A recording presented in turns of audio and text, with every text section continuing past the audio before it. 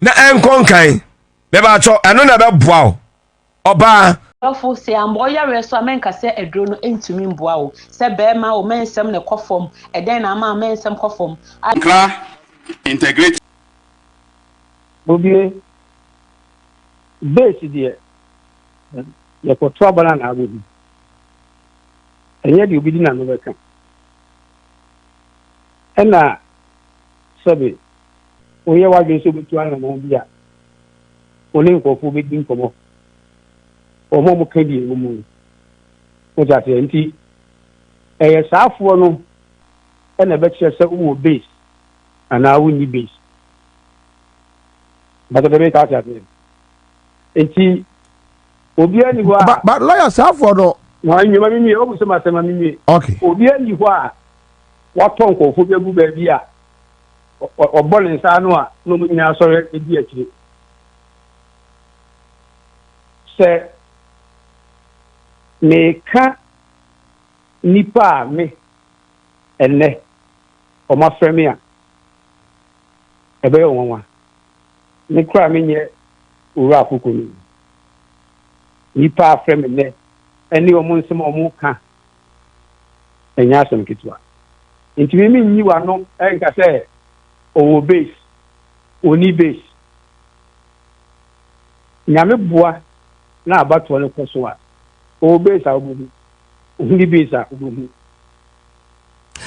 lawyer question we am ebusa wo no it may sound a little bit weird because minimum personally say minimum personally the anke bia me busa no minimum personally wa personally enti nke bia anka me join sa but minimum personally na minimum principles and your values need to know eya me nwa kakra but still me busa Unyini se mo nunu mo ho na mo sere na mo dada afoko keke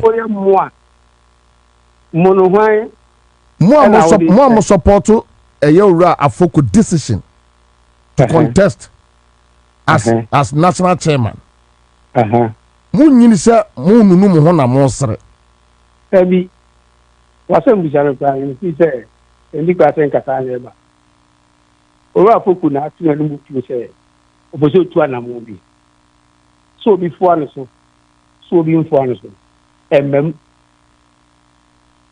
eye onu na mu tu na ofoso otu se ufu se eye papa se nye papa se be wiye se nye enu de bo dina busa ho asem ya na ye busa ya na ye busa ebi ene mina anya me na media ni mu no me menye oru akoko me fo anu so but eni kwa tan komodie ni ba me so ana obi o so wota na ki mini ata se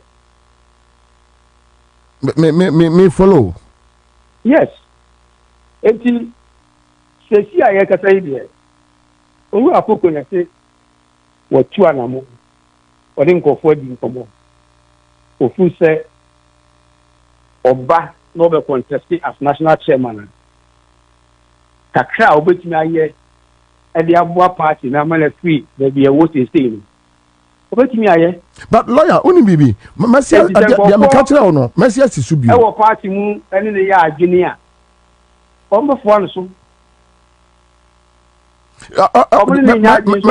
mesi abusa obi o lawyer on say minim no so na minim nipa wo ye minim say anytime bia no a me pacho wo de ye media yeah me de buy because now you are the spokesperson no you are the spokesperson so I'm the spokesperson but I'm not him yes but then with you believe in focus Bobie sir focusing on me then you don't want the interview to go on no I'll focus on you a little bit because yeah because minim principles and values minim say it's not about me I'm not getting this straight. It is not about me. So on what basis are you supporting him? Bobie, is the interview about me? Oh no, but the interview is about Ora Polafuko Nini team, and you are part of the team. No. You are not part of the team. When you make it look like that, I'll be very disappointed. Because whoever calls me say Kasano, I say, well, who's Ura Poku? I be asthma to a mountain say, or person contest national chairman, MPP. I know who calling me, baby. Yes. Bobie, make me up for with this. Oh, what I need. Who make me up for with this? Maybe I'm for any person. And so some nipa away. Won't force one to maybe your basis are what they are supporting. No, I'm not ready for that interview. That one I can tell you. If you don't want to talk about why he wants to contest, then you many basis. I don't think I owe anybody any basis to say anything. Lawyer, Mammy Busa was the same way.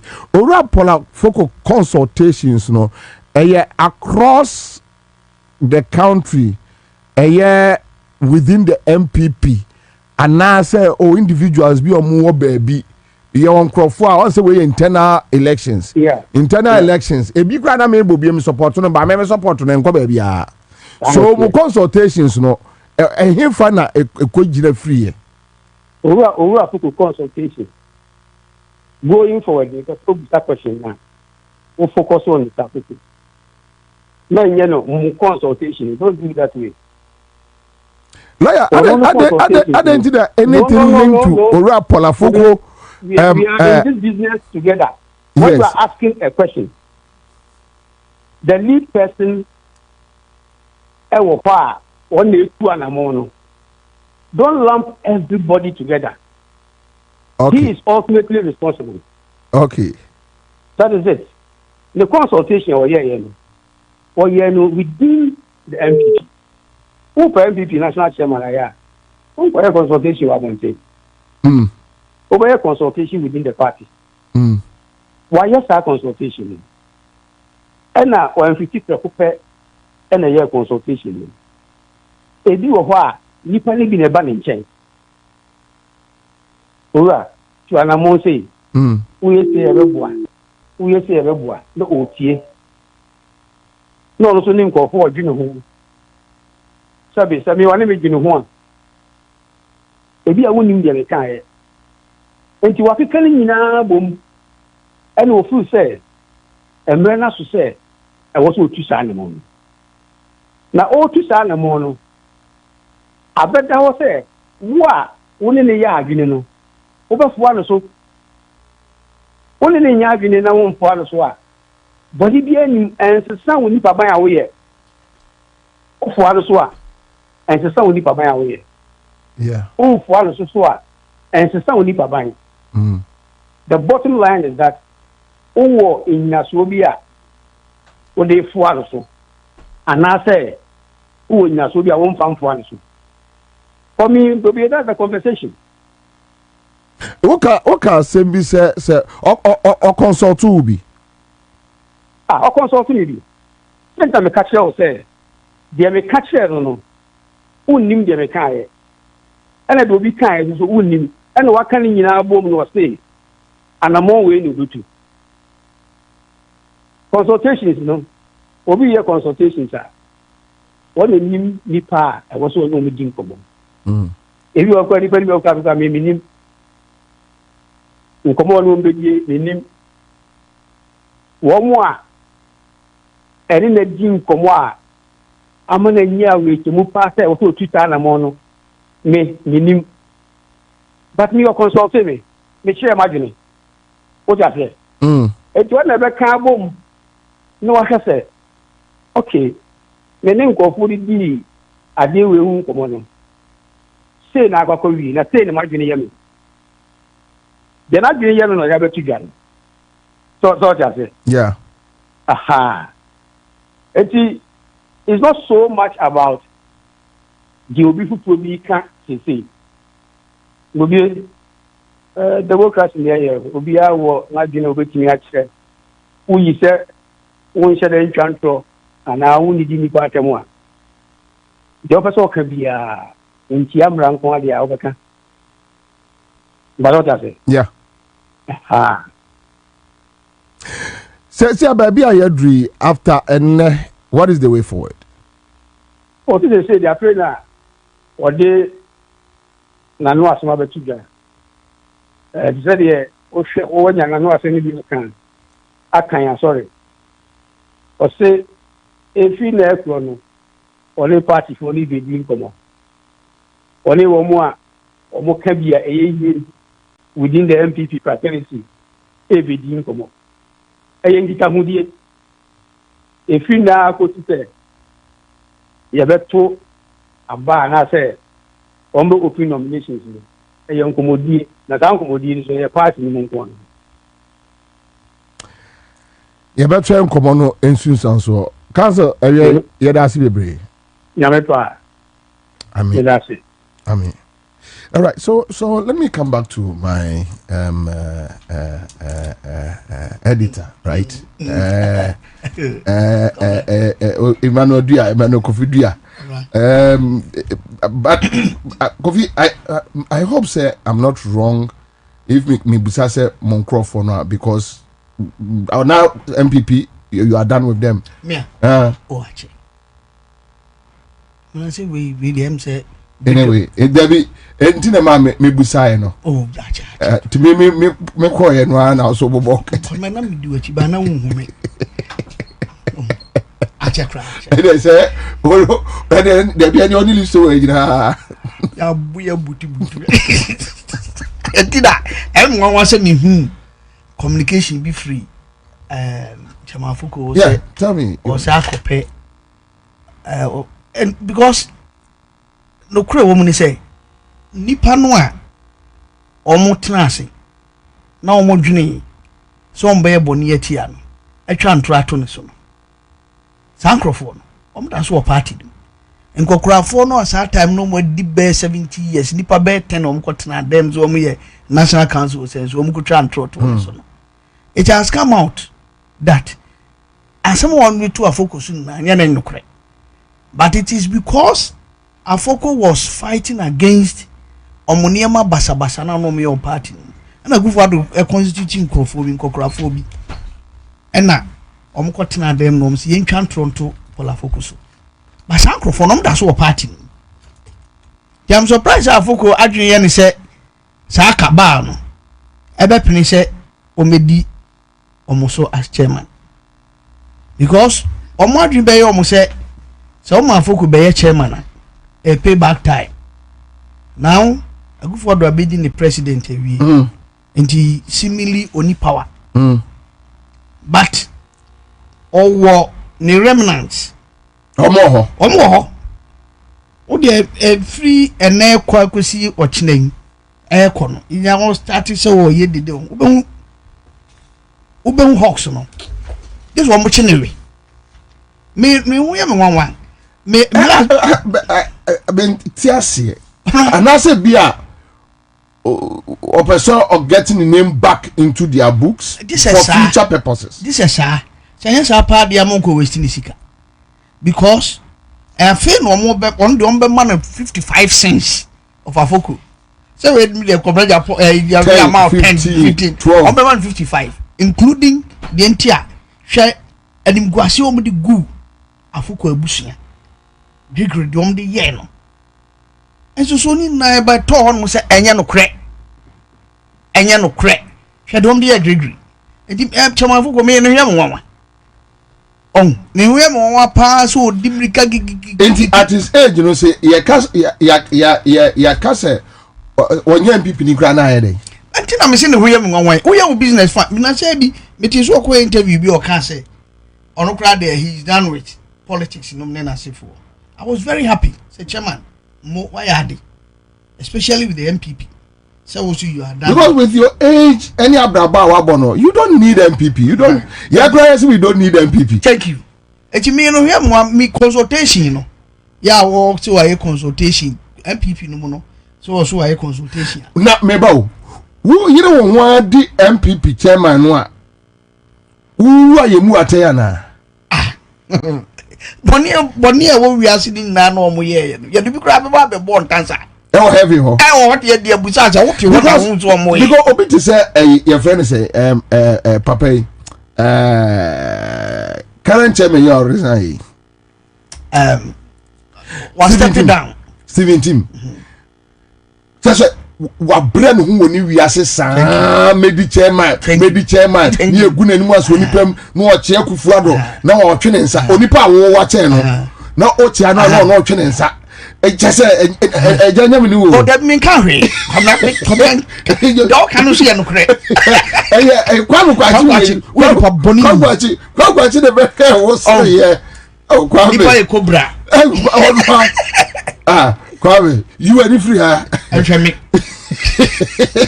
So upon all this, then, chairman, one day, where the chairman every after the Ansah was stepping down, because what about prayer or praying? So what is it? Me chairman Foko, me seriously, me consultation or yeah, na me senior. Nana was saying the answers. No, what do you think? Oh, me tiase. Sessing, he is not in full support. How? Miss Senior is not in full support. Senior, I can put it to you that you are not in full support. No, but Nana say I know. Oh, he was being so on support to be beer. Obet me no straight. Like Nana say you be minim no onye famfula minim pa senior bon say me de o ye mi senior wo BBM from Premier College nu na sifo na ti minim no pa he so ka so ye we ya mami ni chango konsen ya wo Premier na say me wo form 1 or form 3 na ade ya friend bro for you can say laws are meant to be broken on the come amete ye na me ti bi da yes me yem fa dining hall mom obi am fa aduane mpie ya form 1 form 3 senior chase so de aduane pie senior say passes way kiki one more gate one that you can senior na memo mabo dia na ye wo form 1 na podum wa passes kiki afi de am ko bisa no chezo okura ni ball no den one play that one say they are laws that laws are meant to be broken. Simple. Ansah will be the lawyer. Oh, I check. Into no or can I say more? And I will take a position on the original, and he always stands by minimum no pa. And I'm for visual controversial, but me I like that position. It you will say on a be a higher crown. A chimney bedding come, but me dear, mean say, and ya dear.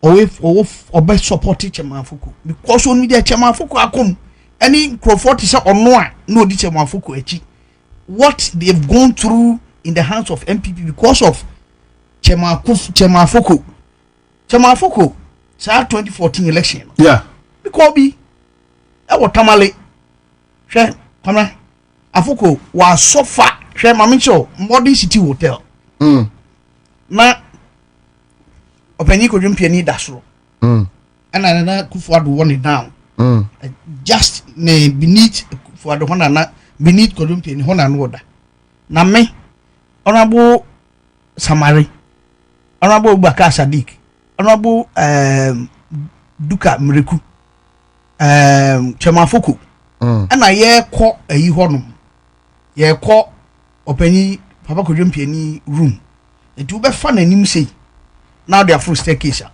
You drew on Mona John. Ejina ho. The late Sir John. Almost so Ansah lie or more call a Kufuado room.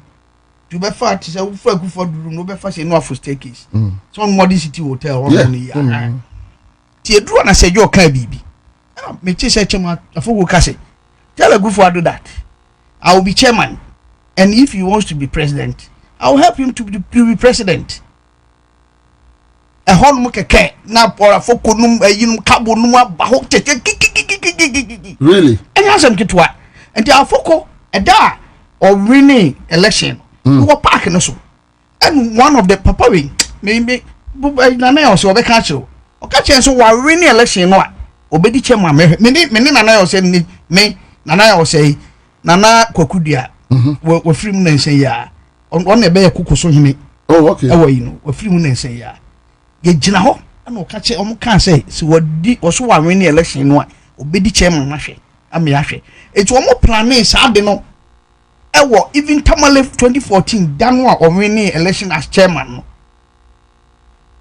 and omo planning boni against him say mani ni sada ne ye beto aba ye kodu Tamale no afoko team kodu Tamale no and ye chase omo say ebo be 1 anadu 1 am no omo ne electricity for acquisition mo say omo dum light because that time na ya to aba na wie anase ye be wie anase counting beba amna and yes ye catch him so yes ye wura ho ne catch him say yate omre fi say polafo Tamale no e yade no polafo ko ho no free ne yade mu ne yade mu enti nkomo wo hu bia no boys ni di enti ho ne ko torchlight ba ku bi ni titi sei bebre ampa time no ya catch him say o so mo say one ne ba munum light no a mu de munum no but yes mo say after 10 minutes mo so koma e wo si edi ne no mu di after 10 minutes wo mo so e ahon mu nana se John edi line mu bia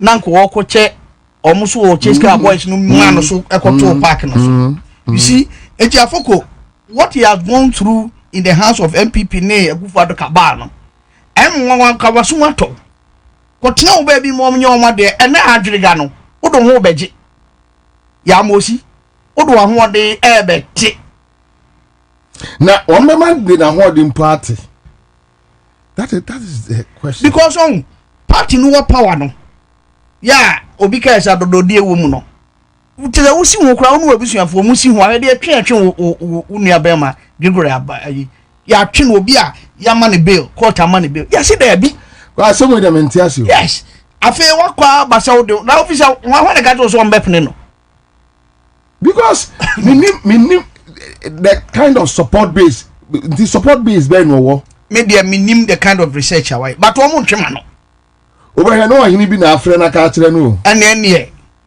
promo politicians omo go politicians say nana say nana say ohini we say hwe ohini we say me say even ayi chematin eja akoka so obeko bi kura no so monitor nkrofo bi nsem ano omo ka dinatem wa akiri a even on mpo na wo on the me na make kire no saka ba no omo hihye no omo hihye da ho this is what they want to do.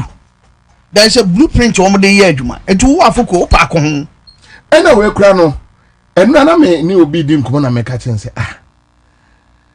senke yade omo you see old system no from top to down kura dia Ansah no mababa be yi eye flag bearer na so ma to abayi eye flag bearer ono na ebe direct who becomes a police station agent ya obeyi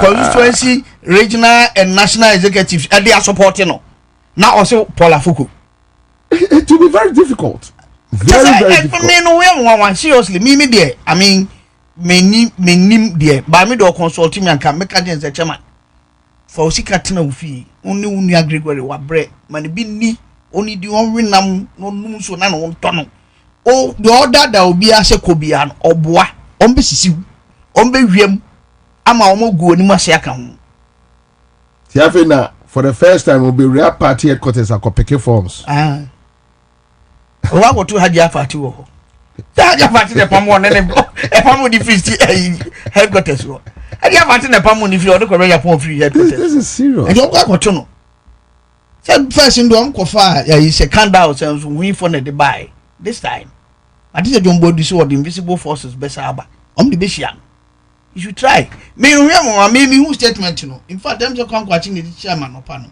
and I me say na we so dey free here but me tenenra but na ho nkobo no nsheda because me dwene ho in fact nipa no me di ho nkobo no me catch and say look say adien sign na say chairman nyanye statement they should talk to him say adien we no because at your age you need your peace come out say the kind ebia say Paul or how many years Paul boy 70 sir Paul enyini oya ko 70 oh say oya fe no oya ko 70 dia say na nyi say da nya yi bia sir because yeah na other Bobie on Bobie are there. Bobie are there we abla. E wi asmo a ani kwan say ye de ne yastic ma bibia. E fatu nti na prison ni wura ho. No wo nante bi onante. Nti na make chance say Bobie a tika afoko ne esiri ngati awa na anyini. Oh. Kwa me sure so mbe boss. But also here a chairman general we fit. And so no. Aha. Eyi enumpeni nti. Also we fit. But come be the win na chi no. Mintimi hu adwene kura abaniti because omo ntwema no. Hwe saka ba no. Omo wo ho din. As to whether cross a vet no betumi across e yem no. Omo da be vetting there. Obetumi. Say omo mpede denti. On. Say eyi dey say we ko test pause the last year you know. Japan. There be say no so normal suspending be. They no here regional chairman here. Greater Accra na. Greater Accra. Oh okay. Sammy Crab. So no so she da ko wura mu. Omo man won pass the betting. Say on bet disqualified. But Sammy Crab be say akowe yo. Minya sure say Polafoko be kwa. No, oko. Working. Oko ma Polafoko ni na kasasa ko nya support no so on nya support. Ono aso ko ni de. 71. And I say nke ja o say. Abna 71 person we di chairman. So when nya we kra ni next 4 years no this say 75. Obesa akọ. So Cote d'Ivoire president we 84. Just a video go for baby. There you. And omo ye say yes asem no ye hwe obi dia woni ye kabia tare ho. Bobie ani watara rasani watara de. See e kan na ye say enye. Because you attend hanu mama obi di 80 years AD odi wie na yi. And ye na hu say the results are net. But say ye dey ye. Ah. Oh yeah. I said 68. See Paul Afoko che Chairman 68. Near age. Oh, now there's on your footballer. Be say. Only real. Chairman on 68. No, kind of real age. So which means and now we are 71. And our vice president I was a 74. 74. Okay, so look at vice president. And she is fit? Yes. 100%. Yes. And this is a Polafoko 71. That's when you cry no next 4 years, no 75. Be anyone my actual board down say 71 says now you're fit, and so 75 now that's you're fit. Any baby, send near any tahini numbrano. And I saw the tree. And it is why you say, Mutia. This room is Mutia. Dear father, I got one venture. Miss Ansah. Miss Ansah. Any tahini numbrano. Aha, what me the pusabi. The be on Numbi. The wasa. The view wasa. No view wasa. Or the view wasa. Not possible. I just say about Obia. Boys in India. There's a boys in the PBA. It is a way what you need. But that is where I have a problem because lawyer Nana was saying you be it doesn't come across as so. Say Leonana or say anyway, so on or can opinion trend, but on can bedroom. So now maybe they miss me senior no, and I'm minina nanti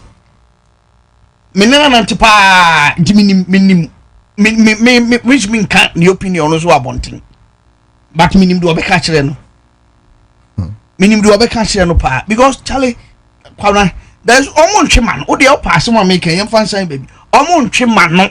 Cabal no egu n'animu ase. They are there. Omo kwai. Omo ma na ome pay on back. Afi na be accountability. Because accountability yeah bi na okoye ya enu nti yeso uni akokum obi. And ye twen wo se. Accountability ya ho asem. Wo se akufo do akoje office e campaign of headquarters na flag bearer. Eni kwan se oji office wo ho. What's what me? I'm the flag bearer. You're the chairman. Yeah. Yeah, man. You go home. One word dink for you, boom. Kokra for beer the 70. But then go. I could be me who nanti be as a robot. Nam ne tiaoka. You who nanti as a robot. Nam ne tiaoka. What me a say? Obika say madwene bone ho. Aye bone. E de tie nipa. Emma obi ba ko damu enfie edu. Pari du court kra man be. Wo se there be wompene. Na pole foko unua na nka wo de tena oba bi kra fa hye unua no animonyam. Wo se akodi kaba na achi. Dom de be ye no no. Obedwane. The change ya etomon be twa ato no so no. Because this is not the first time. Only your first one.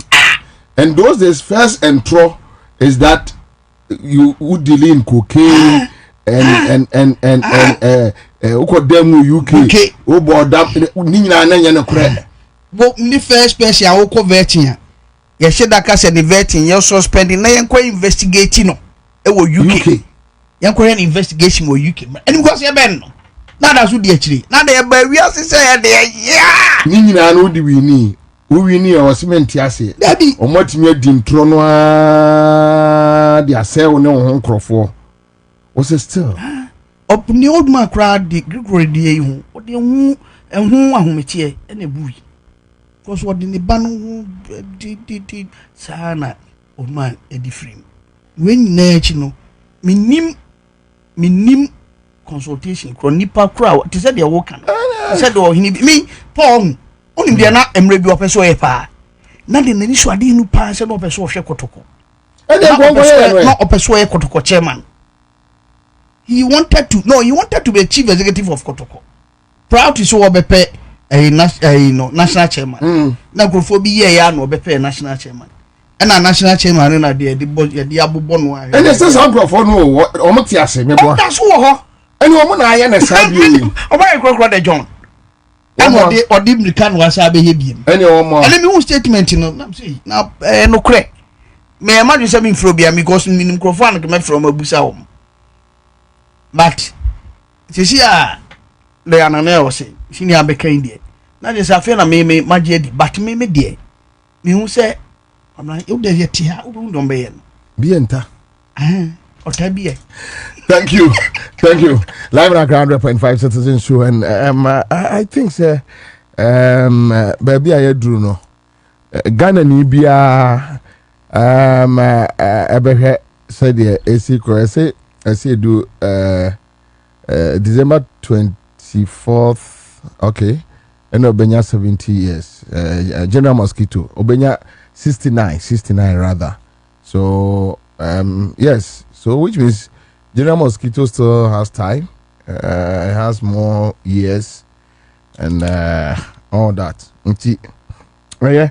Young yeah ejuma ya aka. Ora Sam Jonah eka sembi.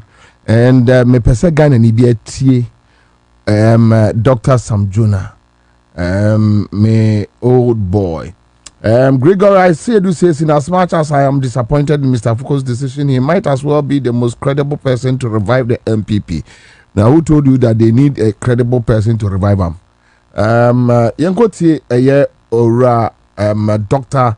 Sam Jonah 10 months, 11 months in office. Well, I think that it's unfair for you to particularly say it under President Mahama. Let's just say that the signs are good. I started off by saying that there's a refreshing wind of change that's blowing through the country now. I think that an important first step was the oral, and one hopes that they will have the courage to see them through, because leadership. It's not just about you back oral 100%. Yes, you back oral 100%. I mean, it's an inconvenient truth to say that oral should not be pursued fully, because there must be accountability. Okay, there must be accountability. There must be transparency.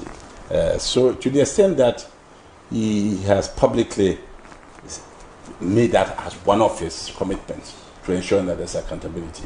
And that can be, it's not just with his government, it's not with previous government. Right. It goes further back, it goes even with his government. We hope that important lessons have been learnt. I mean, you know, that some of the foolishness that we saw will not continue. Right. That culture of impunity will not continue. Yes. And for many that are young and watching, when you mentioned the culture of impunity and in quotes, you know, nonsense or foolishness, what are some? Give us 2 examples of things that happened in the past, and of course, it's not just the recent past, but it dates back into history. You've been around. What are some of the things that you feel that look has to be corrected or has been corrected, and you're happy? I think that the uncontrolled, almost insatiable quest for money at all costs. Yeah. Let me just give you, if you walk around my area, airport residential, or cantonment, or Laboni, whatever, all the high prices are going up. I mean, everywhere in the world, developers go to bank to take loans for those developments. Some of these apartments are all empty. Do you think that if money were collected from banks would not have moved in? Because so are you saying that funded by politicians or people? I didn't say that. What I'm saying is that they are being funded through sources which are not honest. Are they questionable sources? Yes, that's what I'm saying. Interesting. That's a revolution. 10 months, 11 months in office. Well, 10. I think that it's unfair for you to particularly say it under President Mahama. Let's just say that the signs are good. I started off by saying that there's a refreshing wind of change that's blowing through the country now. I think that an important first step was the oral. 11 months. And one. All right, so where the Ghana for nami the jam kwake and Saturday we na medi ho nkoma and no make assembly say me jai kasa and some make Kenya no makawi. And you see the reason why and need to say Dr. Samjuna he comes across as one of the most respected statesmen ewo Ghana sani mawe we are penny unyini dru baby a no aka nokre we are penny na unyini dru baby o man mu a de aka ye nokre a wo di kowu ene no ho adwuma na my old boy Dr. Samjuna why. And reasons why some of us any day anytime we will stand with him. The way Ankrofo wie sika ene ewo politics mu enra ora Ansah saraka bibi or say when they see you that look untimi nko wie bi emma ye che position insi ho. Yes. They can only smile with you, but knowing you say you are not corrupt, you are not a thief, no politician wants you to come closer. Or they are trying you could be a bar. And you do a minor woo, you do a minor bonnet. Kwame, offer a year from President Kufuor. No? President Kufuor. Maybe ebia na point is ni bo na minim omo dada, but omo minim omo from President Mills, the late Mills time ebepe mene Kwame, young guys around 30 33 34 omo nya political appointments nyina wo fa wo mo a wunya mu 5% na omo aye adwumada. So from President Mills' time to today,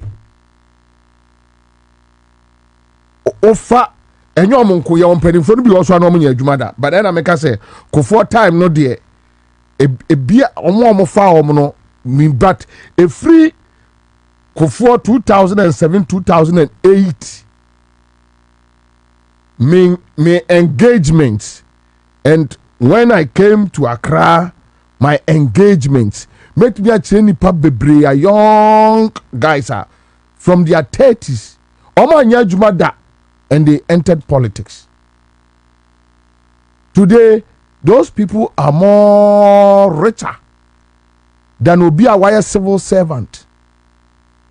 bɛyɛ 20 years 25 years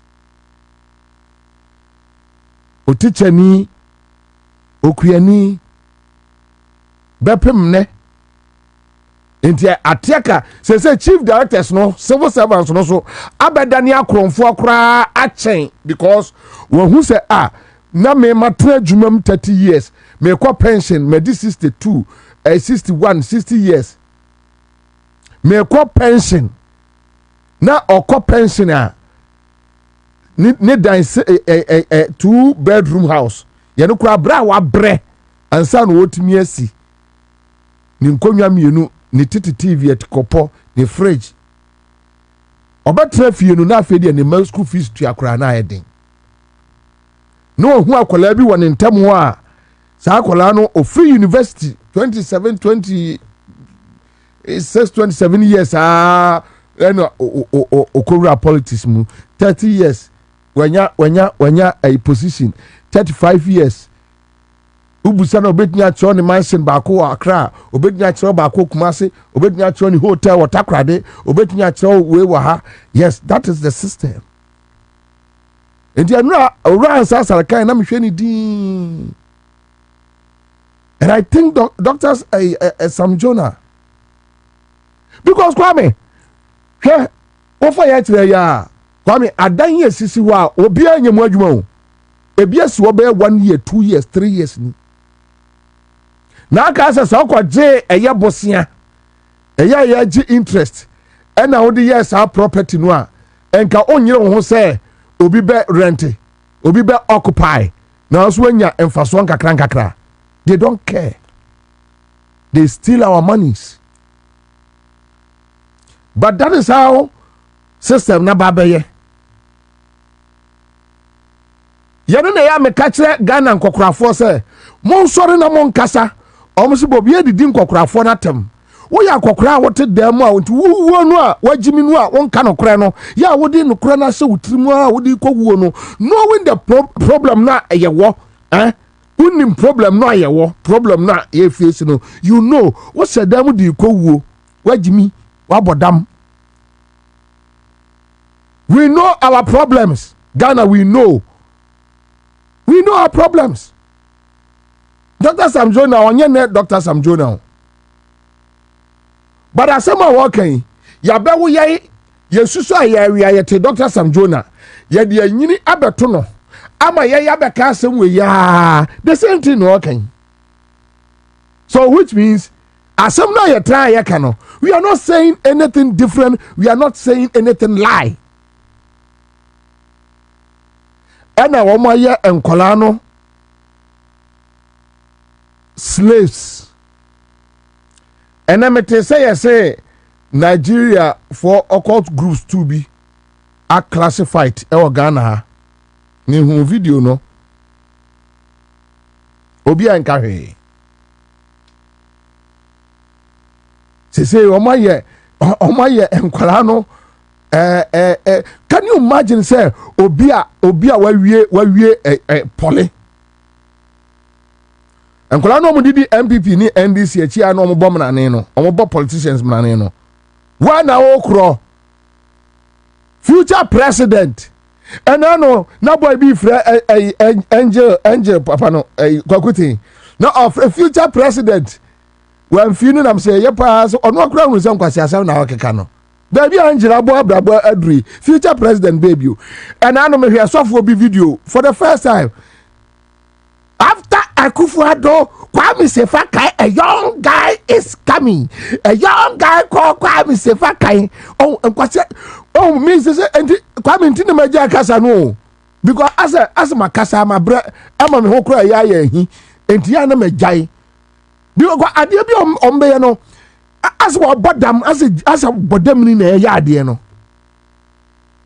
I see a young guy. A very energetic guy, and after Akufo-Addo, one president will come, and I see a young guy standing in the stars, and that young guy I see, there's a gentleman, Kwame Sefakai, a young guy, Obi a walk 55, 60 years. Now me Kwame a young guy. me ye young guy o young kwa me sefa kai obobra wo gina water na num kwa sefa kai obobra na yawo o young kwa ni tiri wo ti sen obobra di free akota kura de back to radio gold ko twa asini kura na afena na mawia kwasi akekanti no wabie bible mu na gina bible ne pulpit nachi san kwasi asem mesi wasia akwakutin future president nam so gwa akwakutin ne nante akura ade akwakutin future president. But the point is that a common diwomo, they want to be accepted, they want to be acknowledged, and kwasi asem kwa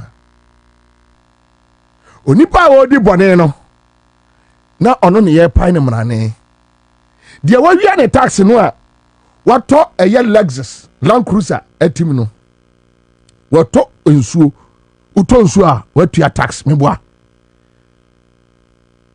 There are so many things out there taxes woso meboa ye no na ye bobo ano de ko aban e France mu e coffers mu na ye de ye oman ana ba akofo awia ana wato Lexus ana onya driver ana yaman police ana oda akiri wagimi awuo nti wusia no wo deba anasa party function ase a na wasai ATM wa na wo cross kani ba akopɛ ha nyame be siraw de wo siraw no obi antimi sɛ woda enti say wo mate fanfulous fan club ukwan DC bi wom ukwan PP bi wom, and that is how they eat, and they are the people the politicians love.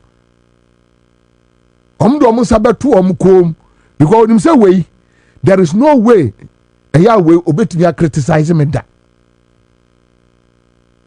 way why am slave forever, he is my dog. And when we build a society like that, come a society near ye jan wa man chirima boy bi ko ye bi okumase mini kofi bo achi ne ko program no yo TNT yo ya ti ye wie program je na di nkoman na mbusa ne din o kan na mbusa so wa ko school no wa wie ke pole na mo wa wie ke pole na ujira program ase na wo bomra ne na so kofi bo achi so na ni nse da nyen sa ne ma no ti akwa no ye dede o ye yire no opeso de nse piano na me twen guy no kwachi so nya butre mini ni din komo no awie ke pole. You know why? Adwuma ni ho. But omo eso omo dis kan bia adwuma ma no omo awie sika no omo eso omo dis kan bia adwuma ma sa pole ke pole ni akola no enya bia no omo awie sika no na wajimi enti no onye obi amani mie nani ani e ka kire de se obi obeka sa tia politician bia na ohene bia no kore no nko enti se na dwuma no aya ne se wo ya no no so abegina social media no adi watam ye hia no ani amani bibia di enti mi se boys, so I don't blame them. I don't blame them. I don't blame them. And now near can be abai for bani ebusa na we do to he yes what do now so also ya do to he ya me to ha me de anya kura abai ya nyina kasa but nkedi kwa say yes because o kwa akosum na kwa me ade nso wo mu wia no se wo so akwa wia bia da chere ka jo so ye kohwini entu amu wia no maka chere se e yo man no asika ye nyina Ghana fo entu so yero ho na fa bi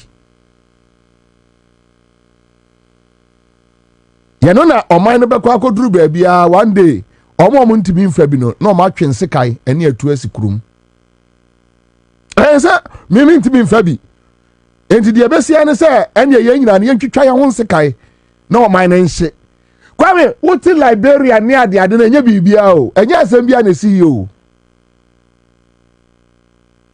enye bibia na si ye Somalia ni ade enye bibia na si ye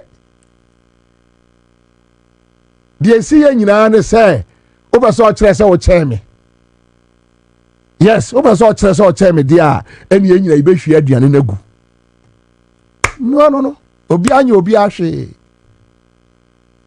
amanfo asisi sa with impunity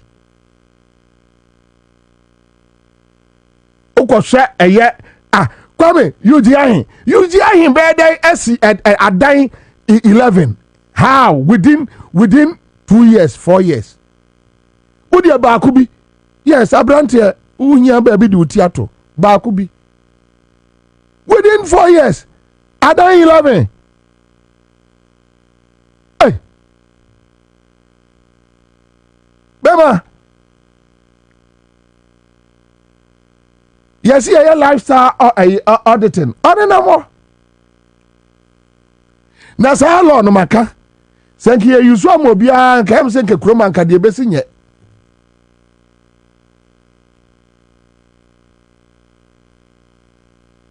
and it's good safina Dr. Samjona nom ehu because Kwame and I know me kasem we ye akola ya man appointment onya appointment no ebia be 6 months 7 months oyo hene obekọ no obehwe no ohene no wo na akola no de prado aba nana me de bechewo nana ne kolo be ma no Kwame omulo be ma o omulo be ma inde se wo anya obi abewi abi akwakoma no no akwakolo bibi amawa forget it. So you realize that those who can do the job, whether MPP, whether NDC, ubekom no munu tifie.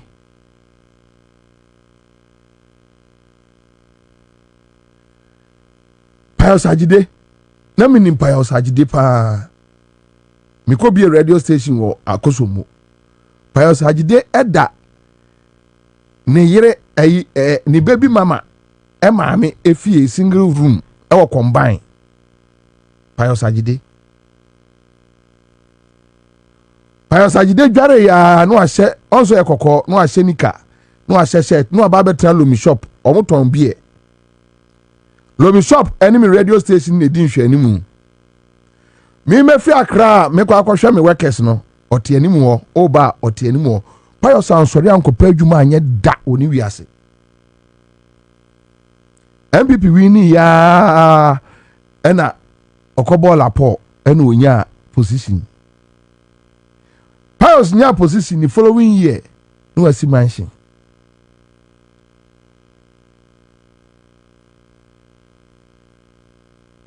me my adwuma 25 years of my life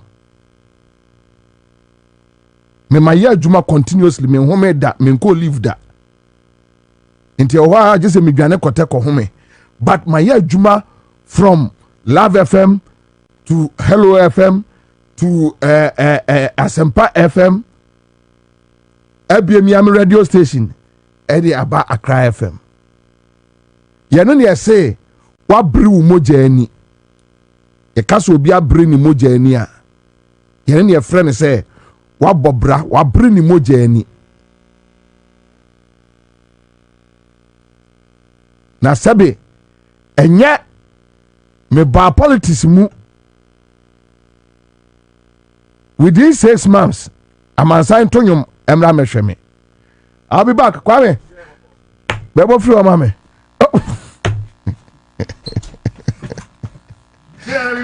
boko eja atu ya say afoko mane aso we di be chairman ai oh what's up with na afoko be there bi ni why afoko na sa chairman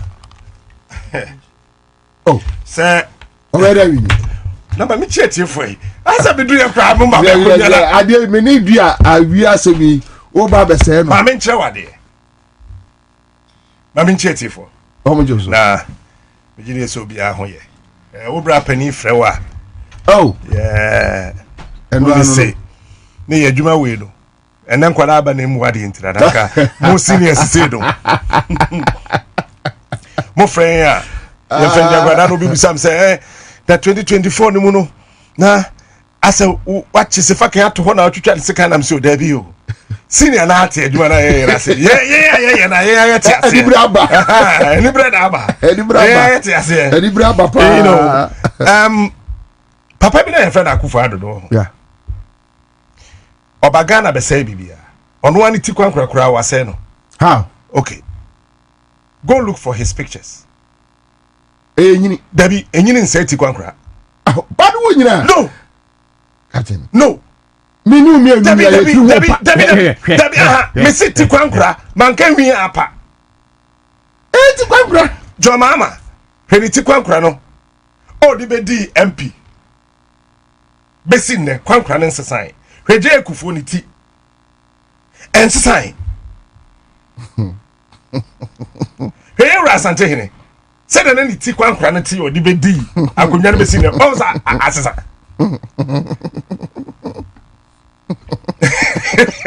o de ya na wo sere wo ti kwankra asesa but say well you know dabi enwi ne betimi apa e mo abosagora ba kwankra no kwankra no mpani sit kwankra emwa emmam adwembone ne meti kwankra bam me na mbu be no otumfo poku are na kai me to mi otumfo me bi enti wa say ono ano e no say wa say ono ano yere ni onyam hwede yere fe ono aka beautiful Rebecca say ya mami fa ba bi a me I still respect the woman, I still love her but with him ne kurunti ma me do ba bi kro I thought of person tete mebwa wo de no to nchen ya o sei e kro chebi enti say wo shi obi ana wo firi me ficha bi o say hey no I study oh I met somebody oka chem say okoba bi ana ofere so obeka so fantastic yeah.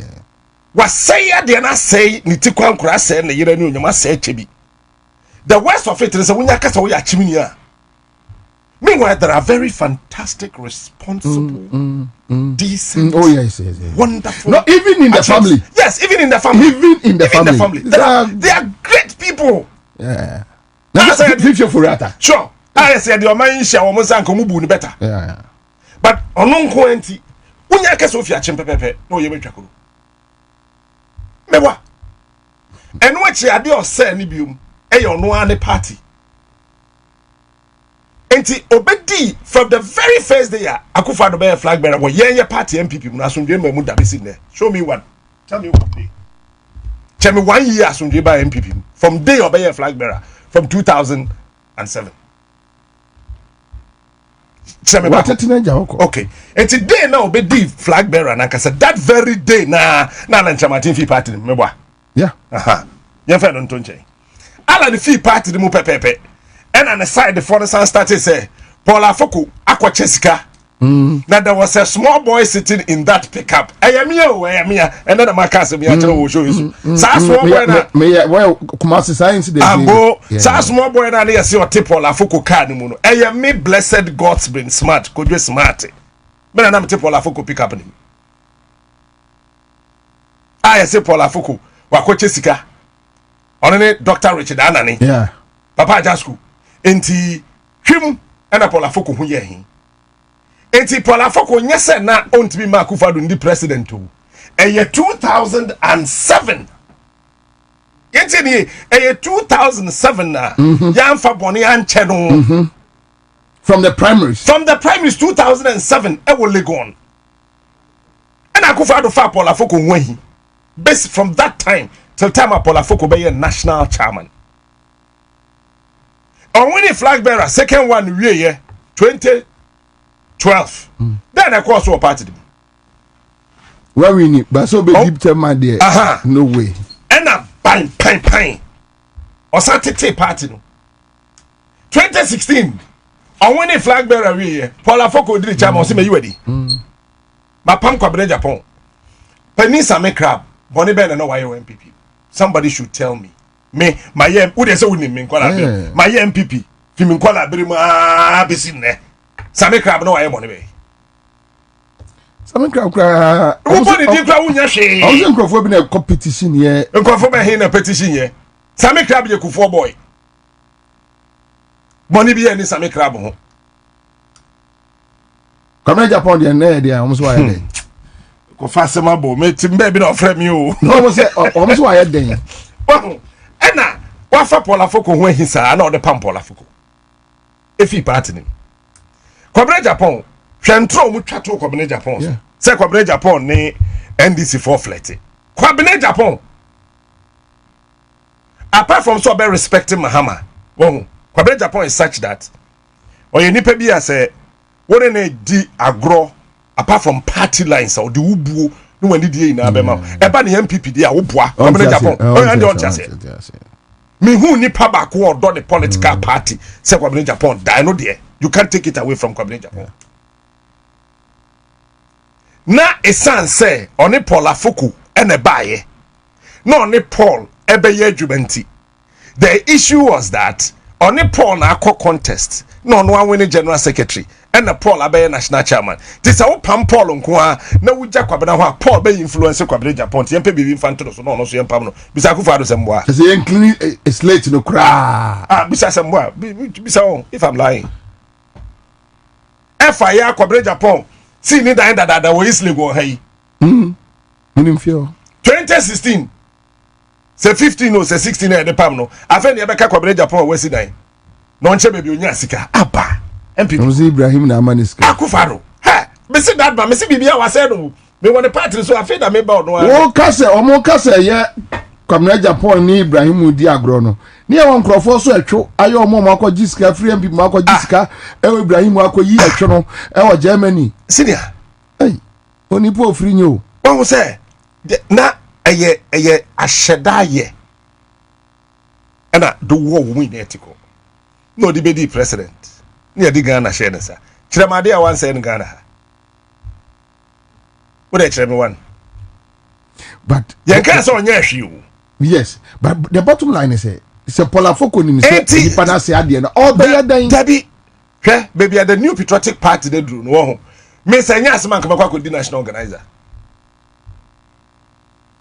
I'm telling you today Captain MPP ni be na be hwe oni pa to aba ma ha akomba to bruta David Kwabena obeto ntia me say nya asema me kasa me ko me kwa me NDC into the it's me say nya asema me kwa twi na me guy no Kwabena me say e bi kura da me ho nya hit say me say there was a me do mo say me kwa Kwabena say nya asema because still party MPP na eda ho no nipa ba ko pe na say no ono anu Akufado yeah ono pe na say MPP party na eda ho no enye obi a o ba umia Akufado ho ahi ba umia Akufado ho ahi no mo committee bisa Samira ba umia sasma me be ken se meboa me kasma no mama wa dance Samira ba umia obi be keso e former second lady two friend na wonya no mpanifo bi ho mo friend no mbe ya no edu ba bi wo didi ba umia tem so e tani ama no sun meeting asma na me sama boss Samira din bisa say e den pan obi a odi vice president ba umia yare yo mo de kwato guys hospital tina ma bo hospital no so din wo London no hospital na ba umia kwada dey for the guys hospital GUYS the guys hospital e wo London bisa the NTS ba Samira my instruction said nobody should be allowed to go and see her husband absan me nam can say I will show you no sro bra bisa obi onim no betumi afred so wo bisa say eye denti eno ka say da me am obi akwan the security man make sure said nobody will be allowed to go and visit the husband unless or no are allowed. I see. Mumsa Samira. Dentra. Chief. Dentra. Why is Akufo-Addo now supporting Brian Achampo and not Bawumia? But say me no kre. Kewo. No, but better na Akufo-Addo Bawumia at this time, knowing the role Bawumia play, and yet mere political talks be just to make sure say Bawumia. Me and Sam are simple. Then the role is JNDC. Wanja oh, so Jaho kakra. We had in Casa de Bia. Ne Casa de Bia. Rollins pa there. To be for Akufo-Addo Adamfo. Obi or J. Akufo-Addo time no ya Attorney General. Refi or stop it Rollins se mema camp menko ho ono ane pon kokoro odi ni sika to e ma Ghana forces crazy ba dem fa na tonko siso ye je ni diplomatic passport so edifi Rollins himself e dey no kofa Akufo-Addo Adamfo ya no e wa ja no ho wa se asa e ba omia se Akufo-Addo asa e ba omia o ba omia bi na no pese he we otrofo jai dey o ya ye mpesa Semade bako pe Dr. Mahmoud Bawumia de na no kaye as a vice president so benya say be ya magana MPP aban ne ye check it kodu time afi Bawumia na hu se no Akufo-Addo yo ya say mabrabo na okofa e gate okoduru ho so e ni so MBA gate so omo share da so omo an share da no omo share da say omo share da gate them be Bawumia, and I'm sitting here telling you, ask the national security architecture. There's a report indicating say don't make it function. Bisa. Because obviously, as a vice president, when you're briefing, see on by test it, I share BBA. So as low as you crack away, be money be you. Say gate kroye. As low as you yes, as low as you communications minister. Okojina homa gate ni gate. But vice president Bawumia could do her e-gate no went to me e-gate. And you one that man one here, Kwabena, me can be BSM with me Bianca, former president Titan no crank a scrappy. Come Jeff Akufo-Addo. Oh, how? Oh no, please. We have to be, at least. No. We got to be serious as people in this country. At least. Men can say be our Captain Smart as them to who say sebi me didn't say fool and I will support me. Don't support me when I'm fooling around. Call me to order. If I don't listen, despise me. So once I could just smart open myself and me to say, oh, you love me. But once I didn't say Fremina catch me. Mentia woman to go. No, but the point is former president no credit done so and say Jiffin in some. Chief, what are you talking about? How can you tell me where the president or Ghana that will say NG group of companies and one district, one factory? Debbie? Intimacy and the former president in Visa was on Jase. Dako Farms, one district, one factory. One the ma almost the same. Baba, why is it? Now Dako Farms, they say Dako Farms in the way. But say me just say so. It says so person said Dako Farms. Papa Penny say why is it ready? And the man has so. Apino, one district, one factory. Apino, one district, one factory. Kwabena, Casa Preco, one district, one factory. Kaba ECG koye substation wo Kumasi wo mu refi am the one district one factory billboard ko si ho ade che no nkotu yi ECG sub ECG substation wo mu refi wo ho de one district one factory edi ko si ho ade che no mka say hey we dey do one district one come here ntem nkokre me yakokre yes da. But so if Polafoko know all this, just me but as some no be some question me but Paul what you are not to nchen why pa na the president wo fi krum ha an executive secretary de yare yakotena fi show me one from Rollins Rollins one ya Mills one ya Kufo one ya Mahama one ya na do asante be do obi na odi obi ayare ya besere no me kura me mpene bahwe sa wono abe ekokodu ho a wodi kwadu fufu anadwo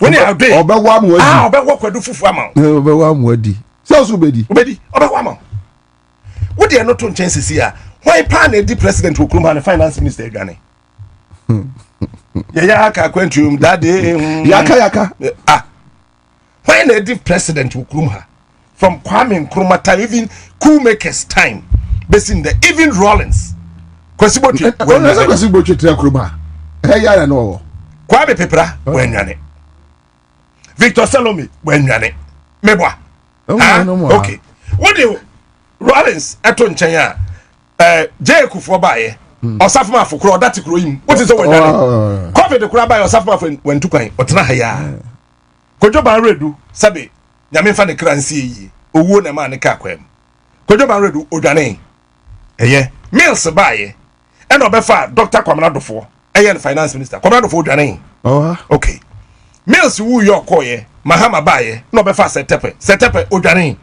obolai oha wanko ba bia then tina Akufo Addo nko an finance minister ya ka kwantrum dadie why what is it okosan ho yare no yare so be ya kevu okosan ho yare so there's something wrong papa na bedua wo mem ha enti age won a o share that time won no na baba be tu say du boni na free party. But do you think it's possible say Afoko bet me winning national chairman? Mama can say me draw. No, do you think say possible say Mama can say Afoko can ever Paul Afoko win an when election? When announcing the presence, me I knew that was coming. Me minim say boba. And let me sit here and tell you I will support Paul Afoko. Let me sit here and tell you. The delegates are now looking for somebody who can call the bluff of Akufo Addo in the party. So we need to make a show. Omo pobi obeti ma head and adwe ni ma keka na adwe akere no. Mo wa steady. I am telling you today. And one way what party no na national executive position obi any balls. How Ejako facing with Ejako there or your defender or don't have some yanka. Or no bet me. Paul Afoko bet me. Because Paul Afoko wenia Nana don't be in friend control. Boache Jakun wenia Nana don't be in friend Boache Jakun control because already what they are so as president no. Okay, can I venture two papers but now only the family they have the money. They can conspire with people who must here to be why na or this as can beba. Nabusha for no woman here. Hey, Gabi no was come. Gabi be unity. So be Tresika. On trying her. When who kotra wa feda. Wo ba wiase when who kotra wa feda. Aponchine ne de bi oden so mo ye wo yesi on na afie. When who kotra wa feda. This is the kind of a person we voted for. And I got for so and we didn't deal with German for some kind of mamma to us. No, but when you move papa, then when you say name, when you say name, just say your troll papa. When you move papa, also me person name. The one who says, Papa Dini. But in MPP right now, Paul Afoko the base way. What I catch now? Why announcement? Don't check his social media. What is going on? What is going on? Paul Afoko is a strategist.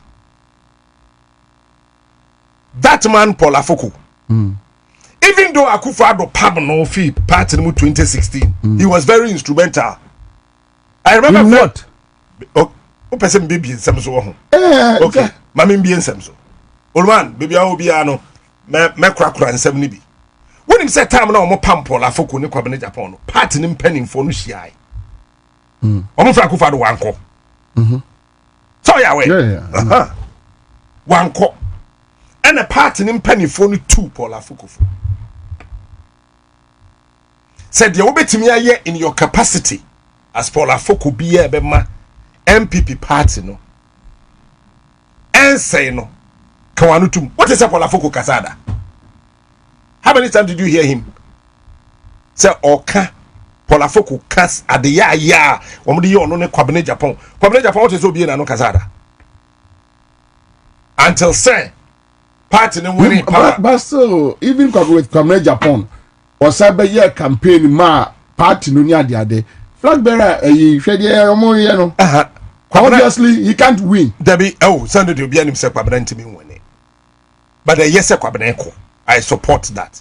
Kwabena ko. Yes, I agree. What I say. But the point is Paul Afoko. What the Paul nya damage no. But even Paul damage no was too heavy. Mama ncho ade. Kwabena de ne hye no ko deep. Paula Foko sreso.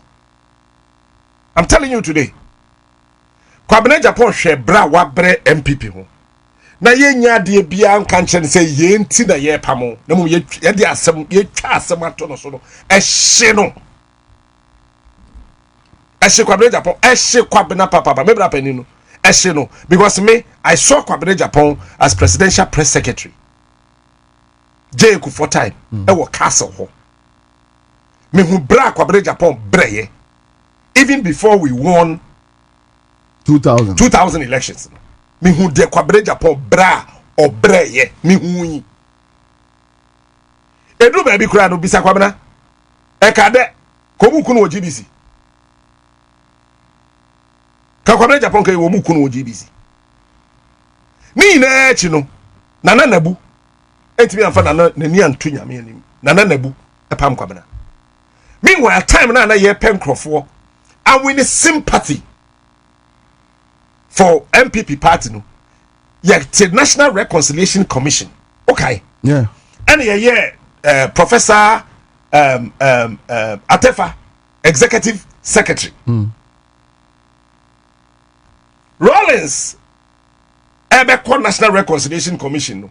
Ghana ni bia nim say enade ye be nearly Rollins could do ha. You know, see, I can say Rollins said the Bible bomb my hem, Rollins kum ye. Rollins go do how many minutes? 17 minutes, 32 seconds. On one crown, the Busham say, are you done? Meboa. Yeah. It's Rollins didn't fail. Ye po bia Obama National Reconciliation and New Yam Nasaba. No public sympathy for the new patriotic party. When you didn't quite home and soon here. Ne Kwabena Japan. Say Rollins say kum papa. And osun ye. In the headlines. And we had to discuss it. Yeah, ting. I could find one ya Attorney General at that time. National Reconciliation Commission and Ansah said the buy, you know. When to me and Fanny and took Kwabena Japan soon, which has some tone so permanent party. So, Osha Kwabena Japan damage. Yeah, so Kwabena back to General Secretary own couldn't be you. Because they say where General Secretary where. Look at me carefully and tell me who. Where? Esla so oko contest. Please. Mami nkasa. Mbacho mesel. Me Esla ma say so aroba. Esla, my respecting her to a certain level be, and I want to maintain it. Interesting. Yeah. Kwabena Japan unity for General Secretary ahun. Kase John Kwabena nyane abeto aba. No, but at this age now he needs to move on. Entina make say don't say ofi General Secretaryship no so no. No, started so contested presidential or co-presidential. And Anyi, yeah, and or the General Secretary, and a ye, nay, Pam no, Sako presidential, and Anyi, Sana, or the win. When a Kwabena Japan didn't come 1-on-1, you be feeling the pain that my big brother went through. But sometimes, when you're watching some Wakasa, or sit there be party. You know, also Obrofobi said you see can't then a sense no canon. No, I can't listen to no catch us a jai. Pertinent. Paula Foko, me sit here what yes him no, Akufa do your machine. Really? Would you be who saw be from one national chairman Edina? Opa Entoncha. Really? Me say, ne yam ashino. Because they say no, when a national chairman no. Eh? Yemfa obutentim Bwache Jakon entire wall. Yemfa no sinchen. Why be open a national chairman? Enye won to me. Won to me John Boadu. Oh please. Won to me. And John Boadu. Galamsey. Won to me Galamsey. Won to me Beduri Forest. Won to me Akonta Mines. Won to me Ghana for mon sorry you. But MPP base need there. You know no pro. There be Wompe. I am telling you today Wompe. Won't mean is the biggest disgrace. We are Kufadu Filwa, he's the second. I see. I'm telling you. What we say, share, Mamin Chawa de Bakobi. Lawyers don't send any MPP. Also. Okay. Then say MPP lawyer be ampe so be do to be achi. Aje honorable and the Apiakubi. Yeah, be ono na choose no. Why na choose why? Why na choose why? No, or me producer or any lawyer that. No, Masa nyama men ke kasa wa na haya bonte. There be or any lawyer that. But in any case, Apiakubi so MPP ni. Mbacho And Apia could be I'm in what is here. MPP parliamentary primaries. Yeah. Nana do $2 million. And the constituency say candidates no. Omo nchani yentunu. Omo che. Akwano who say no. The we are and the appear could be. The support base in the tier no. Say or Chesika no still ano. Yantum I see. Bisa appear could be asma make mboa. Bisa candidate nankasa. But whatever it is, meba I am making an allegation to mami no be person kokota when your fact ni no wetimi atro no ma be defend it hwe enu achi no dey na ye no ho na part ni mpanimfo no twen apia could be results. I am telling you today, I can mention J Kufo, I can mention Aaron Makukwe, I can mention the big men in the New Patriotic Party. They were waiting, they were also calling me.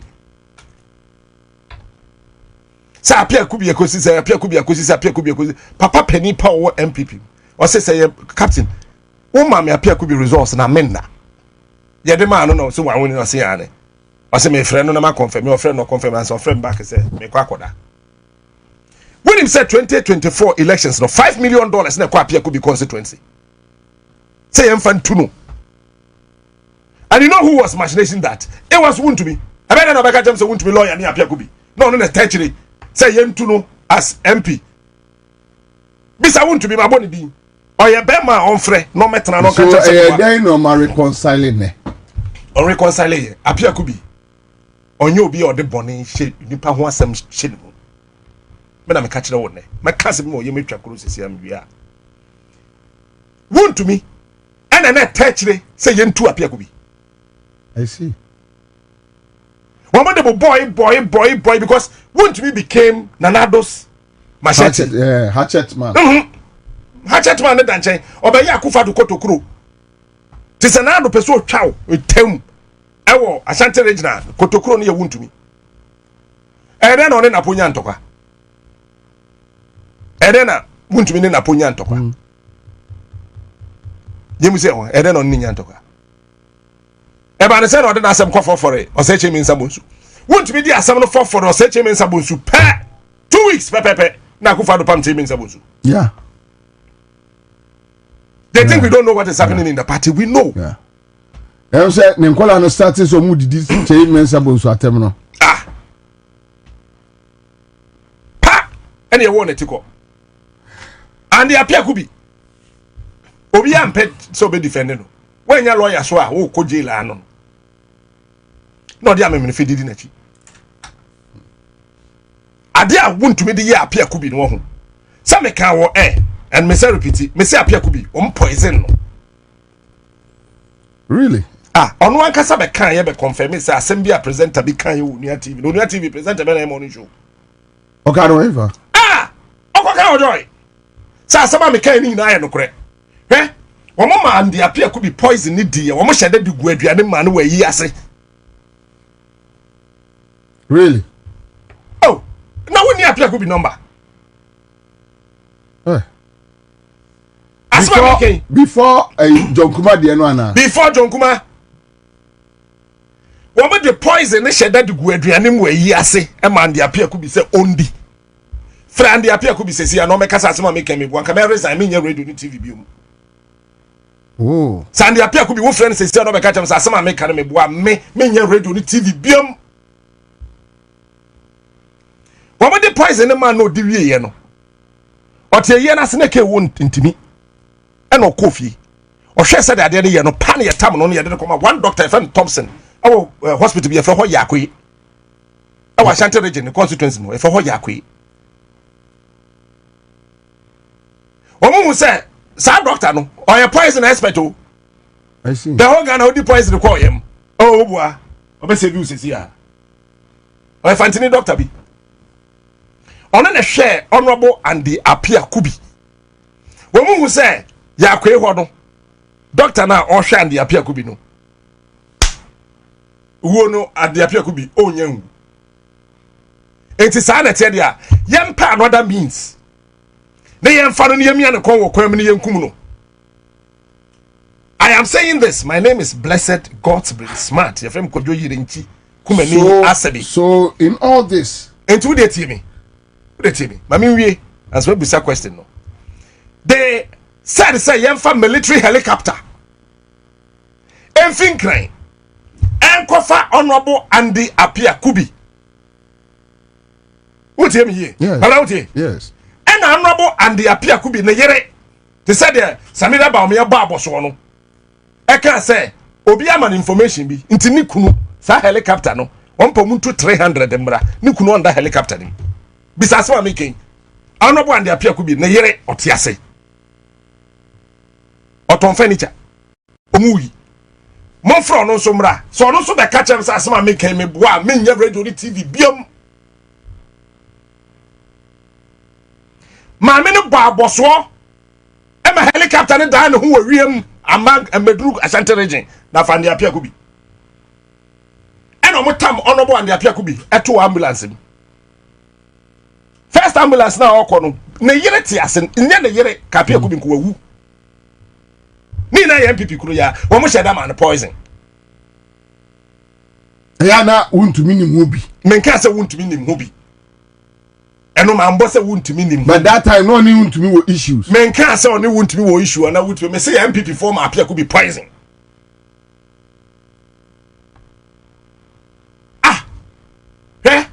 first ambulance no ma me se moboa metrem bi yesi yen wuntem bi o se metrem bi yesi wunta no wa fa na ntem na wa bo aboso honorable Andy Apia Kubi ne yere na saving life tester bi ka say Andy Apia Kubi ka say mo on TV3 yeah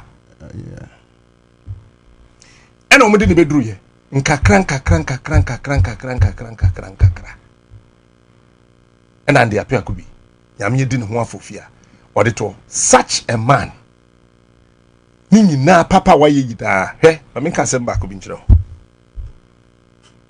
honorable Andy Apia Kubi wonim car na friend Mercedes Benz no time a Benz ba so wo mo time no ne yefre bibi Barracuda enipa 3 edi kan toss a car ne bi sad time no ne time no latest it is kan 2025 no nipa 3 na toy no on a toss second one. I know him. Hello FM. I know him from. Do you know which year was that? Say to 1996 aba. And I swear Rollins in 7th January 1997. To 1996, the latest Mercedes Benz. Apia Kubi na toy na blue black. And the President Kufuor call Rollins swearing. You are saying one umbrella no message. Me nimne dia na. No was special bulletproof. Na Kufuor do GSS say the farmer na fan bomb home still no fan coin. Na don't find bulletproof in command. Oh, na social media kind kojo. Da be anya ka. Best. Enti o sheda be say party no. No, how can you tell me say Chairman Sabonsu ne mpaboa size 63. Na so awro ne mpaboa to na ukofo bi de na be so bi o size 4. When you na size 4 ko 63 mpaboa. Afejo ti obidwa o. Dabi onja afejo na nkasa ti ase say eduro bi o ho ya de ma o se nom uti ya wo ya ne ya ma o two eduro anti wo be nom. Ayan krom ha yem pen no kre. Chairman Sabonsu ne nice size 64. Na se Chairman Sabonsu awro no shoe. Na wo pobi ma wa sheshu so roya na se wa ro ato. And say wa force no na ro whether force or no force wa ro mpaboa na to. Wo pobi de na kwesi mo so bi o size 4. Na sister na aka nim ho ne. I'll come back. Live in Accra 100.5 Citizen Show. So today we have issues to discuss, and Palafoko the end ebefre mu keke. Yeba yebedi nkomo.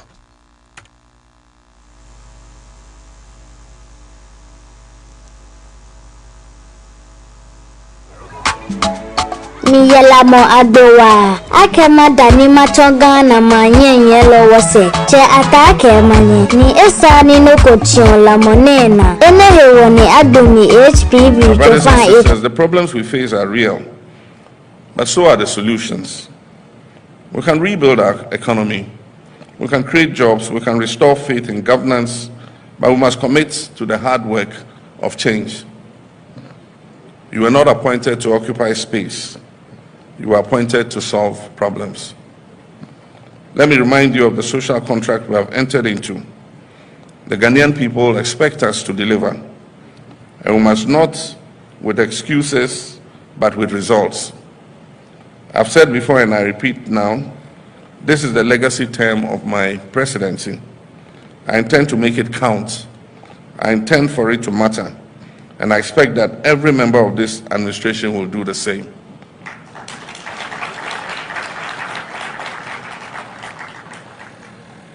We must work with a sense of urgency, and President Jonathan spoke about the 4-year term. Our young people are tired of waiting interminably.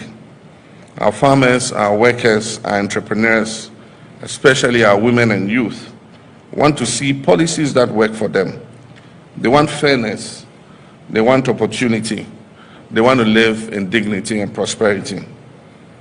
Indeed, they are not asking for handouts. They're asking to be given a fair shot. And let's give them just that.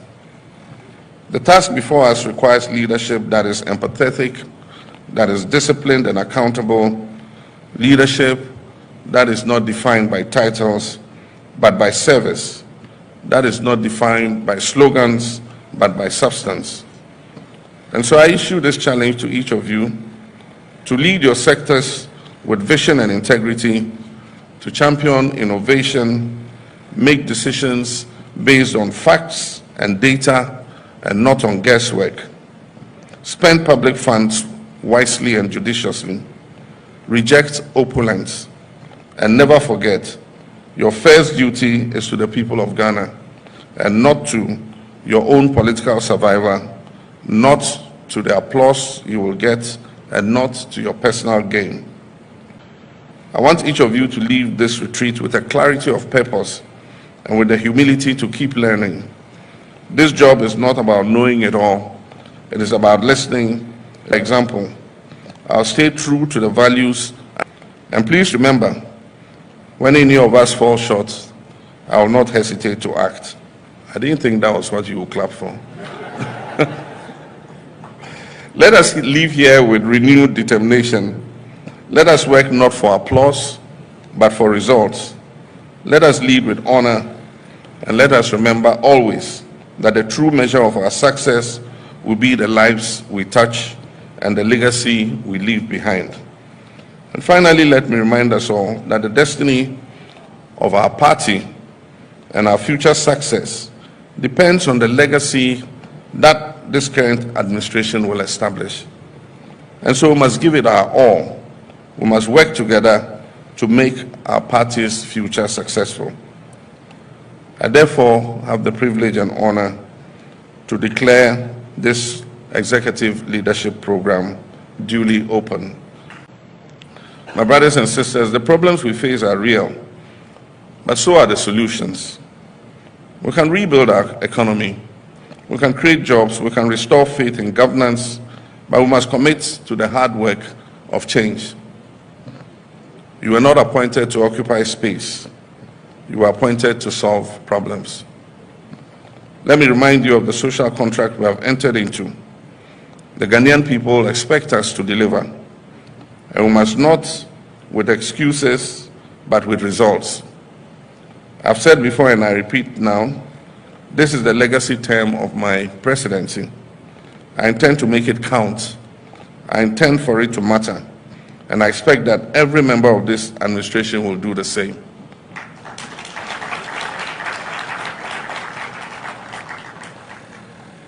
We must work with a sense of urgency, and President Jonathan spoke about the 4-year term. Our young people are tired of waiting interminably. Our farmers, our workers, our entrepreneurs, especially our women and youth, want to see policies that work for them. They want fairness, they want opportunity, they want to live in dignity and prosperity. Indeed, they are not asking for handouts. They're asking to be given a fair shot. And let's give them just that. The task before us requires leadership that is empathetic, that is disciplined and accountable, leadership that is not defined by titles, but by service, that is not defined by slogans, but by substance. And so I issue this challenge to each of you to lead your sectors with vision and integrity, to champion innovation, make decisions based on facts and data and not on guesswork, spend public funds wisely and judiciously, reject opulence, and never forget your first duty is to the people of Ghana and not to your own political survival, not to the applause you will get, and not to your personal gain. I want each of you to leave this retreat with a clarity of purpose and with the humility to keep learning. This job is not about knowing it all. It is about listening. For example, I'll stay true to the values. And please remember, when any of us fall short, I will not hesitate to act. I didn't think that was what you would clap for. Let us leave here with renewed determination. Let us work not for applause, but for results. Let us lead with honor, and let us remember always that the true measure of our success will be the lives we touch and the legacy we leave behind. And finally, let me remind us all that the destiny of our party and our future success depends on the legacy that this current administration will establish. And so we must give it our all. We must work together to make our party's future successful. I therefore have the privilege and honor to declare this executive leadership program duly open. December 2017 and May 2019, Hanan Abdul Wahab transferred 5,495,780 Ghana cedis and 36 pesos from Buffer Stock Company. Back here, AJ Ewa say AJ. Commander, Commander, and Ghana for Madam Roma, Memfa Jadie ho ensem, Enfanto Manimwe. Now we snake for na ebisa wo. Snake for asemba kope no obusa wo awiai. Na dia wo mo kan nyina eye befo. Dia wo kan se wadwene ho pen. Sasa be dachi bia no. Se ne ba mo wo. Ebeto nsade afre wo bi. Ya sabi obi abekọ baako na nso ansa na abekọ no ese odin hihye bi gugu akwan mu ese ototo wachi ye se ne be ya dachi bi wuni hɔ a na abusia waje o machire betima ese bia wo yire betima ese bia wukunu ebetima ese bia wo maya waja wo machiri no se na o machi ebesi aye eno na wian snete se yemisa wo se san hihye no aso wa ya na sa wonya adi a ene na snete kira wo kwan ne se di obetimi aye ni wo se nka akire eno ani sabusumi bia di okura bia na we na fa onse sebe e bia we ya ba adwuma ana se bia we ya ankra bia wa woton bibi adwadefo ma we sansa ya na snete ho ase break kan se ai me de menye obi adwuma o me ana me adwuma na me so metimi atu susu ni bia na se me betimi atwatwa ntoboan kakra busumi bia na te se ne nka obi ye obi adwuma wobechi ade amane na ampa snete force anhyehyɛ ne wo ho ɛna ayo obi adwuma nso mo anhyehyɛ ne nso ɛwo ho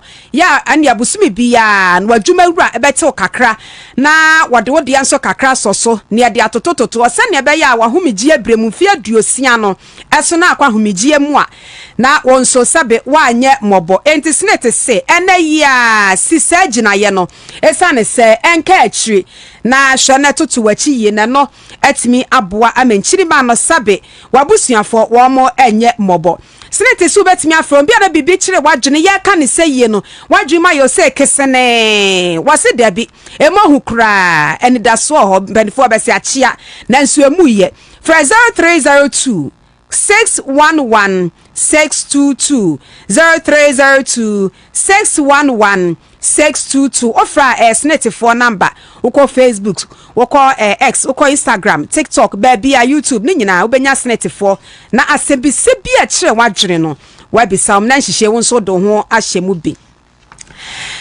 MTF catch out say mobo me mama nsanka no promo no odo ho ahyemu ana hwe ene de de papa say ni pam ene na wotwi biara wɔn mo nsa ka bie wonim deɛ ɔbɛyɛ wodia ɛne sɛ woso pɛ sɛ ɔde sika no bie entitie simple koraa MTN Momo app no MTN Momo app no wo so saseɛ na use bi no ane sɛ ɔde yɛ money transfer so send this card akomo bi ana so bi send this card bi de abrɛ wɔ so ho bi a bank to wallet transactions na wo yɛ wo yi sika fi account wo de sika tum enti MTN fo ehu ni saa pa akradeɛ no wo so betimi awi ni bi ɛyɛ nneɛma bebre ɛna busu a MTN osi momo me mama nsanka promo wo so di akyɛdeɛ ni bi sanse ni pay di sika mpempem ani pe edie no enya sem ke 20 Ghana for yemfa ye ho enhyem sene ebe ya momo me mama nsanka promo no wonso onsa ebetimi akabie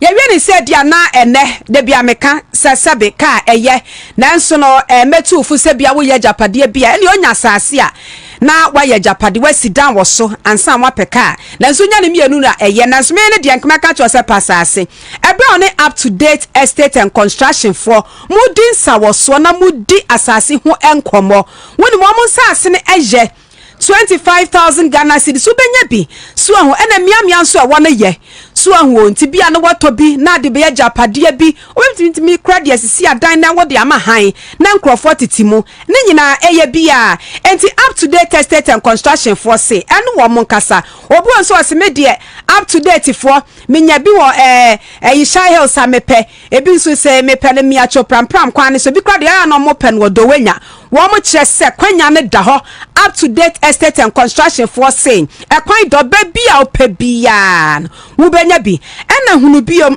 services a woman san edima Ghana for ebinie womye land surveying building construction architectural drawing wobu anso watasase won register en kratasem enimu ne nyina no up to date estate and construction for wo beye ediama abra wuchia kitsuwe bi ediama na dia dane say woko up to date construction for ne nchen na aka cho mo say ya pese akohwe baabi amonsase no ye site ho a efiada ho memene da ho anopa 7 na wahia wom ena fe wom office bia na pese okọ lashibi shalom sport na wakọ naja wonu omedinsa woso a enti up to date estate and construction for ebusuan ye behu wom e wo lashibi wo ben shalom sport bus stop ho a anase bia frefre bia no afre 0531 228 238 and 0500 454 989. One more WhatsApp number so yeah 0500 454 982. Nina up to date estate and construction for one say free one na promotion one so far who eshemubi.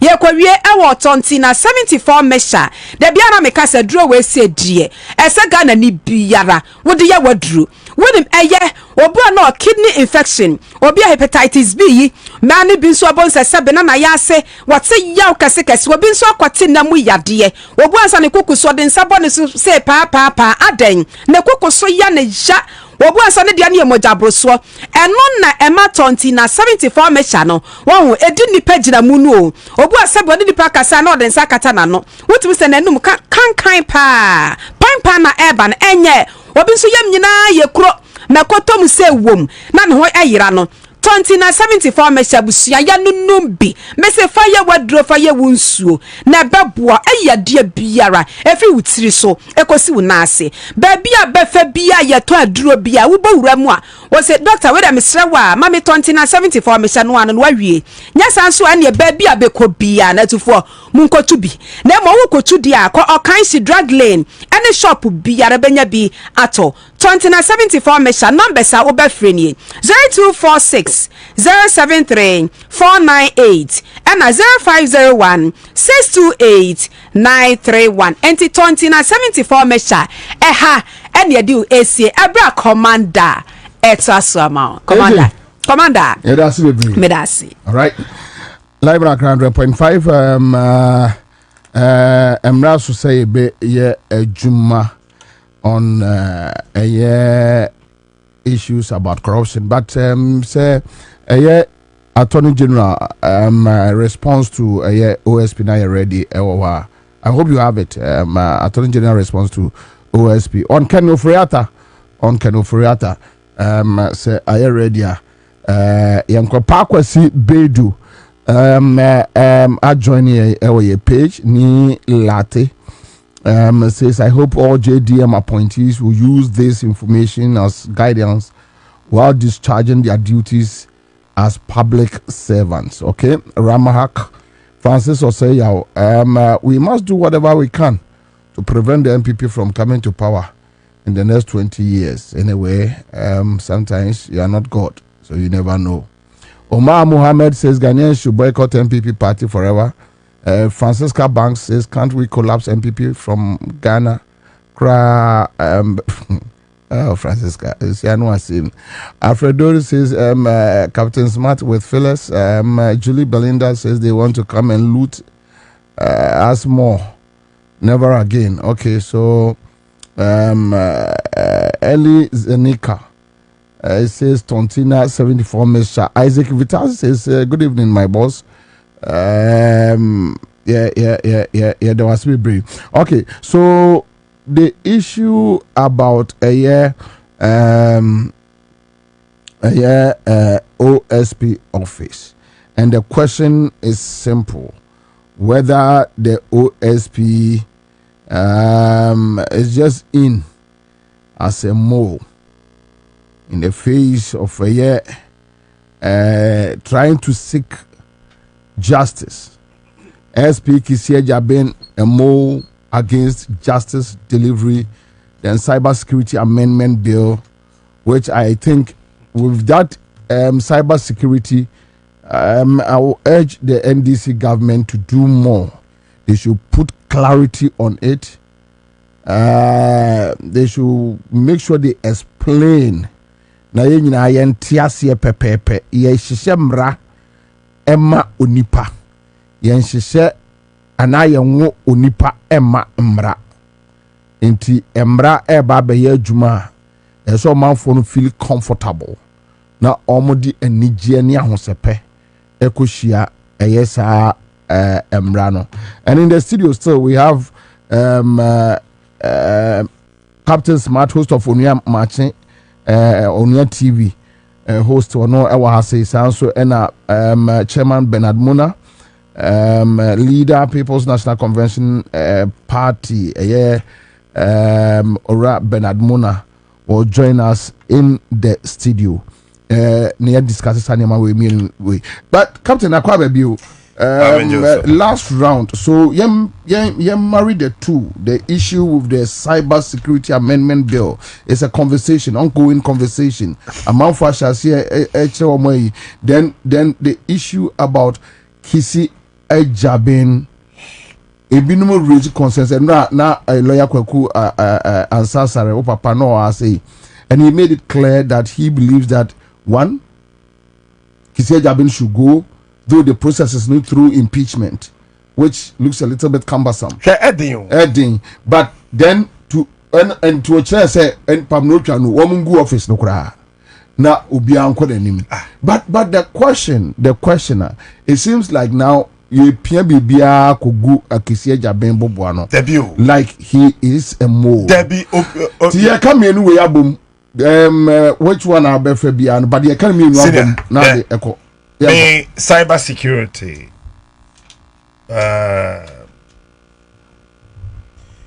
issues, whatever it is, Parliament, any parliamentarians, one trust no one shall bill in Mankasaye. The question is, what is it about the cyber security bill that we are all talking? What is it about it? I hear somebody saying that said the law next year one year will be one na who can be offensive. I bet you what to. Now, why do you think when you say something offensive, you should be left off the hook? No, but in any case, I think that we have a law in place checking all those things. Wow, and you know, me cybersecurity mrana seven. I just don't want to go there. But Jama parliamentarians, what is good in the law? They should tell us. In the bill, they should tell us. What is bad about the bill? They should tell us.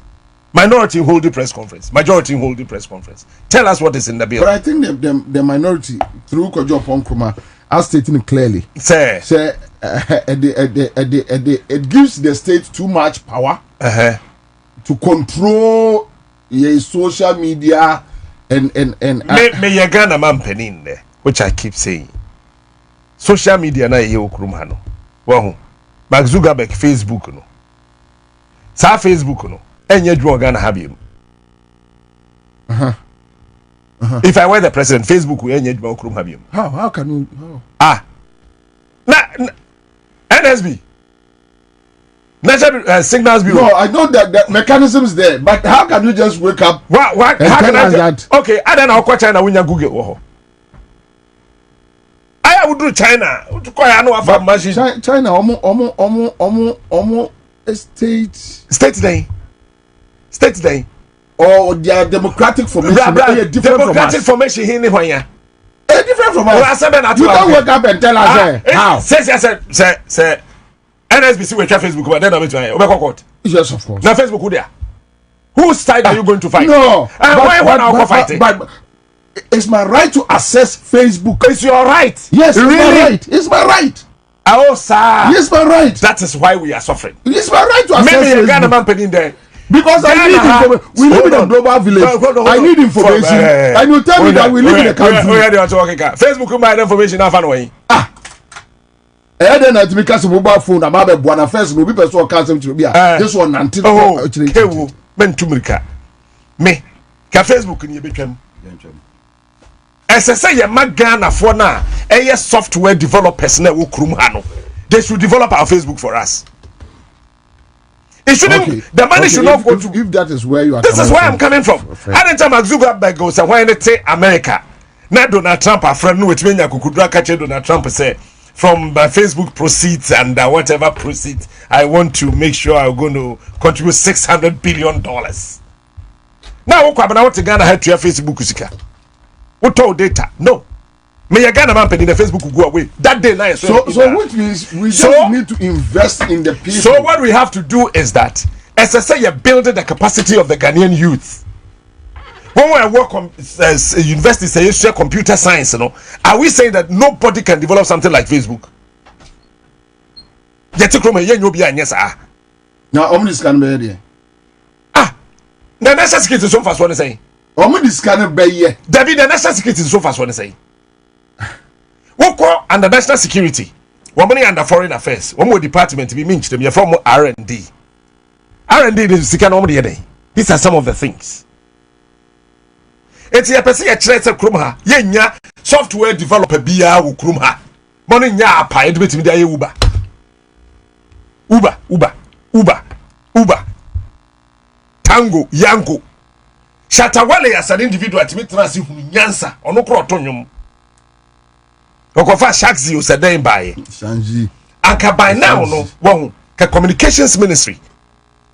Before yebeto Abama Sam George Ibey. Ka that time no Nanka communications ministry.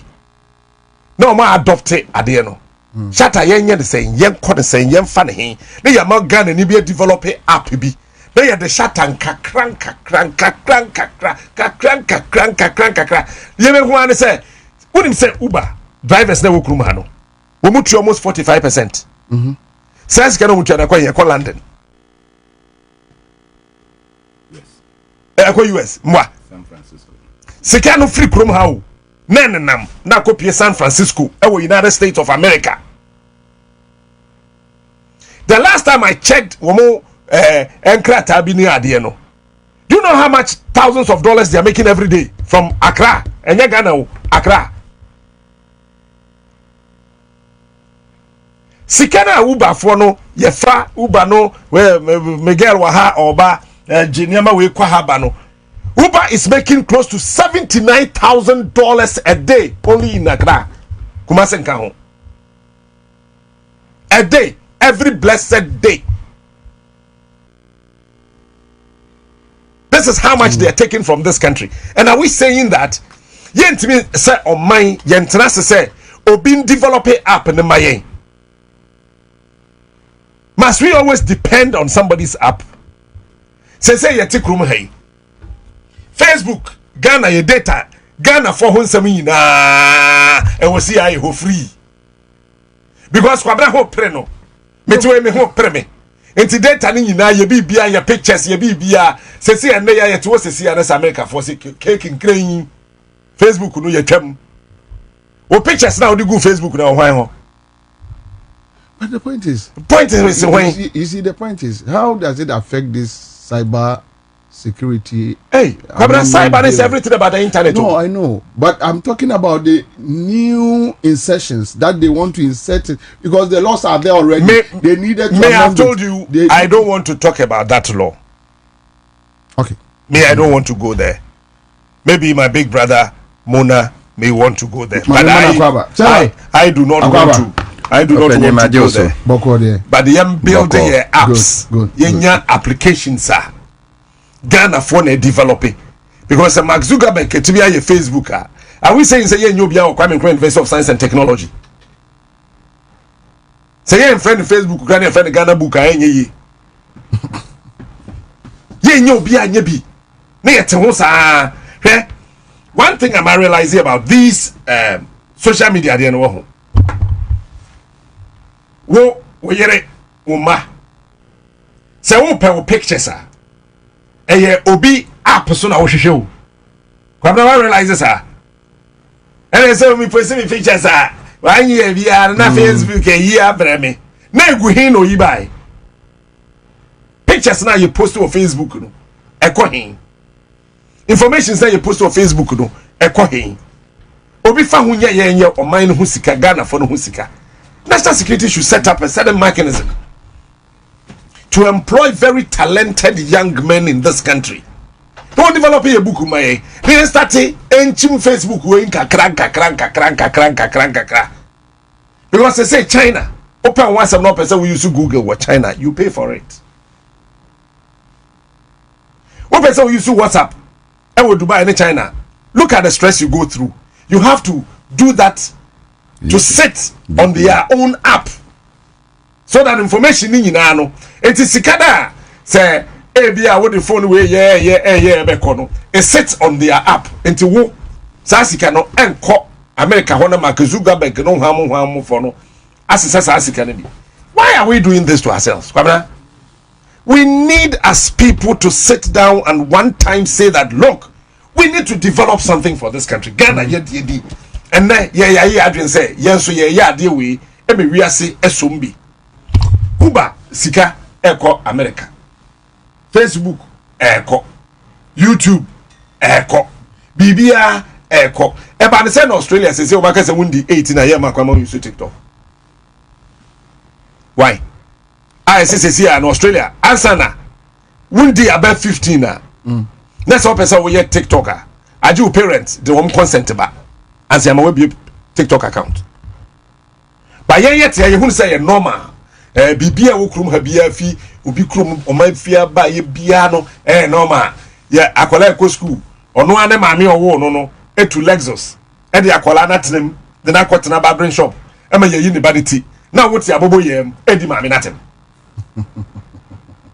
ono ma da na nkasa ti ase me ba no me dey say na so go school o say enye say na so de ko school maame no owo ne ba no etu Lexus e de ne ba no atenem e de na kwa akosis barbering shop say yenyi ne ba ne ti wo say akola ne sunti wo wote totrum Sam George Adaroma internet ayefo enti wudi maame na tem really anyway. Oh, come on. But OS with the area na menko nuya so. Menko bra. Chawa. Ana me moso. What's the moso? Ma me chema. Chawa. Makasa chesi na. Akwawa. Open your mouth also. Salute sir. Salute. O say ono order so your captain. Salute. Me baby amedru no. My trout. Kra. Asese wo yere. Kra. Yeah, commander no na dom. Oh yeah, commander. Me say me ya marshal.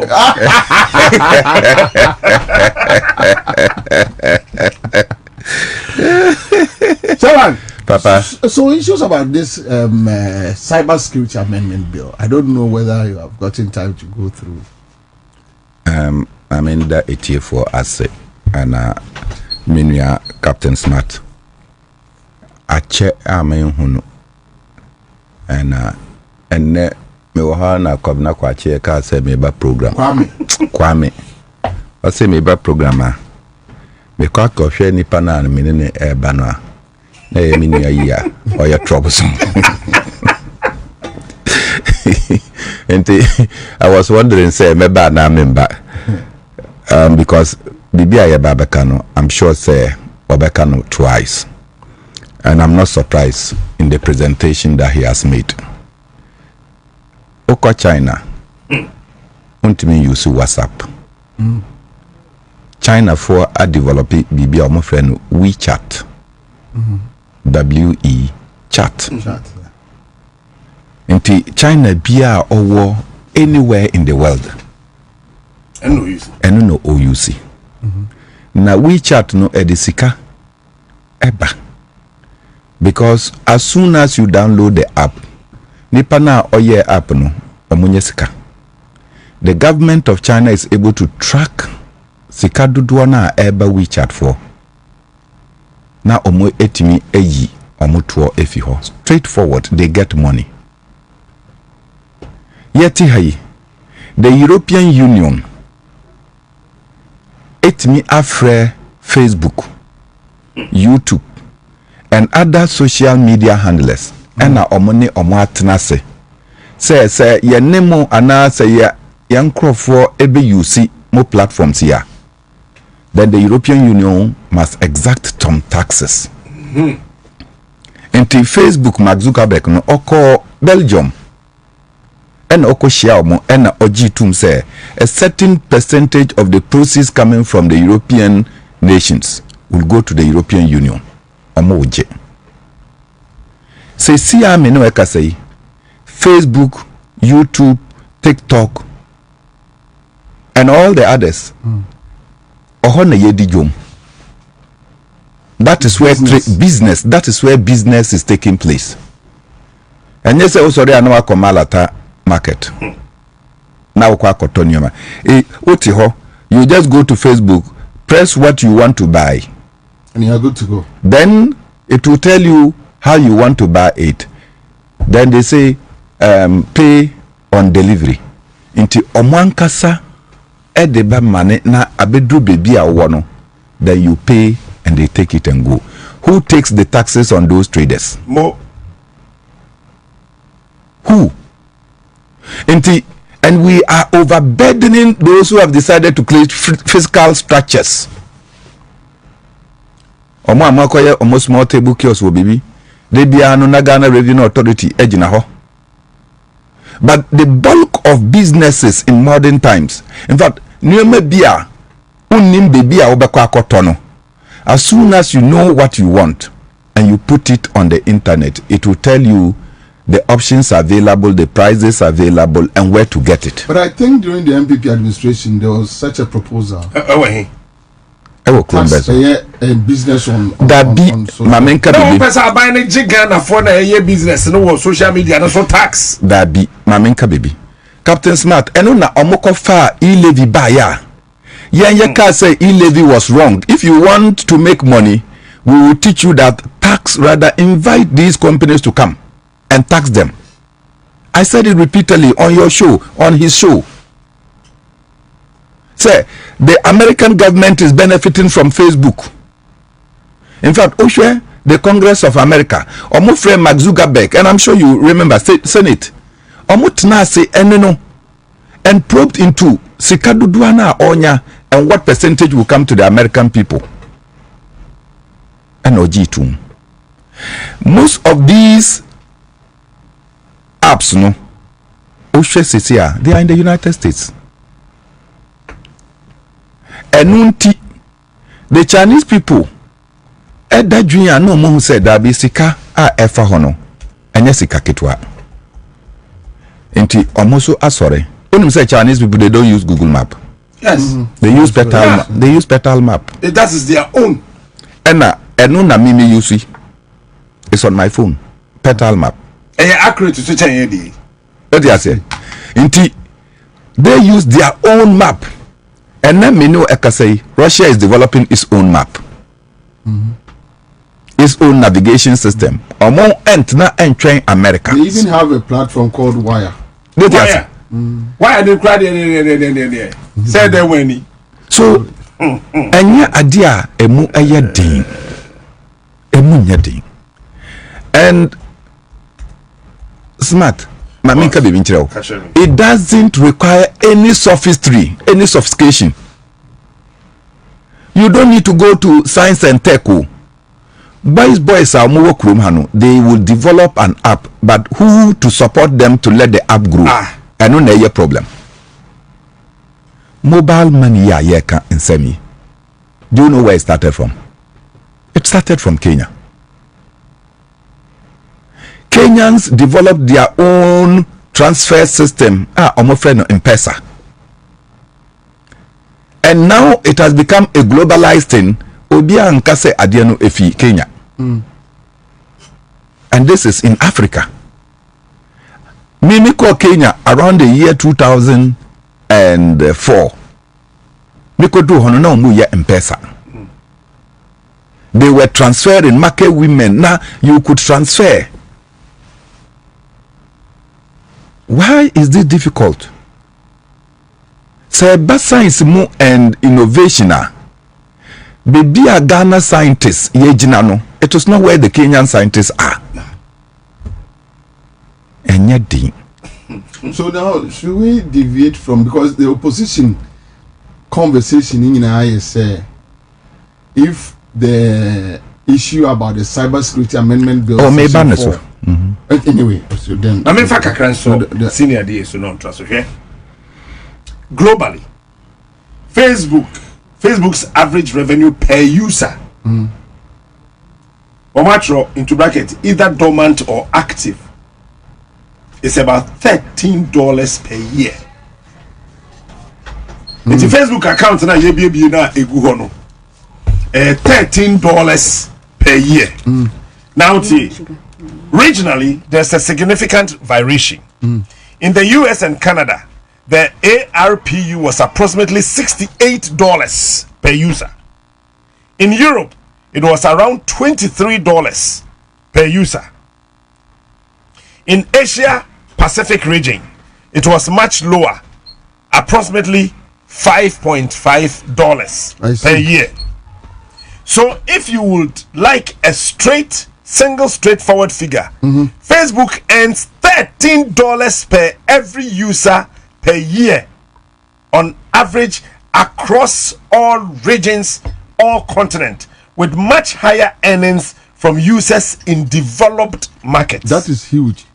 So say yenya obi or ye Ghana ni na ya say sa Ghana ni abrante no ti say dem bra pani kan yi sa wo de nye tech mpo no wo enye legon mpo no wo that's what betimi develop such a thing for us. That's a Ghana for the doa se si e upa yen Google the total number of Facebook accounts in Ghana.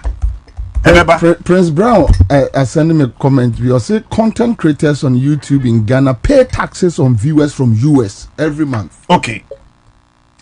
In January 2025, January year 2025 year you me there were about 10,888,700 users of Facebook in Ghana. I see. Yes. So $13 times 10 million. Annually.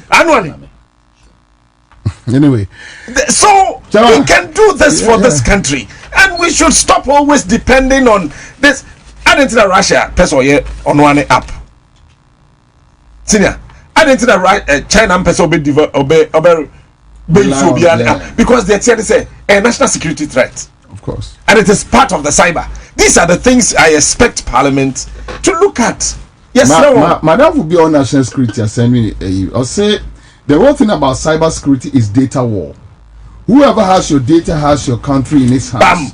And they can decide how even the economy of the country moves. But Facebook, your data niho.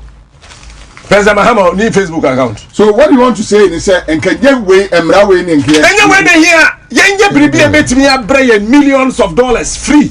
Anyway, Chairman. Papa. Minority for enemy Ankasa, my fellow Casfodian.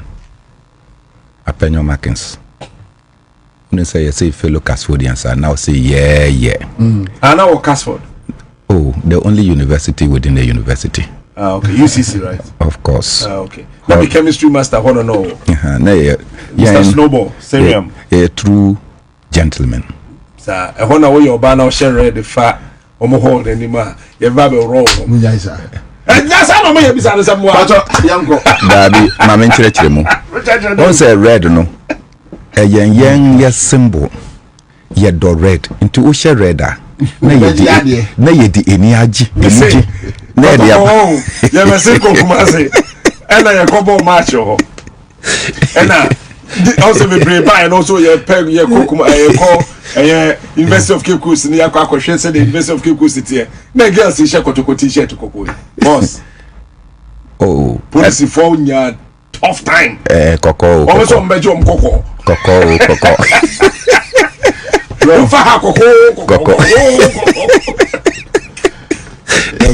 You can never get confused as a lady when you wear red and pass Casford. You can never get confused. Oh, anyway, Minya Apenyo Markins or see Omundos who are parliament, but they can make noise and cause disruptions. Inti bibia opese onye omo ebeba bekeka and tell you what they don't think is right. Globally why ena ebetimi aka se fa information nyina fa lasa why na ebeka say information about destroying a state only says ano. You don't need bombs to destroy a nation. Hybrid warfare. You don't need bombs. Hybrid warfare. Kasa. Just use the internet and some sophistications and spread falsehood. Now, and no mom will bring about the distraction. Andrew Ahanukrampono. It took just radio to bring about devastation in Rwanda in 1994. The power of radio, no. And Okurampa yetimi tracing nipa no direct ekohum no. Then na NCA. Who presidents and their planes were shot is Habia Rumana. They were shot. Sesia obia ebetimi akoda Nempaso. Generate information and articles. Spread falsehood in this era of AI. Mega be unimno. Be a meeting me body. Lalas. Yeah, Lalas. I know Lalas. Me wo ho na me call PNC platformer. Na Lalas achro brofo. Me kan ya na me say. No dey Lalas so to me. Lalas anya wo na ochro ya. And I'll say, bro, what do you want me to say? I will say it and it will be better than this. And I said, I don't want you to say anything, but I want you to type something. Na me nim say chat GTP and na say meta AI no na wo ho. Inti you didn't enforce no crap put in advance. For it once a power. Me wo ha Lalas assign or type message no. Oni obi ankasa. We are not beside me say, bro, is this message good? Misu minim no, Bobie unim no. But brofo na ochro ya no. Inya no ho brofo no. And I say Lalas, unim brofo ti brofo say. Ena ukochro ya o English ni ambaso no. And we all started laughing. It is these tools. Obia betimi akotena baby and create anything that can destroy. And Chebi, I'm sure most of you have seen it. There is an AI caricature of John Mahama speaking exactly like him about a certain youth policy and programmer or the EBA. And when I saw it and the words, the way John Mahama was pronouncing them, immediately, and Ameka said, Dabi, wait there. national security has to investigate to find out where this is coming from, apprehend the people, and immediately pull it down. That was my comment under that particular story. And I've not come across the story again. The other thing, yeah,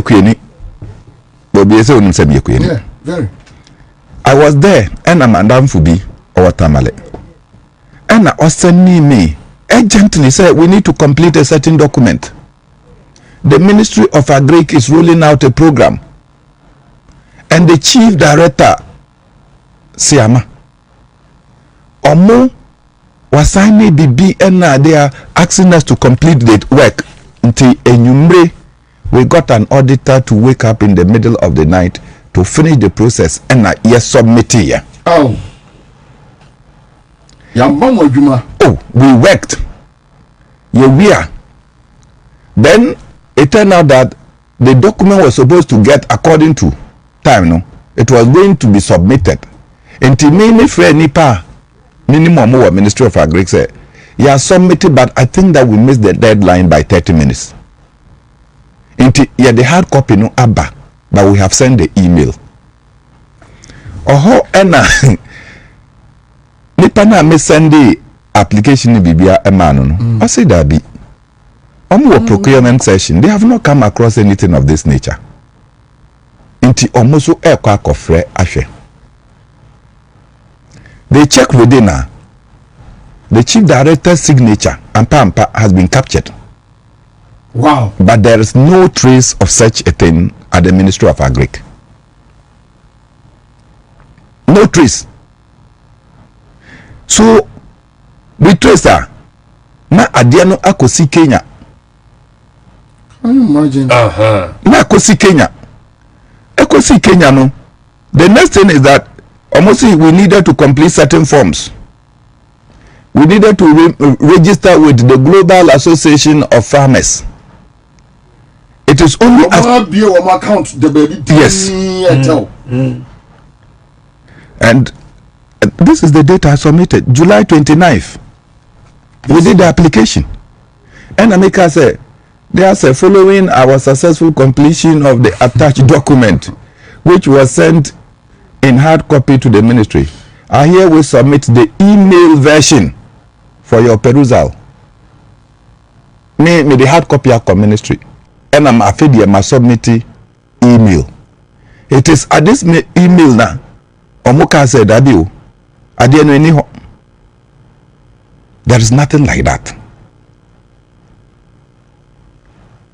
And this is what the man said. Please, madam. He says it is fake. Chief Director Nunoka say it's fake. Who generated this thing and nobody is able to trace the person? And so many other people who did not have this opportunity say onim obi our ministry to cross check would immediately thinking that there's some grant or some fund somewhere until you are going to access it.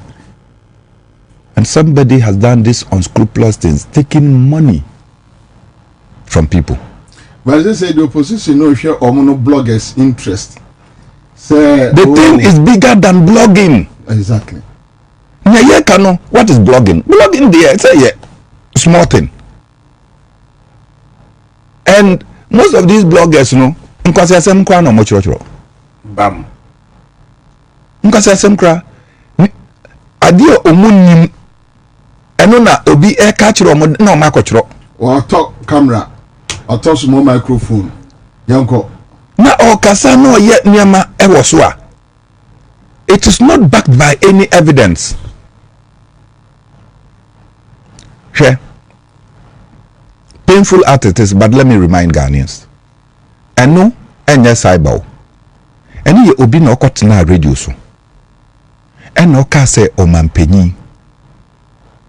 Mama. Ni yiri epia. Na wakoche ni housemaid e wo garage.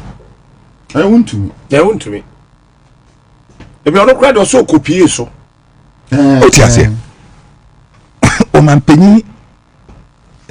Look at how scandalous that can be. Into Omanpenny ontimi enko oni dan wo bebia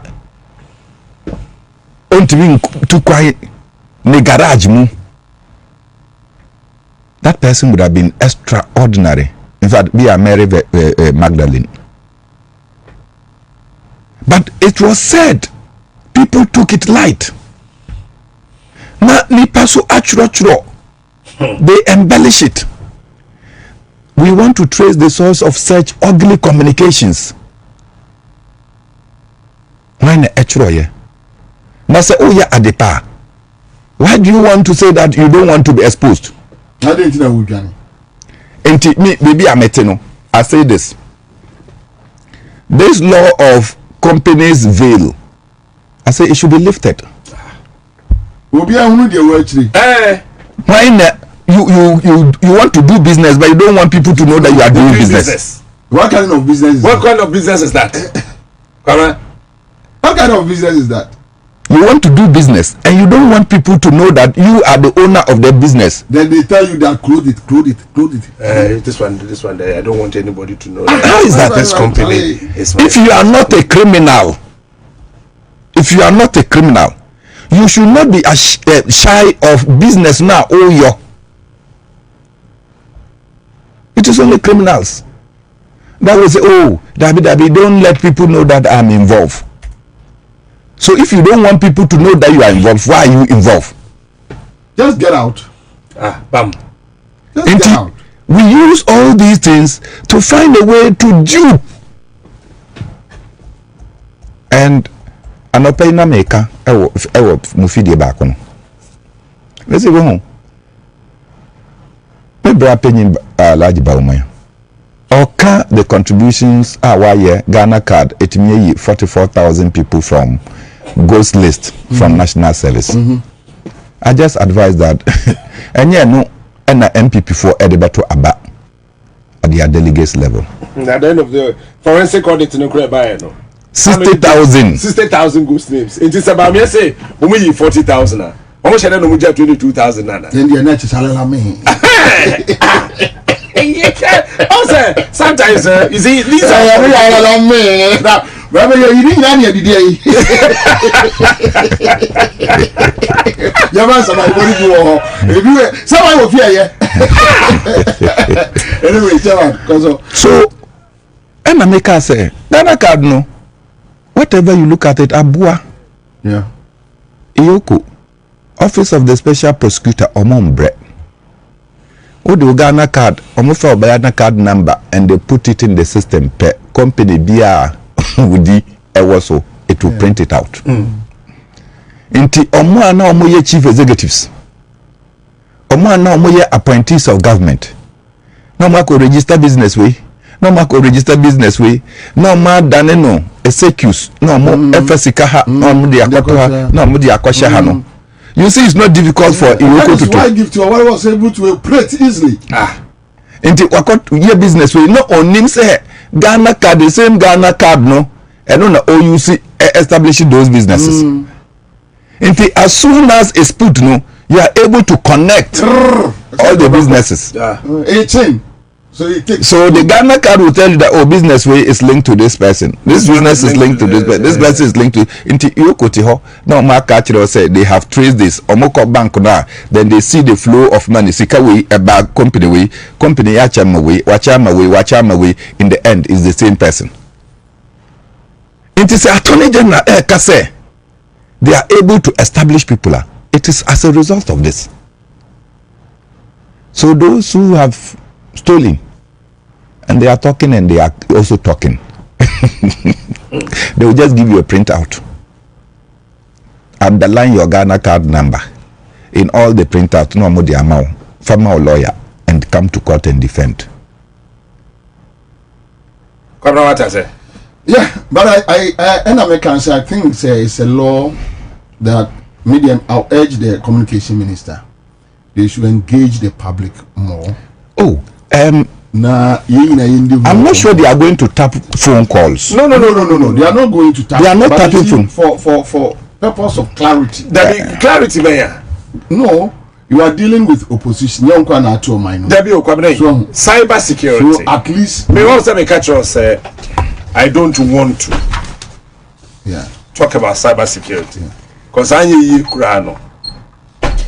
Me security and intelligence gathering or UPSA. And I had a whole doctor or your police in here in charge of the cyber security department of the Ghana Police Service on a chremate. And say, me trans doctor my friend say, doctor, me refidi, me lecture so, Bobodini ye, Jackson, Nyansen, Doctor Nyansen, me tie adiana, Doctor Nyansen chremina. And on the mom they call to share my dissertation, my project work topic. My class president or what was security and intelligence gathering, a master's degree UPSA, wisdom of Boloso, on a year class president. And so what cyber security almost say Krumha yedi agro. Yen the cyber security no yedi agro e Ghana. And yeah, say limited cyber security discussion not to nothing. But I say, and you say about tap here calls, and you say, you see, that is the reason why. You say, you say, yeah. That is the reason why I say. Me topic, yeah. UPSA, me say, presidential protection and economic security in Africa, the intelligence architecture against foreign threat and hybrid warfare. And one answer my yekin. Say same rea you wumi pass, see am rea you wumi. Obi no betam bomb. Jigaza for ya ni Israel for ya na be trade bomb. And okro ma twacha saying na peace talks abem. Na ye ya na ye kro na de ni adwo. Say same rea na ye wum no. Obi betimi afa ni mobile phone pe na watena ne dem. Kwabena wanya banka wo security systems ye correcta when be ba ho so no na wo sika wo bank woni nyina no ba kokra na account dem yente krom ha ena about 6 years ago abrante ba ko na oye bank bi oye dwo bank bi na dikan na yente krom ha ena na every month bi customers o na no what obi 45 pesos so what take 45 pesos 45 pesos sa wadwe so enye ska bia enti wo Kwabena say what fell bank statement no say I take 45 pesos 10 pesos yede meanwhile over millions of people and what 10 pesos no when you compute that together do you know how much that guy was getting at the end of the day national security for apprehending no the guy was making 6 million Ghana cedis every month. Crazy money. Enti ni say no may limit so no idea saying that be now okay kambo bomu na he was just putting together about 6 million Ghana cedis you know a month hwekwan crofo to be fa obi wo card wo ATM card ntimi wo yam dem mpe ta card no me am chere me rafi ntimi mpe. But obi betimi atena sia afa card when you be ba ho no account no musika ina asa ebi no ntena ha use nkrofo card wa America entro musika ina ye kra de me de ne bi nem baba be emo ye wi ade ya catch us say sa password no obi anim na password obi anim wo bo wrong one sheba no catch us say you wrong then na machine who say ade na obi anim one na generate what you say. So what it means is that discussion we no ayana me pese Ghana ye discussions ni na ye very much partisan. Say a political party mo asema we can all sound political. They said the make MPP asema I sounded very political. But when it comes to issues a bother on the security architecture of this country now, we should take away politics out of it.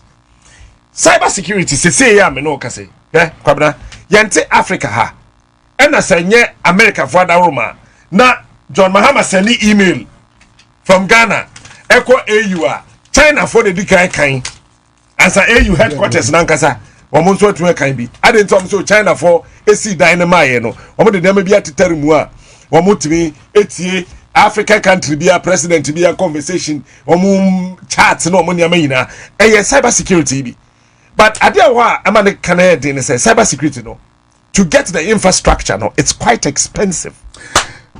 Captain, we have less than, let's say, 10 minutes to move out. But I will ask you. Yes. I will ask you a very simple question. Ansah Nwako. What do you think about Kissie Japan OSP office in all this fight against corruption? I'll give you just 3 minutes. Okay. Then I'll give. From day one, I didn't buy Office of the Special Prosecutor from Matinami do time based in the Womo achieve a useless office. So the issue is not about Kissie Japan. No, I am not talking about Kissie Japan. I say Office of the Special Prosecutor, a useless office. Because the Kwabena, what say Office of the Special Prosecutor? Na structure no the governing body no. What the Yoko Corona na sa akoka ho? What the Shraj na akoka ho? What the Ghana Police Service? What the Audit Service? Affecting consent be on the car ho. Almost say we should look for a female representative who is an anti-corruption campaigner. Now the governing board of the Office of the Special Prosecutor. The worst of the whole discussion of the 2017 Act 959, the worst of it is a special prosecutor and a person consulting attorney general. So why do you create that office? Thank you, Chairman. So I'm for believe you say the Ekosunyano Kissie Japan is just a mole in our quest to fight corruption. And Ibinum said the captain Kaino Yunguno Yin free and right now lawyer Penny Kwaku Ansah it was studio her. He to maintain the same stance. Say Nikwa say oh from where you sit. What do you think? I'm sure say we and your first time yeah kasang semi. Special prosecutor draft bill na ebayano.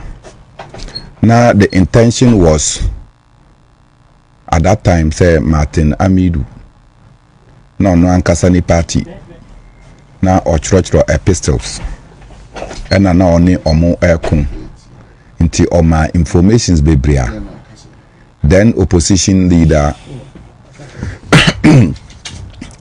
and later president Nana Adodanko Akufo-Addo omo fa ya omo di ye ejuma nti Akufo-Addo obaya president no ene nyoma bebrea Martin Amidu echro any articles no now fee say they needed somebody who understands the inner workings of the NDC na wetimi afa sa office no na wetimi e dia prosecute NDC for.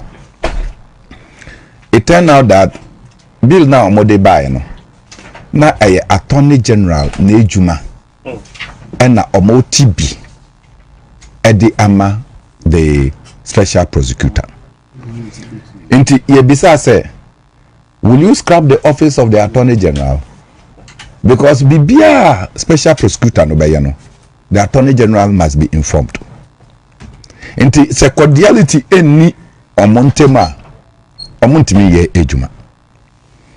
And I'm sure say omuyi Martin Amidu efimu, and this is public knowledge. Na nipa obia enim no eye Kissie Japan. But it was Gabi Asare Ochridako and na opushi say Kissie Japan should become the SP. What are the reasons? One of the reasons, major reason Gabi Ochridako he's young and vibrant. He said it openly. He's young and vibrant. He said it openly. Inti ena adiano so enye se obia onim Gabi Asare Ochridako any role in government nia Akufo-Addo epe enu na Gabi ekan. Se Gabi kase we are check the next moment, that is what the president does. And that was the choice of the president and Omodebaye to come and do their bidding. Into Obaye, first thing was to shred Martin Amidu. And then your man Martin Amidu Edeka and say, me special prosecutor no say abai am mame kwanya I cannot even go into ministers. I don't get to know what the ministers are doing. And I'm not getting the cooperation. Inti ono ontimi enye and describe the then president as the mother serpent of corruption. Fast forward. Kisi ajabino na Gabi Asare Ojiridako openo. Na ono eniken ofudata no openo. Because Ken ofudata eni Gabi no mo yesei. Atani. Inti Gabi entimi nkofa obi a Ken ofudata emfaso. Wabra bedi etu nteche motena. Dabi onye jehu. Onye jehu nteche no motena.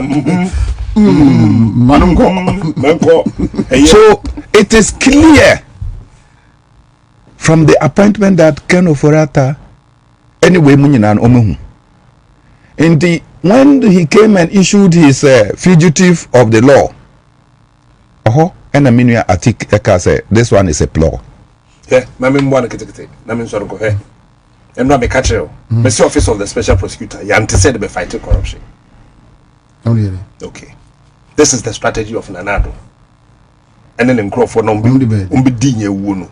Omo plan ni nyina say yempe institution means what? No money so mbabokro no. They knew they were coming to steal.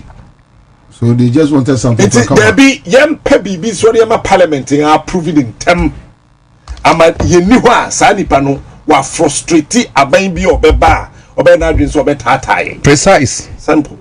Enunti special prosecutor the kind aka say Ken Ofudata is a fugitive of justice. No be say hey yo papa no on the agro. After the Attorney General actions the US and Obia Interpol Obia Jetum say Ken Ofudata can be extradited. After the special prosecutor no he's snoring. Inti Attorney General actually my special prosecutor say fa those yabia owo baby awaye akosi we want to take over the matter. You are now telling the Attorney General that prosecution takes time. So which time? Definitely it is geared towards ensuring that time pass. And Amona Moka say justice delayed is justice denied. Of course. So Kwame Biasono, the office of the special prosecutor is not the constitution. It's not the constitution. It is a creation of parliament. Sesiano President John Dramani Mahama has no excuse to continue to maintain that office into co-parliament. It's not an entrenched clause. Parliament na yeah. Co-parliament nakase with the new agenda, the reset, the office of the special prosecutor is no more needed.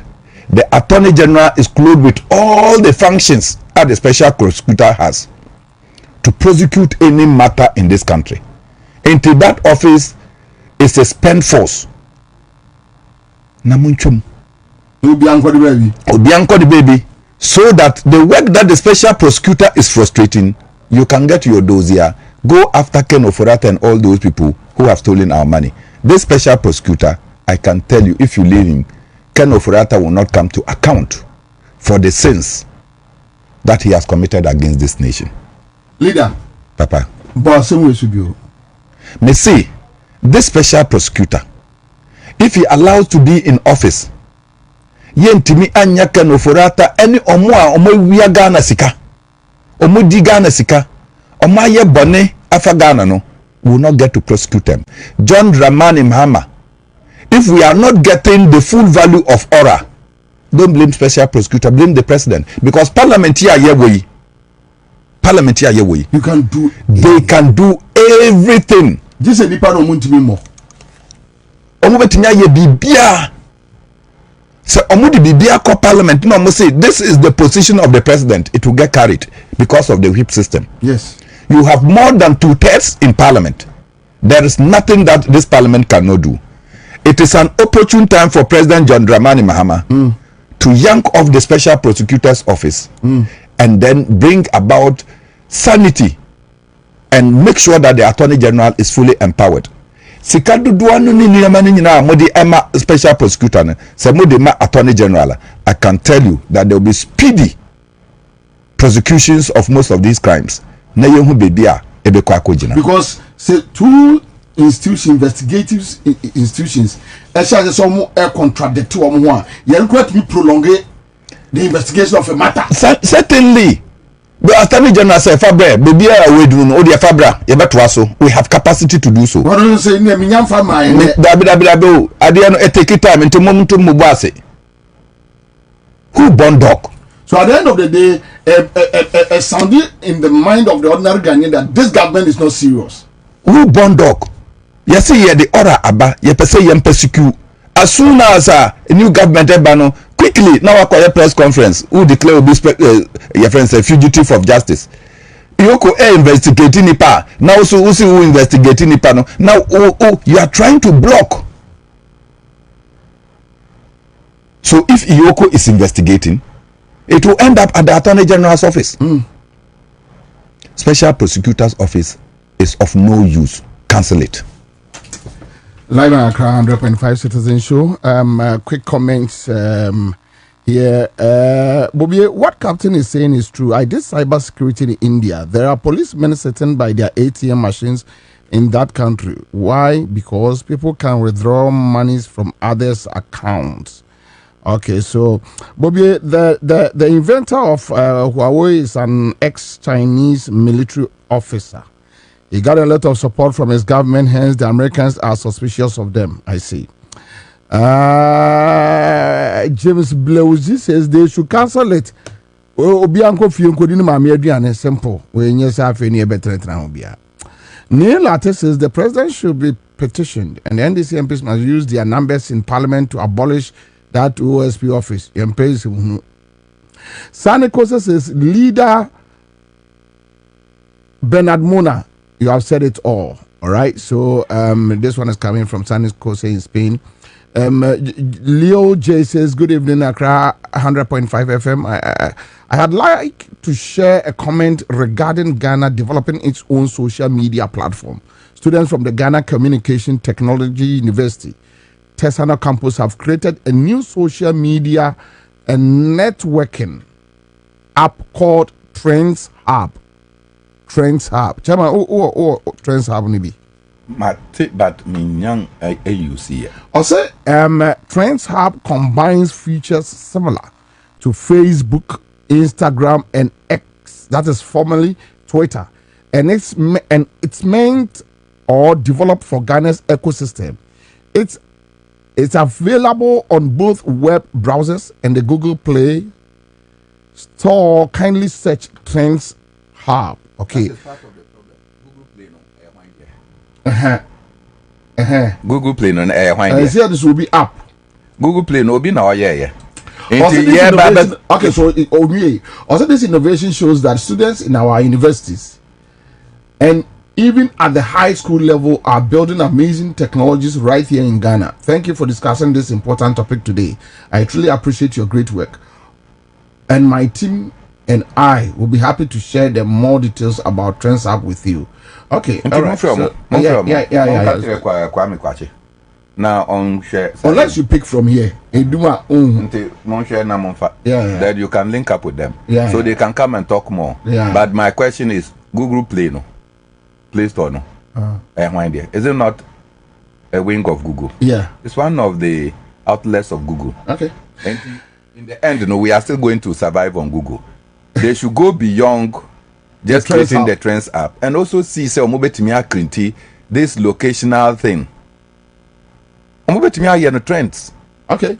Judy Benza says Commander Kisima has been investigated and prosecuted by Yoko. Right, so that's your opinion. Live at Accra 100.5 Citizen Show. My fan say Emma omo any chicken komo Jumadie so and Yadomasi be brain. I say Komala Yanana I say leader Bernard Mona and I say Nkoma Captain Smart, my very good brother, and I say Nkoma Yenya Awingo Bita also Ebejaye no around production crew. We are grateful with more contributions so far. And a year tima moso mojinemu ema yina. Your friend Bobie Ansah. Enjoy your evening. You were not appointed to occupy space. You were appointed to solve problems. Let me remind you of the social contract we have entered into. The Ghanaian people expect us to deliver, and we must not with excuses, but with results. I've said before and I repeat now, this is the legacy term of my presidency. I intend to make it count. I intend for it to matter. And I expect that every member of this administration will do the same.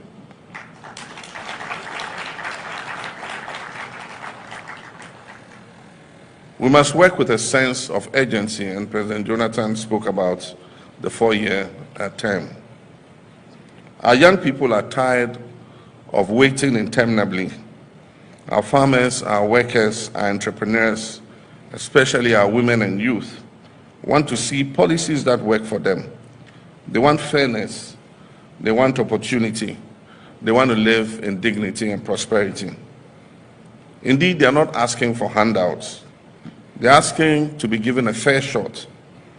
And let's give them just that. The task before us requires leadership that is empathetic, that is disciplined and accountable, leadership that is not defined by titles, but by service, that is not defined by slogans, but by substance. And so I issue this challenge to each of you to lead your sectors with vision and integrity, to champion innovation, make decisions based on facts and data and not on guesswork. Spend public funds wisely and judiciously. Reject opulence, and never forget your first duty is to the people of Ghana and not to your own political survival, not to the applause you will get, and not to your personal gain. I want each of you to leave this retreat with a clarity of purpose and with the humility to keep learning. This job is not about knowing it all. It is about listening. For example, I'll stay true to the values. And please remember, when any of us fall short, I will not hesitate to act. I didn't think that was what you would clap for.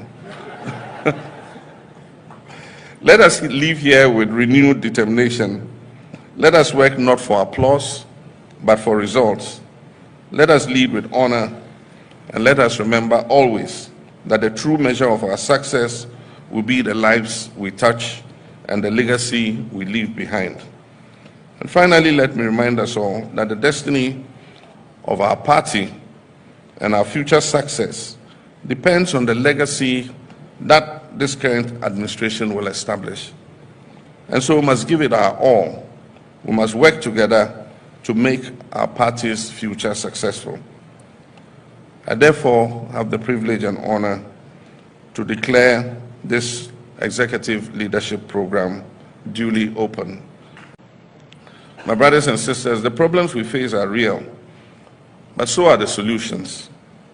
We can rebuild our economy, we can create jobs, we can restore faith in governance, but we must commit to the hard work of change. You were not appointed to occupy space. You were appointed to solve problems. Let me remind you of the social contract we have entered into.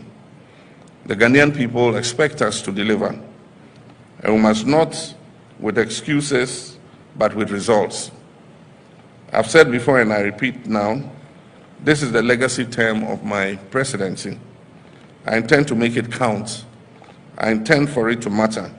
And I expect that every member of this administration will do the same.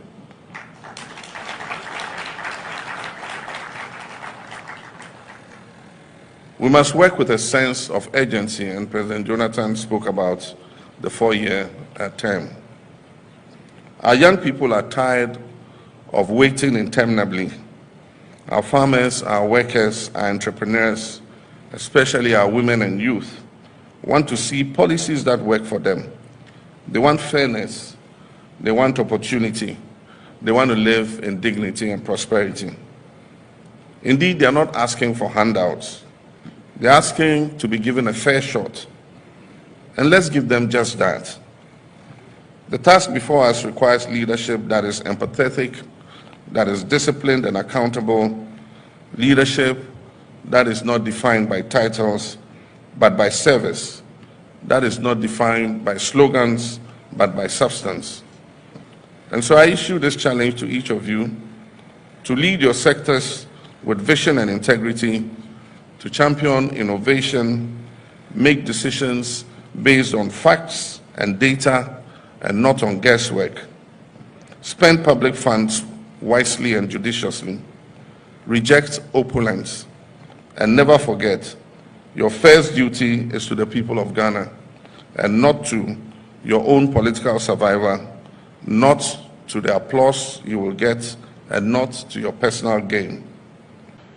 I want each of you to leave this retreat with a clarity of purpose and with the humility to keep learning. This job is not about knowing it all. It is about listening. For example, I'll stay true to the values. And please remember, when any of us fall short, I will not hesitate to act. I didn't think that was what you would clap for. Let us leave here with renewed determination. Let us work not for applause, but for results. Let us lead with honor, and let us remember always that the true measure of our success will be the lives we touch and the legacy we leave behind. And finally, let me remind us all that the destiny of our party and our future success depends on the legacy that this current administration will establish. And so we must give it our all. We must work together to make our party's future successful. I therefore have the privilege and honor to declare this executive leadership program duly open. My brothers and sisters, the problems we face are real, but so are the solutions. We can rebuild our economy, we can create jobs, we can restore faith in governance, but we must commit to the hard work of change. You were not appointed to occupy space. You were appointed to solve problems. Let me remind you of the social contract we have entered into. The Ghanaian people expect us to deliver, and we must not with excuses, but with results.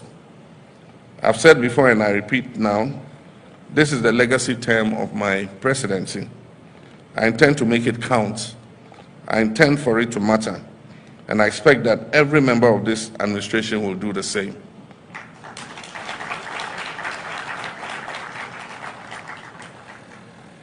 We must work with a sense of urgency, and President Jonathan spoke about the 4-year term. Our young people are tired of waiting interminably. Our farmers, our workers, our entrepreneurs, especially our women and youth, want to see policies that work for them. They want fairness, they want opportunity, they want to live in dignity and prosperity. Indeed, they are not asking for handouts. They're asking to be given a fair shot. And let's give them just that. The task before us requires leadership that is empathetic, that is disciplined and accountable, leadership that is not defined by titles, but by service, that is not defined by slogans, but by substance. And so I issue this challenge to each of you to lead your sectors with vision and integrity, to champion innovation, make decisions based on facts and data and not on guesswork, spend public funds wisely and judiciously, reject opulence, and never forget your first duty is to the people of Ghana and not to your own political survival, not to the applause you will get, and not to your personal gain. I want each of you to leave this retreat with a clarity of purpose and with the humility to keep learning. This job is not about knowing it all. It is about listening.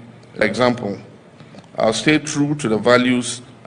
And please remember, when any of us fall short, I will not hesitate to act. I didn't think that was what you would clap for.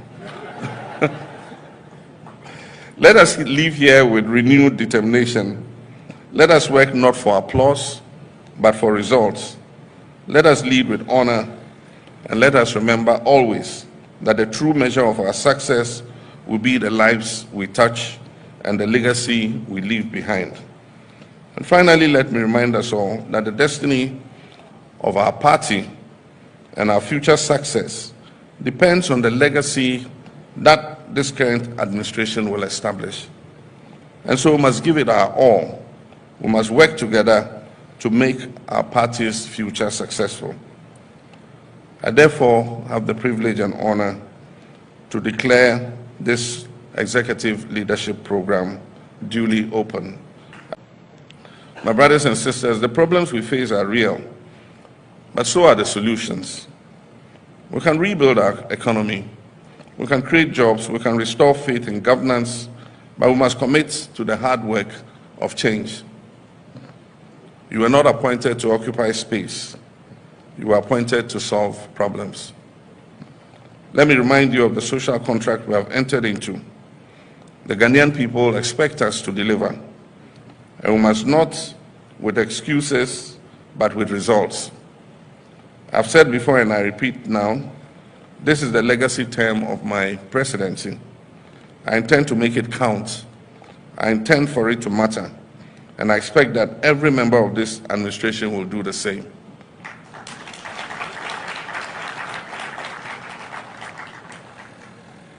We must work with a sense of urgency, and President Jonathan spoke about the 4-year term. Our young people are tired of waiting interminably. Our farmers, our workers, our entrepreneurs, especially our women and youth, want to see policies that work for them. They want fairness, they want opportunity, they want to live in dignity and prosperity. Indeed, they are not asking for handouts. They're asking to be given a fair shot. And let's give them just that. The task before us requires leadership that is empathetic, that is disciplined and accountable, leadership that is not defined by titles, but by service, that is not defined by slogans, but by substance. And so I issue this challenge to each of you to lead your sectors with vision and integrity, to champion innovation, make decisions based on facts and data and not on guesswork, spend public funds wisely and judiciously, reject opulence, and never forget your first duty is to the people of Ghana and not to your own political survival, not to the applause you will get, and not to your personal gain.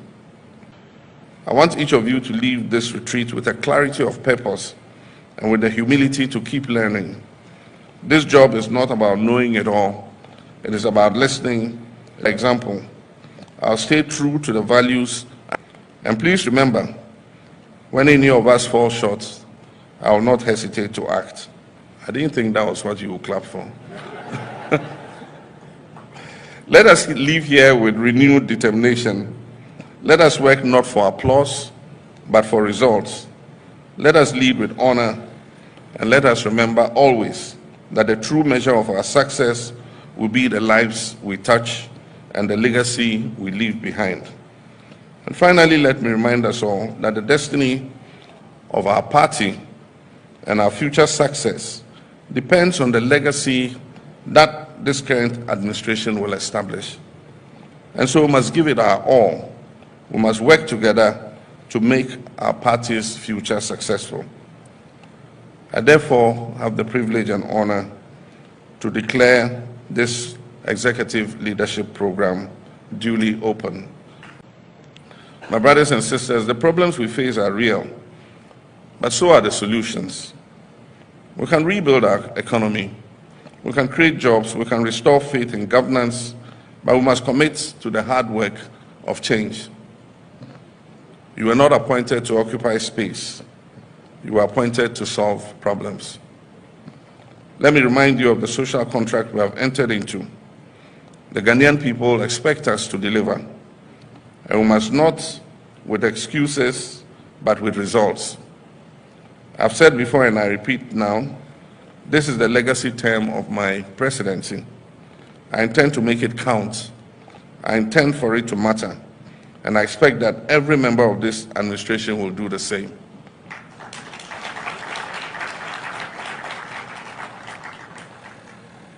We must work with a sense of urgency, and President Jonathan spoke about the 4-year term. Our young people are tired of waiting interminably.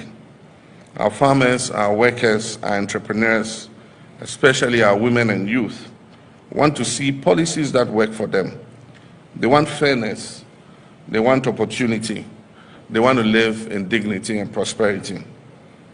Indeed, they are not asking for handouts. They're asking to be given a fair shot. And let's give them just that. The task before us requires leadership that is empathetic, that is disciplined and accountable, leadership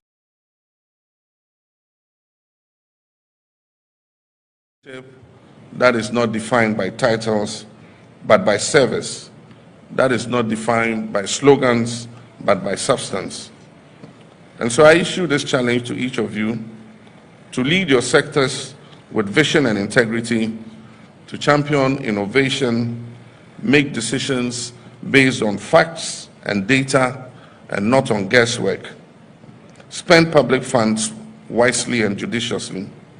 Reject opulence.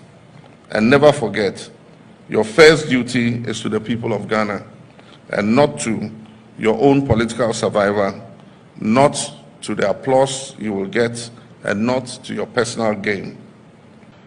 I want each of you to leave this retreat with a clarity of purpose and with the humility to keep learning. This job is not about knowing it all. It is about listening. For example, I'll stay true to the values. And please remember, when any of us fall short, I will not hesitate to act. I didn't think that was what you would clap for. Let us leave here with renewed determination. Let us work not for applause, but for results. Let us lead with honor, and let us remember always that the true measure of our success will be the lives we touch and the legacy we leave behind. And finally, let me remind us all that the destiny of our party and our future success depends on the legacy that this current administration will establish. And so we must give it our all. We must work together to make our party's future successful. I therefore have the privilege and honor to declare this executive leadership program duly open. My brothers and sisters, the problems we I'll say Accra FM 100.5 Citizen Show live on Benya FM Ewo Elimina Yemfana say Emma Elembele Western Region West End FM the almost say any various affiliate stations platforms more TNK and area. Ralph Ken join here from Labadi. Thank you, Ralph. Judy Mensa I say Cecil Kwabena and so I has say da omo nyina say and area and so them dey kind come on bed and now with my sister lawyer Beatrice Anan Law Akwaba Minya Bobie mi hu wache so bibia boko e ya hwehwe me kakra and na dey see ni Facebook blast because me posted flyer obi as na oba Bobie show na Bobie dey say onya wa down from pass am na me say o muni Bobie oye mi ni papa I'm happy to be here na when say o show no so krofo tie me say o fa church uba bibia obeko bia e bia say bia Accra FM wa bibia Sure. Thank you. Production team and everybody, we are so appreciative of the work. And sometimes miscommunication, people feel that they are not heard and seen.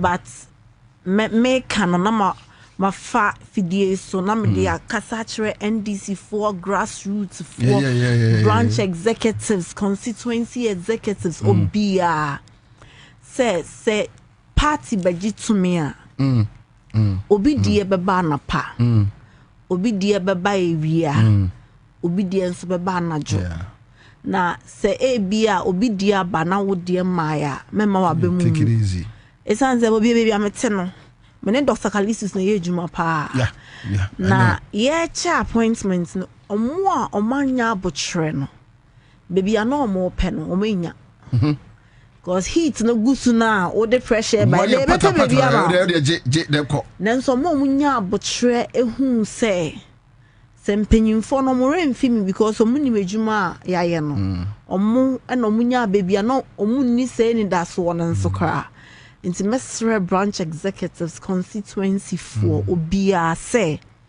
ye chechre man na ohwe mpanyimfo ne president Mahama no ho modern a obo obi me no kasaka me nikum na omu nampo na wadebi nti omu yiro mo ho say yesika sembe koyie emebunu benye ejuma chese bebia na MPP for the Ghana edru ansana president Mahama ebet na akonya so na nya de ketwa bad na se ya nyere ye ho na ya nchechire ye man na ya nsan hwe party a ebe hayen na ya fine balance no sometimes a check akra nti e chesa no na obi ebisasa na wenso ye juma ampa omo boa NDC fo nyina omo ye campaign nyina president Mahama ni mpanyimfo mani so nenso ni nyina ntimi ma ne preko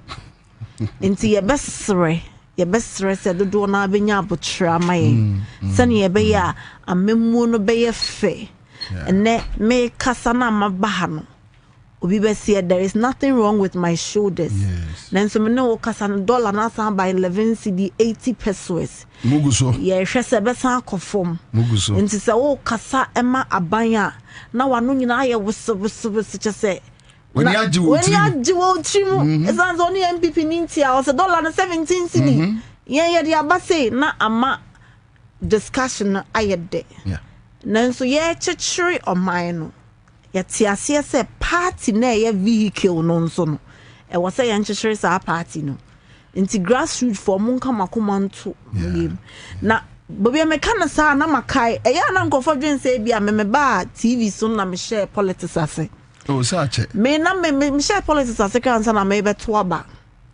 na ye door to door e wo kuma ase me kai nsuta ye hwie nso gu me so ade ntia na me mampo nsuta na say you nim kwa aman me na me kuma ase me ni baby na e ya na edin ne location nyama na mention down ompeke na ye wie ye no kra na national service obi amoa me wo party no obi a ye hwe nso egu me so no obi avio nenso ye twen ye na e na edu ye nso me nka say twen to say me we dey me ntwa no me no ka say ya na abranti bi asend me bi mpese me read it no I went to Minerals Commission at Accra and they directed me to NIMO Secretariat, which they told me to go to Koforidia, then Wenchi, then back to Eastern Region. I've been calling the commander of NIMOS in Koforidia number, and nobody is listening to me. I went where you before Obekasano, because he said these are some of the Enema. We wake up the Lord say, yeah, Omunya direct. Inti. Beatrice, we sorry. Oh, we sorry no. And they no correct. Not just a doctor. And yema a good phone so. And they say a cabranti be my mehano. Men can't say Jifa Gununa or man is can't go high die. May I go afraid Jifa Gunun salary? Oh, yeah, maybe I can try. Jifa Gunun salary. Say, Papa, Munu for no afraid Jifa Gunun. What was I said to you? And never party how? Unim. Mamu masanya mane hamu esanse imprepi na tisi America na ya communication so me wo bi ojini nti na nkofo dwen se wo committee bia ya princess ka ba eya na o church mu this week me hwe fees ametua enye bete enne me nua kuma yi ba samia ya ye calculations we say live that yeah calculations but the party people have every right sure me say wo be ye amanyosem and now we a leader untimi interest nkrofo no wo kasa amomfa monsangu wechi and amomfa police and count. People must be allowed to express themselves because a big consensus is very genuine. A big consensus appointee dear Mr. Meaning say why you busy and then we can we na media number 3 maybe and I'm say na one William Mugabe and now me 2 and then my 3 me what stations nyina na call say ba me wie na me say be 32 calls ba konso 42 ba me wie ye no me Fred do omombo no wan fa on say appointees yan say from me Fred I return nti mesra appointees na juma no pressure woman no wan hwa obebodam nenso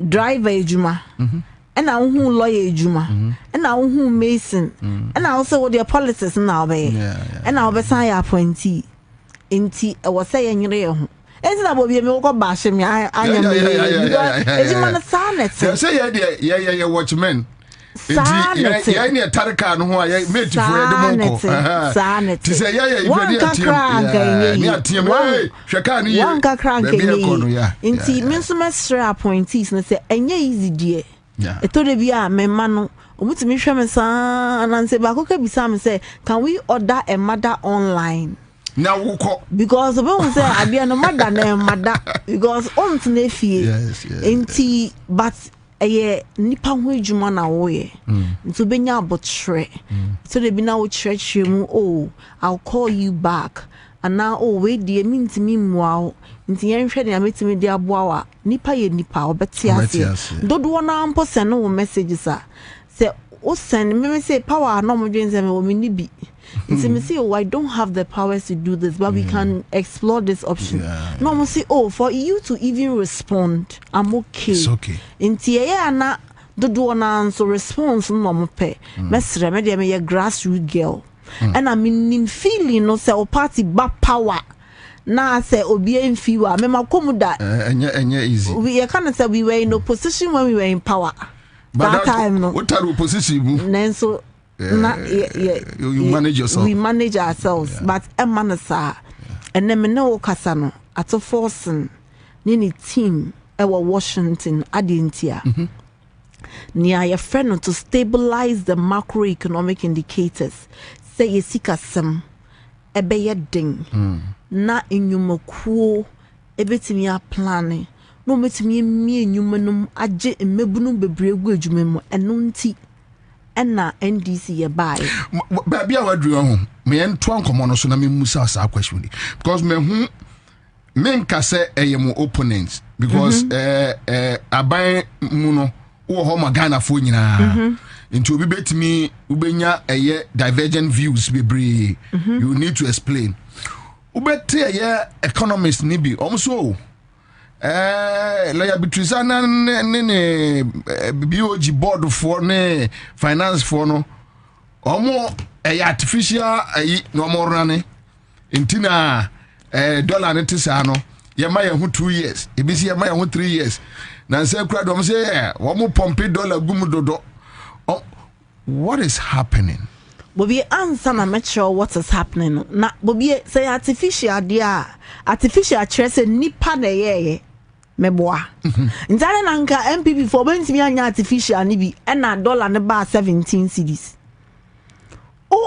ye bibi no bi gina chi o say efo ye de ade ma no say yeah afi na o say na de na artificial say omo say Bank of Ghana de ene no matams ka no mo de aba market nti na mo nim say yetumi tamska at the bar market Emma dollar ne be do 10 cedi ni 11 cedi ena omo no mo ti akonwa so no mo say ni panhwe no nto dollar 1 cedi 17 cedis ananke ekọ so you mean say enya artificial ye frɛ bibi fiscal discipline se usika ana eto ni nyina ba aban ho o hwɛ saa sika no na o hwɛ nyama wo betimi aye ye ba ye ye mfa over 400 million enko to amna say ebesi cathedral okay inti no your friend fiscal prudence say ye wo sika no ye de bema school for secondary school for na ye dia mom aduane said ye be ya mom expired food said ya hu MPP time ye de sa 549 million better textbooks amount kwada ye mfa enkoshe obi pass enti MPP for sa sika na no mo de to amena and enya corruption the auditor general report bad this otiko krapai na NDC abaya ba President Mahama say ye de tumi nhye won sa ye de siesie o man ye mfa nye ne akoma be na Bobie mete on be be am pese me nko minya vacation bia na misika za no enye ntia enso na wo de won sa I mean abo aban sika timamofo sika mu na wo so de sika cathedral sa nyaman ye jai edu baby ma menka show asem we na me pese menka emra ye ba ya obeka ya President Mahama ka say ye betua contractors then ye be ya big push no akwan ni suku akese na ya resabia akese ye be sha ase no ye ka say ye betua contractors na Bobie ye audit no me say finance for ankasa be ba be ka omunwie na over 1 billion na a fraudulent payment MPP for aye and sika I think that Matty say NDCP for also can the same thing and sika no aban core cabinet or say 1 billion aye de be fraudulent payments dia mama yemfentua nurses ni pharmacists nti nurses ni pharmacists MPP for G or more na sika nu ho ye de betu omo nti no 10 months yentu omo kan are you see this ka why are you be doctor are you and are you no card and me hu na me say na me say me hu na me anya are you no go say galamzo munjai and anya say are you no but am mu munjai can I enjoy it this ka ho omo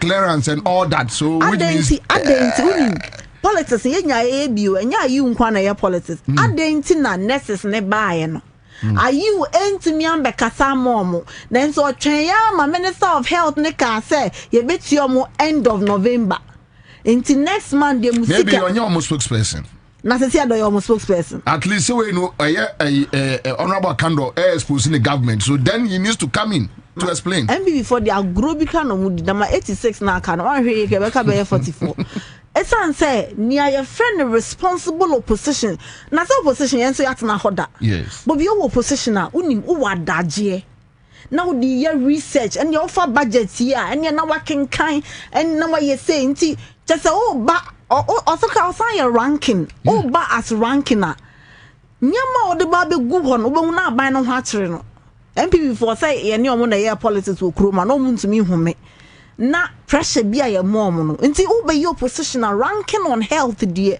nanka wa be ka say ye call ye no we left this fund allocated na sika wo ho de say ye kan ko enye na nado ne ka say ye tisika so so come de o ba ye no wan sorry scan so de no ye o wie ayu no o kan bisa say na ban betna akonwa so 8 years hospital ba component mi ensi hospital ya resabia baako miami kromo labadi polyclinic kado mu juri ehona ye wo mechiba o mu juri ko ye afei na President Mahama ammo musika yese pejemua esi nti before the say o mu nyo opposition for aye ka o masam nenso Ghana for etie yen e wo say yen hwehwe nsam num nhwe omo no I was so who said near boni friend of fiscal discipline.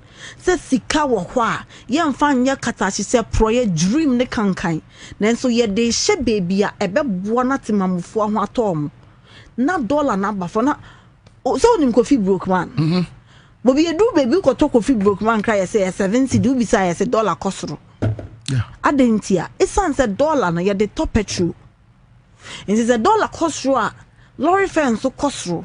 Nan yokofa ne broad ya obetutum so no price ne be kosoro nti yemfa dollar ndua broad de nanso esan say e chain nti no nti say dollar ba from a ya de papa and my businesses and no more ton cars about so kind for I some MPP for kra almost we die amen NDC aban ayejuma na se bona sa na wo ya ban a wo yi ejuma che se so eni a was all who's opposition dear Ubenyebi. Mami Musa council. Sir, issues about a fiscal discipline where you say yes, we agree. Yem fiscal we inquire, you discover we say now we are talking about the dollar, we are talking about petrol prices. The question is, some a businessman a mebusa lawyer Beatrice say enyama modi agu akwem no sustainable. Can we enter next year? And as you bedru Christmas, oh bronya neba na dollar no style be mubenya excuse. And I say mubenya sustain ye the call that like Charlie ya the moko we drive him ya the moko no fears. Asema medical can say President Mahama second coming way dear your friend in legacy term na legacy term na see ne say member ye na nimeni mu ha ya na ochina sorry asesa enti anyama ne nhihye ya ye na sustainable.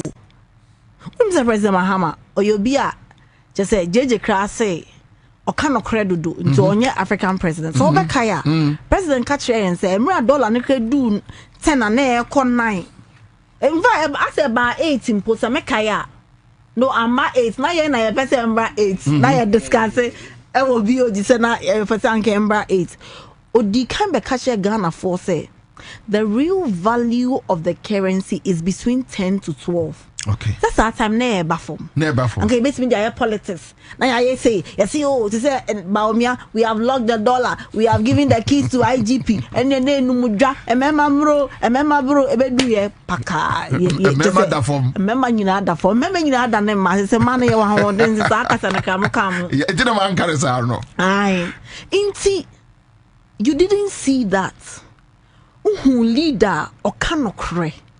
Or say dollar no ye nimsa na hoden between 10 to 12. Inti ye nhwehye ye nyina no. Say ye sorry ochna manen ko 17 cedis. E manen ba 15 cedis inti no. We are putting in place measures. Inti do baby kre ko 12 cedi 40 pesos. And then aba 11 cedi 80 pesos. Ochna e betimi akọ 11 cedi 50 pesos. Nia broni kanene say your free be relative stability. Ghana ye need fixed income rate. Fixed income fixed exchange rates na ye say usika no beka say oko baby $1 is to 10 cedis. Oko soro ba $1. Ye no nia ema dollar necessary demand of the forces of demand and supply. Nkrofo say na hia dollar de kwa kwato ade wo amanone.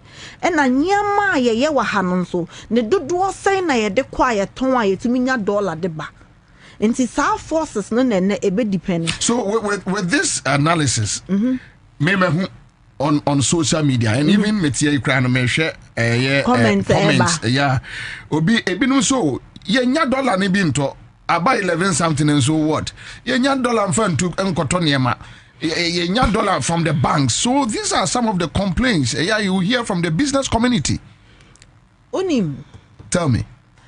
And then my banker bigger frame and I may go through process or see here me life picture ni Ghana can or see Bank of Ghana regulation be bring am see we dey me am Bank of Ghana so I say me ho ya kire me adenti ye audit no ye hu say nipa bonifuo bi ema ye dollar nsem entimi ngina onim ni omoye omoji invoice no so wato ade wo bi ho wo China $1 million into here Bank of Ghana say yen sending $1 million and come China company no. Bobie scan ko invoice no from me say scan ko drew her on tonhwe ade oton nyina ye be $50,000 na scan akwa abruchi.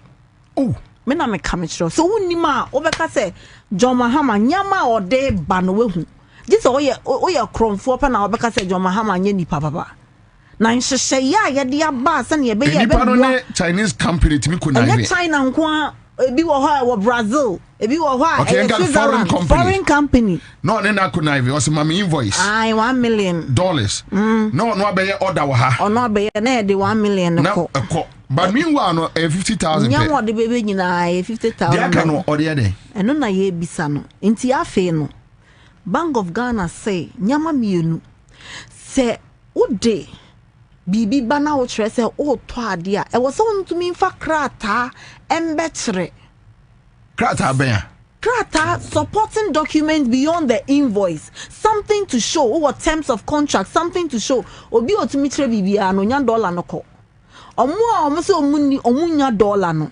omo a just say or the instruction ko me be some question me say me amisika na businessman bia on a bank ye ejuma no utimi nya bi minim bank obeka say there is shortage of dollar in the system and then me na wo kasa no obi wo ho a o se me ye ejuma na dollar ba ye tua ne invoice Bobie dollar ne buy ya o se o yi ne dollar cash na we hu businessman na utumi na dollar no Ghana ye di dollar enye sidi na ye di sa nyama we ne masisi ya da pa mo ne na sefo to minya dollar physical cash e de ko show mo pass ne ja o mo ejuma no wanye e no munya o musika nti dollar no 17 cedi ka no so sa on hwe na ti mamufo ho kire o mo ye se nkrofo miensa na 10 be benefit na kro ni nyina Ghana nyina ho be kire ne de na sa nkofo no mo complain na Ghana ni ti mamufo ho ntom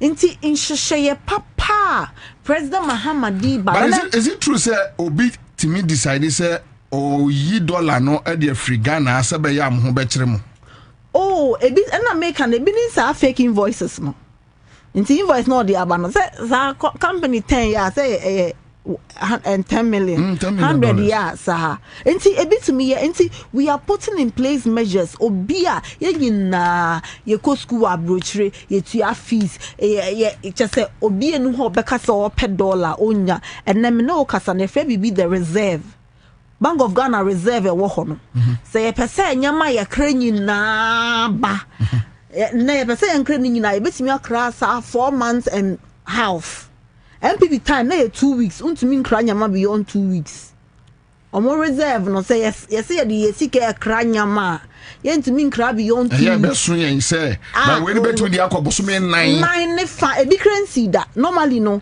international standard say 3 months and the Ghana you 4 months and half are you sure oh Bobie me nya sure say any politics now oh Bobie oni MPP ni bia friend no friend bra no be yiano no say bia omo no ni so they and this no ni your problem back ye nim slogan okay enti we MPP for na ade we me kan the dead way no mo aya ankombe no operation stabilize the city enti you be sorry operation stabilize the city operation we ye import cover President Mahama say and then anapawe na meka Ghana ha okonofa about 113 communities ono menya kanea 8 years no mudasun and they are connected to the national grid na ya ne satra it's Ansah President Mahama say se nipa ni kanea mane kanea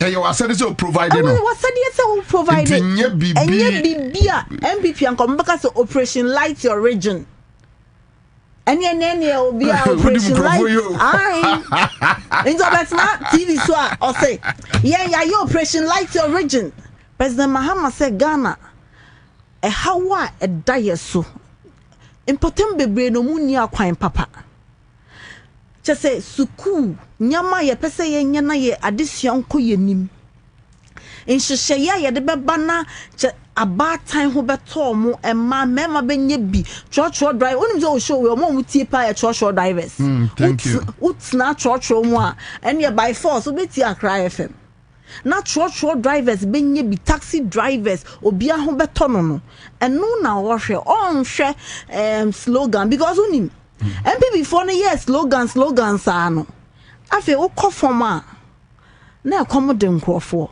free SHS na ye ka se nkwada na mo ho kyerɛ mo nkwala na da fam aduane ni ho bibia se omo se NDC for dia mo betwa free SHS mo ane edu baby ka yes review means cancel omo se mo no makoye o ne Harvard ne he so review obrofo mo ye cancel ene NDC for mo pay ye ene enna nkwada no kwa akoto aba no so mo tutia MPP aban and so na ye was slogan free SHS and then what the class say suku bi wo hwa or say oni aduane what be da enya de be ebeka operation enhanced PSHs nkwada na ekomodi omo just provide food. MPP 4 years basic school textbook try anya allocation among secondary school mpo de bobo edu baby na yakọ print pasco na pulmonary asante bedi etu omo no mo pre contract ni obe print past questions nkwada no chese onye omo kasa basic knowledge na ebi ni ho adenti ye de nkwada daachi ye politics na say nya na yeti ekrom omo ano mo abenya be minister obi nu bedi nkomo street mu on social media oh yes dollar ni jina ha we jina ha na oto aduane say na oto we say no correct mo tesa de we eye government communication mo tesa niema we how do you respond to this Bobie no correct me in some na mechanism me my economics pa na emra na me economics or class no so mo chere am say hold everything constant and then you will get this result. And no, Dr. Bobie, I know. I say I'm holding this constant, and I'll get this result. So theoretical economics. Then so, what the back you're sitting in more? You can't hold the lives of people constant. And say you're not variable so. And see, if I say a net inflation is single digits 9.4. The World Bank even predicts Bloomberg even further down. Your currency is strong, Nancy Bisasa your toy Gianna saying Unim Nanka NDC ama and Kayabetono Sinsa. It's answered with the same macroeconomic inflation and our macroeconomic indicators no and nuntina 2024 Obekaya from June ho Okoto sugar and na 7 cedi or chamako na 7 cedi 50 pesos. Uti anye ye kana on a mama no provision shop no kwa.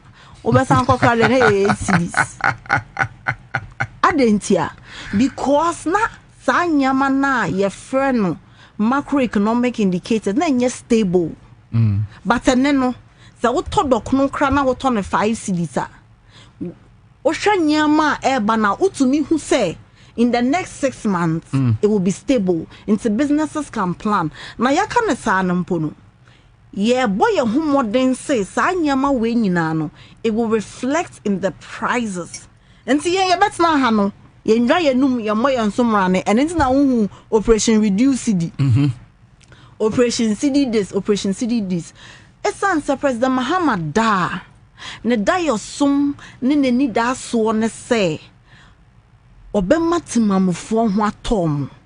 Church driver betimi aka say me de me MPP ni nso de NDC aban we ba ye de o ma yire om ho ana me de me nya politics nanso say NDC ewo ana NDC ti akonwa ne so a eya me mpotem no mo no mutimi di kane a ne nsuo ni suku ni ade papa bi aba enti ye kana sa ne ye nka no ashebe brofo ne keko enye ashebe ne na ya beka in the struggle for Ghana's independence ya kana sa na ye hwe humana ye ka macroeconomic indicators ne dollar no na ye hwe se yetimamufo no masese na mamemfa bibi na mamma example okay onim se NHIS na sikane ba MPP force munim Ghana foka de mo payare dodo nti sika no ye chem na baya afafa menim ne ye omode ye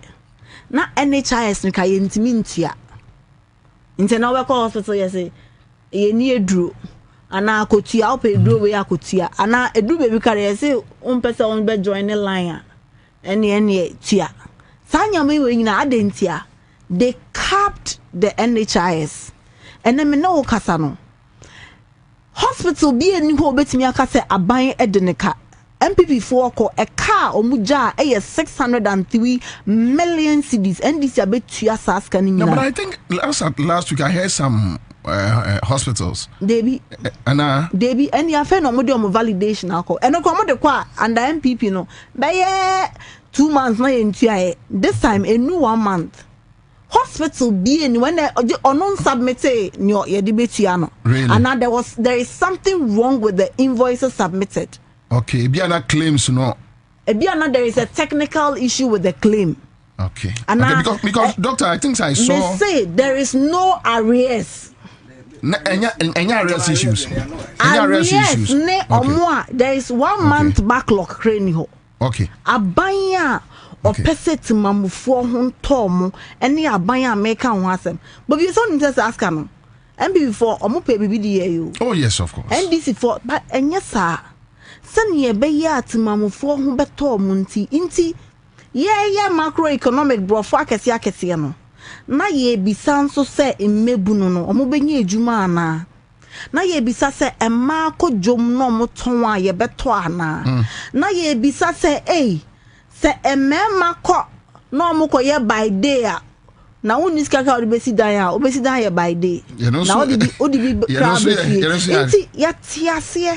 yetiase na mo nganjo he me se me president Mahama and the secretary on what the same floor. Bobie, she knew what assassin from opposition to power. The Bibi assassin, a Juman and I ding. Because President Mahama no call none of what be. Pressure not double. Messi Saturday, Sunday, the crown audience or the no fake and the energy level no. And yes, Ramama Ben among Kanyan on Nakakranayana on Nebi. And the minister and say an other report, but Otia say.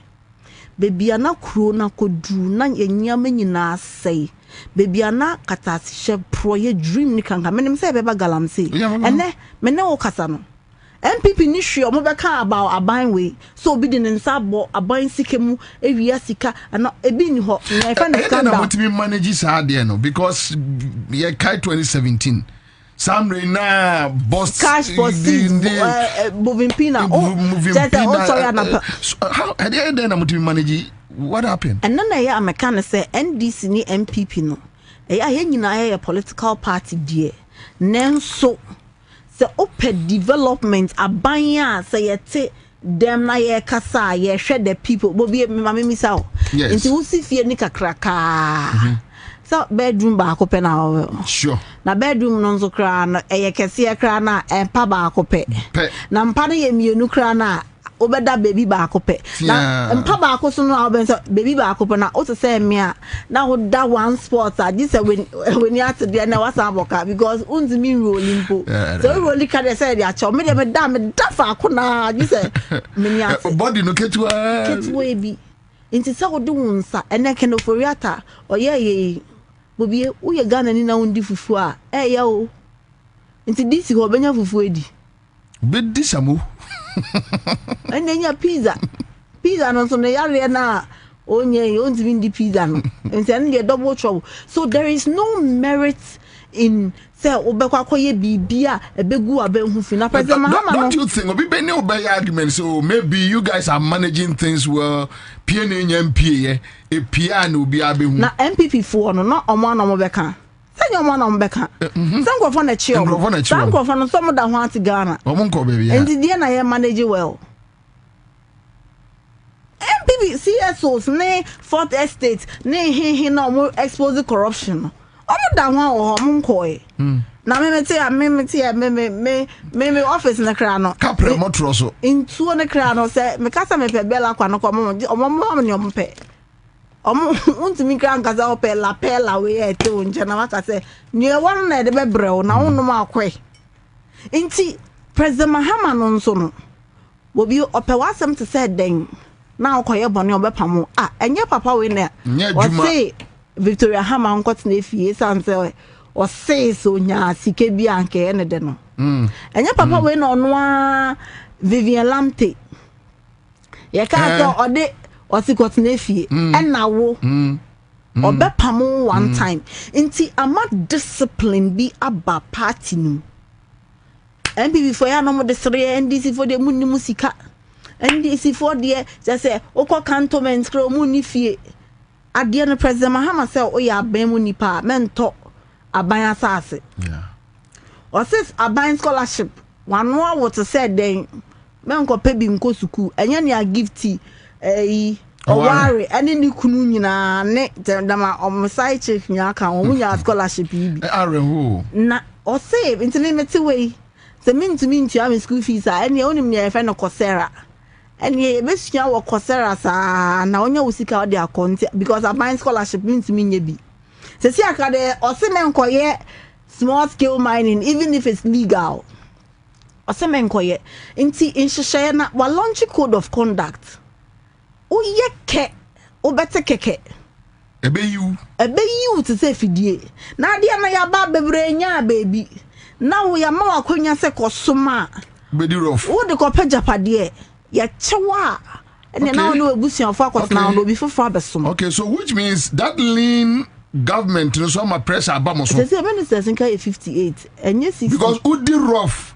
nkrofo atwen no na wo ndisi momo makọ school no e adeketwa we ya rough into wo na ene ya kai wo na wo be ya rough be foul say rapture.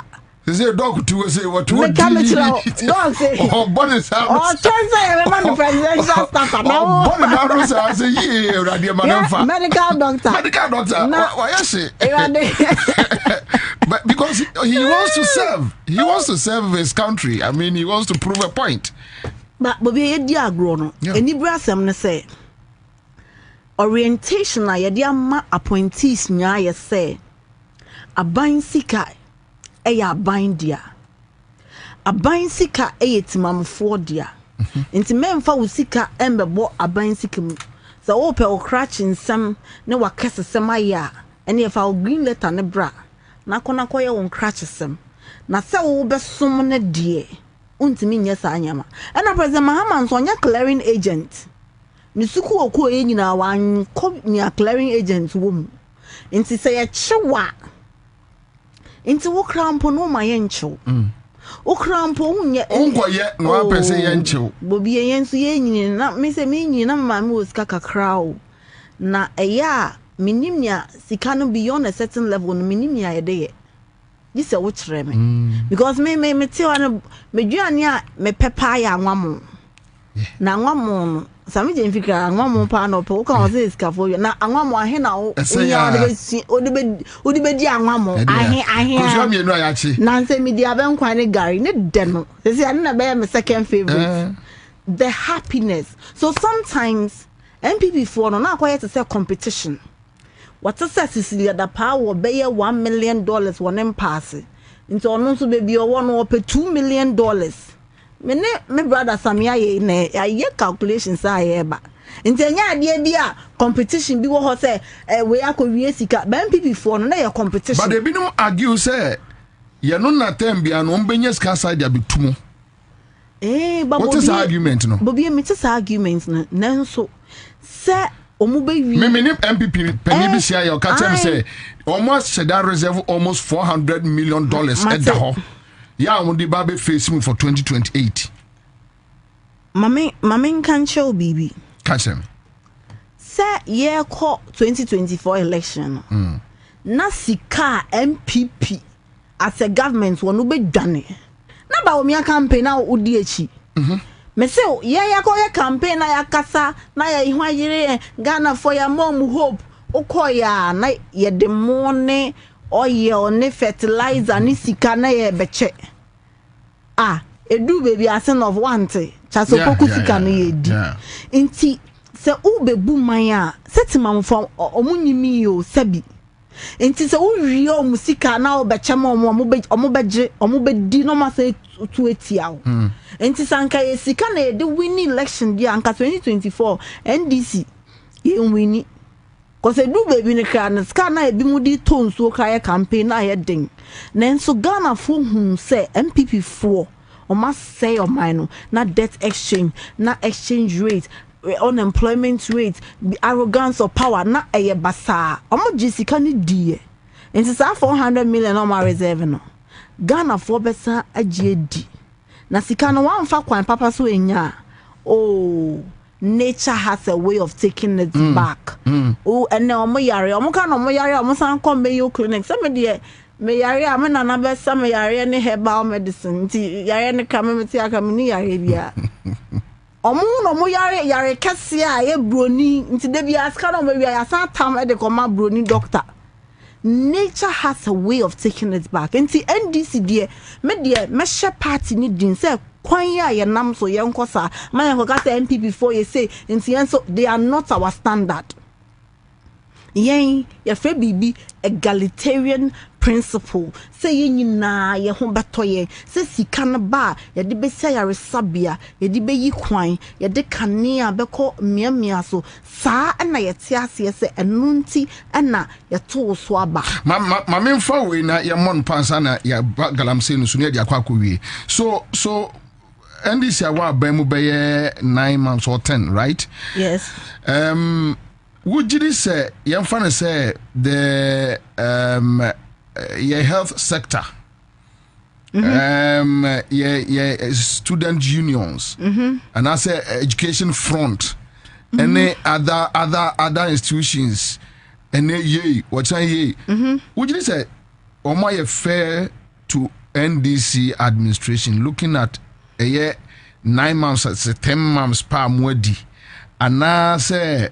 Mujis say where the BB boom and also almost said that they don't have any case.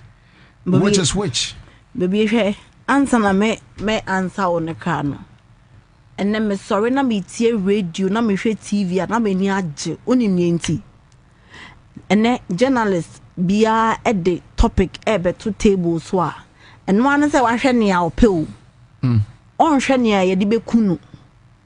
On hwe ne a ebema ne yere anani kunu abohun say adenti na wo kan asem we ene journalist bi eni ho akot na South Africa ana obi a obeka say ye kumi ana mesuro say ye be kumi eye fresh air no, government. But they will tell you that they have some few people they have been arrested. A fantasy comedy me can't journalist menka okay but so when you Ghana for irresponsible comments me no someone say me critical okay, anyway me MPP for to me criticizing me yes, very critical I know because me jindi say so unya akwenya to say me nemo bebe kasa no say me na me kita microphone so obi anya me yes amasa ko microphone di si obi eni mo betimi akasa obi wo na wenya akwenya enti say wo ye panyin a enkyere say e wo mo say ye bebu panyin there but enkyere say please penny ya the bonena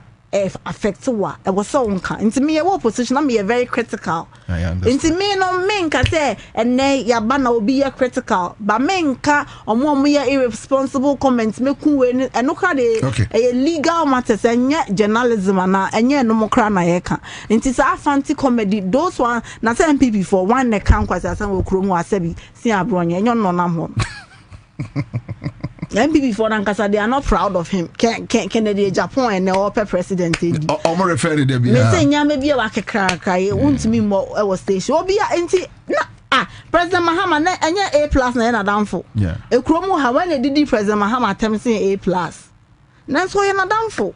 So ye na ye wa abem no. Ye tiase say ye wa abem nko timamufo na ama ye ntumi no. Omo wa ehun kwan say bibi nyo omo da omo beka say necessary ko ye demonstration say ne aban ni omo to payroll so a ye say permanently ya pesika no e de amomo enti yanso it will go to our credit say over 10,000 nurses have been employed by the NDC but omanya na saa anka e bia mante anka e bia wante enti ye President Mahama nankasa nansen wo hia CSO ongalamse o say yesremu ejana de mommo Bobie mu jana omobonne e bia no ohye nanso ejana mommo esan say mo bo jana na yenso ye de be kaye ho say my relax my nyese enti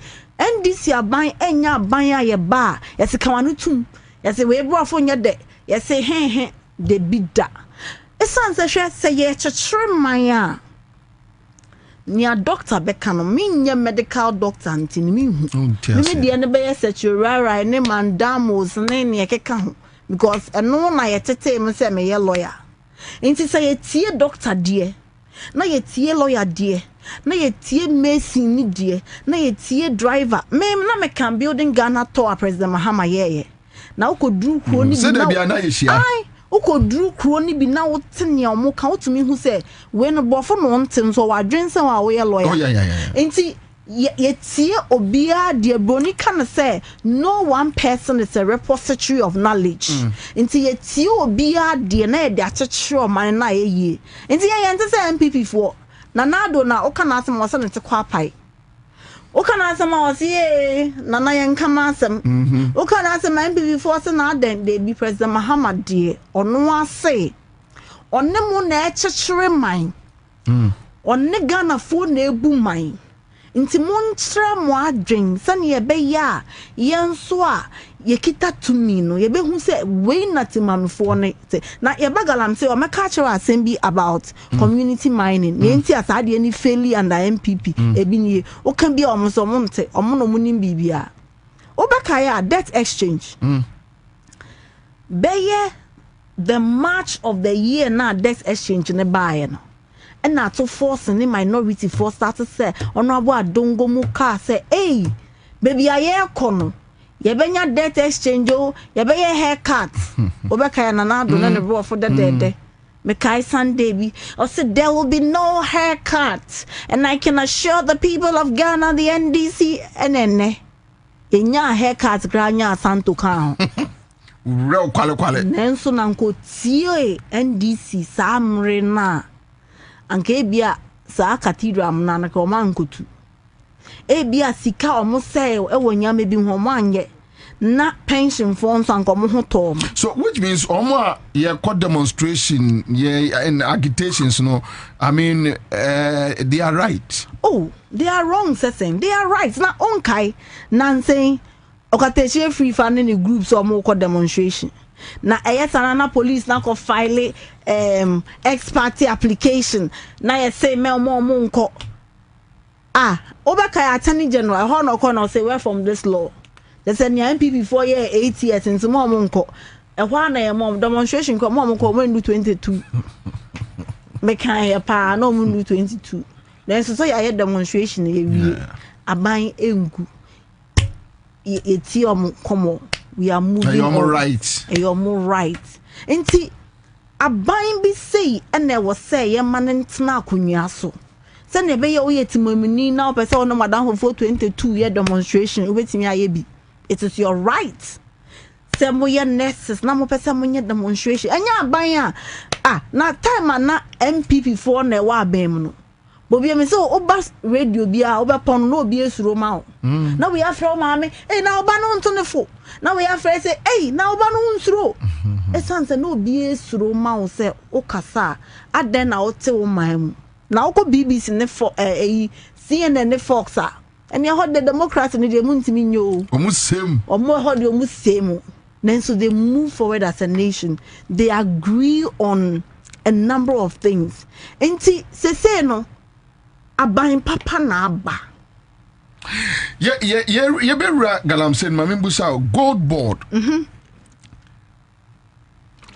impact be na on this economy monganje sameje mfi say I was on tia me for gold board here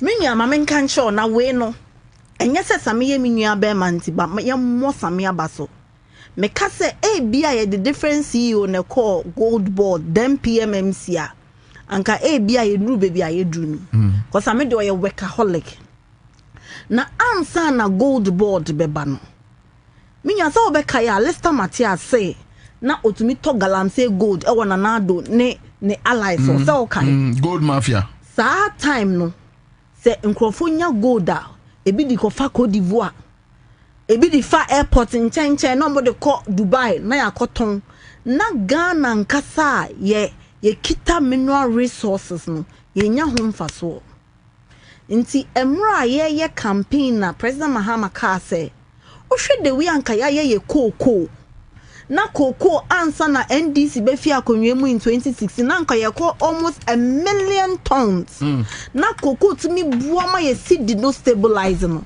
e was say ye ntimi nye ye gold sa nti they said the we are ye koko board no e na ye de gold board buy na ye de gold board buy na e share mra say gold bia ye betu wo Ghana ye legal say small scale large scale no ma obi enya tumi enton ewo outside the country except gold board uni nentia sani ebe ya sika no Bobie sika ne ba enko sami bottom enko we bottom ba ebe ba aban ho na be ye ba first ewo Bank of Ghana enti ne sidi na wo hu se nya ahonden no gold board edimu just say it plays a major role. I see.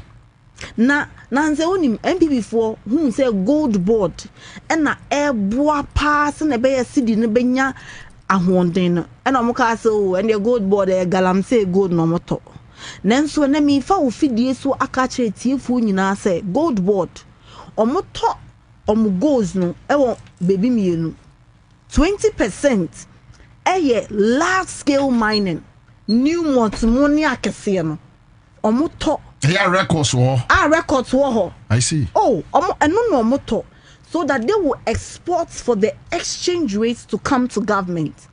Afe ni aka no omoto will license small scale miners. In the gold board card, they say new 6 months can omote. Then so omo start processes are omode bibia ye friend tracking beba. So ne be ya odi gold ne ba. Enya wona oba be fill form aka say meto wo Kwabena Company Limited. Now so betimi attrack ya hwe say wo go dia odi be if you license they said the way I work na into traceability because international principles say you would mine in very sustainable ways. But for me who say will be a sustainability. Inti ye den sheye eba in sheye ye dibia ba ye pilot boa. No, but they are complaining say even with the smaller scale miners no omo dia with the pricing because enkebia with the Cote d'Ivoire or the Burkina obenya a price was so which means Ghana government, the NDC government is ripping them off. And yet say Ghana government is ripping them off near etene say no because BBI regulated no. The Bank of Ghana $10 to say 11 cedi 80 pesos. So who ton gold $10 it is to the exchange rate of 11 cedi 80 pesos. I see. Nen so emra na gold board in hono na ye to say kalabule same pe gold menso me pe gold wo Bobie na our gold no same say woni me mema of 13 cedis mami gold na menso me say mema of 13.5 and there was on so pesca so the mama 13.5 so it was not pegged to the exchange rate in the is underhand dealing or because my gold in some of the fact Cote d'Ivoire. But with this, no, then which means a better say cocoa body and Papa for better smuggle the ako. It's a smuggling no. Se come no kasa sparkling no one tea chechom obekaya and saying gold board ebe year press conference at the pictures be to dra omoana omone Ghana for smuggle gold unim. E was say Ghana for a day odo a type President Mahamechi na yemfanye gold board no because for the longest time you see gold board no me see NDC for eno munjo menum ena NDC ena yemfanyama enwohwaye ho na gold board for me is one of the most brilliant ideas on how to use your mineral deposits because Ghana na yesika yenya nyina on gold nia taxes are new months money big companies ni tua niake nyina no individual Indian for and na Ghana for kan nke to gold na nke nyame ya Indian for ne Pakistan for ne Hindustan for omuno most can de ton enti na enti na MPP aban mu nso no na dodo na so la sulala no menya gold ni bi no mo nso maton enti it was haphazard enti MPP for ne de omo ha kire omo pa men kan dada Alista Matias mo because oba na wo Bobie otumi kire say gold no kokona ha na koto a so no so bepe bibia ma but se ye din hihye ya ba se sa nyama ni nyina eno na de fraud bebre ba no bi di clay I was spread gold or se meton ama because bibia was haphazard na ye wo gudie se na de bia ye sidi no na asai na ye ni sika na ebi mo dollar na ebi ba o se fafa Togo mame sika ne ba o se de bi o de fa Ghana minti nyinti fafa Cote d'Ivoire ana fa ko hia me anti bia o Saskatchewan ana sa nyama ni nyina ye se ye twam se ne ye be ya ye nyina ye benya ye gold no ho mfaso emra ye ku etia galamsey na ye kase muma ye mfa kwan papa so na ye mfenya saa egudie na ebetumi ede benefit abren ye nyina no enti so obi de propaganda betum say oh gold board to illegal omoboa omo yes na mo ho na akere omo ujidi oh omo na mo presidency a omo MPP abemu omo yes enya eni mo lawyer ujidi oh Bobie me nka ade ba kwa me mpese me ye ne say bia me kasama abanti no na me twantro se bi me oba nyama bi wo ho a mema de mo ye ba no ai mema any agenda also don't have your hosre who is that penny here say hosre mema de na mo e be wild fa e do na yakona fast na say me twantro because na wo hwa me say President Mahama osori na pa consultation meetings all year, briefings are onya, any reporting systems are creating. And the reason also is that why your president that Intiboni can the benefits of hindsight and to mean you on ho. Because sometimes to me even say, hey Charlie, the president is smart, eh? Because why you be that into our experience no and all day but why your president that a PMMC war and then na waba no say me say some PMMC dia call gold board because me tna anya for this more personal benefit personal benefits na Bobie chairman na me nkonya because me dia me ho share me pa that is the social media more opponents personal benefits yeah opponents na dia they are Ghanaians. Mr. MP before this, so my confused. They are also Ghanaians. They are also Ghanaians. Kennedy, Japan, they say MP before Kano Mokasa. Assembly could be so depending on Baumia and Kennedy, Japan, Ansah Neka different. Into your mom, dear, say that they are going through a lot of emotional instability. 2028, Radia Dum Yesu ama yetiase yetinkwam. Ubetumi abetena di sankomoya udi. Me patch of frame bra. In fact, 2028 crowd year, now year better. So good board they did 6 months. Yes. Into 2028 crowd now year better. Now you to track it. Now you who the real inflows. 2028 now you to so which means you don't believe in Kofi Bento argument on gold board. Not Kofi Bento arguments now. A one corner who say as some kind no credit. Me Kofi Bento me no call school you call financial market into a madam for pa. Or no or say. Asema okan no the basis no research bi omo year between 2016 to 20 Mr. Gold Board abene by 2025 agroni bi wo hwa na ya doso maybe the indicators of who that time no who the same indicators today oni Bobie na man here mobokra na say omo okoti omo research de ka ba ka say Mr. research na o say wa koti na nya sa na ye kan enye kra o oh, na baby, on some people fi benti asem sa.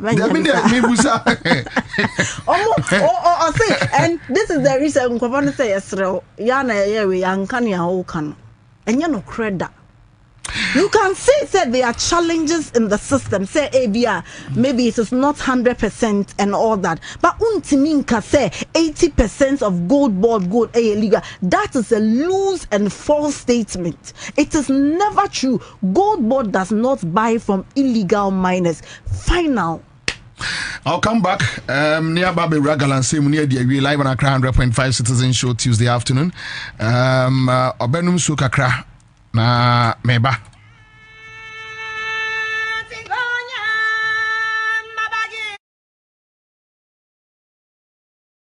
These are real, but so are the solutions.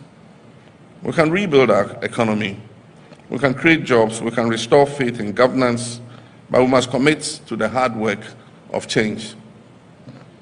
You were not appointed to occupy space, you were appointed to solve problems. Let me remind you of the social contract we have entered into. The Ghanaian people expect us to deliver, and we must not with excuses, but with results. I've said before and I repeat now, this is the legacy term of my presidency. I intend to make it count. I intend for it to matter. And I expect that every member of this administration will do the same.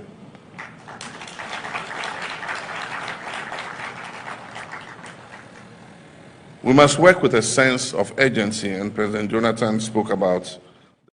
Sa video me person de kire council na ohwe ade wasa apeja na ohwe se de asase esi aye and me pese council hwe emaye na ye bagalam say ni so na de I am free Wasa Coupon Road, and you could see the mining residue flowing towards the roadside over there.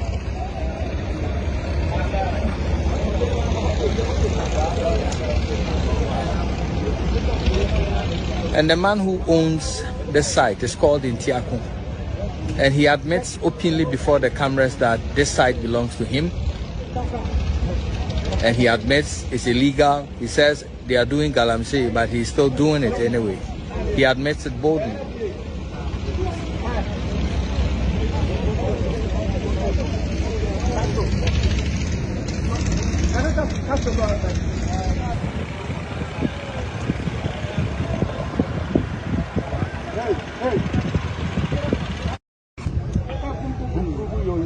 Me pese for the record, me who ipakra auto gold one eto. Oh, say honey, good no.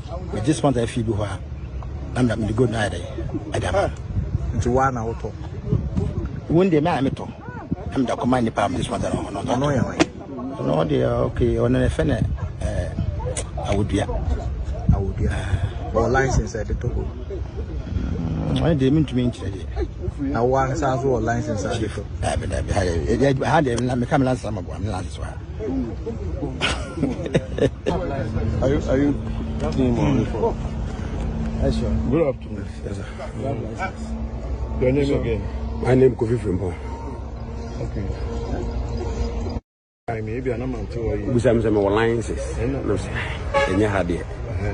Now, I didn't know me. You know, and I'm a child was sick. And I was say, I can't say, why concession? Yes. I'm saying tribute mine. Yeah, chief from her to what do Adiambra. Inti, I know tribute. Normally, hammer tribute and not tribute as concession. Yeah. Maybe I ignite. Krobia no Krobia no concession. Inti tribute na ma o kwan se be ejuma wo na se dem pa cho hode minti mi nyina han deny and I been can asem say no kwaze no na e wona me bisa o se na dey na ba na wo ye ejuma wo and so na wo jina wo do ye ejuma wo ti na me so be chire bi se wani kia e ejuma ya re ye e no are ye ti ejuma ti bia na wo ye na be just a license ni ye wo bi enya ha be bi ejire license and ye wo and I watch as one of my team, and I was just had to be a mammy to me. Now, because a high concession, high tribute, the minimum, high tribute for concession. And a tribute number of point. Tribute number of points. Tribute number of points. Oh, mammy to me, who said, good afternoon, honorable. Go, talk.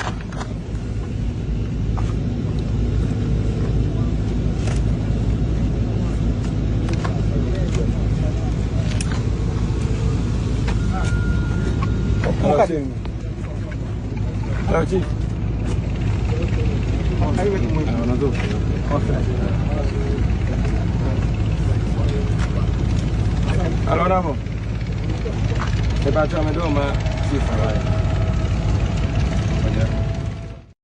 Ensu Araba Kwaba, me know the Bobie we on Galamsey. No correct.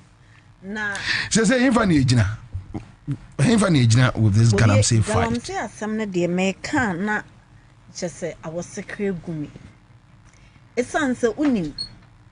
Eya na MPP 4% omunye to say omukutia galamsey ena NDC ba abem no hwe nkoso mepese mefa wo fidie so na maka Ghana fo nyina na etie fo nyina se from 2023 ebepem 7 January 2025 Ansah na MPP fi abem no na there was no fight against galamsey na MPP for nya hwe fa galamsey no ma se asem we amaka no MPP penyin bia be challenge me non kan kire me nyama no mo year from 2023 to 2025 Ansah no mu fi abem inti edru baby no Bobie na galamsey na e free for all and no MPP ni nko ade a na wo Sophie na wo san excavator de a usimi ko tu galamsey atiesim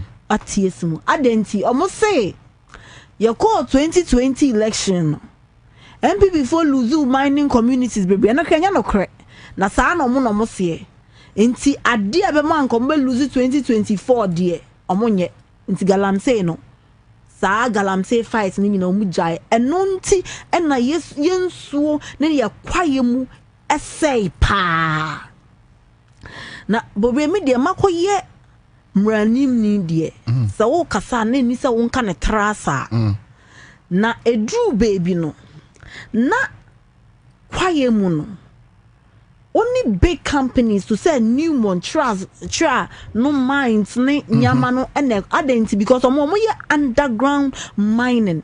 Okay. Na omo ye mining ne kra na ye fe bibi processing e ya na omo nya wo kwaye mu omo wo big places are na ye fe bi tailing dam no mo de ko nti insuo ne video na mu hu no say na nka ye tu ni nyama ni nyina no mining companies nti na nka sa nyama ni nyina no ye te galamsey die nanso na ente say na 2016 insuo no river Kwabena river pra mu nyina na ye papa yeah na die nti na ye wo ha mekira wo ne NDC aban ya fa ho nanso Ansah na mekira na wo say tiefo hu nie nti a ya bedru a no mu hu say MPP aban na ebetena so ne MPP party no eye party a omo sai man omo nya ade yi omo sai ade say at this point MPP matter in this situation na me di kan ka say mekira wo ne NDC ye ne be shock wo ade a NDC ye video ya o kire ye kra onim ye nti awenya video no NDC nhihye ye papa ye de aba no eninti na ye call hwa ye kocheche nkrofo we nti na wenya video no obo no nti mekire nanso wasa mementi phone tiase ye se ne ye be ya MPP4 entimi mfa galamsey enka se ye pese NDC mumfi abemu na MPP4 ba ye galamsey ne di kan na obiye ni ho so ye NDC ni o so ye MPP ni na oye galamsey kra na oye no wakwaye mu se forest reserve onye bi na eni bi na MPP4 ede ni aye friend state of emergency obekaya almost you have declared a state of emergency on mining saa de no mo ye no ne mfaso a eba so ma MPP4 Ghana for ye nye bi ne se MPP4 ene kwhye akwaye mu no mo start say omo do galamsey na omo hu se mrebi eni ho a ema ho kwan se mining companies te sa konta mining mu na nasefo obekwa akọ ye galamsey wo kwaye mu no oni nyomo ye ena omo de airline bi a ye fe ne airline 2462 yeah at the buy na sa airline ye fe bibi regulation 3 sa regulation 3 no ema omampanyi to mean se ohwe se oman ni nyina bedi yie a ni abronika no in the national interest na dia ma license na nkofo nko kwaye mu na saa de no kra onim bronin say ye de caveat se omampanyi menye nanso se obeya maninye bibi e beboa Ghana fo nyina te se bi a new month aka se ye pese yenye mining na sika sei ne beba na nado se on bi da eno de mining license ne permit man party for akonta mining edu baby sampan mu nyina apply so mo per mining leases adenti mrama manana do to mean say oma MPP4 no monko ye galamsey e wo kwaye mu enu nti na ade we hya ase afi na ye nsuo ni nyina no untimi nya hwe nti omo se nsuo ene aban a omo ye Ghana bone we no se ye kan galamsey nsema e wo so monka o manuntum na NDC for ye ntimi ntre nia ye nti enu nti na ye wa ha nti NDC ba ya na nye se omo ye bibi na NDC yenso ya beto aso nye nokre afei na NDC ba ya na ye ba be hye ekon nase nti the fight against galamsey started freshly after 7 December na sa but yes so we are complaining, everybody's complaining. Bobie ye dia grow ba wo fie okay tobo mate na emra ye ba ye no 44 out of 288 forests nankrofo eye galamsey basabasa 9 MPP for say a red zone untimi nkoho forestry commission form tumi nkoho police ntimi nkoho obi ntimi nkoho say galamsey for na wo ho e no mukita tuo nti usuro say wo kwa ye bekum nti omo declare no red zone. I see. And then me na wo kasa no President Mahama and the Ministry of Lands and Natural Resource who modern bontino sa 9 forests na ya GF galamsey for all the 9 forests have been repossessed way ya banya o ye bibi inti so bi na baby no ka che say ban we nya hwe mfa galamsey ho a oboa hunu se pesa enti bibi for no nyomoka say ya say kro no na ya say nsuo ne kra na mo na maba power inti mo nya inti ye fix it inti baby amoka say 9 forest zone na mo se mo de mu ntimi nkoho Ghana military hin ntimi nkoho no enne President Mahama Daromanti no sa forest ni ya repossess Bobie bema chese nipa ya dia osaye yi na wenyi na ya men say ni din 9 na wentimi na nka bete anka de na wo de wentimi anye say afo ade na wo 8 years wentimi anye and obi the 9 months aye sadie we into 9 forest me are claiming now nim ya buy na President Mahama say nanado time yenti ana odesa mining permit ne ma akonta mining wuntumi ne nasefo no eye regulation 3 of sa airline na me ka kire yeah nti me na me yo mampanyi sa to me no me se munje free me se nti munko na munko yi sa regulation 3 ni mfi ho nti ye de call parliament eko yi sa regulation 3 no e ma airline ne be ye airline 2501 ye wie na CSOs force NDC musimu be yi airline if you nti mamunko yi enope because ye hwe the we ananado edisa airline say yensuo ne ye kwaye ne bibia na ye mpesa ye betekra President Mahama say you mate parliament beba October we ya oba ye be repeal sa airline na nya enope so Ocean Minings and Minerals and Minings Act ayamra batan a ma company who kwan say omo nkoje licenses no yes ye besesa ni nyina na ya hyemu kina se na be ya enkoye airline ne pe nti na me na wo kasa no ni abroni friend stakeholder consultation ye bisa nkrofo de na mususu say yenya ne say no eno koso se ne be ya there will be a comprehensive amendment of the Minerals and Minings Act and all its attendants legislation just amra e fa mining hu nyina no ya ye bi ahwe. The Minings Act was amended in 2015, amended again in 2019. I heard say intimi solve a problem that we are pe enti ye besesa. Near tosumi no. Enya forest ne pe na ya claim ene mra na ye ba hihye hu no. Yeah. Ye free bibi so reclamation of land baby a ase no. Ye dua nua tree planting. Yeah. Na we no enya ne ye seeds no kogu from na ye say ene ya to seedlings be ye ne wo hunting nkofo enya ho mfaso ya pon enya no bi nie.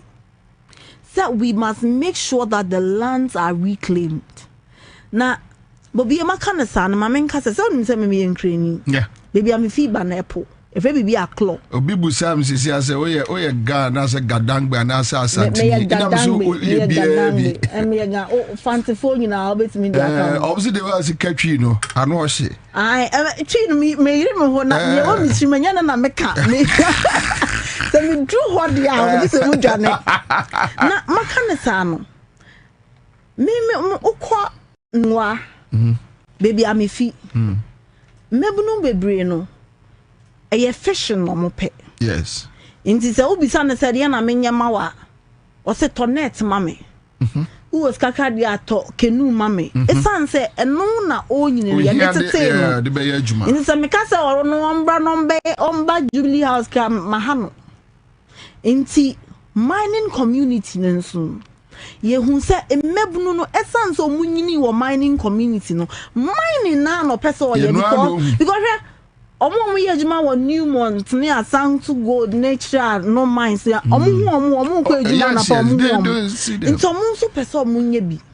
na no na me di kan ka se NPP4 no me say omo say mine omo ye mambo 4 se sa na mo kan en omo say sa dia ye be ye community mining send ye be ya community 4 me say community ba akokre ni ho a omo mining no mo fi community no really me kametro in fact NDC ba be mo no na krata ba akokre ni ho your friend policy guideline cry better say community mining we ye pese yenye ni say as obi na die no dwen ho no ka say chale ade we di ye beto aba ye na say be boayin I see and no mo kwaso sankro for free nkan ne kuma so ne ekeka ho and no mo se mo nko community na mo nko mine adensi and mo ametu any blueprint bia wo the blueprint ka de wa kan bro focus here yellow print kra that's a white print kra ya mbeto sudi agrubi na no mudi adensi se omo betna radio so a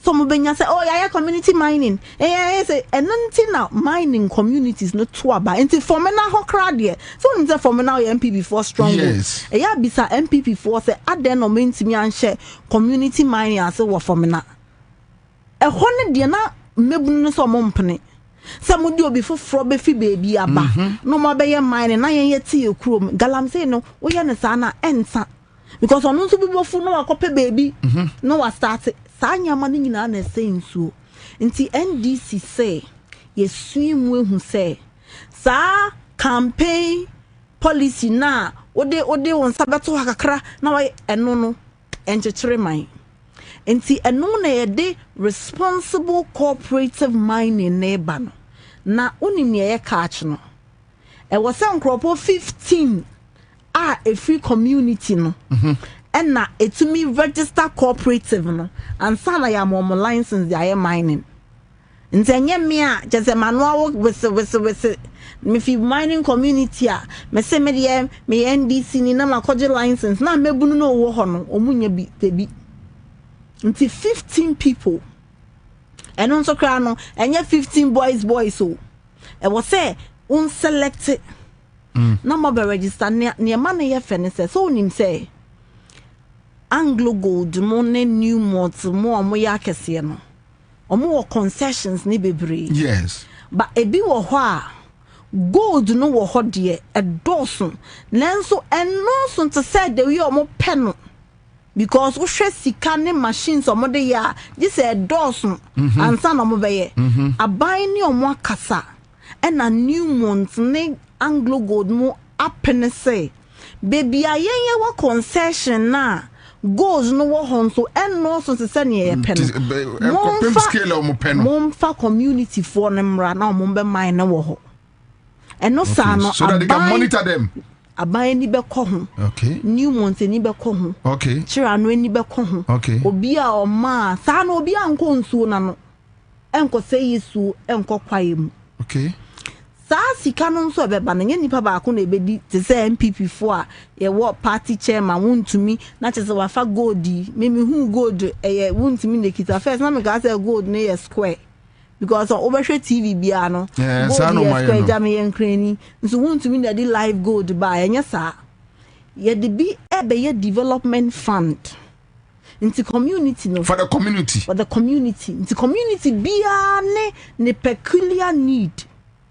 Into what mebunu no mo jai galamsey no. Na obwa community no because galamsey ayaye e ma sign na yebi. Nenso say omo ko wo a omo wo hospital omo ko wo na. But lawyer e ma no gumu. Man no gumu so mema no so mo ha adwen pa mo gumu pa. Oh enukre. But guess. And normally oba bia de person onye baby girl o. Oba bia person ko na fie na ye hwe no. Nenso bibi nti e na oma oba ko. Nti the point is that sika beba no ye de bi ebe develop a community no se ne be ya we mo enko. Na maka ne say we no. Okay, be a MP before say I then someone declare state of emergency. What then come here, no? Mamen show. Obekaya 2017 MP before declare state of emergency. Na hwe data if Ghana Chamber of Mines buy sa year na omu declare state of emergency. Sa year na enya gold sin year bia.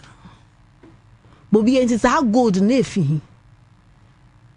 A state of emergency no mube declare o manu keke se na brofo na ye wesa. And this a moment me declare na some why in a year. Why don't you do it? So this is what we are doing. Say ye MPP for an MPP nye standard.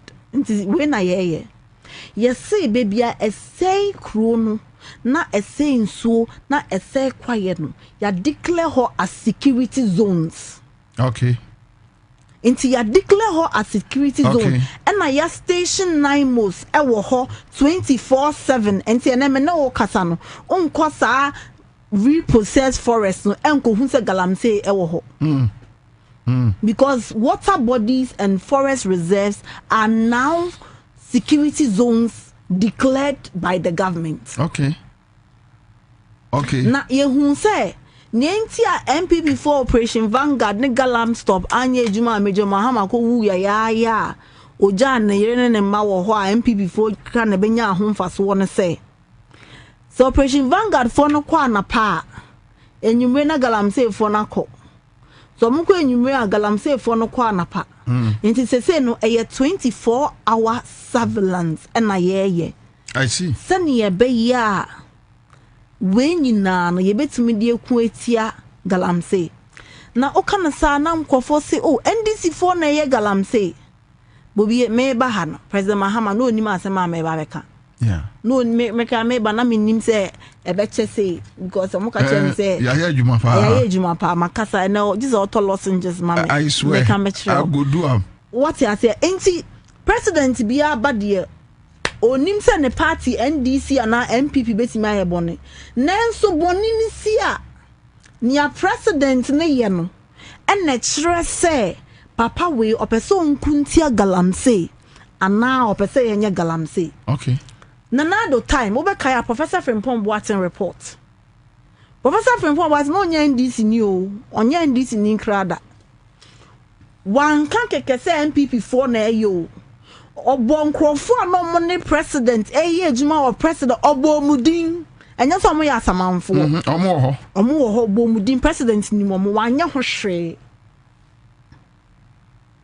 enne so ye ndisi ni na unim no bi bo wudin so ye galamsey ya ese makacha madam for bi say o ye ndisi appointee so nim no ha me ameka so ye galamsey because no what be kire no enne so ye ndisi ni na ye bo wudin na onkai say Yamin any abanga omunye less people Debbie Yamin a national organizer na your own friends yeah me ya kana ya me homete Nancy President Mahama say we don't care whose oxes go it was say yentimi ma mranye juma inti ye bowudin keke no yesi yoko munko na munko kire ma no let the Lord deal with it. Na maka ne sa Bobie hwe sa asem no enye se Fourth Estate na akoye story bi se ebi abanga ne Yami akoye bibi ana ebi a Accra FM na mo hu se obi ye bibi nti President Mahama is under pressure dey bi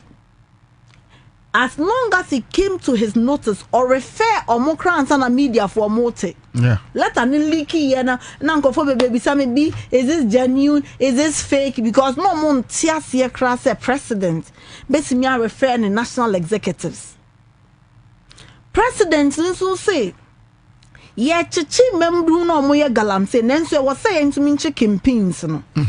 And she say a mount strong surveillance. Now the greatest campaign I Ghana wound to me. After ye wound to me, I must motekwa paimonti ase. Na be my mimi so ye MPP near immunity against wrongdoing na. Council Mami Musa, yes, our question was answered. Mami. Is NDC government prepared to win this fight? The NDC government is prepared, committed, and will win the fight against Galamsey. Okay? Almost every week at regular intervals, this is a president in any country, but there is a security briefing on what is being done. Some catch us NDC a problem. Let's say in Dianu. Would you say Yengra 2028? Yemetra saying Ninkomo way be where you need to defend the government against Galamsey, whereby people feel that Chale Muentimin Timonko. Mame show. Tell me, Council. Yes, akwala obetokano. Onamobusa taibo. Sa abanya obekwetia Galamsey no. In the first 10 months. Or say near MPP 4 year be just for the political gimmick. Say media see media see ye Inti won't say despite the call for states of emergency we say you must first understand the problem. You must first engage people or more states of emergency. Oh yeah. Who corners now Ghana. So over Kaya 2024 MPP 4 so close a Togo border. Then to the route to enter Ghana, a bro sister.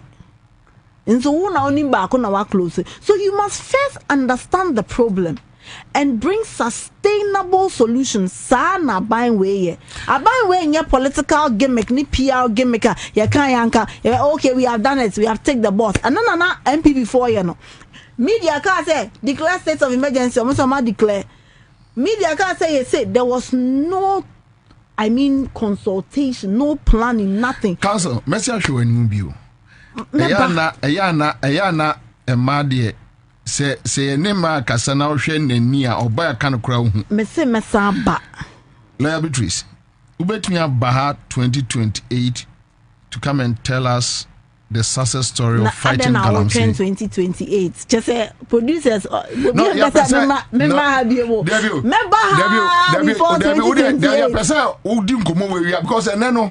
one my detailed analysis on what the government is doing.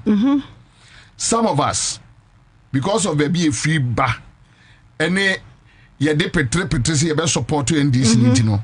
Se bibia si aye na omudi ka hwe anum first ya nka agere mo heat no aha enti ya na ye bompa ye esre nyame se mu be wini e ma ye ahoto tina me busa se na Bobie so nim se me ye communicator me wi asma me ba nyame sika me nyaaye ye kasa se me ye lawyer me kasa enti me kasa ene ma me sika edi enti me nkasa ntwantro. It's answer so kasa chantra you've lost integrity or now bet na ha intimacy Bobie me na me mpanyim fo ye adwuma me na me nim nnwuma ekoso na mabobo biso atrɛ wa mra ntikra na mentimi anka nyina ba me show boss hwɛ so unima okɔ baby a ye wo forest ye frɛ ho MPP time ye say we ye presidency forest we ye chief of staff forest we ye ministerial forest and then me no kasa no me grandmother we bibia obeka no wadem was so me ne doja to wait. How dare you one a catcher osa and that's how you nebi ni ho. President Mahama is not benefiting from Galamsey now pointy be ni wa or ye Galamsey or say legal na crime na illegal it shows a man who is committed MPP for no money into moye galamsey. Now the NDC is committed to fight. Then so we need Ghanaians to support us. Men pese Ghana for beje sa MPP propaganda nedi esan say scandal kromunye binka. Inti mesra Ghana for say yemfa ya ho den ne odo anti President Mahamachi. Esan say so bi ya de pa na obo na baswa na Kenya no say ontiminye bebre. Na oya ne kana osi nya oya ne kra yempa. Say no hu ni obeye. Inti mesra mo momfa odo anti President Mahamachi. Yeah, that's bebre live at 100.5. But lawyer Ansah na be kono ma me fan crowd and crowd in yaw. Ocean Kumobia with the grassroots. And I think say a ton crofotrim bebre. Me sorry no pay me hu say abrantie bi minimino. Yes so wage o say me hu post no. And say oko can be about lawyer Eduji. MPA MCO, which is in very bad taste. Musa Brantin as a barber patcho. And the son said, and no small dear to be an intermediate, as soon we be jow. You see, and some for crap pedodo, Nanyati as a four. Midi Jow said, dear Brantin and him neco patcho mano. Oh, Mekako patch. Or no one can say one can say ye. Aye. No, ya end this ni baby. Munjana manom say, or Chinabi. Oh, Ebiana Muhiani vote. There is a unim lawyer Edujia. Or no lawyer Edujia. Only my friend ice cream. Intina Mekase. Or no, on better on you be in Yashi. Intina Mekase. Mintina Mekase, dear Brantian and Mekako Pacho. But me pesa Brantian on soon who say, lawyer Eduji no be an answer meeting. In fact, lawyer Eduji Huna. Obeksan ha gene kra lawyer do jidi ono angel onye nipa ono angel me nima brantie no me nso me nim no but unim ne dia hwehwe ne bra me nim ne baby I just saw the post no okay say ye what team aye what party na benyimfo na kra ye ko enti say na say onkai Bobie or the fire do gum as enye na ye ha benyimfo na kra ye ko enti ene de money ha no money nye no me foa ensamo so pa ye ni pay de ye beti aye ho na so fa no koma ene na ma NDC mo ye the way obi ankobo no we MPP nyanka obi ache na abo no we obi ankobo no ye da se bebre cancel live doctor aye de ye no na wo ha tinyam ya boy be shia doctor oye super fantastic oye ruta wa me cancel mi jiro ya akwa bi kope sabe jemfi age no em so wa hunu no hu doctor Sabi nyoni. I said that because so you no. Thank you, sir. All right, so that's it. Live on 100.5. A legend, and I need to deal with legend for just 1 hour. No, so quiet juma. But before that, me call a break up. Me do be a TUC and Kwame. Mami TUC quick one. That member sa adewe so TUC for a fact findings. Normal fact findings koye TUC etimi find out say NDC akwatia chairman. Almost say ye fro bi Robert Lamte ono ya MPP ni galamse kimpin wo enum papa so. Ena ono no tricks odi ya adwuma no TUC for ne say ye friend say chairman Bibi me chairman Bibi me nua pani Bibi ena ene no yes ha galamse no ewo enum papa so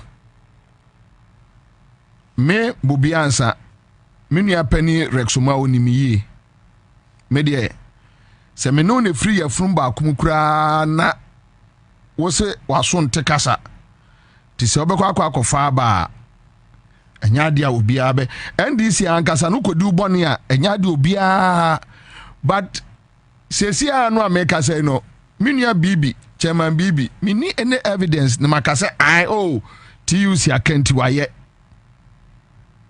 Yaninte enkoma ye di.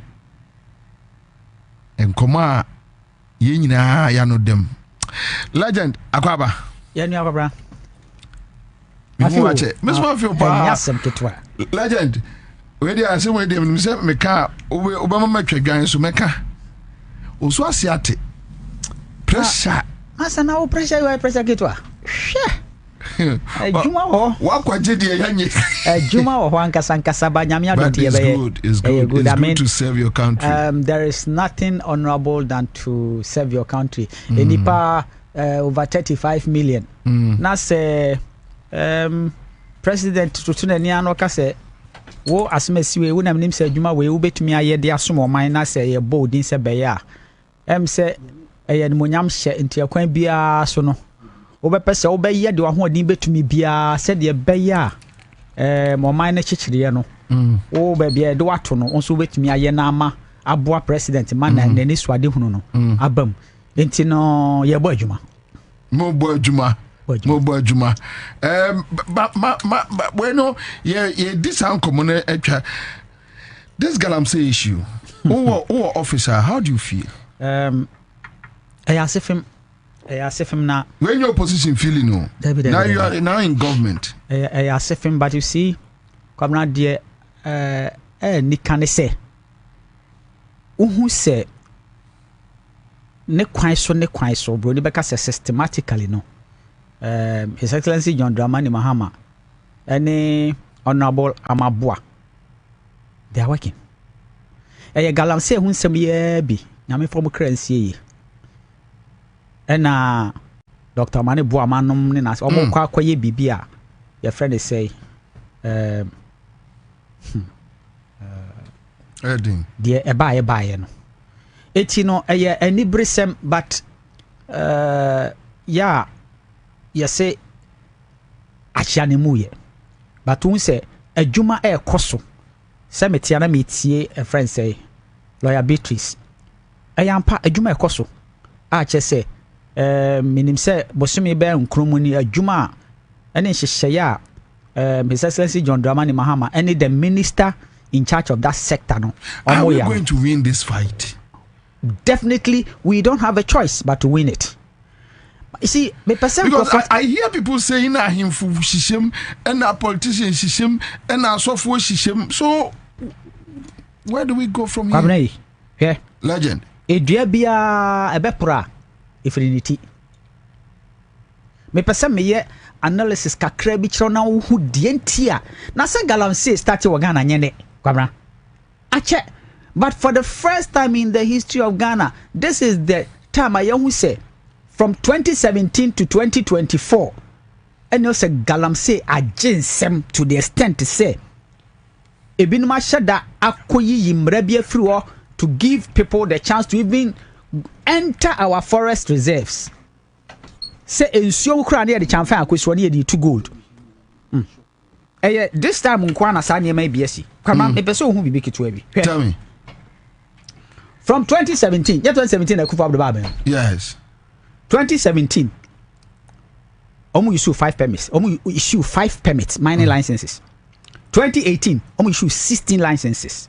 2019, 84 licenses. 2020, 780 licenses. 2021, 43.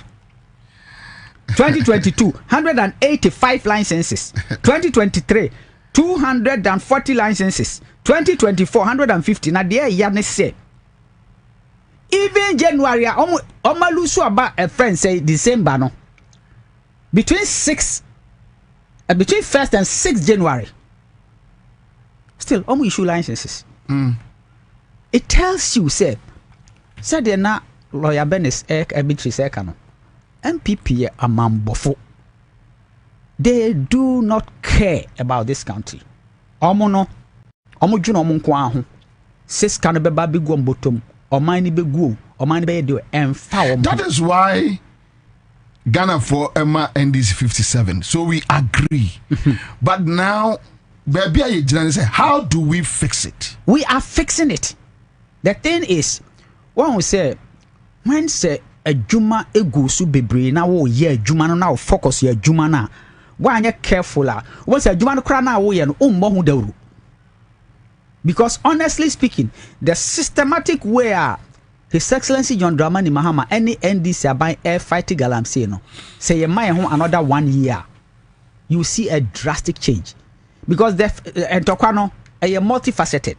Broni beka say enyina faako enye bibi tia say flask isi ha na mi ko ya besi ha na chese mawie. As I say, you have to fight it with legislation. You have to fight it with friends enforcement. You have to fight it with so many other things. So what you say, and practically no o person who say obi anani abrese or kugalamsia. What is say President Mahama appoint TB even in mining or try na. So what you say, but here is the situation now. The previous abino, most of the people in the government were into mining. But it doesn't take the fact away, sir. Yes, you might find some few NDC grassroots supporters. NDC grassroots supporters are also Ghanaians. But yes, they are also. But my point is that Sabeya ibetimi win because me TUC almost fact findings, and now and your Ghana what Edike Canada. Agrex, we are getting to a stage whereby if we don't take care, it's only the rich and the between you superpano. The question I'm passing beside say the TUC and all the people who are now coming out with facts now from 2017 to 2024, where were they? Does it matter? No, it matters because you see, because you're fighting Tino. Oh, Timun but those days, 8 years no, and then your man say apotono. Where were the voices? So the whole situation. So now, which means it's clear that even the various institutions, no, person and this mom fighting. I'm not sure they are fact finding. You see, if they had started the fact finding during time, yes, saying no yen maybe we would have gotten something somewhere. But do you think the MPP government was ready to listen to them and fight it? That's the problem. So now NDC government is ready to listen to them. NDC government is opening the door. Say Obia and Kasamin. For the first time, President Mama say, "Mun so January and I put it on our toes." Because Obia who our promises say fighting Galamsey will be an overnight work. Who say idea? Very easy, but to build is very, very difficult. It takes time, you know. So yes. The NDC government, led by His Excellency John Dramani Mahama, is fighting Galamsey. And we cannot sit behind the fence and expect so no kwa any bit me. Because our mind say a segu ye nyina pampaso. That is why a very important say obia di nano betum. Say previous abano nana sebe okokasa ye bebo ye mo a. His Excellency John Dramani Mahama say obia mfa ne hunjim. Now you make sure say the very fabric of our lives and you're destroyed. No, we don't have business. There's no moral justification. Say you best say a japadia ye nananu dija ye nadia ye dija ye money nanano. Because if you destroy water body, you are destroying life. If you destroy our forest reserves, you are actually destroying life. It in a way nya idea sebi say no even partisan politics. The most important thing is we need to fight it. Don't you think say na aye din ti na ye kasa man nya no partisan politics? Din the obi anim say aye din but ne din na aye ne say why do we elect leaders? Sebi Kwabena. Say obi take car mu na ode wo ko. Ode na monche monkam. Ode sanimati free mo kopem. Say Osesan driver now. The most sensible thing for any driver to do is first halt the car. Obey fakwa bia so a obey jina car no. Na wasesa the direction. So also kwatena car now kotia so a na just ye ko wu ano no. From right from beginning now His Excellency John Dramani ba abem no. The ahoden a odi be halt to the extent of degradation na air cost no. That is what is happening now. And gradually it's stopping. se o tiasuna car ni gina ewia ansa na ya direct say no the direction na ye kono ye ko enti ensesa ye nantie. That is why new laws that is why now it's like a friend said and you be our mind be an galamsey. We must draw the distinction. Agreed. Yeah, what small scale miners no see a juma I been more ye. And you won't from the no so matia gum no more ye. And you won't crop for this sika titi omo air condition mo. No this scam a small boy. No according to as no ajigo no dia breno. I see. Those are the people we need to target. Now, young boy, be on one issue. I am discuss on to gold, Mrakwa Galamsi, Mra, or Kona, Muanguso and Kunwa, or Bania, the Kakrabia, Scabia project. Nisana, the sad aspect of me call a friend, a mining site to be corner. And I'm going to say, yes, if I hey, with him, you know the balance. Chinese if no, Obisu business, they say, or Kofa Chinese for a show for no mano, no Doma Bagalamsi site. 18 Galamsi for no two. No munya mo salary pa. Now they are calling Chinese I shall no massages can from them. They are more microphone no. That's it friends say when Jessica and the one who Bruni. That's not quite right. We are just coming from Abba oh gidi oh man sabri. You see, so it is a vicious cycle, and I with all seriousness I believe say as our mind obia responsibility say yankasa mining de bone but as I see ye no ne kwan so ejina emra kwan so but service to me bam within 8 years now we issue licenses 150,530 how 1,530 licenses to do what? So deliberately no you enabled your party people to destroy our lands and our water bodies. I am found with Honorable Amabua, would you say the best shot in our day, man?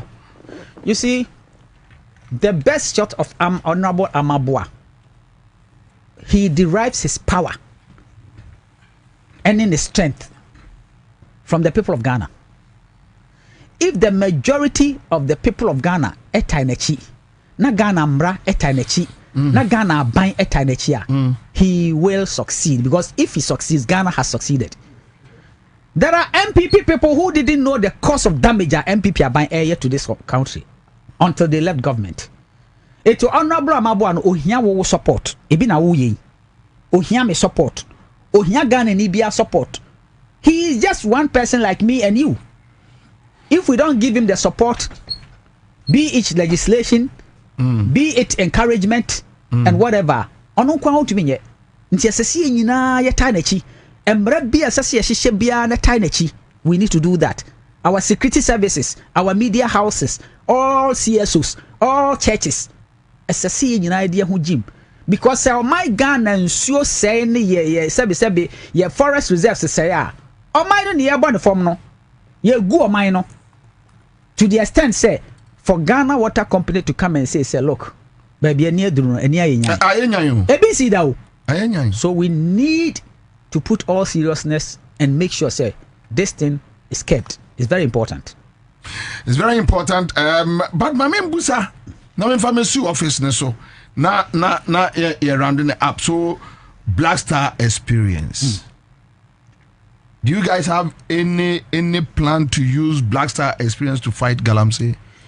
You see, Black Star experience, your Jumani say, yan ton Ghana through culture, arts, and tourism. Now, sebi, what's the tourism in Ghana? Now, once you na adani ateche, edi no menum. What's the tourism in Ghana? In fact, say, almost the drone trap.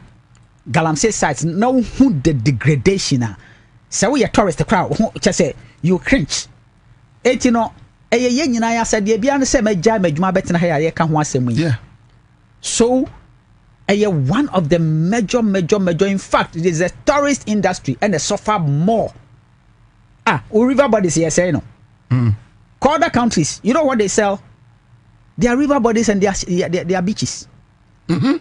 The river bodies. At the other time I was in Norway. It's money.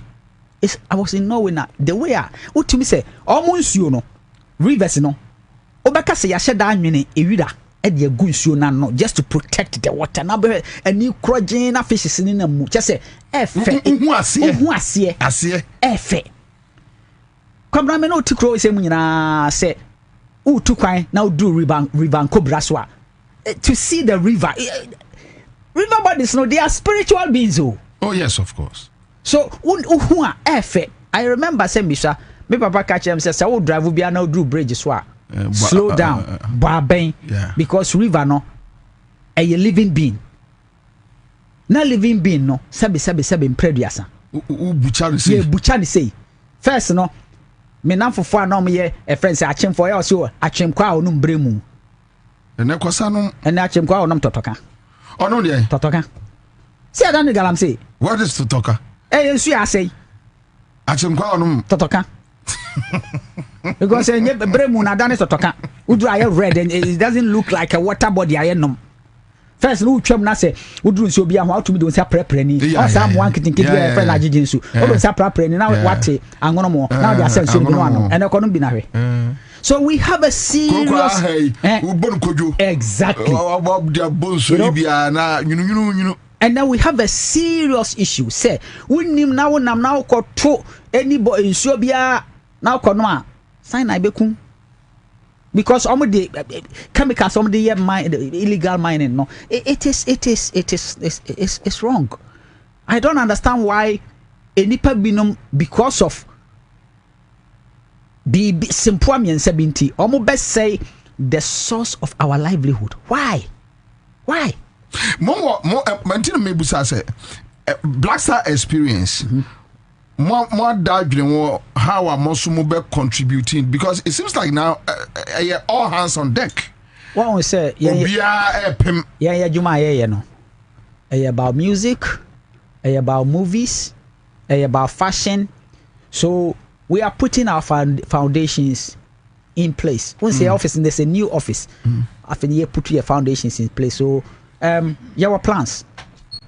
I answer your family to support the fight against Galamsey because every Ghanaian responsibility, whether you are Black Star Experience or you are Ministry of Tourism, you are an artist, you are a movie producer or a filmmaker or an actress or an actor, a footballer, whoever, so long as you are a Ghanaian, it is everybody's responsibility to make sure that our source of life is protected, which is our land and our river bodies, because we can't live without water. Wonderful. Yamra, the main issue about Black Star Experience. Yes. Black Star Experience, Edia. In a nutshell, Black Star Experience, Yajumane said, rebranded Ghana through culture, arts, and tourism. So called Rwanda, they are rebranding through sports. The say, we are rebranding Ghana through culture, arts, and tourism. His Excellency John Dramani Mahama Pese Ghana be the cultural capital of Africa. The cultural capital of Africa, because there is nowhere in Africa culture alive than Ghana. And we have to be deliberate about it so as to be able to drive more tourists into Ghana, and at the same time also by doing so create jobs for our teeming youth, bring investment to help develop our tourism infrastructure and create meaningful jobs. We have 7 pillars: filmmaking, which is film, and storytelling, music, fashion, cuisine. Cuisine has to do with all our food. Literature, our aesthetics, and our heritage culture. So these are the 7 pillars marketing Ghana through, so as to be able to create jobs and bring your friends investment and then tourists into Ghana, so as to be able to raise the tourism tickets, and the foundations are total form, and we are just about to roll, and it looks very good and very interesting. A bit to say, say how? For example, yes, Ghana has if you see baby and I want to Chinese restaurant. What do Konya girl be not the Kwabena tell me be Chinese restaurant. Says another one so about your friend is sushi. And also from Japan. Yes. So how are we also packaging our gobe? Come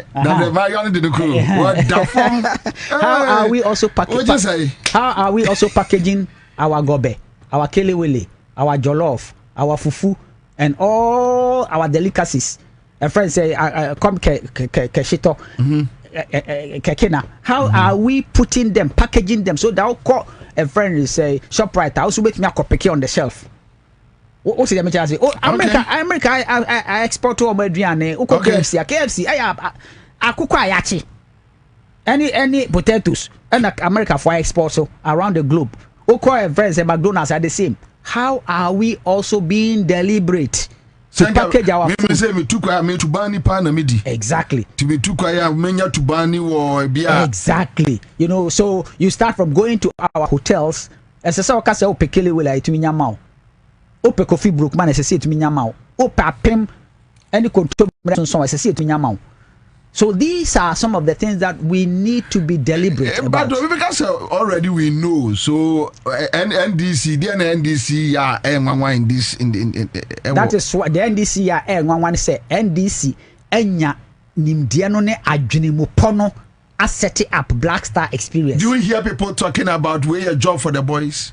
Oh, send the ombeka. I know the ombeka. Sabi in bread we are saying, you see, we don't like change, human beings. Especially bibia anyhow or the bar initial ombeke ka ho say yentina bisa say dia na enwanwa wo ho no dia enwanwa wo ho no munya ho hwe say 24th to 26th of November yeah bibia friend Creatives Connect Africa ebe happen Creatives Connect www.creativesconnect Africa ebom Africa na ye di KA in the chat. Oh, okay. CreativesConnectAfrica.com. Okay. Google Ubehu the Ekoso. We are bringing industry captains, ministers of tourism, ministers of industry, artists, fashion, music, everybody from the 54 African countries to Accra. Really? For capital, the friends say capacity building, for masterclass, for so many other things that. And this is a continental level project. We are doing it in collaboration with the Africa Free Trade Center. That is a intercontinental free trade zone, free trade area. After you know, and then another collaborator, African Tourism Partners of South Africa. So we launched it a month ago, and we have started the promotion since yesterday, and it's going to be a serious movement. His Excellency John Dramani Mahama will be the keynote speaker. These are the things that we are doing to but help. How do we benefit as a country? Exactly. You want to develop your creative economy. You want the world to come and see what Ghana is about. So the only way is to Anchor-X. Yet to Kruma. Yes. Yeah, Panafest. Rollins Abe Panafest. Kufu Abe gateway to Africa. Opana. Adechenchene. Adechenchene so Abe a friend said the return will say year of return. Yes. The year of return. Say President Melson Suye a BB of that sort. All these things you are talking about cannot be compared to Black Star experience. Yeah, let me explain to you. All these things that you are talking about, they are events. Year of return. Okay. Year of return was an event. Okay. And the commemorative friends say the abolition of the slave trade. Okay. It's one event. Until beyond the return, because it was one event. Oh. Black Star experience is 365 days of way of life. Who is the Black Star? Me. Say, Okoye flag. No, you look at the Ghanaian flag. Yeah. The red is the blood of our ancestors. Yeah. Who fought for this land. Yeah. The gold represents our mineral resources. Yeah. The green is our vegetation. Yeah. The black so your way of life. We are, His Excellency John Dramani, we have to reimagine and redefine the Ghanaian identity.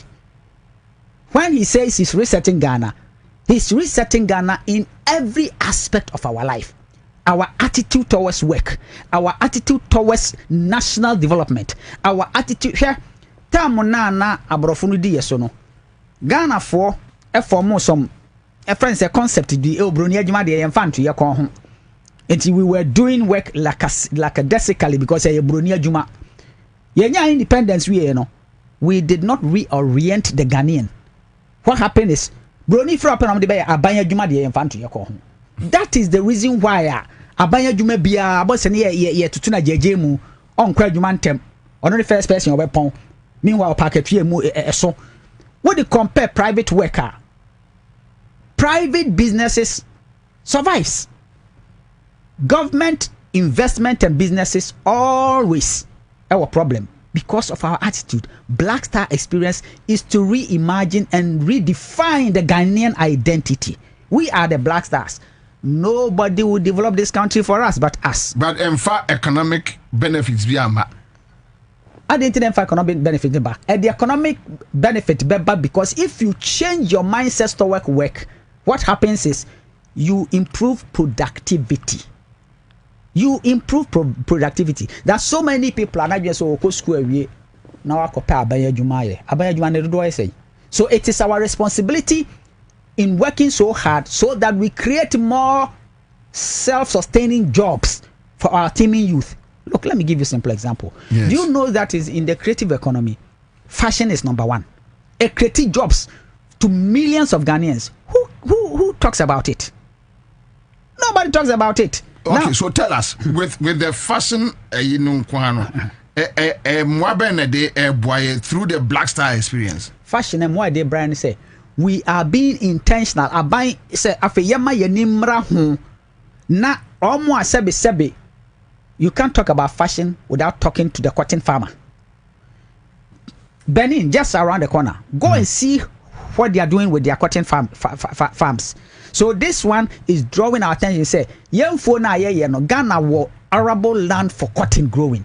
Let's grow our cotton so that cotton you bet me their your friends say yans near to me their and toma. Sabi, do you know say kentena no mo yana need to me the abia 50 years and some at no. What do you know there?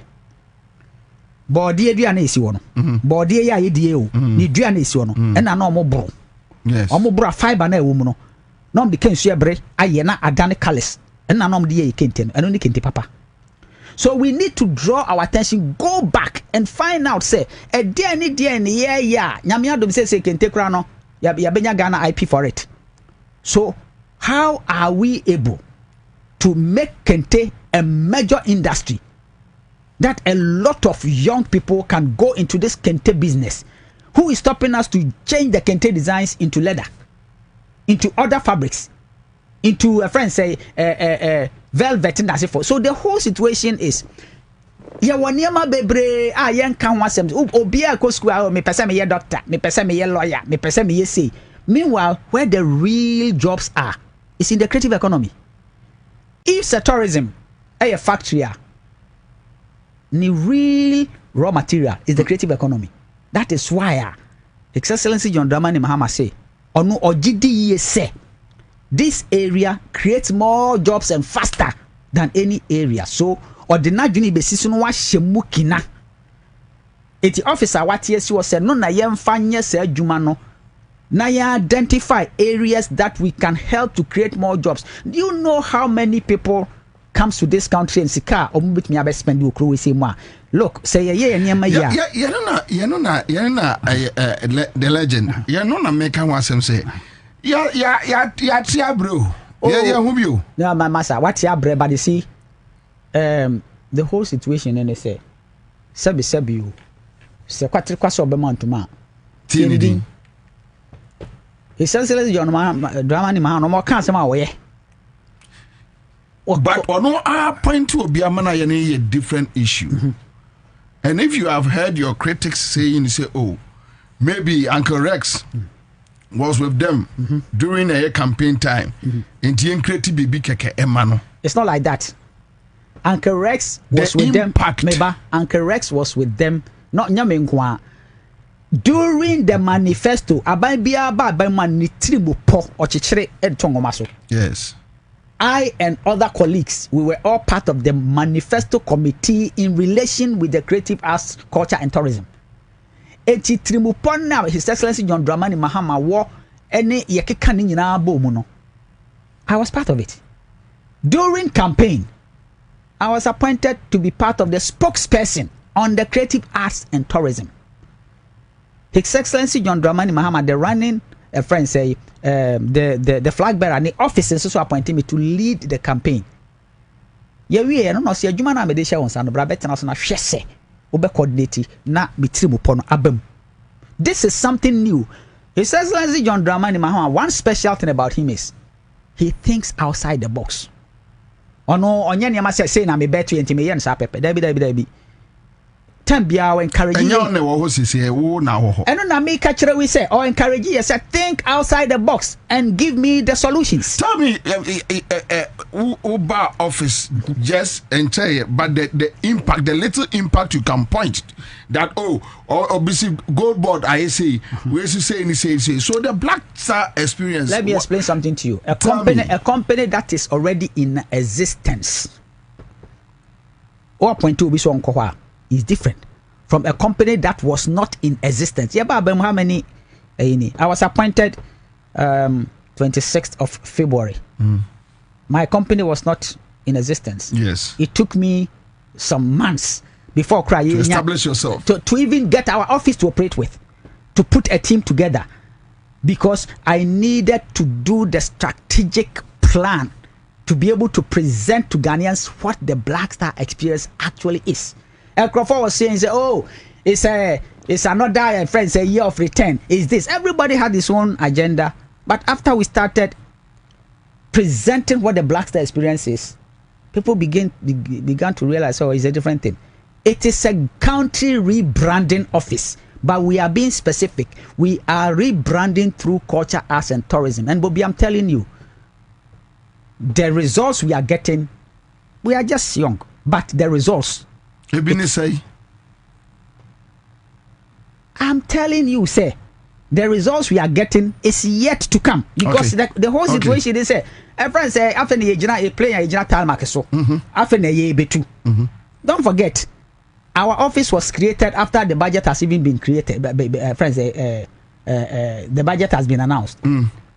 So we are just young, but very, very soon the real impact because a lot of things are happening behind the scenes. Then me was saying work hard in silence and let your Lamborghini make the noise. I believe the results of your work will speak for you. Until you say what are the results are, it's too early for you to ask me for the results. But the results, I'm sitting there and I know what is happening. I'm dealing with some few messages. Now I'm running the app. Judy Benson says, Uncle Rex, please, we need Indutech back. Okay, is it Indutech or Indutech? Yes, Indutech. I heard of Indutech, but that is not my call. Okay. My work is Black Star Experience, and me and my team, we are bent to make sure Ghana will look good. Richard Busa, what about our Trade Fair Center? The Trade Fair Center, I passed there the last time, and I know construction is going on, and then I pray sikana omodi adwuma no ebesuma adwuma no awie pepepe omo to be a big plus to our industry because there's something that we call MICE, meetings, incentives, conferences and exhibitions. If you to me we Trade Fair site now, trust me, it will be a big boost to the tourism industry. Judy Mensa says Ghana should start issuing e-visas to make travel and tourism easier, following the examples of countries like Vietnam and Cambodia. Do you have such discussions? Yes, Ghana is on point and is on course. The last time we had the meeting with the Minister of Foreign Affairs, he even suggested that December mobile for some of the events may have a visa free. I mean, Ghana. Really? Yes, Ghana is at the forefront.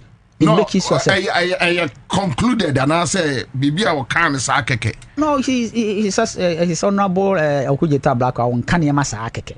So it is a deliberate effort to to attract more tourists and investors into the Ghanaian economy. So it's something that is happening. All right. So Richard, that question is Bobie, even Gary's hot cake in Dubai, and Yagro. Alaji Dantata is here with us on Facebook. Thank you, Alaji. Keteku Kwame says, good afternoon, Mr. Host. Please, why can't we arrest those in Gala? That is Galamsey. No one coffee, yes, cathedral. No. Okay. I'll quote him bedding. Okay. Mami also says, Bobie, look at the questions you're asking. Look at the questions you are asking. Obviously, MPP blood is still running in you.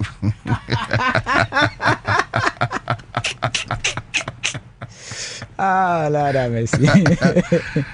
But these are the issues they raise on social media. It's very important because you see. And if you don't have anything to hide, you don't run away from, questions. You know, Kwabena, I believe, sir, these questions are important because see, if they don't put fire on you, fire no man say people are expecting you to deliver.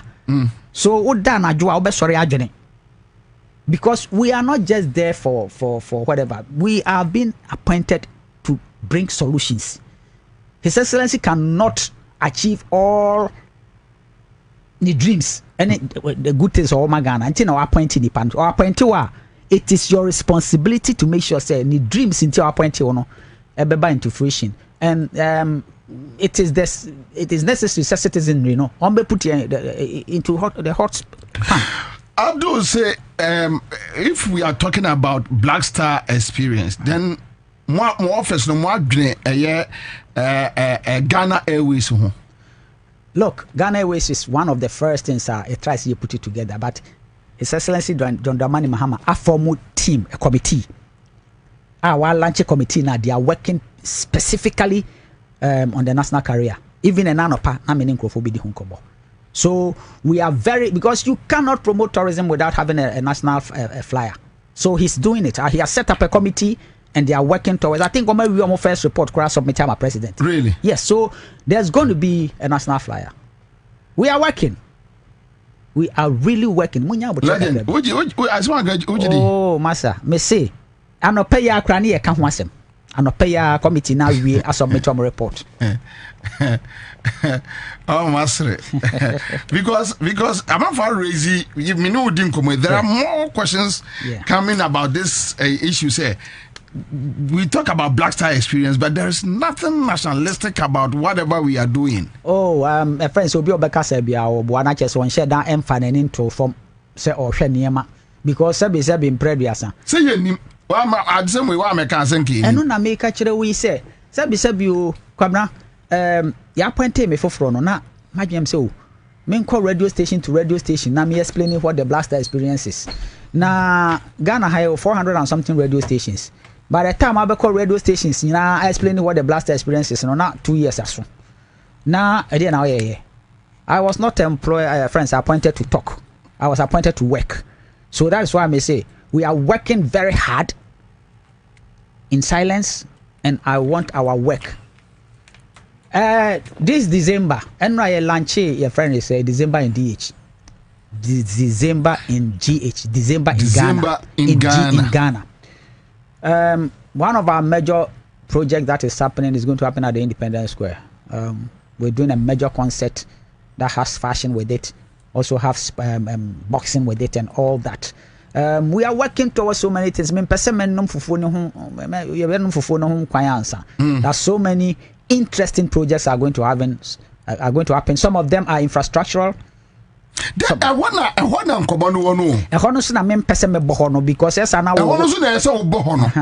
Because you see, look, your manifesto no promise and you might be brave. Yes. One of the major promises was to build a second national theater, a theater in Ashanti region, Kumasi.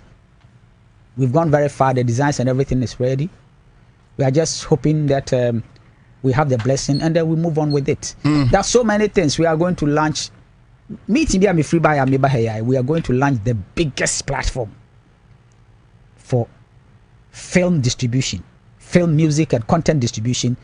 That this is the first time a platform is going to guarantee the owner of the film at least 90% of the income. There are so many things that we're working on. Really? We don't want to. See, NDC for the difference between NDC and MPP. We want the work to speak for itself. When the time comes, we will launch it very live. Everybody will know. Me free meeting. Yes, we've worked on it for the past 3 months. I come to America 2 or 3 times. We are working. And we want the work to show, not just talk. Talk is cheap. So I prefer to work to make sure that the work speaks for itself. That is what His Excellency.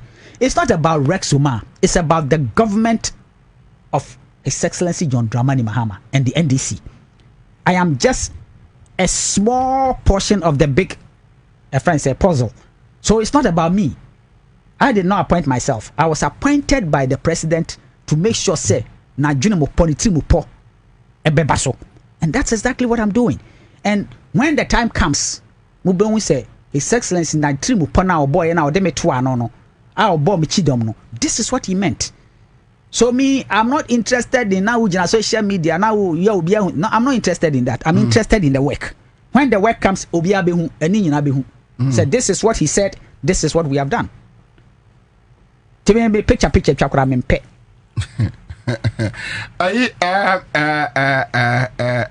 Obi bebusa me assembly. Let me check if I can find it.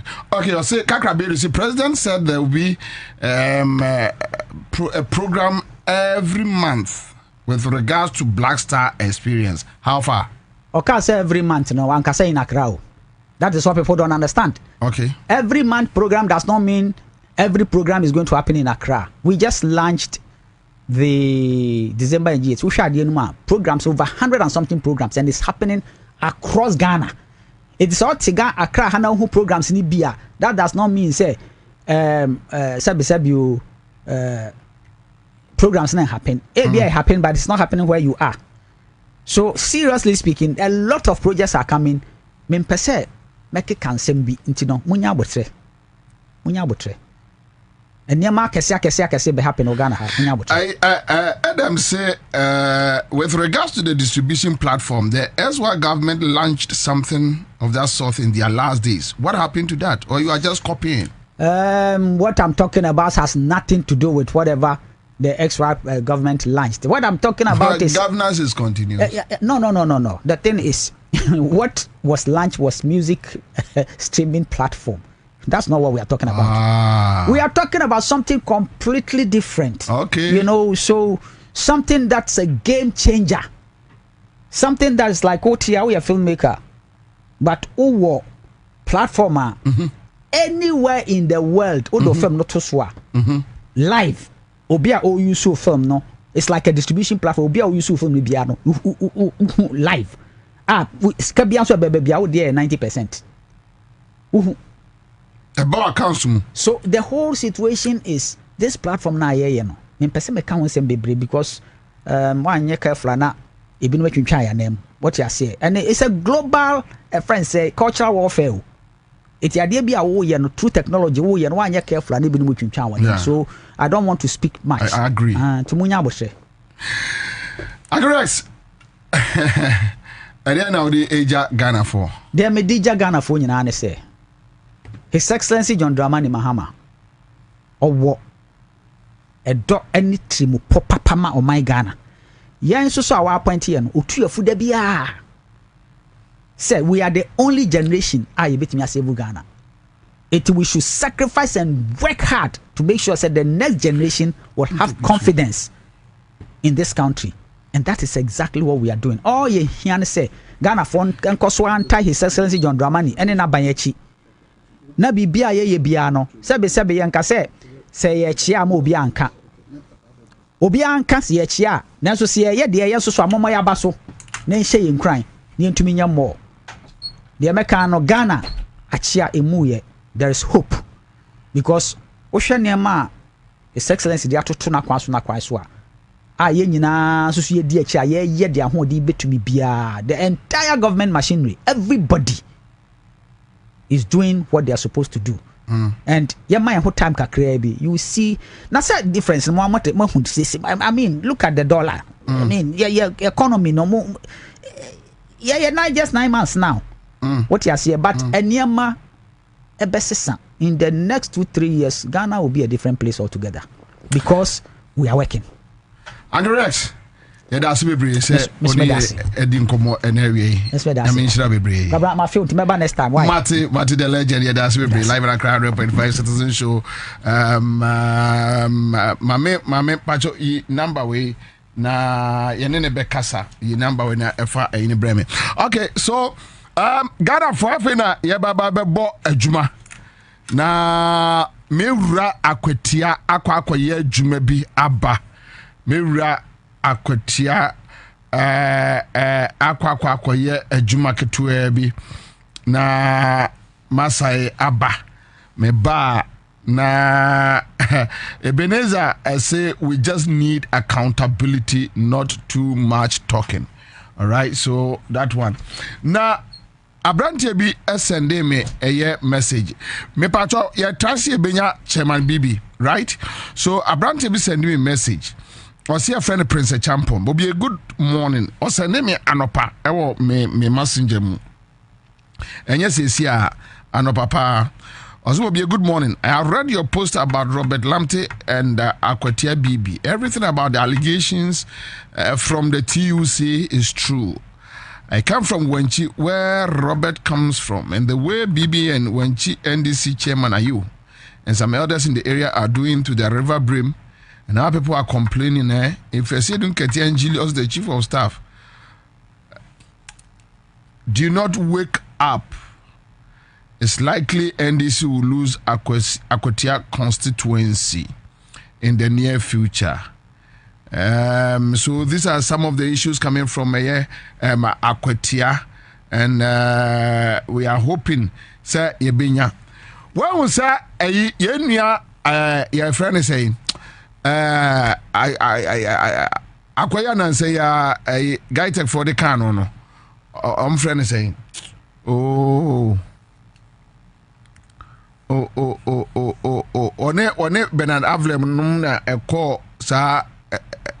During a MPP time, I'm called Galamsey fact findings. No, can I sigbe? Well, sir, can I sigbenum yet chroma Ghana Fontier ye? Yet chroma can I sigbenum ever cat say or more air court fact findings? Ever Galamsey who say ne and I be a whole reporter. Ye nim wasem or more jay abai sika a abai Ministry of Information in a car sika. Ede ma womo say even petrol some kaya companies be donate petrol 10,000 30,000 40,000 enu nyina bepemene kana shigbenum eko eyesa fact finding no a ya hunu eho asem bia e wo Ghana ha sei yete ya hunu ho asem bia TUC omoko eyesei ni be even a week kra. At least they have given us a fair idea as to whether a year true and I say any true. We are yet to establish whatever. But your conversation no a year rich na you be a china ebi na mwaje aban esika mode akọ se mode kwa ye your friend say fact findings report to ama sika ma bibia ma eno anene eya yede etimu ya yede kasai kana sigbe say wakokasa ama standogbe a reply no entinebu afu na standogbe on respond o say moje aban sika asisa media for amuche sika no ayi your friend say Irene ehun adwuma na egusu ayeye ehun adwuma na egusu ayeye ehun adwuma sometimes eyese oti asem ni bia okobusam na ohunu adekro yati krom ha sei ama se ye betimi o yentimi o ayi your friend say Abranti ni din say miami nui upon kroma be katra ye say omo atweska say 10 million Ghana cedis o e de ye media campaign, just media campaign against Galamsey. And omo MPP media for etugu sika no so and omo dwudwa sika no say tate te say de omo chetubani and omo de oil ni je na yache e garnish no omo di chese omo di ya omo mfa ho na se osore na se obekeka ensem a enya ekire ya anya reply na stand up with mema na dey na ode bema dey be person ka isi ankonka dey e dey na ankonka oh enti wo monfa ye no ento nchen se obi akoye ne fact findings na se wo dey aba eye Ghana for ye na ebebusemu asem na yati emu asem ase se oh asem we say na ti o asem we say na tie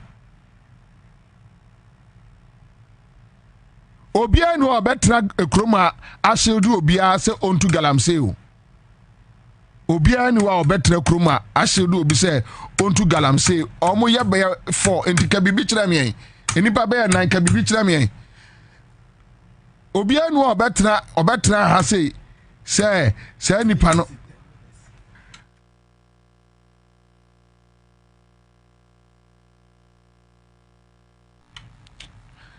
so obviously no enya dia obi abetra say obi hwe obi say onto Galamsey na oye me NDC supporter bia ni wa sebe na dwene wo fom a ti say MPP ni a dabio adenti na say obi sori say okodi eye wuntumi achi how say wo do wo man a na so man no eye wo da e na maka no anopa mi to your Facebook page I think say president, vice president, chief of staff omo take keen interest I was at TUC for fact finding swim me chairman bibi wo ye minua pa wo ye minua kan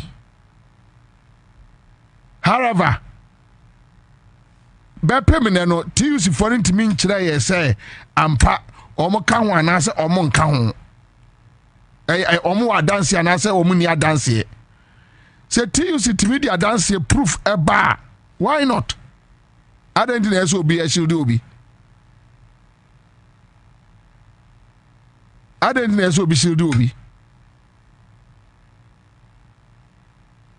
enti say wuntumi etu ye nsase mu say no na say wo sori kokodi na chi a say ya chi no wo Galamsey ho a na wo sori say wo kwa demonstration say wa bodam kakra o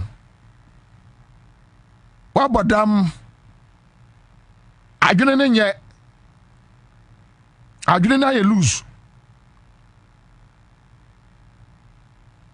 abadam yanu wasam ene ye ka no bibi how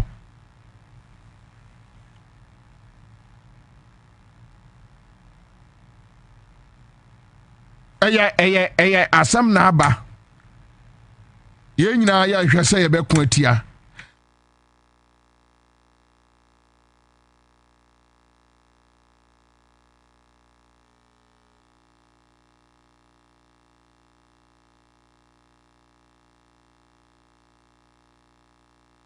anyway me kwa ba me ba ye be adwuma bi 4-year term. Our young people are tired of waiting interminably. Our farmers, our workers, our entrepreneurs, especially our women and youth, want to see policies that work for them. They want fairness, they want opportunity, they want to live in dignity and prosperity. Indeed, they are not asking for handouts. They're asking to be given a fair shot. And let's give them just that. The task before us requires leadership that is empathetic, that is disciplined and accountable, leadership that is not defined by titles, but by service, that is not defined by slogans but by substance. And so I issue this challenge to each of you to lead your sectors with vision and integrity, to champion innovation, make decisions based on facts and data and not on guesswork, spend public funds wisely and judiciously, reject opulence, and never forget your first duty is to the people of Ghana and not to your own political survival, not to the applause you will get, and not to your personal gain. I want each of you to leave this retreat with a clarity of purpose and with the humility to keep learning. This job is not about knowing it all. It is about listening. Example, I'll stay true to the values. And please remember, when any of us fall short, I will not hesitate to act. I didn't think that was what you would clap for. Let us leave here with renewed determination. Let us work not for applause, but for results. Let us lead with honor, and let us remember always that the true measure of our success will be the lives we touch and the legacy we leave behind. And finally, let me remind us all that the destiny of our party and our future success depends on the legacy that this current administration. Juma, it's a regional chairman, Dr. Mark Oliver Kevo. On one is a Director General National Information Technology Agency line. So, Chairman Akwaba. Chairman Boko there. Boko. Chairman. And Ghana for o suit no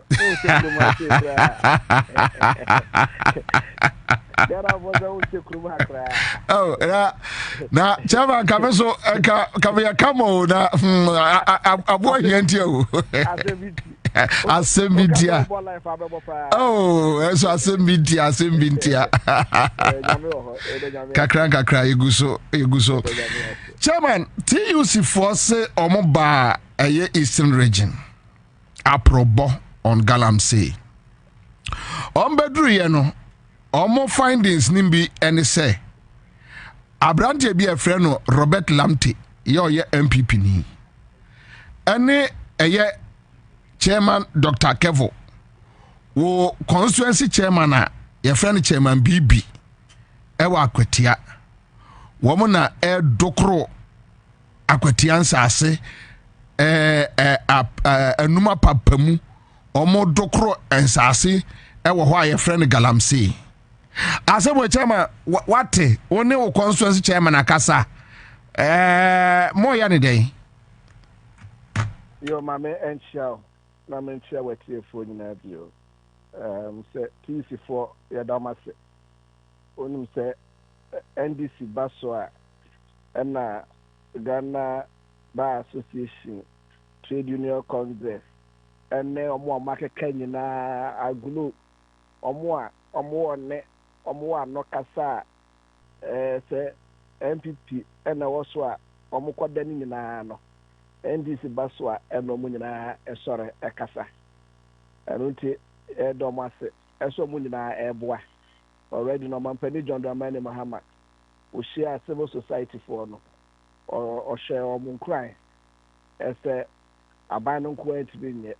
enti ankran ku bia omo ewo ahoden na mo nimdie efa kwan a yefa so akọ eye saa Galamsey asemi no omo nyina fo mo honim na omo fa eja ento aban so na aban no entimi mo wantu ase ekra enunti yadamase na emom no adwumadie na omo edi no ehun hia esom be politicize dwumadie a obudi no eno na ade edi kan ena ne etoso mi no ehun hia se omo be equalize omo be play equalization asa ye koka se eye onipa we na eye na se nipa no eye MPP ni a wanhwa na MPP fo aba be so ye mene enunti ne yempe NDC ni bi nso ne yemfa di twim aye di ni twim na e balance sa de na yasem no aye de me de me choose se sa na trade union for no eka ebi se sabe yɛnua lomote na pofrɛ no lomote no ne ɛyɛ lamte no obiara dim no ɛwɔ pumantem fitibere a MPP wɔ so nyinaa na ne wɔfa ɛna ɛyɛ regional chairman ɛyɛ chairman kusi ɛna ɔmaa no saa akwanya no ɛsɛ ɛyɛ golden sase ɛwɔ apumantem deɛ ɔno enya so tum yɛ kɛseɛ sɛbe at that time NDC fo a no mo yɛ small scale mine ɔmo nyinaa ɔmo pam ɔmo dwuma mu ɛma yɛnua eteki over wa obɛyɛ adwuma wa na asase so na de commercial brɛ no I see. Yes, obiara ɛyɛ open knowledge ɛwɔ apumantem. And it is not just around Abia, Kadea, Kwetia, or Dawa, Eba, Osino, Baby, almost a pumantem there. Baby, good as I will be a Ubetinidin, or Hossa. And Sabe, because now offer, and a year MPP regional chairman at that time, Untino. Why we are good at that time? Na say doc as we carry Akufo-Addo time ye. Yes, Akufo-Addo time ye. I see. And no say no na man no akukuduro say o ene ese be wanya sika dia and no mra magina Madina no me contest Madina as tidipa me kase no MPP parliamentary candidate. Eti no enye ade a eye asenfoforo a trade union congress for na omo enomatuma babe onveli eyade a ewo ho dadaada na ene no sebe ewo se omo eche me consensus chairman ebam Doc, all can in such a way say unji the TUC for can India na. Is that what you want to say? They are trying to equalize because so which means you don't believe it?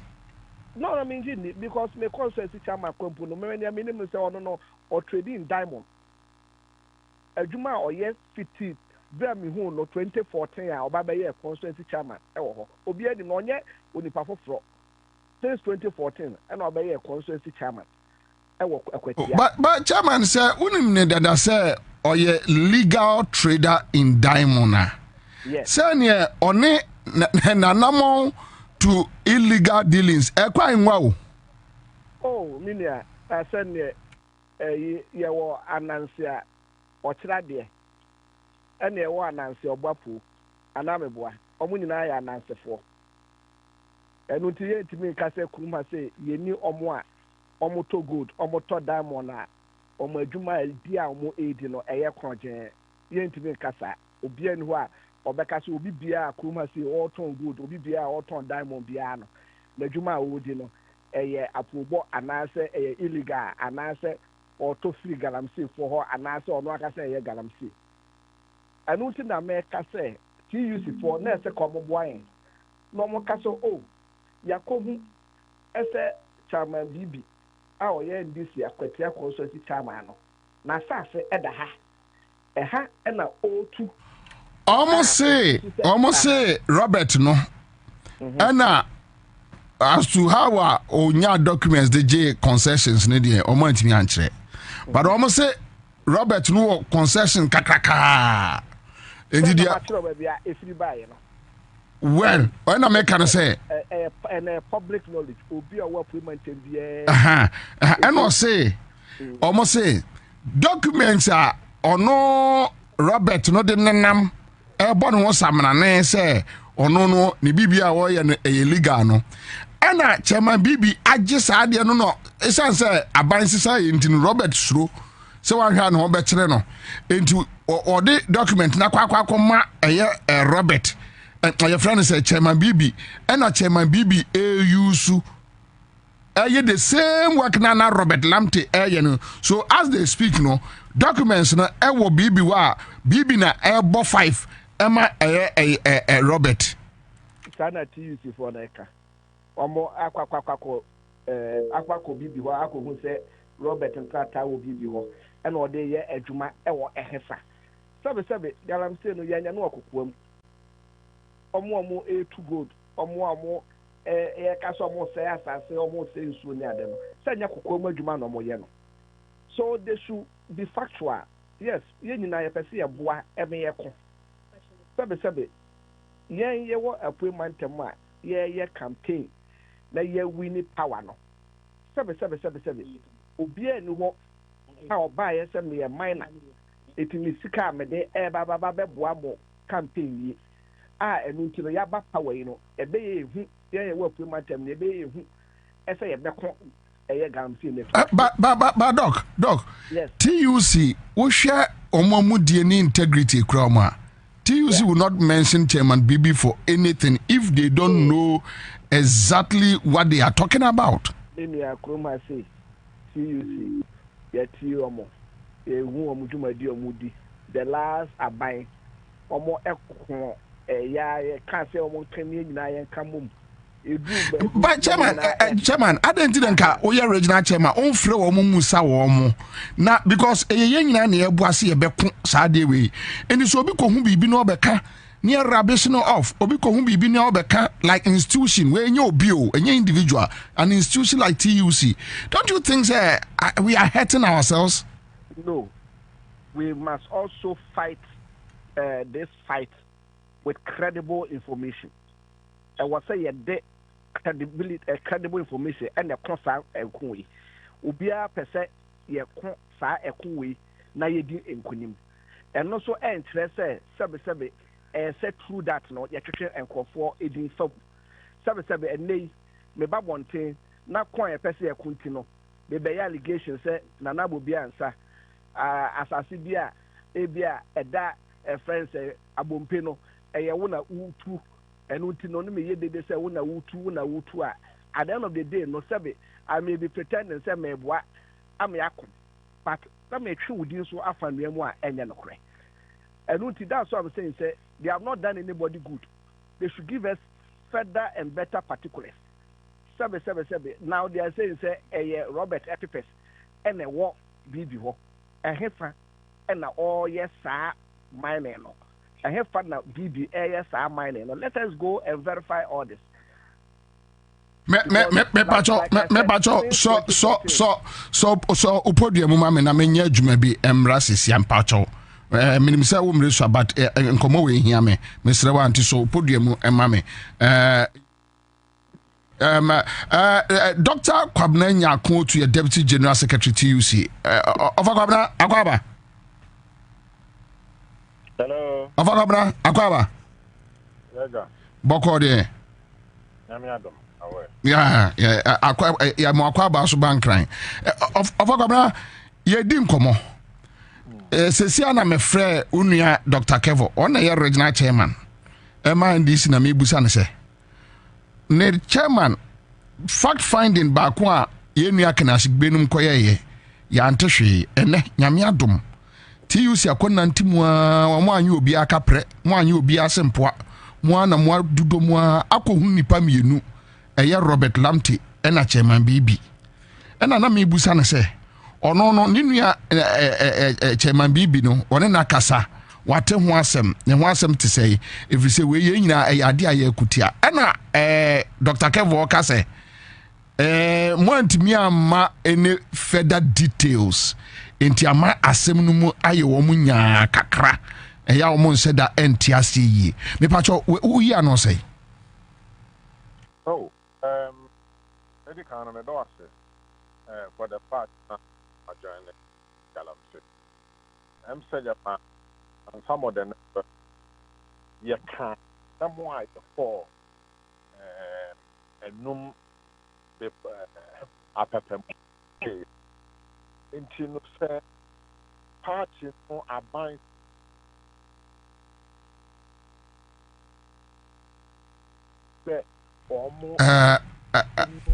yeah try say ya best nya TUC penny back me producer try na break into pacha na amana position hu ye kakra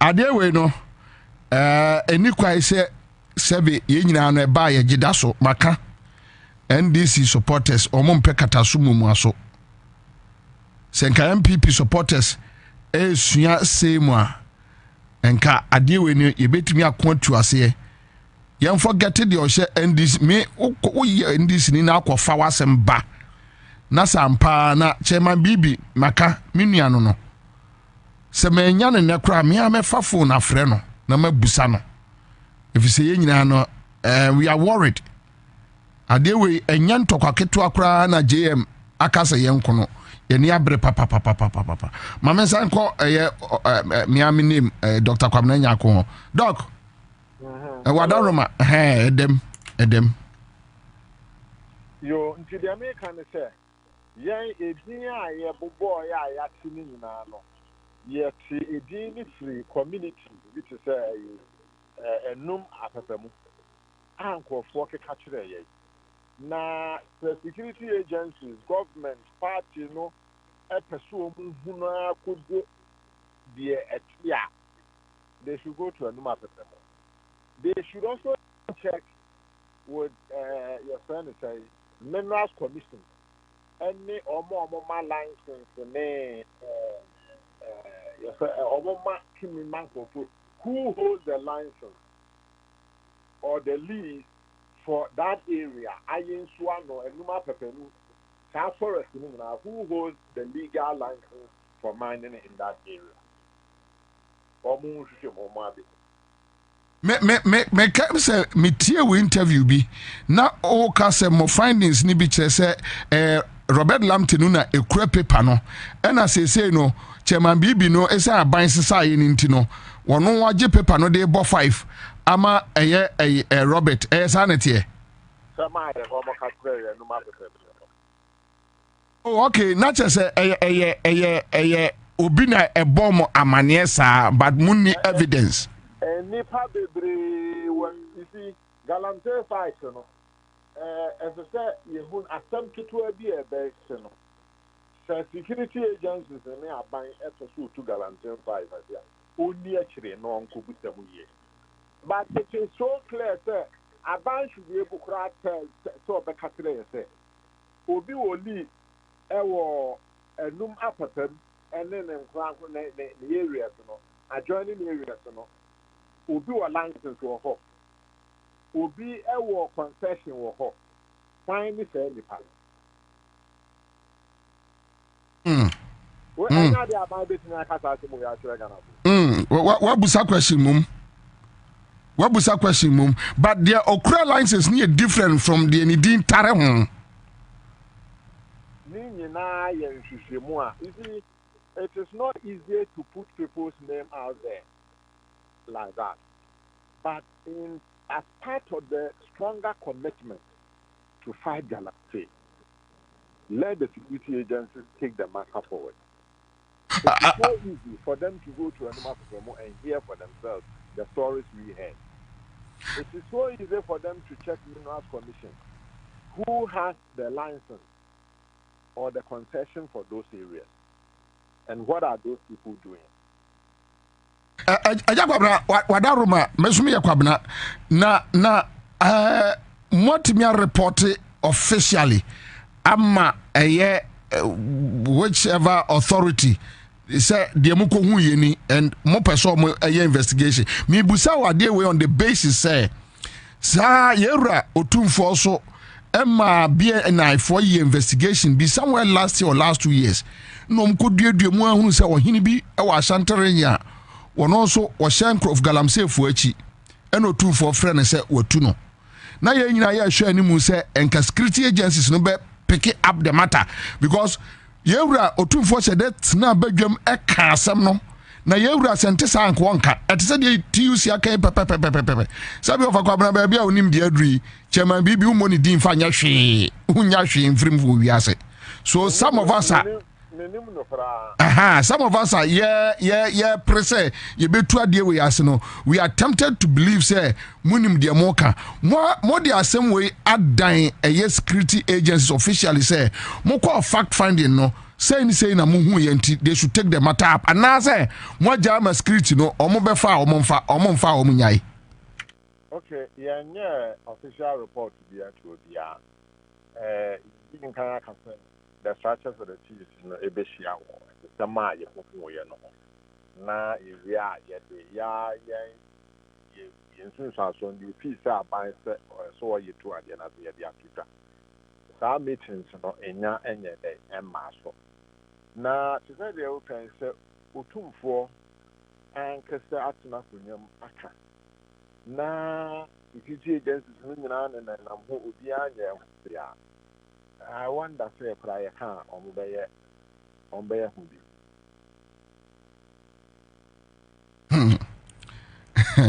Not as a baby, I do know you say any. Maybe we see, sir, Galamte, dear, say a one call for Mukuta license. I buy no license in the Mao. I buy an iron, but I still me to a good year forest reserve. Now, I buy na Gana Pony reference and license in the man for almost say the forest reserve. Almost 2 good way into you. So, never I buy no political will. And Kasa airline, I cannot see a trouble of that. And it's possible about it. I ban so to see a mere child or mature super majority of parliament. And then you whom Brady Bria under certificate of agency introduce no a VA extra near pastor. And you know, all if it's possible, we can fight Galamsey. And all we need is political will. But having said that, from our findings, Galamsey is a very complex thing. There are a nebulu degree, as we say, normal livelihood. But saying to me, crown so poor man, I didn't need to mention, say, it's your moody, yeah, moody into a good deal. The forest reserve, moody, yeah, moving to a good deal. That could be a beginning, a starting point. I bet me, I shan't be a this dog Galamsey.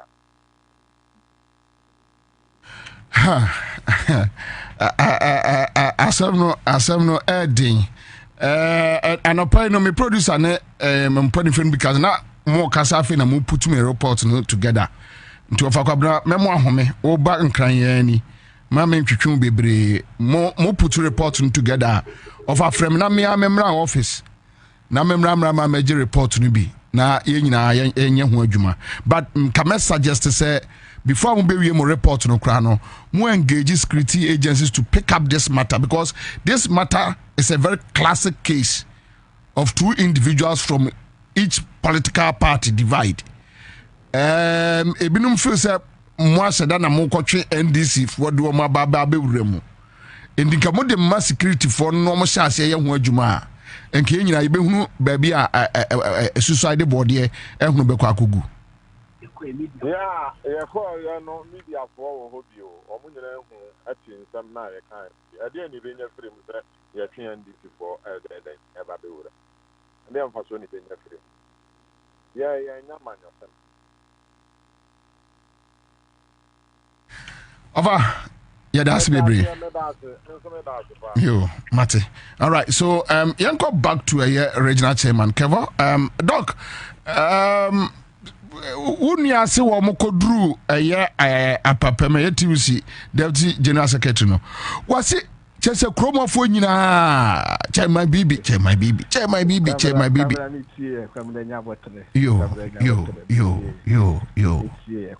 yo matemura wasi here say ni amanfo e kan no na ono de wansa obi ebebo obi din ewo garanti kwin mu bia no osusu se wo se mpenifo edi akire na omo ye hwemu na nokre wo mu no omo de betuja sana all kana that is fine ebi omo so omo method no once ebebo obi din ti or not use boss na me na no maboni din me de atuja ese ono kra no asasi bia eda echebia papa mu kra no no na etu a na say IGP and my most for a cocofano na ebi omukudi ne ho komo na omutieti no mo hwese mo hwe ni tratemu ne niam ahwese no kra say if the akwanya no ho na say aban no or the necessary resources say it big obi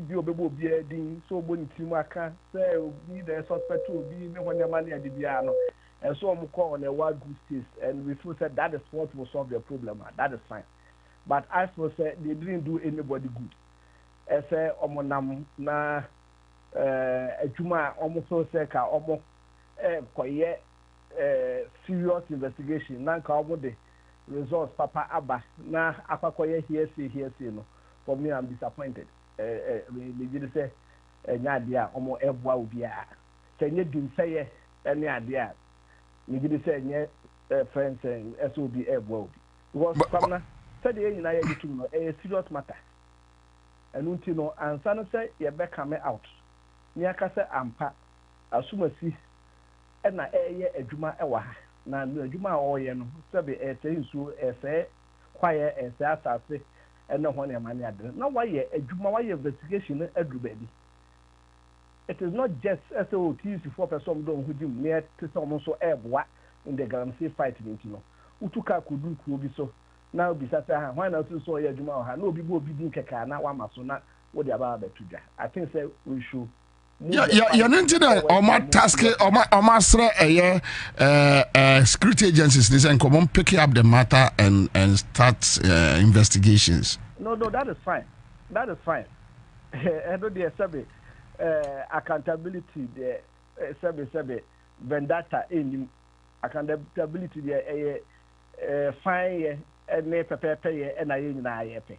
But what I'm saying is method now more use now abudia keka no why we ya so oman nye adwumaden kakra nka ho na just abudia keka they will lead the NIMOS team and the security agencies on a wild goose chase because ochina bi metumi abo wudin na ese ba bedi akiri no ma bo listo welding na ese bedi akiri na babo bi fufuro din kwampache na ese ono so yakokodi akiri. That will be a wild goose chase. And until as a couple take long time, no so omoye adwuma ni ye, no munya core evidence. But said on one case admit it was just a hearsay idea and a omodiaba to Jan, which will not help anybody. One Chema Bibi Akasa. Yes.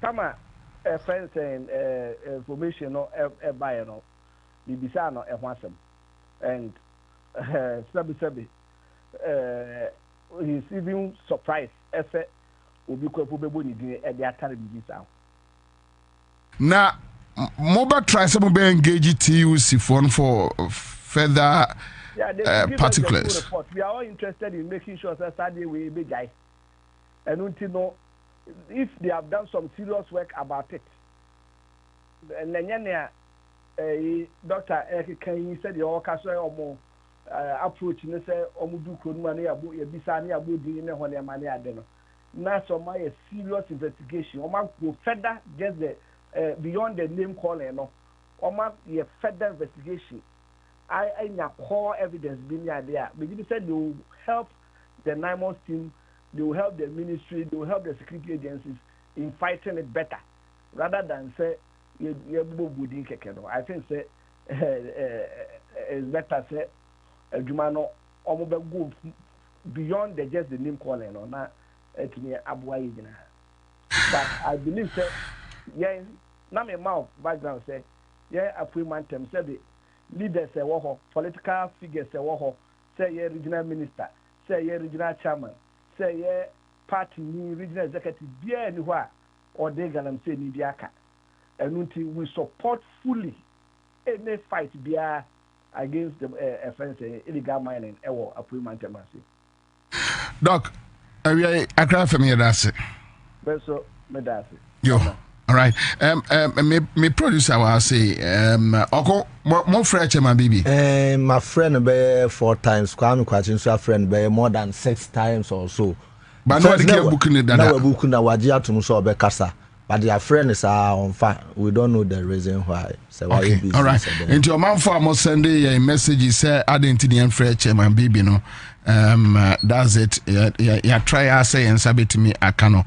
But I think our conversation we a conversation you be koswa ADHD. Na ya should be abekwa kwakosi. Mame fa na se ema edom. Na ye wadwuma another interview bi ano ahye pa ye ba ye de ba betudwa. Na happy birthday to you once again, Alhaji Sinari, ambassador to Saudi Arabia. Nyame inshallah onomo omwa ontinenim enchiro da. Amen. I'll be back. Will establish. And so we must give it our all. We must work together to make our party's future successful. I therefore have the privilege and honor to declare this executive leadership program duly open. My brothers and sisters, the problems we face are real, but so are the solutions. We can rebuild our economy, we can create jobs, we can restore faith in governance, but we must commit to the hard work of change. You were not appointed to occupy space. You were appointed to solve problems. Let me remind you of the social contract we have entered into. The Ghanaian people expect us to deliver, and we must not with excuses, but with results. I've said before and I repeat now, this is the legacy term of my presidency. I intend to make it count. I intend for it to matter. And I expect that every member of this administration will do the same.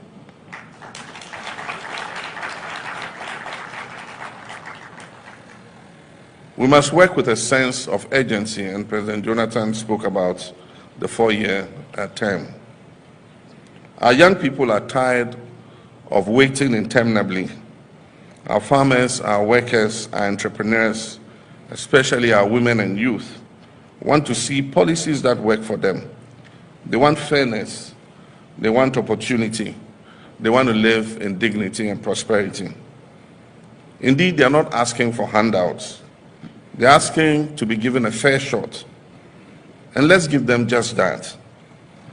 The task before us requires leadership that is empathetic, that is disciplined and accountable, leadership that is not defined by titles, but by service, that is not defined by slogans, but by substance.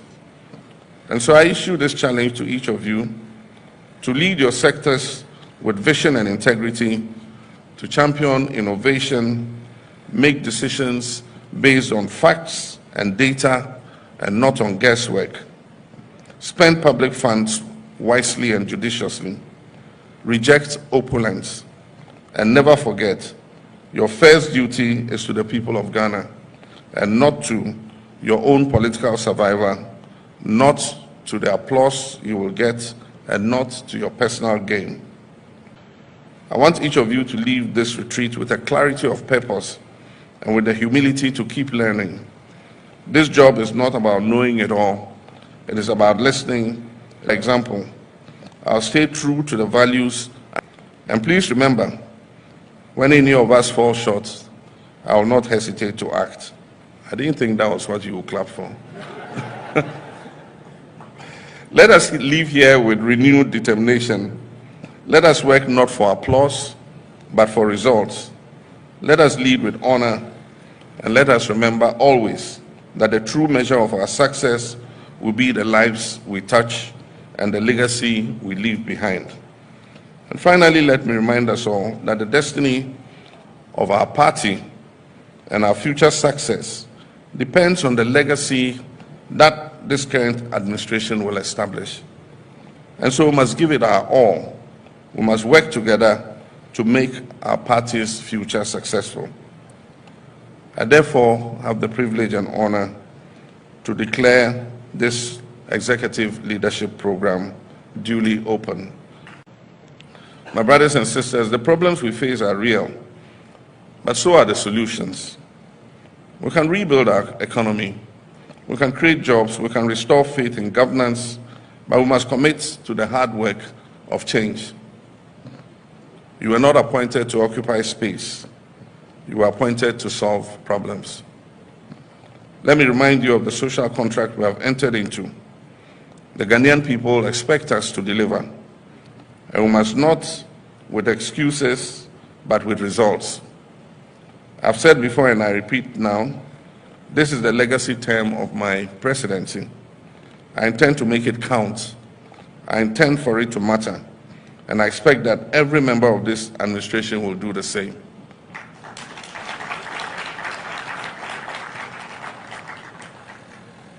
We must work with a sense of urgency, and President Jonathan spoke about the 4-year term. Our young people are tired of waiting interminably.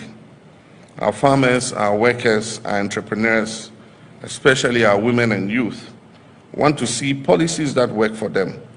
They want fairness, they want opportunity, they want to live in dignity and prosperity.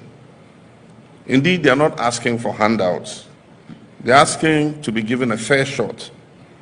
And let's give them just that.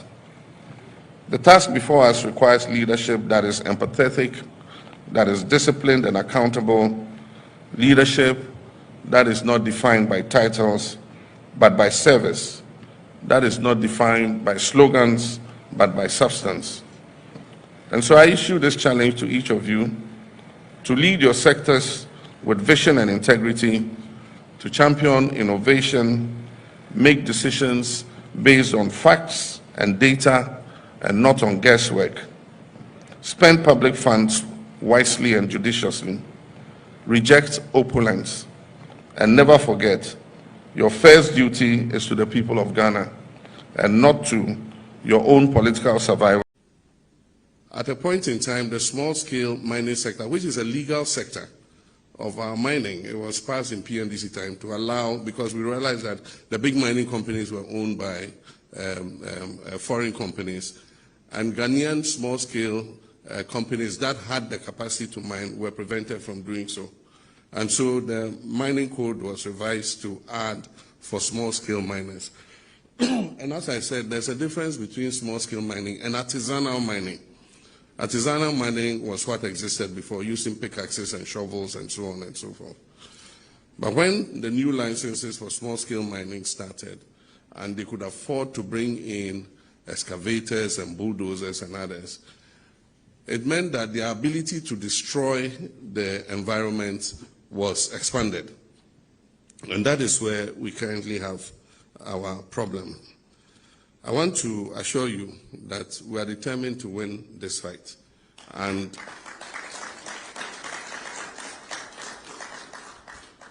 your contributions, your criticisms, your pressure, putting fire under our feet does not have any problem.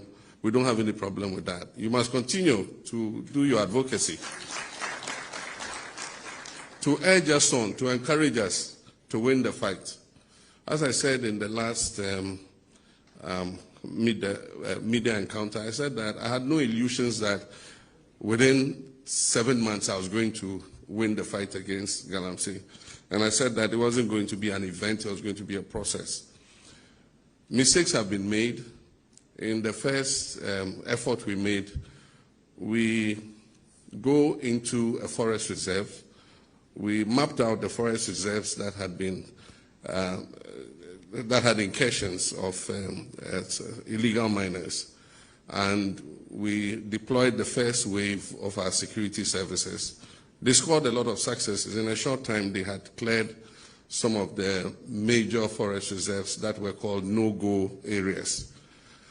Unfortunately, after we cleared the illegal miners from there, the security services withdrew and handed over the forest reserve to the Forestry Commission. And so they put their forest guards there. The forest guards don't have the capacity to defend the reserves against the illegal miners. And so lessons learned were that in the next wave, with the formation of NIMOS, that we must deploy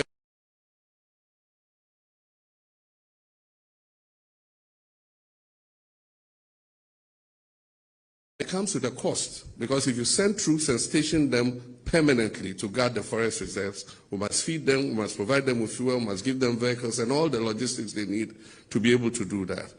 And so that links up with Franklin's question about budget. We need a substantially bigger budget than we have currently to be able to win this war. Happily, budget hearings have started. The budget for next year is going to be presented to Parliament. And my expectation is that the Minister of Finance will give a much bigger allocation to this fight against Galamsey. We also need enough troops. Our troops are stretched. We have so many chieftaincy disputes all over the country, land disputes. And so you go to Sampa, we have troops there. You go to Gonjaland, Savannah, there are troops there. You go to Boko, there are troops there. You go to Nkwanta, our troops are there. And then our troops are also on the border to protect us from terrorism. And so they are spread thin. If we take another batch of them and go and put them in the forest, it means that we are committing most of our troops to other things other than crime prevention and keeping us safe. And so that's why 9 months is a combination of the police and the army. So all of them contribute troops. And then we also have national security also contributing and all the other agencies. But happily we have some additional troops coming with the winding down of some of the peacekeeping theaters. And so when they come, as many bring an excavator in, you can't put it on a ship. And we're telling the shipping agencies, if you bring an excavator for which there's no permit, we shall penalize you, the shipping agency, for carrying that excavator here to Ghana. In the meantime, we came to meet a huge quantity of excavators in the port. And that is what the lands minister was explaining to you, that we had to decongest the ports because there was no more space for anything. And so we've moved them to the military space at the Shire Hills and other locations, and we've corralled them there. One of the successes too is the registration of excavators. Even though the law requires excavators to be registered, nobody was registering their excavator. And so if you look at the DVLA records, there was no registration of excavators. And so anybody could bring in an excavator and take it straight into the forest. Today, we are requiring that every excavator must be registered with the owner of the excavator known. And once that is done, like he said, we started putting trackers on the excavator so that we know exactly where they are going to. It's not only illegal miners who use excavators, contractors working on our roads, quarries and others all use excavators. And so it's impossible to just put a complete ban on excavators, but we must know where that excavator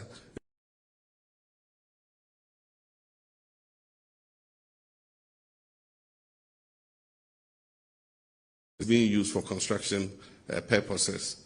And so we now can hold the owners of excavators responsible if we find the excavator in a forest reserve or engaged in illegal mining.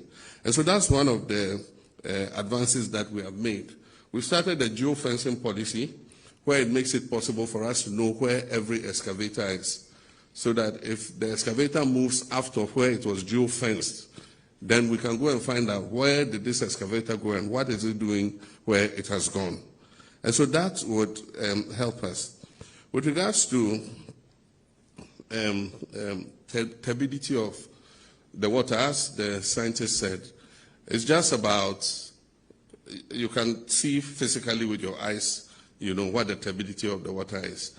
The thicker brown it is, the more coffee-like it is, the more polluted it is. The less it is, the less polluted it is. And so, like he said, we are scoring a few successes, especially on the Ankobra.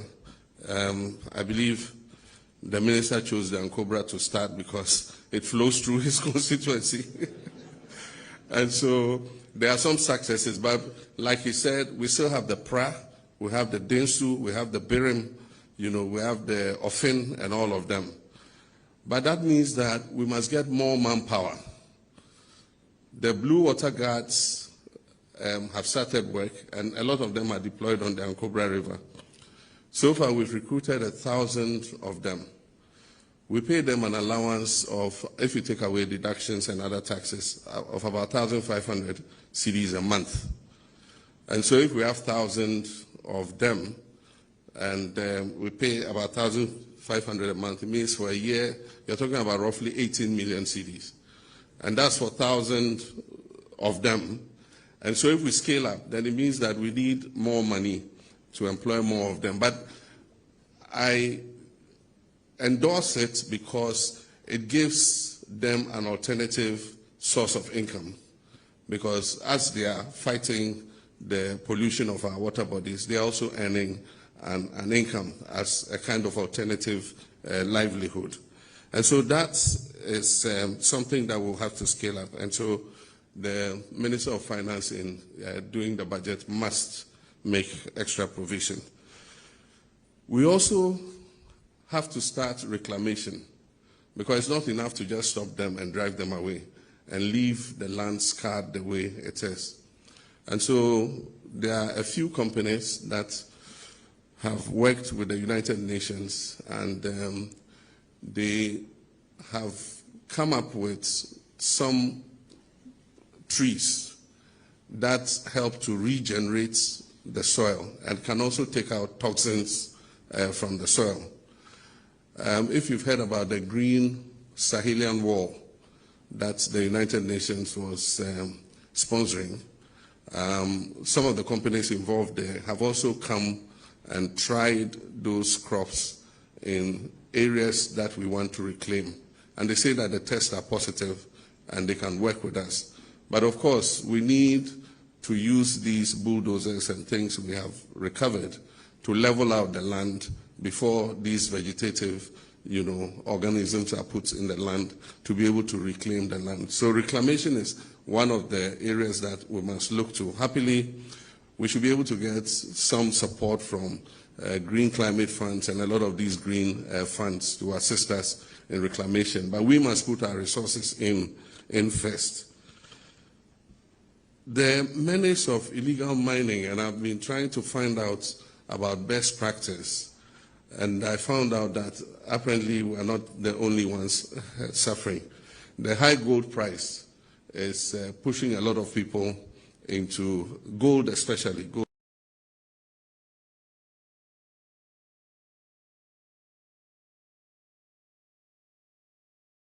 Into, and there's violence, people have died, all kinds of things are happening.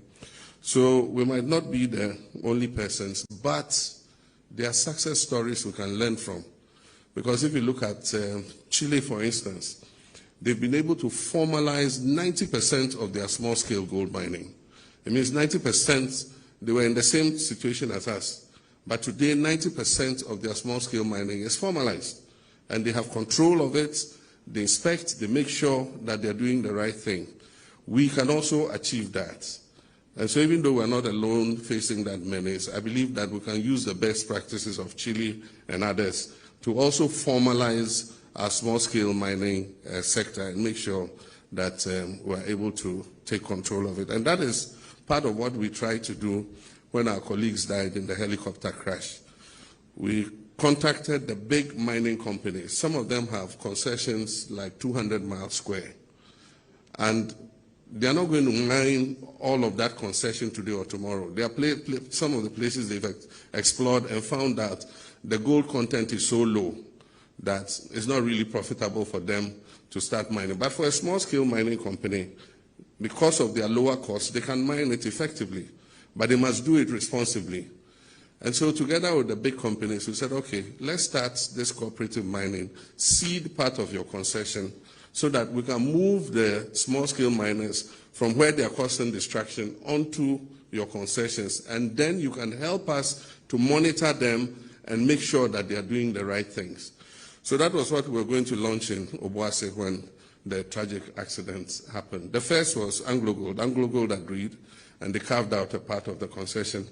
I'm happy to know that since then, Newmont have come on board and are going to assist with the cooperative mining. And some of the other bigger companies have agreed that they will carve out part of their concession so that we can move these illegal small-scale miners onto those places. And so we'll continue to do that. We also have the issue of geology and geological exploration. Currently, our mineral prospects have not been explored adequately. Happily, there's new technology generated by AI that allows those with the technology to partner with our geological survey department. And what they do is they shoot seismic from satellites, and they're able to map out exactly where a mineral prospect is. Currently, when our small-scale miners get a concession, they go and dig this place. There's not enough gold there. They leave it. They go and dig there. There's not enough gold. They leave it. They come and dig here. There's not enough gold. They dig here until they find something. By the time they find something and they're mining, they've dug all over the concession. Today, it's possible to precisely map out where the mineral prospect is. And that's part of what Gold Board is trying to do. That is their other responsibility. That is to give geological survey money together with their partners to shoot the seismic for Ghana and show where exactly the resources are. And based on that, do PPPs with Ghanaian mining companies that will mine that gold responsibly so that they don't go around just digging everywhere. So that's one of the things that Gold Board is going to introduce. And this fits into their track and trace system, which they are going to launch, because we cannot export gold to the European countries because of LBMA restrictions. And yet, if we introduce a track and trace system, we should not only be able to export to the Asian countries and the Middle East, we should be able to, once the gold has been tracked and it's known to have come from responsible sources, then we can export it into the LBMA countries. And that allows us to get a much higher price, for our gold than we currently have. And so Gold Board has to activate that other aspect. Aside from that, we're looking at best practices for small-scale mining, because small-scale mining is not restricted only to Africa or to Ghana. It is done even in the advanced countries. And so there are small-scale mines in Canada, Australia, even in the United States of America. And that's why when I spoke the other time, I said that we're contacting some of them so that our small-scale miners association, could be sent to go and see that you can do this in a much better way than we currently do. Happily, we've trained a lot of geologists, we've trained a lot of mining experts. University of Mines and Technology has trained so many of our young people who have the technology and the ability to do so. And so the intention is to attach these graduates of UMAT to the district mining organizations, and they would help the district mining organizations to go and inspect the small-scale mining industries and make sure that they are doing the right thing. Normally what you do is, before you start, you must dig what they call a tailings dam to contain any water that you use to wash the gold. And so all the gold that you wash must go into the tailings dam and is contained. And after you wash the gold and you finish mining, you're supposed to cover the pits, and then after that, there are chemicals that you can use to clean and detoxify the water. I'll come to that in a short while. But like I said, it's not an event, it's a process, but we'll never give up. It's a long journey, but we'll continue to work on it. I like that somebody raised that, what are we doing to the kingpins? Because most of those 1,400 who have been arrested are young youth who are looking for something to be able to look after themselves. And we'll prosecute them, we'll imprison them. But those who run those operations are the ones that we must be arresting and imprisoning, not these little boys. And so we need to change our strategy. We can arrest the boys and all that.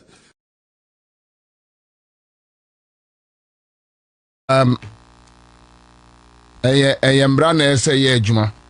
So mbra na ese ye adwuma. So say omama untumi bill. Na omo enhye ye no so ase emfiri ho. You see, galamsey issue no say omone abonefo no edino nyono ya lady be a video be about wound to me efa Nimri forest ho na unfortunately my message our video no me you see my main fast and when came odame wanya sampa odame wo na Ghana police for a year. I think now it's clear that between the Ghana police under Akufo-Addo and the Ghana police under Yohunu, at least nyansa kakra bo mutrim. And then kwasi asemwa odame efa enkrofo kogu eye police headquarters ehye wo atare don defame of odame eno mu kodi sebe akakabensem Ghana ni bia wo tie mi bia nim se eye Akufo-Addo ni odame no a ono no ye attorney general no a enkanya dia obi ene dampare a enkomo wura on komo bro wo maku wo enka se Akufo-Addo as the president, then you have Odame as the Attorney General and Dampare as the IGP. Me say enkene enkiebe sie nipa our police headquarters. But it's good. Eye because say MPP supporters ni aye o madwene say edam ewo mutim na say police for say omo ebro omo a at least obia we obia de beye eye enkaye na omo boys no small boys bi ni omo sanketenketi bi ni akakabinsem bi ni de omo kyerɛkyerɛ ho ye police form and sakura pie from Buffalo a omba buma mamoni so atem one time ne de omo kyerɛkyerɛ hwɛ ye mema o ya mema omo konzongo ene kofa nipa ni bio ya mama o ya mema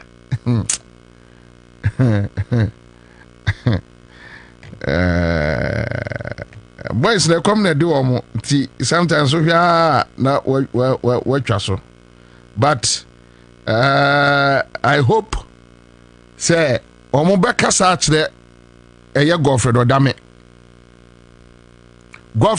asemo a empedifo dia to omo dia to nsafre nyina ye simple we ya attorney general udi bone na di eye AG office no or the running office no and a Richard Jakpa a petition a CID so wo born a pass onka someone fan to a finance minister at to forcing so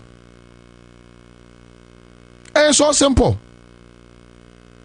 idea where your TMU tapes and you need to be investigated. I'm not a judge to claim say so Damiko jail. But you know your interest in that matter. And reason why some of us we keep on calling on the NDC government to make sure that they sanitize the system. What should be we are Attorney General, not what do we?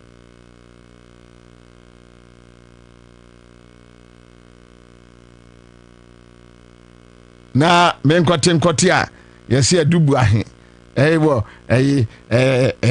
National Security Bureau mfayin kwesi Signals Bureau na say the ways are buying prosecute na MY security hwejimi yeti kromu FBI director Krano is under investigations for America FBI Ghana National Security area ye mu ade an yete no ho yete de antebun yete de ho asamba ya na Kwabena dubu ahe o ko ka kire ko kan na opa akɔfrɛ terrorist for bra as na Kwabena Dubai na busuafo nti kurom abi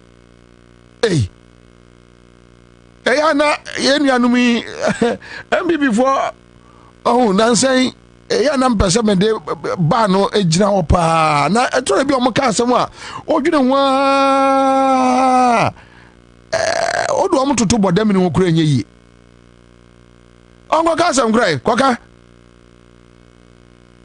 kɔka ne yɛmɛbu Bank of Ghana ani yɛn nyina ne ɛti kurom a ɔnkɔ ka ne yɛmɛhye ɛyɛ Flagstaff House yɛn nyina ne ɛti kurom ha asɛ sɛ biribi si wɔ Ghana asɛ MPP for no wɔn no so wɔn te heavy so still I think they are dealing with madness wɔn nya aduro ya kan say we free 2017 2018 2019 2020 2021 22 23 24 modi ko opposition ya kan this ni abodamu MPP ni abodamu MPP ni abodamu MPP ni abodamu MPP ni abodamu still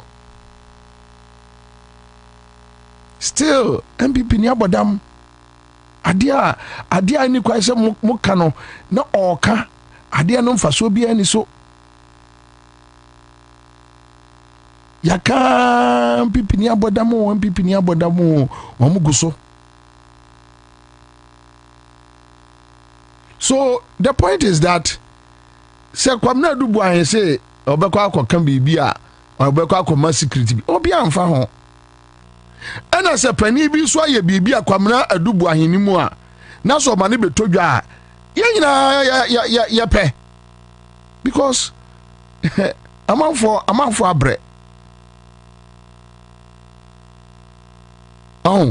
say yɛtwe yɛde nkrɔfo mo di position na sɛ mmara timi twe wɔn aso a me pa cho o ga sɛ ɔdame mmara no ɛkye no na sɛ mmara no jeli no a o ga sɛ ayeni ni ɛto yi sɛ ayeni o Dr. Ayeni o ga sɛ ɔno ɔbɛyɛ saa sɛbe nkwasi ade a gɔfrɛ dame yɛ no ɔnyɛ. So you see, punishing people, another process, a straighten up system, society, community. Me, I don't believe in the Bible. So make me use Bible that they are changing a community. I don't believe it. I don't believe in the Quran. Quran no Quran they are na patapaka krawum. Maybe extremist for no na be among kenkai I don't know. I'm not a Muslim. But I don't believe in Quran. I don't believe in the Bible. Intimacy nipa. A woman nipa mundi bone more. The Bible, the Quran, the Hindu books, whatever, the Christian. A woman nipa mani di bone. But there is only one Bible. Punishment chapter 1 verse 5. You both nu ani so ada ho. Why? Urbo so na manu aye study. Punishment chapter 2 verse 50 says, "Ki yi wachi, uwia o masika ye yi wachi, ya bom asa 150." Yes, Singapore na ayeye.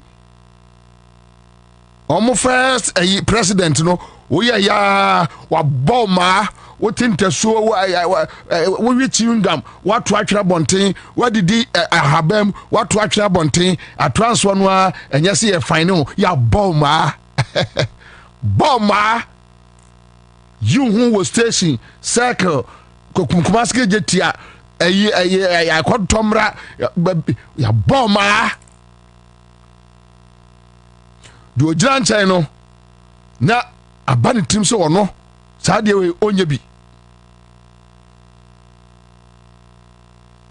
Punishment chapter 16 verse 20 bonini bu ho awudi a ye no ema so ye bema ema ene ye mo bo ye wuro ho nyina ya mo demre wa ho yi no eso nko a ombe boso ma sa po sa 256 Boko to suma.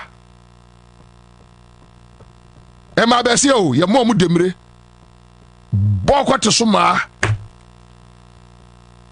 Ebi also a punishment chapter 20 verse 39. Ye no de enkwala prayer den no ye de twi adwaye no.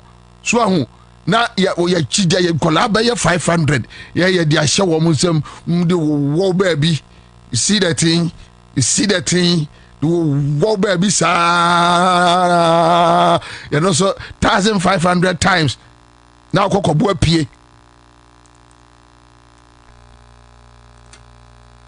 now kokobo apie oh what because I am so nipa da sani no asa nipa da sani no am say sa punishment. And that is why we keep on telling the NDC government. Some of us, yes, a punishment. In this will be what NDC Mukrana say, Obedi Sabe and Kwasiasime Guyanimu Asia, na Osro. Because say it me punish a year MPP for well. Wo and this nino and found some kwaka aban sika and konko to galamsey. Don't do it. And ko inflate and your friend say contract. Don't do it. Ya disika ma say fire o man adwuma ya ma o percentage no edaso no wani nso o percentage no 1% cry you no wanya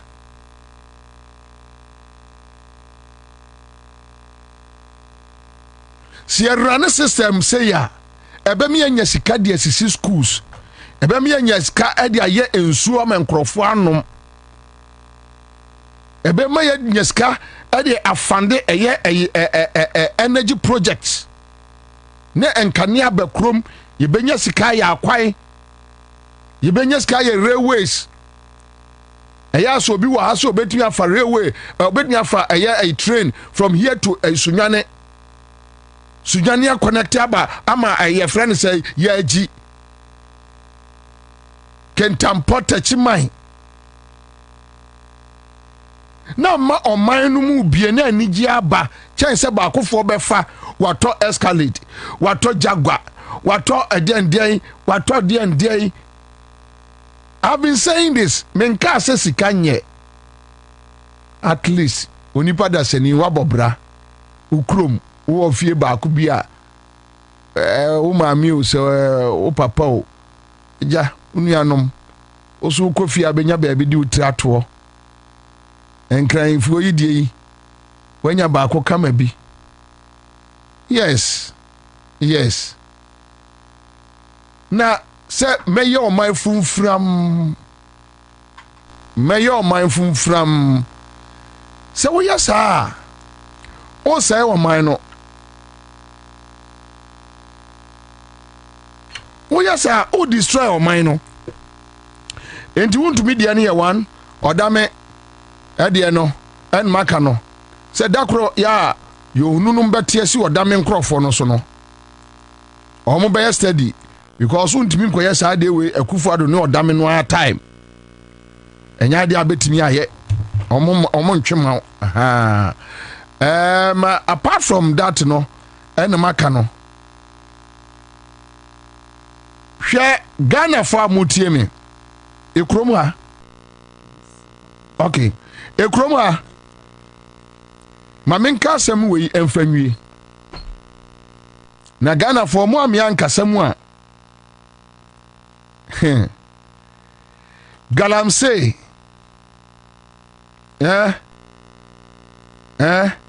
Galamsey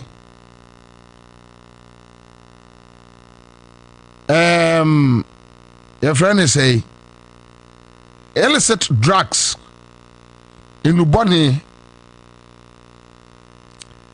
any your friend is say Say the aba gangs. Gangsterism.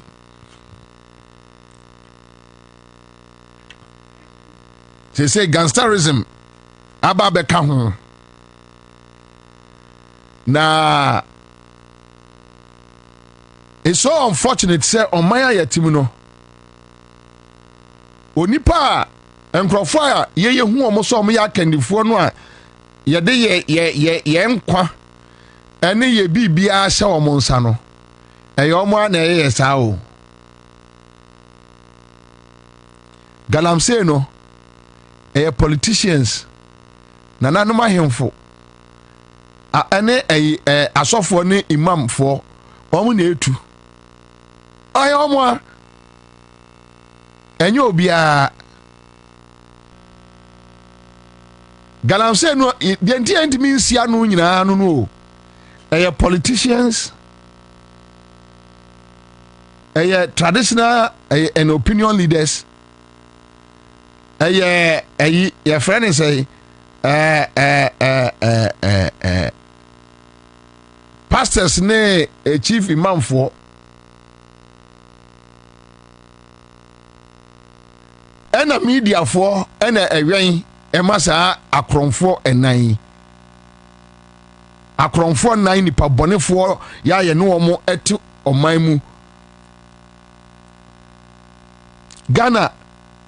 Ghana ohini bia ni wa adwempapa woni tirim but yen kwala no yentimi nka mesi Ghana ohini ba kokora ni wa adwempapa woni kwase asem nko bone nko no mo frantuma aguso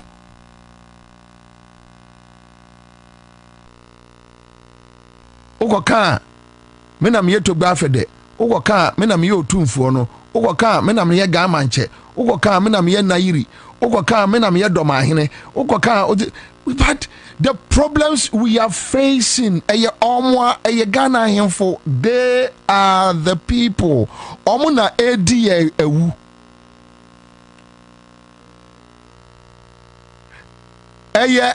politicians ogoka unim se me former president Kufuor de enkana semu olumai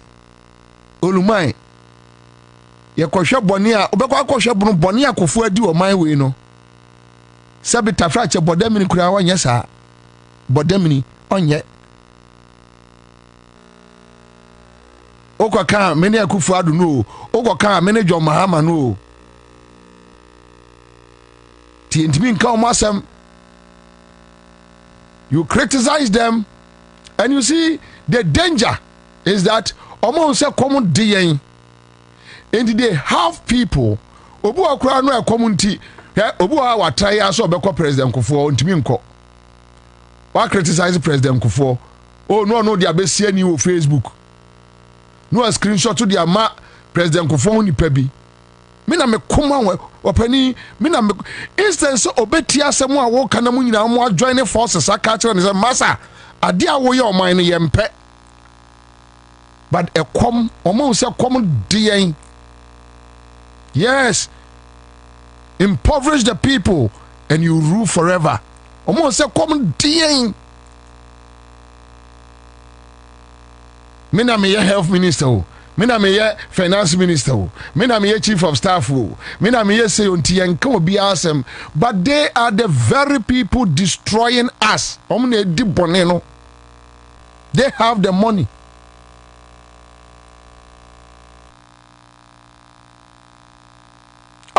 also for tabel preaching yin si asese and the Lord God Almighty will pass. And Jesus said to the multitude, come unto me, and I will bless you. Hallelujah. We serve a living God. Hallelujah. Bonini nyina onedie omwa. Na ba ku so de namonchen. Oh, Jehovah Rapha Donatikenu. And we raise the staff of Jehovah. Oh, young boys, you don't know anything. We have fight so many battles. Kwasi asem no mu di kire o. Wo mu na edi bone no e wo mu ye de ani abu fraud boys. Ya ono kom di no wanya broni di aka no. Ene ani abre wo mo so. Ye de ani abu sa boys no. Wo mu no di bone no mu di. Wo mu no bone be no mu di. Wo mu ni bone bia. Mini Efrem Ajiansare no. I command the cripple to stand up.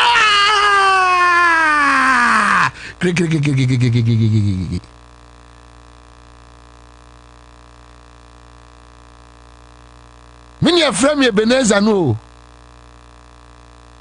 Mini Efrem say no. Eye wo moa. Untimi nka Sarabatu untimi nka nasem. Hwe Chief Sarabatu o kana sema zongo fo beba bebo eni atim enipa yi a wa shakra mo che yi a etare ni tiri ho a ne jara bi atententen na Bobie se no obesebese no ubeka so sum go kai ko ranu ama bone nko bone wona dia kromfo esie untimi nka ni ati yeto man mu eni enyina ya yedi eni yedi ani bu a fraud boys yom no na mo ba bi eji wo mu ani untimi nka skani asem okrom ha untimi nka skani asem okrom ha o yonko ni Alhaji Agongo ade so Alhaji Agongo na ya saade o yonko ni Kwame despite o yonko ni Ofori o yonko ni Ibrahim o yonko ni Wahwan o yonko ni Wahwan PK champion ayo sikani enje papa no se kwa kutin o yonko no ade so mo na ye sika wo mo ya saade no they are doing it ayo mo enye other people ayo mo na yonko ni IGP na yonko ni a military command there and there na yonko no ayo mo they are doing it.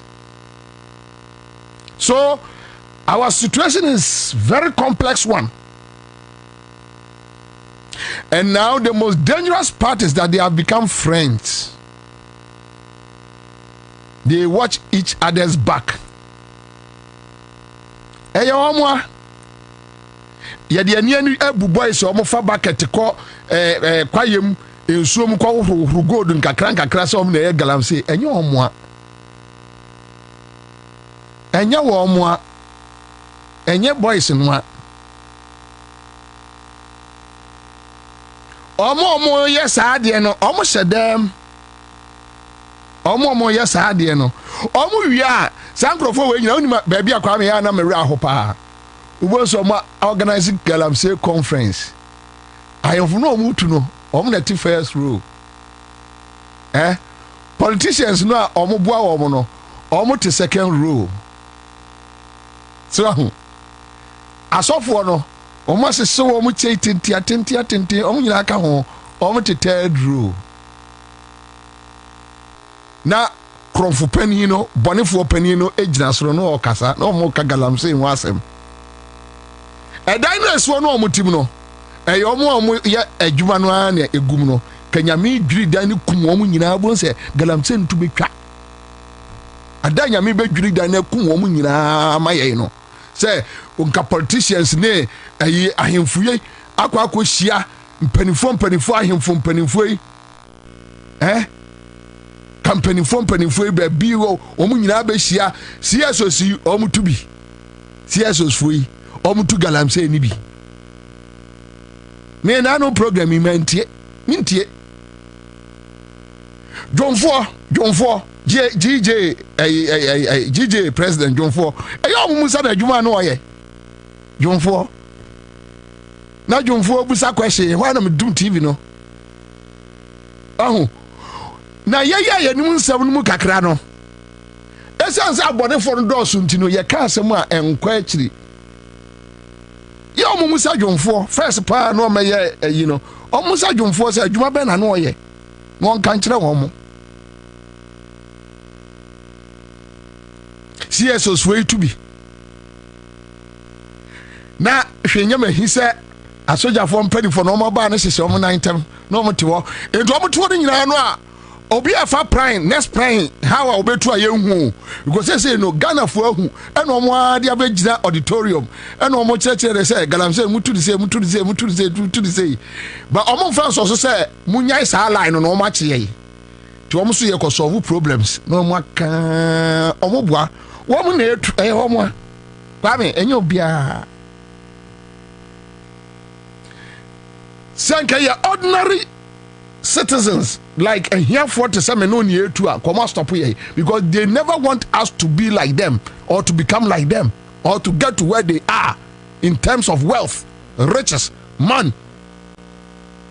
Omo pesi e bedru ba bi omo oda and sanka ya here for in and here to come stop here da and they have the power come betimi they stop here but omo na etu omo ahemfo na afran tomatufo no womo na etu asofo no ha na etu yeah last week unim say Kwame sofo bi ne na prayer tower atimi akotra galamsey site aye fasting 30 days because galamsey ni bana sorry ena guy ne beka kire ne say ne concession no na say okobo a onya gold oni na sorry makogu eye asase so 30 days fasting and prayers no gu ra no mu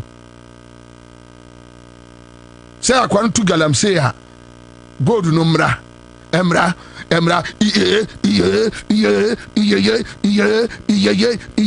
Jimmy koto ofui mami buba ne ba kon eno mu gura no mu so this person ya rahosem o Kwame ya rahosem Ghana Armed Forces commanders ne Ghana police penny at any ahemfo no any politicians in penimfo any asofo no sankrofo we 5 ni imamfo no sankrofo na aka bom no mo ha oman no om na esay oman no om wie awia no mababe Kwame gansa unim langas egu ahemfo efie ahemfie Kwame meso obi mfa sa research we ntu no so langas egu nkrofo ahemfo ahemfie no you have no clue. They buy them the tramor, they buy them the ammunitions, they buy them the machetes, they feed them the land guards. Politicians now for funny omo for now for sebe ya omo be attack no. Into omo jaya vulnerable ones no amma. Into say ni yewura gangsterism mu ohini bia won gangsters etuo ye license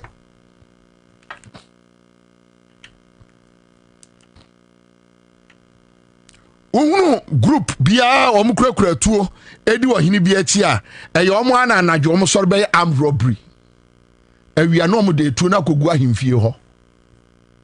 Yes, that's why now they keep that's where now they keep their arms. And to be police for be criminal be efie no bibia ni ho egu ahimfie anadwo no mafa no mo de akokum ni pa akobokro no ahomache no mo de aba begu ahimfie ho. Yes, media magia to me say enye ye da your voice ni sha your voice ni sha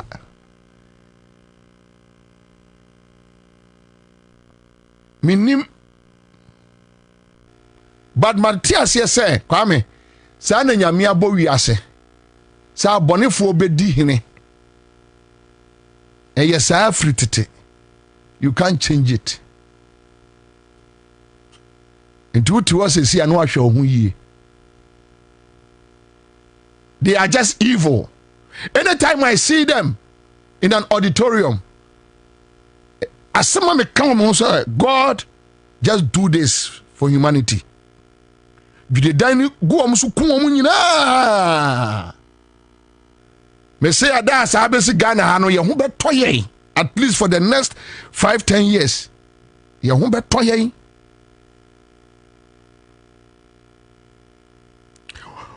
Gansasi omo no omo de omo ko ayinfo no ye omo langats na politicians nso de omo ko a friend say elections into omo serve politicians no ni ahemfo wi a no omo graduate no omo be armed robbers police ni suru no soldier ni suru no omo graduate a no omo be armed robbers and as say Kwame omo graduate and as say nya armed robbers nko omo be dane daytime gangsters first pa ye behunu so bibi Ansah bebo obi okura tuo ni ade a Jesus akohwe ye Sahil ho videos ni bi akohwe bi Ansah no ahunu say ye say esaneba eba Kwame so ahunu de ya na ekoso TikTok no ka shala ye be dai wo utumi body to a odeshi no aprapra ni ya hwe Nigeria movies mu esane saa bedru ha one day and make us we actually Ghana man one day one beautiful afternoon we will all pay for it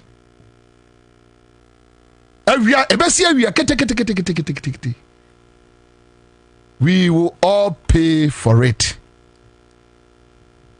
You do ko elections.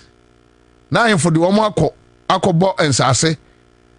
Ene your friend say na konwa ho ban because what the force aju obi akonwa. Eya onye ohene. Enti ohia omo dinro. Enti say kwa me unim de omo ye. Ahemfo no they go as far as Niger, Burkina, Cote d'Ivoire.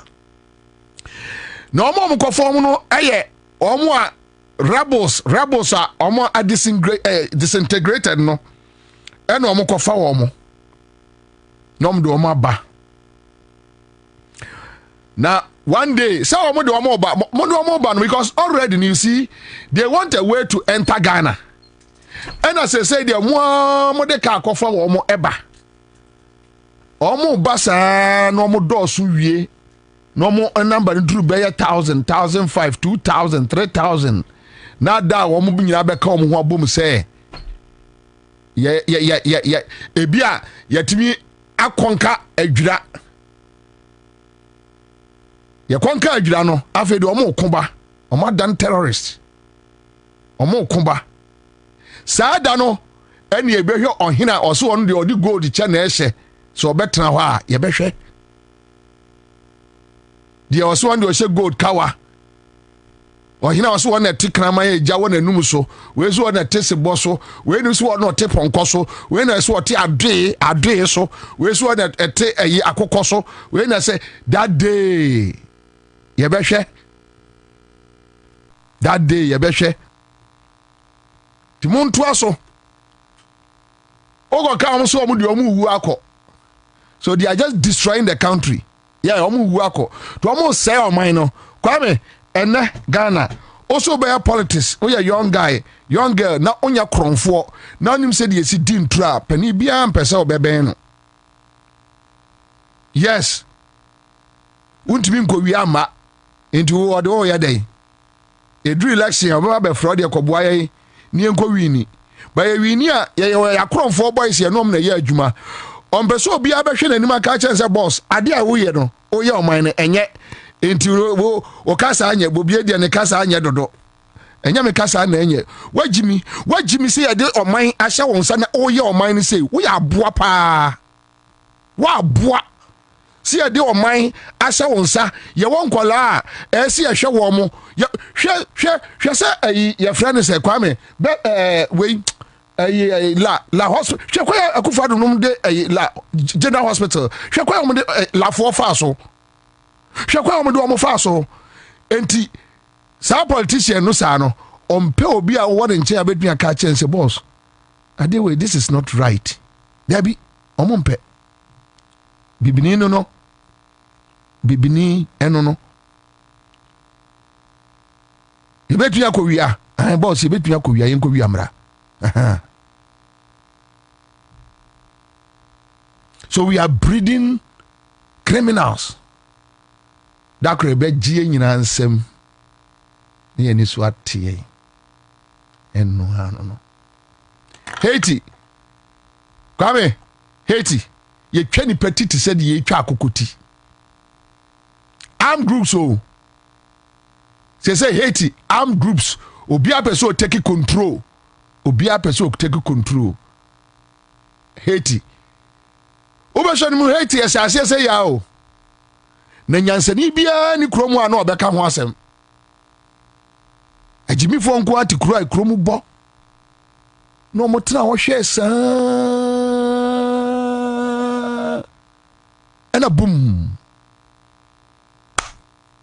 Haiti Mexico armed gangs yetimi chi abusuo ba akum nipa 30 40 massacre twa mu nyina ti agu amnam ada beto politician bi wo Ghana ha na ohini bi wo Ghana ha no that day they will probably wake up me osuma me be kumi a amai but yanya yenchirima ne saa yenni ho bone why omuma akufu adumani nyina Africa na o ba akokura ni ha yeah ombeta akogwa so mo jeje diplomatic passports ni ade ebinum dual citizenship say di aba no omu nyina ama MPP NDC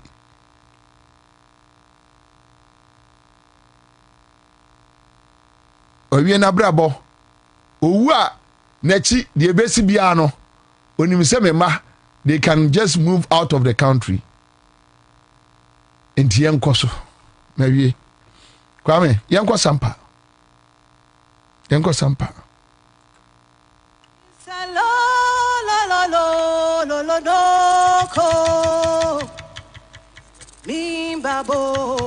given. There's no slap on the wrist. What's the least sentence? 15 years to start because it flows through his constituency. And so there are some successes, but like he said, we still have the PRA, we have the Densu, we have the Birim, we have the Ofin and all of them. But that means that we must get more manpower. The Blue Water Guards have started work, and a lot of them are deployed on the Ankobra River. So far, we've recruited 1,000 of them. We pay them an allowance of, if you take away deductions and other taxes, of about 1,500 cedis a month. And so if we have 1,000 of them, and we pay about 1,500 a month, it means for a year, you're talking about roughly 18 million cedis. And that's for 1,000 of them.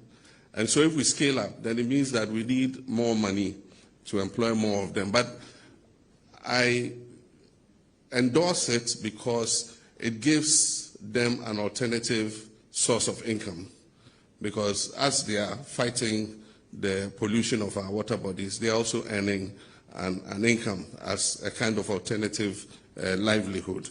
And so that is something that we'll have to scale up. And so the Minister of Finance in doing the budget must make extra provision.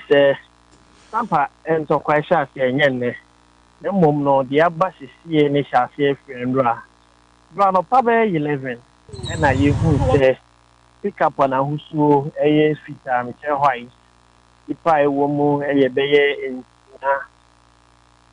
but the pick up is ni mana mo de koku tia e ba ku tia we see and if she are there and say boss tia omo tututu ti atututu ne ko so a ma omo sign de omo ni che sampa hinfie anka omo kwakura hinfie ho eti dipa so omo ho omo bo hinfie ne ho ban ne abusia e wo sa hinfie ho so yes omo mpene e masankufo ne ma mira hinfie ho ebise omo ahusuo no wuntimi mfa we nche se we esimasi ana sese itano makata omo ni munyina eti omo ampene manse na ampene ye kwakwaye mentimi ho ase ene etu atoto omo akata omo ni mu kitatuo ya ba betiri wo fie nso ono nso bo ahimfie ho ban nso kitatuo eti amatututuo ne koso a eti patrol team che sampa patrol team ana omo duty area no na omo mmen ho nti omo nyanka se bibi ekoso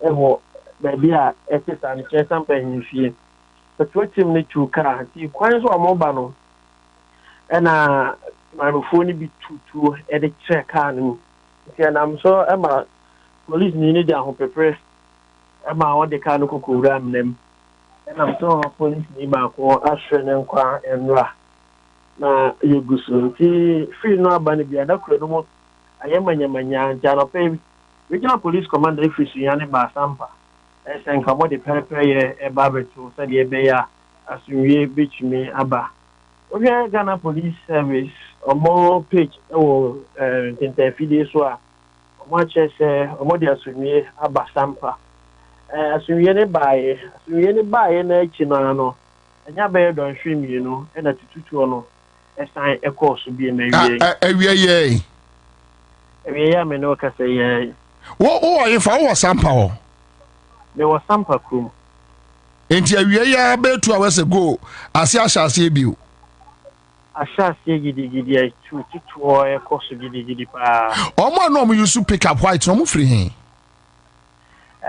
chemu die yentimi nchese omu ya busia e anase busia bi na mom no yekoba so ma san di omani ache sampa hinfie ho no eno mususu se ebetumi aye nana jafra nkrofo efise omo ba se menka so omo ba for attack ti omo ba attack. No, but what I mean is omo free omo ye kromafo anase ohwe a omo free baabi ena be wura kro no mu ya maske omo anim nyina omo akata omo anim nyina nti ntumi identify say we anase we nti ida say omo free kromo ha anase omo free baabi foforo no isi ne yentumi ntrese asi mesika ho nti yenim baabi omo free by. All right, thank you. Famous Buadu, famous here that's pa monitor yen because ye pick another information be or other nearby towns. Yeah, Bay Sampa. Monitor my the air coso. Now I show we why Pacho. Okay, and then Sampa market. All right, okay. You to on a course, no by first study a chronomosia. Any the coso my fact. I'm ready. Okay. The same no kasi obi ani ho sampa kum. I see. Bambo phone kwa na diabos. Na Bambo 4 want here then still be 2 hours ago. O mutimi sa be wura mu bio. Bambo 4 dos wo kum mu ha nkasa na kum ha bibi no. Ti bisia aya na omu nheda emfa Bambo 4 ho saa. Sao sana krum haki se BBC a mo nshada fa bambofo ho sa. I see. Wow. Terrible. Anyway, all right. Yeah, that's it. Oh, okay. So my main question Juma Anyway, Mekao say, and Yeni Oslomo Usu, a spokesperson, Movement for Change will join us, and Haruna Mohammed will join us. But Mausi, Mawonya Fia, Director of Communications, Sorry. No, Pacho Monfa Cheme. I beg you. Monfa Cheme. Enka me koka friends say Soa Asem ni IT Soa, acting head of communications, National Commission on Small Arms and Light Weapons. And also I say but so we are being so that we will just move on, because now at least you understand the issues, and so I say Ghana the kind of arms boys in Ghana what is happening? Yo, Midasi. Well, the issue about arms they say Obia Kratua, it breaks down the rule of law, because the BBA Obia Antunubo Yema adwini nyansa nkasa obehua na eto because eto we sunsun echew de wonye ukreto pe eto be chew de wonye enti ebe pa amanfo nyina cho say yenja eto na ye toto no. No, but your friend says small arms commission then enkrofo eto ati sit sa. What happened? On say nyama bebre. So it starts from the regional yewomuna, from the Sahel. Pacho members is here. Chief Inspector Thomas Akila, Police Relations Officer, Abno Regional Police Command in Nkomo. Chief Akwaba. Boko de minia penny. Erade nti ekuremu aja sampa wada roma ade na ekoso yi yo we me fa kunya na mincha ati ko nyina anopei regional command we issue press statement exception the ekoso or something no in an interior, a family will be a some cacao or some would be any samba Jafra group or Mokrashi or market area of Emma to airport. So until you deploy patrol team or Mokoe, so Monkobo and now bring the situation under control. Omogusuno, what we hear say, almost a shade store to be or Sampa area of anti-market area next year, escort fire service for any ambulance service. Emma Omokoyo Nojima. Ye Konemi na a truly Kasai, Emma good police form so Emma ye try. Police for Nipa Bear watching any try. And so ye be Omoko to ye treat you. Emma Omoko ye. But the Dakar, Emma ye the Nipo Confanachi Hospital. Thomas, was it an attack? And I say a accident. Which?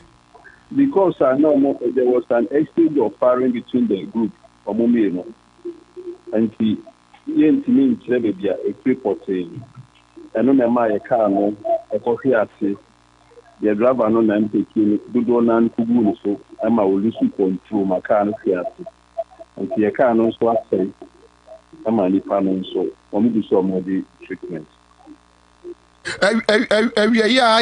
yate say ye ne reporter kasai no say be 2 hours ago I didn't say peja no den what is happening? Yeah, BT up security if you anywhere nyina until some no situation remaining calm and I make us say yeah reporter near Kasa not be 2 hours ago because you say free run am take control yeah you no pay no near your monitor but the Kasa say no say na as a pete kakra is it that those groups no omo wo kromo na montimi nchi wo mo na say munya wo mo na so omo free kromo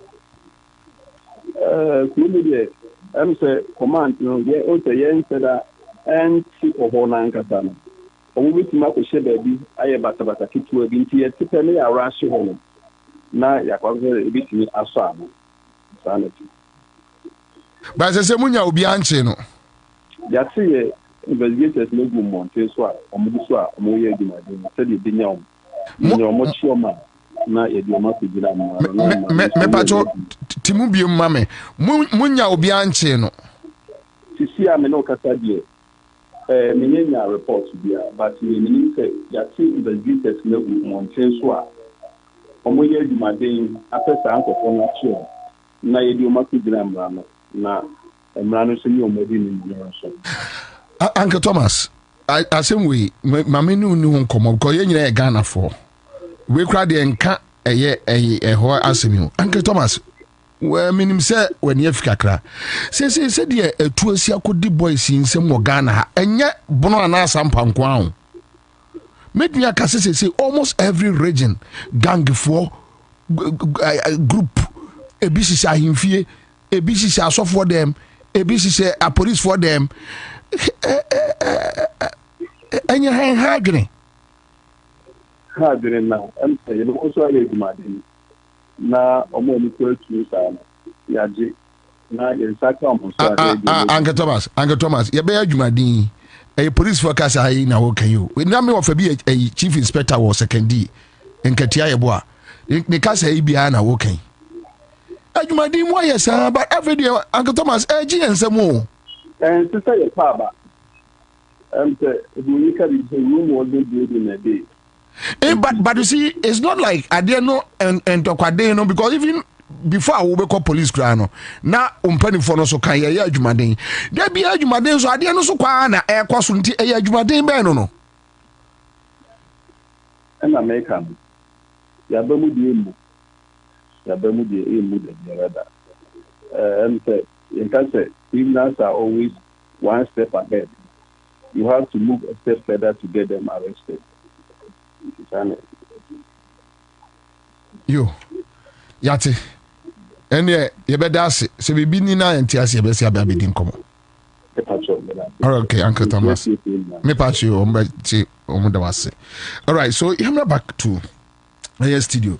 And then.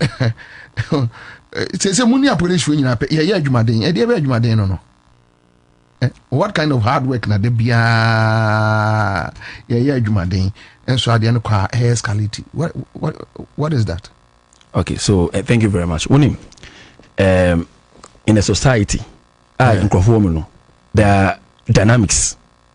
Na obisa question be say eyere na eto no eba good.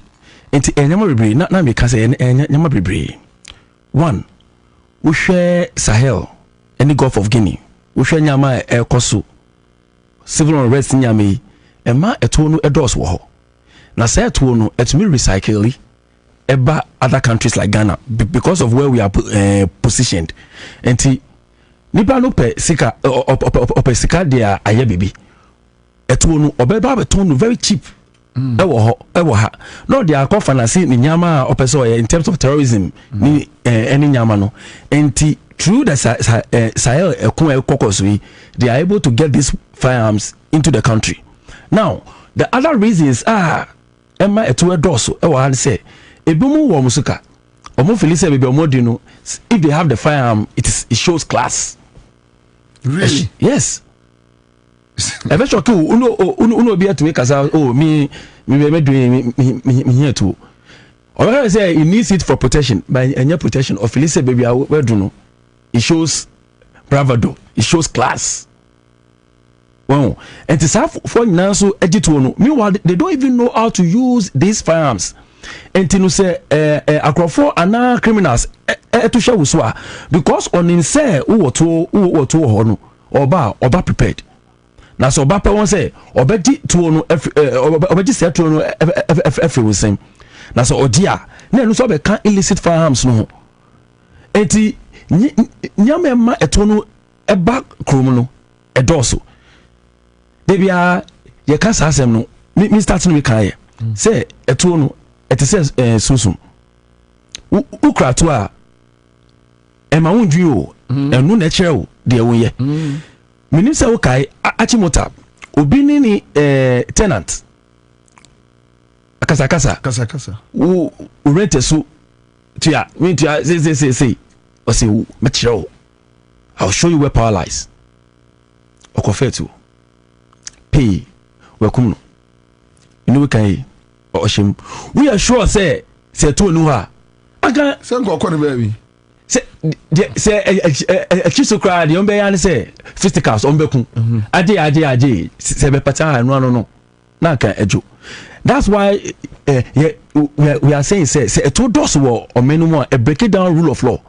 There say na yentina table hu na yenkasa no won say yen ye obia pese o kire ne tumi oba ko fa eto. Now we be say dey na ye enyama no ye bebre but answer na me kono illegal ones no a doso illegal ones no doso do ampa eno na me show how are illegal ones no bem no and the role we play as citizens to make sure say illegal arms no e doso dey bia me ka eto eni nine eto tumi nanti eni pa na e ma eto nanti. Yes, then what's that one? But we don't volunteer information. But remember, office and cry friend is saying small arms. Small arms.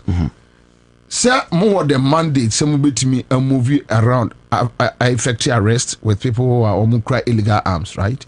Okay, so we don't have the mandate. You don't have the mandate. Yes, we are seeking for that mandate now. We don't have the mandate. Say police enforce those laws no. So what role do you play? Okay, so per your mandate no, we suggest policy directions to the Honorable Minister for the Interior, and then na enyana ebeboa, then he implements. But the challenge there is this: which best practices are, say your political authority and not governing authority, na your regulator, and sana the law enforcer. The law enforcer being the police, the regulator is supposed to be the Small Arms Commission, and then the governing or political authority, I the Ministry for the Interior. But you see, I know there's a gap. We have the Ministry of the Interior, the political authority. We have the enforcer, but aka regulator na afi obe to me aye sanyama say to ensure say proliferation no ebeba form no aka because our mandate no. And my inquiry also we can't effect the arrest. Police and say say and the police is actually fighting general crime. Per mudata no. Hifana sa illegal arms no do no ano ewo. I ewo himfi ana say ewo getus ana say ewo forest galamsey for nsemu ana say our politicians now. Okay, all right. So thank you very much. Unim, third survey. Actually, it's all do a omenyum. Any registered and non-registered, but by the end of the year, survey no, ebepa intuma, and I don't have the clearance to speak to those figures yet, and now to speak concerning those figures because. About commission where do we say? Almost 6 years. Into previous, moyeno. And can we previous no moyena for a warm hole? Say, we are effective arms control. Data 10 years. Juma is about 10 years old. And current one, and say so data moyena within what time? Say annually, and I say 5 years, which is which. All right. So survey no, due to lack of funds and see survey no every 10 years. But we are trying to get financial support. It will be shorter than the 10 years. I buy but you know, say I buy agencies do also. So that is the challenge we have. No, the point is hold on. Over the years, a new commercial politician. Over the years, they say I buy and share the resource, small arms. That is the point. So that is one of the challenges. Yes, we have that kind of challenge in terms of finances. Now we can say, that challenge. If we have the resources anka yɛbɛyɛ no lesser than the 10 years because it will okonya adwuma wɔn hu sɛ wɔn ahyɛda wɔn bɛka wɔn ano abɔnten sɛ yɛkutia ɛyɛ atuo illegal arms enso mo amu ni sika amode yɛ adwuma meboa so wɔn ahyɛda. For the finances, it is a challenge. Even staff, the resources apart from we are profession. Do person be cases or more bois? Be person case a challenge. Yes, it's a challenge because once it's a challenge, then you can't overcome it. You never bro, Chroma. You never minimum say so keep you position now you pay. Now say any pay ya dear pa was see ya we are at risk. One can't tell us or more bois. Scan on farmer. You asked a question and I'm answering the question. Sam say, what are the issues? Make a show you have a challenge financially because make a show say when they come out and they do their symposiums and whatever, they tell us that we are empowering a small arms commission to work blah blah blah blah blah. Well, I have not heard that.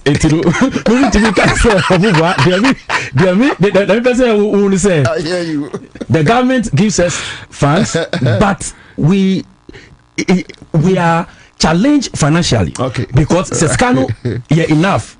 Now, they say, we would have done so many things like this. Savina making, every 10 years, lesser than the 10 years, so that it will help impact the effective small arms control. For the 6 years our year Juma or Bepimen and Munye any data analysis. Data analysis, quarterly analysis. But the major Savina Ansah this is the third one. Yes. The third one. Since small arms commission your motive, we need third one. Yeah, this is the third survey.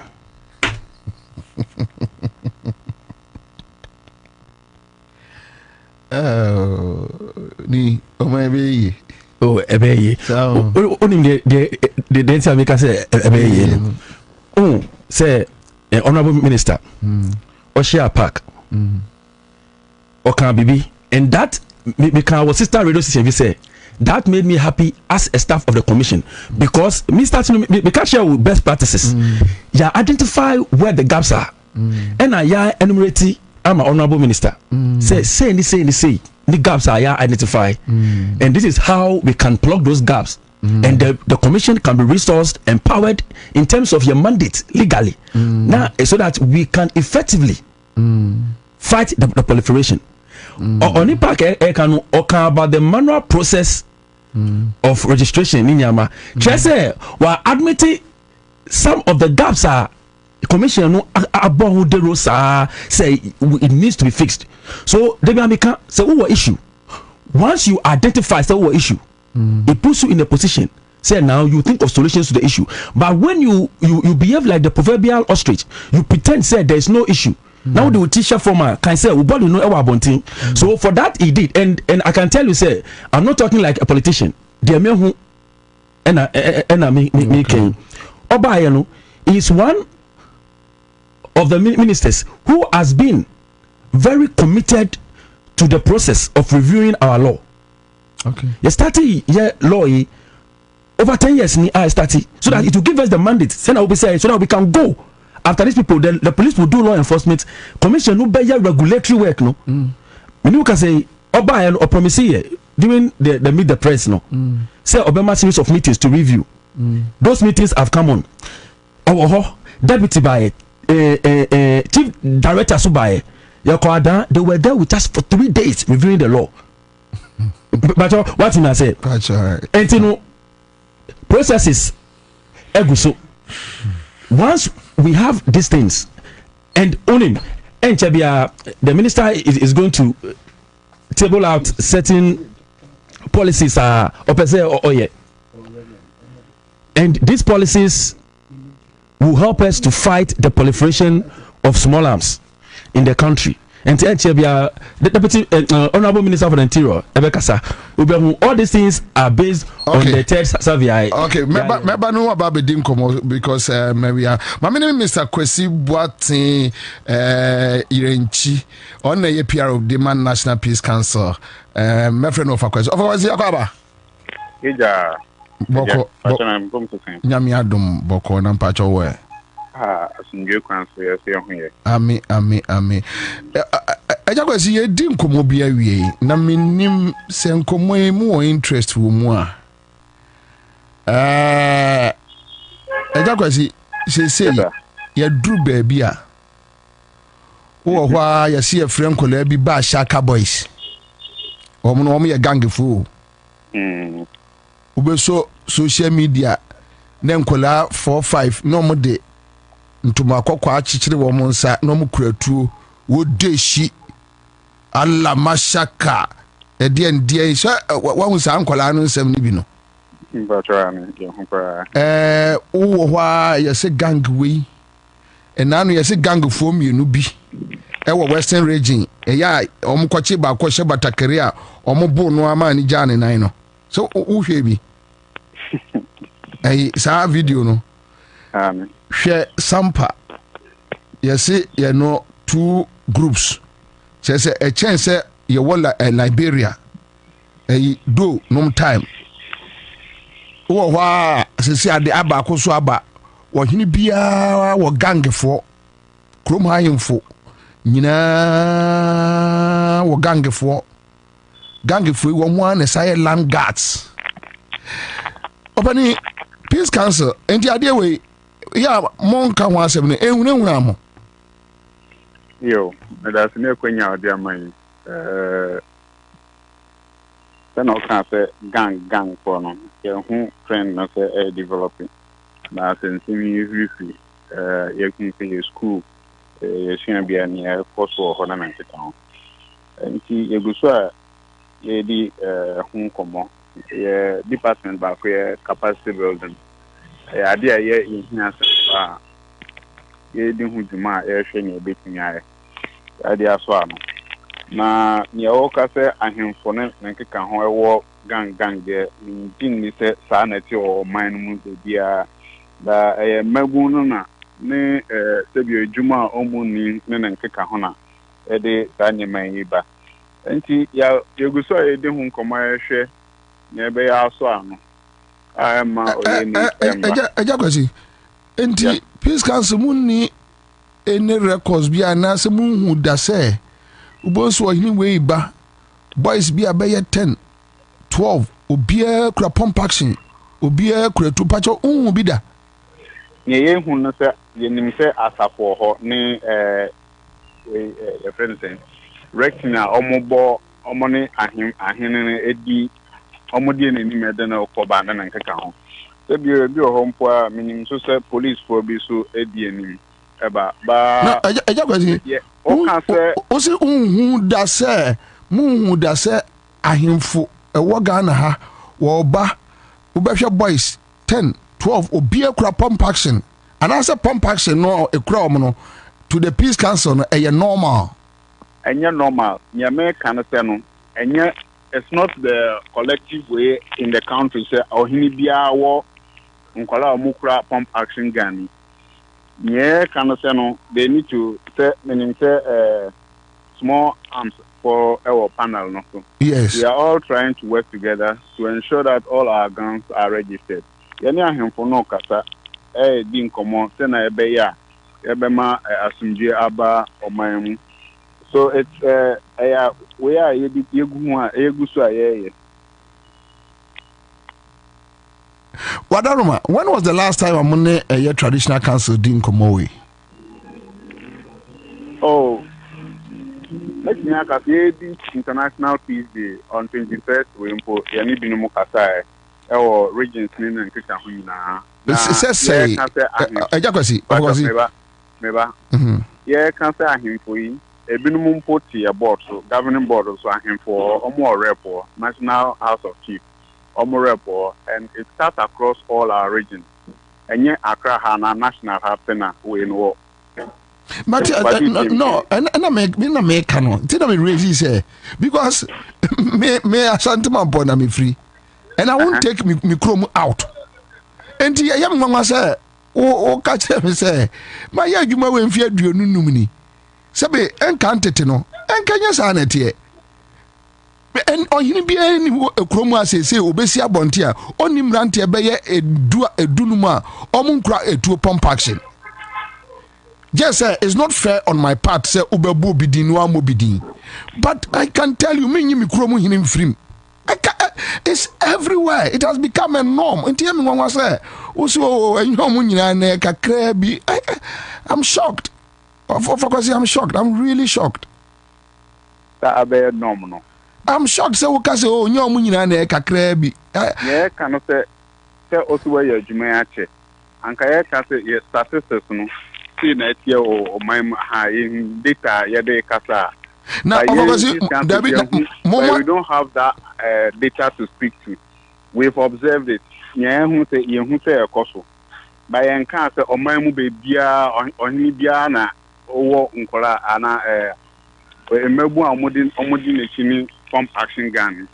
Also can't say or more swan a gala Messiway. Messi Galamse no kura ka ho ose langas ne Galamse no eye wo mo a eye sankwala no so mo wura mu no wo mo na kura tuo no wo mo na bafi.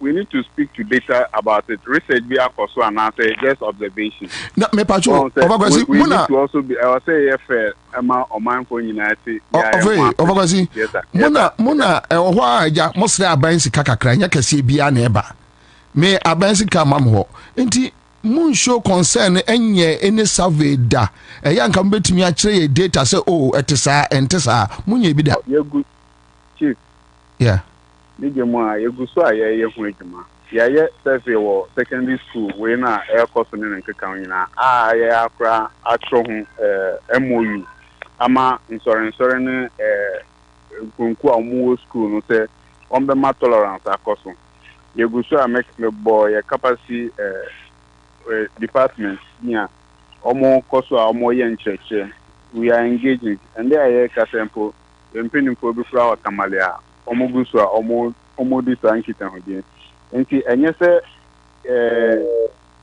yenya ho hwe yeguso ayeye maybe ya ho ande na intimi ndru baby a enti na ye prayer say collaboration be koso ni mo ntencho for na ye ni atimi adru ndio ofagasi se ebia mo ahodi na enu ba bia enti muntimi nsore enkasa we anyi musika Akra FM anyi musika Peace FM anyi musika Adoma FM anyi musika City FM anyi musika enti ade no mmom hu se even kakra bi mpo na mo hu a mmom hu se mo be sore aka kire Ghana mpanifo se hey ba bia o man na ekono enye fe na edi asembe ba dabi eya ntiji se mo bom apro ye mo research ni bibia awie me kidi se ye juma no enye bia na ebetimi our levels of engagement enye bia na ye de beto ejase gidi yani media de beto nsentro for juma ekura ni se na eko se na ni nkeka ebi oho a mpenifon ko hia nkokwam eka ni esi ntwe ye na ya catch up enti a strategy a ye use ebi a o koka bibi kakra no de tuja na nkeka ho and the main actors no who say oh bibi a no de tuja na nkeka ho o china bi ono so be din ahwe enti ya de say dia ye na over actors no obi ya de enye na wo krokro nipa no se wan hwe ye na wo ye say ni say ya na mboni die say Bobie Ansah na ya Bobie ade we wo na wo ye jai eye dia say nya bonka monka boni o mai di say what nya ya ye eja boku die ya ekoi entwe ye yaka school ntemi omo ye politicians amodi omo hu share electoral violence ye entwe ye yaka ni nyina sebio nya omo koye o ablekuma not ya tro hu krata dia ba so we are we are meeting the key stakeholders. Answer ebe ko ekwetiampo Yakoshia, the main key holders. Eja kwesi, wafa kwesi. They wish me cry there, sir, or what we hear me. Me, no, I was saying, meba. Say, baby, I do no. Say, mo engagement no. Me pouch say me kasana antwe ya na de acheme. Obi beka say, mo engagement ni effective until and every politics abedru gangs whereby young guys ewo gang omu use to for fight engagement. Na se nka mo engagement ya okekan ya effective akia ba bedru say ade na enye we say oh we are engaging people afedi ade net free enye one akopem enye ses we still we are engaging. What are you engaging? No, so we can also stop engaging. Act no kind. We are supposed to bring up mechanisms to prevent conflict in the first place. One, anti prevention the juma na and the crowd so be all and for to or the year. Now so near koso. The ejuma ni ho na nkan obi pay 1,000 cedis and our ma youth na no nya wa.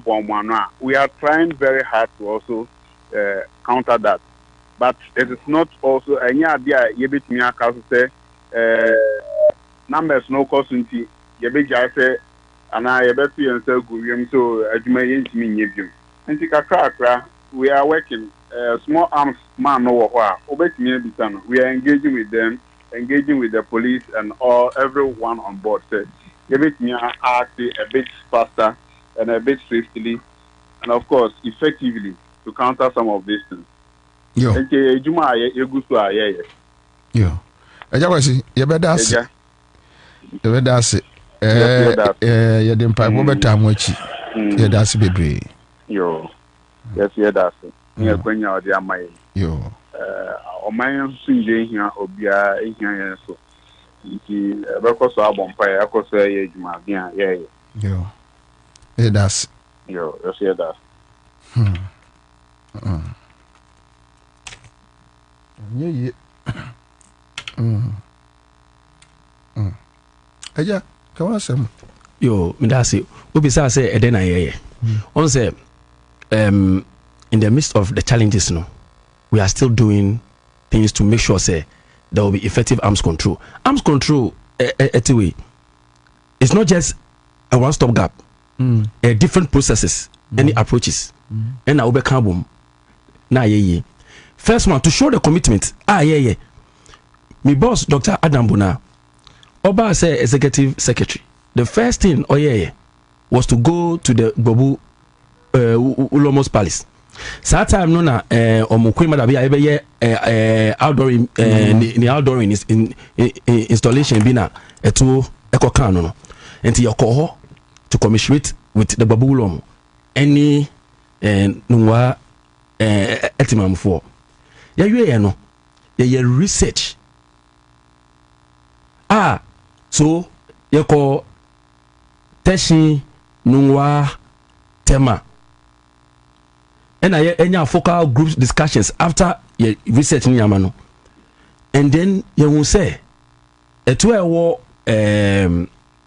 traditional authorities the you see during festivals ni yama no say ye to ho anamo and the commission no the make you can call the Babulom to verify. Ye do mu ye pilot case. Say ye started free ho.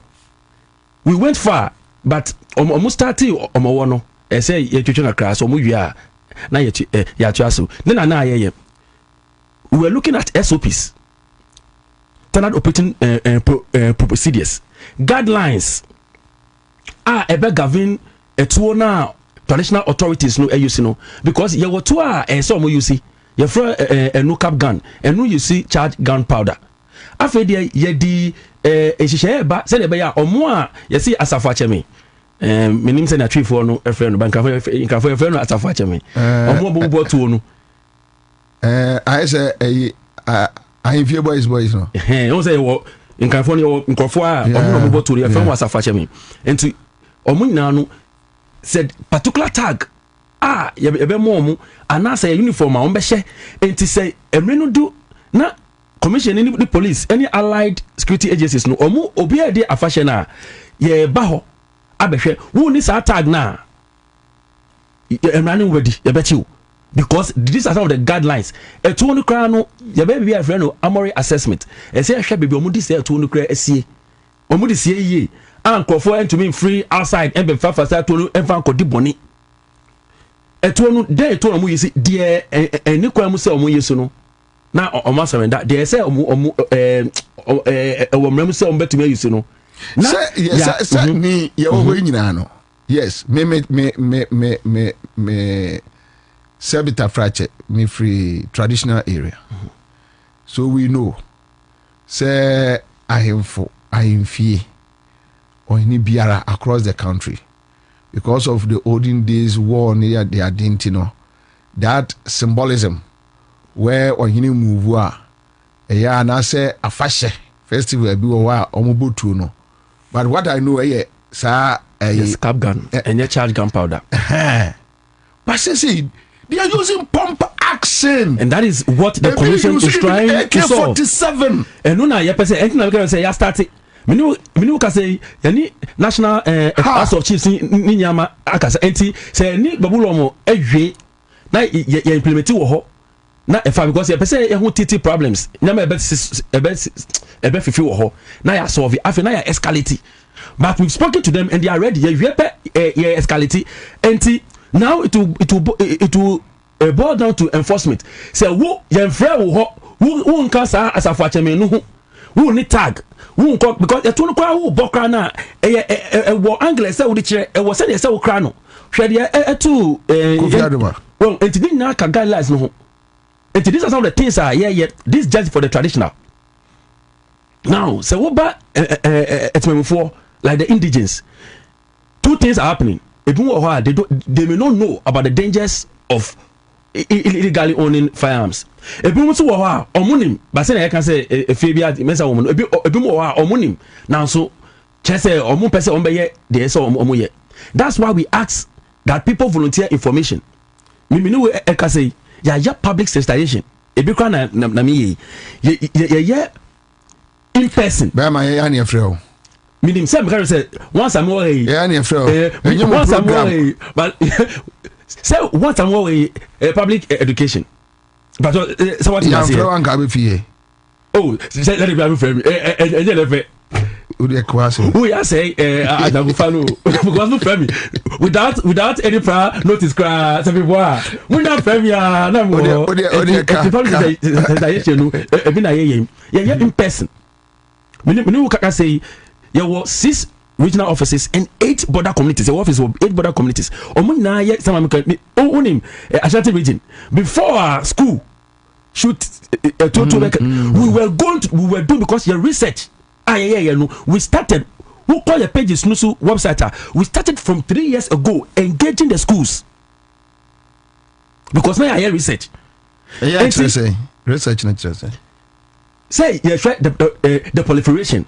Enti yehu bebia wo and the vulnerabilities na ye de alcohol because ye won say nkwada because video be a sending me from Ashanti region officer now Ashanti region or sending me no student on Facebook or the Coca-Cola bottle no enya bottle nakata no plastic one yeah can one no plastic one the bottle okay plastic one sure me see or the ayeto I had to say come back in the enemy no me see na abubo stone and all the shemu we see bra ordinary eche na so body boss ato no the body na say na de no pai no me say no akwa we our internet so no say he can be a target for this terrorist any nyama. These are some of the things that informed us.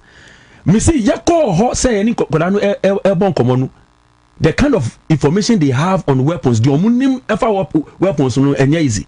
That is what made us start sensitizing them. And most of these schools and even the public, the transport sector, akasa, beginning of this year, my boss what I buy transport all the people who matter in the transport sector. You know, by say unim, any nine. The people hide it in their bags or whatever, and then they convey it to other places. And to the trauma, security things they will look out for, and some of the things they can get to also ensure, say, we all protect our space. The transport sector will not become a weak link. You ever fast that smuggle or transport firearms across the country. These are some of the commitments. Yeah. Now, need police and allied security agencies. No, we do what we call stockpile management. About a year or two ago, you need donor support. You refurbish 3 armories of the Ghana police service so that they will meet best international standards. Say be ya nkofo gang, say na yekan gang to me sorry and to share police no so to go and take their weapons from the armory. Nina is part of ensuring say they are effective arms control, because say one yes na eto na ebeba me people to fall into the hands of wrong people. Meaning say okay some years back a Kobe per se etini hu okay say in the Volta region. Yeah. They were able to take control of police armory. And later military for no retrieve. But now no yes we did it for the Greater Accra Regional Command. So there's no way you can have access, because it means international standard security near tight. No. So these are some of the things that we are doing, but we need people to volunteer information. On him, Tashi, there was a man, Okra Pisa, or the terrorizing in Kofo. Obi, my information. Me can say, that's because pem wasn't a bear. You better make the G sign to a war. Only make us say, away. Yeah, a tone of no. Yamani bill, and investigation. Yamani bill. The entire man bill say, Omusha no now our license at one. But ye Jeff listen because Mremono Yamau to me class I say over Kratuna, ye child dear as we any day and just say say Mau Tua, you don't have the right to be brandishing the firearm and be shooting anyhow. It's against the law. And Manager say this is a withdraw to the IGP or give permission. Say Tona I license somehow on the crown over to me a year P. And now we just 23 now. Oh yeah. Or see, firearms no, and you by right say your license amount. It's a privilege. And one say amount to be cratano. Now one this one it can be taken from you. Anyway, live at 100.5 Citizen Show. Ghana for Bono Regionals of Chiefs issue a statement, and I think we have a copy here. So, press statement by the Bono Regional House of Chiefs on Sampa Chieftaincy dispute. When you say, baby, I dare not Kakono.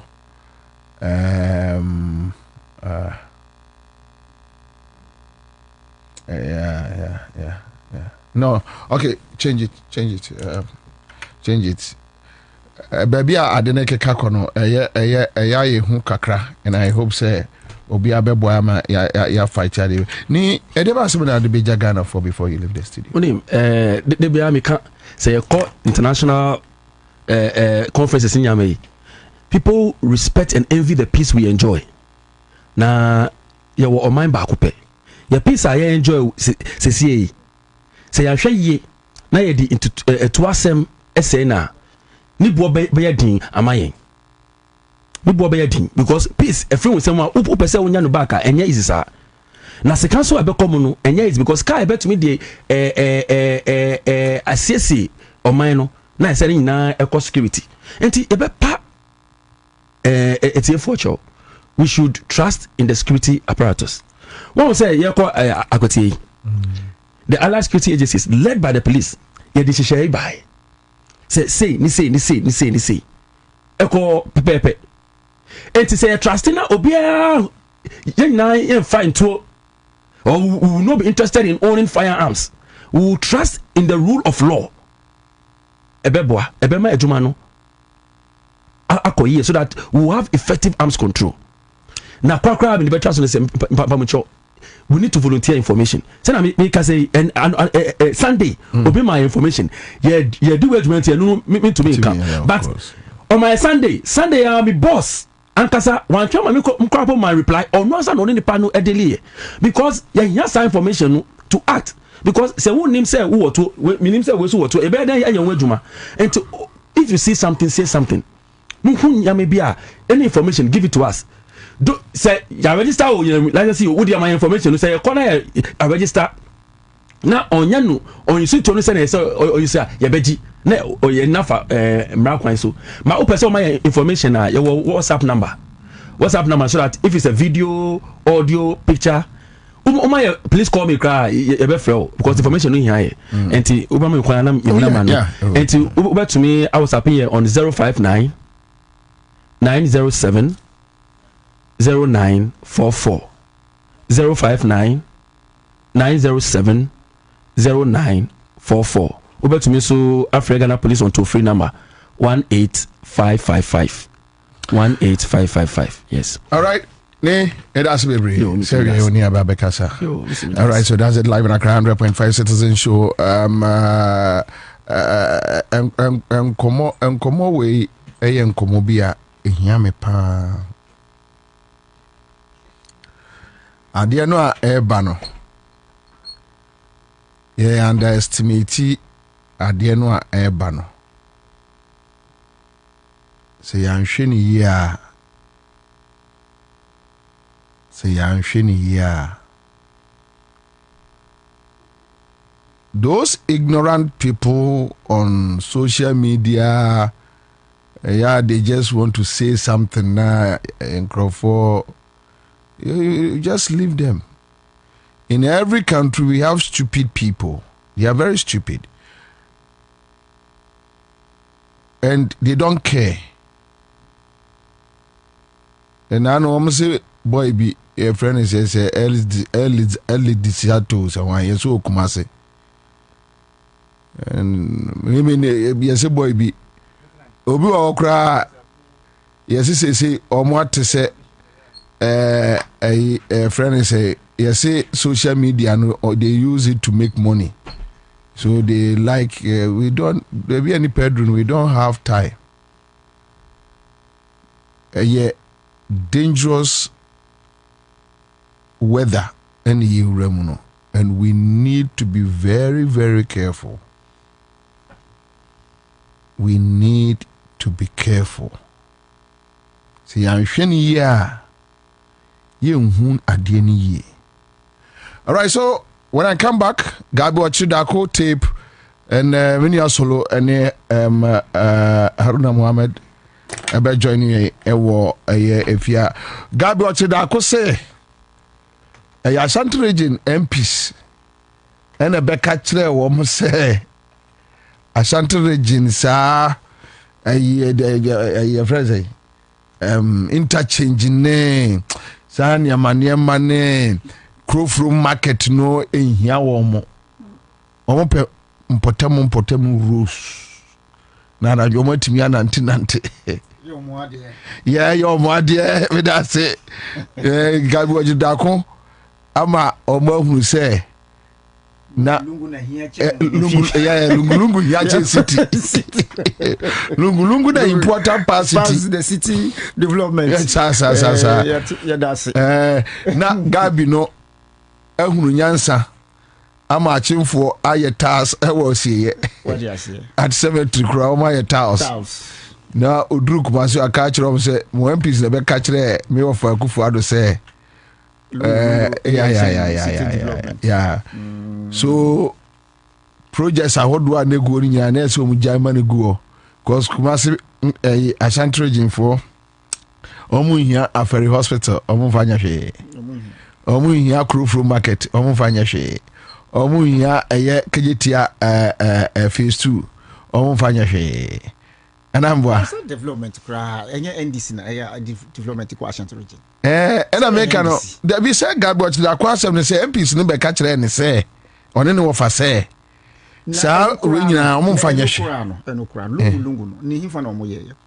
Hey, what's any akwaya nkrofo fa so kopɛ ma de oso omo aye bi papa. Enu ni yan. Ene ofa ni. Enu ni yan. Sa ya no na MPP for asantefo wa MPP mu. Omo se sa na omo pe Kumase.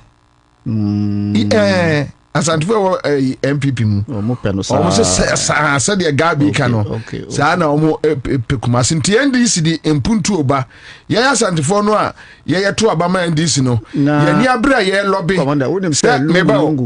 ye ni abra ye lobby se empuntu oba kwa asantreje no no omo bu afu ye o ta asanteman pa ada ya waka cha joma ama so mesi kejeti phase 2 enti o ta asanteman pa ena omo a frafrafo ne kanjagafo no a yawo omo Kumase no omo Elizato no frafrafo no yo madane asantefo no ubusa nso e frafrani o se da bi onya frafrani ono ya asanteni omo no na ti Kumase no omo te warning se se omo na otumfo wu ya omo na edi ade omo hia city development omo hia lungu omo no frafrafo ne wo omo Kumase te se Elizato no omo na ka kire ye asantefo ne se otumfo wu ya omo na edi ade enti ye hia mpuntu wo ho de omo hia se ekuro nye tantantan na lungu ye fe omo ni lungu so da omo time di golf 2 no golf 3 na mo no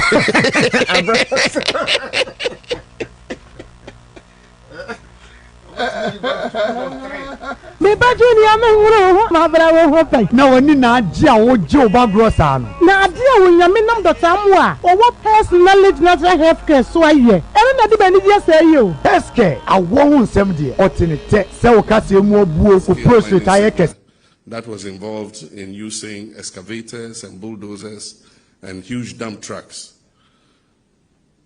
At a point in time, the small-scale mining sector, which is a legal sector of our mining, it was passed in PNDC time to allow, because we realized that the big mining companies were owned by foreign companies, and Ghanaian small-scale companies that had the capacity to mine were prevented from doing so.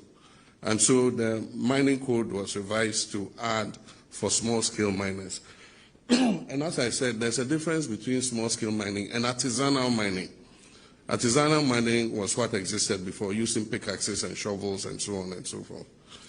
But when the new licenses for small-scale mining started, and they could afford to bring in excavators and bulldozers and others, it meant that their ability to destroy the environment was expanded.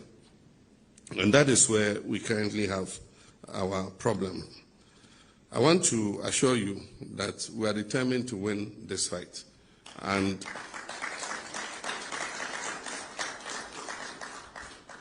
your contributions, your criticisms, your pressure, putting fire under our feet does not have any problem.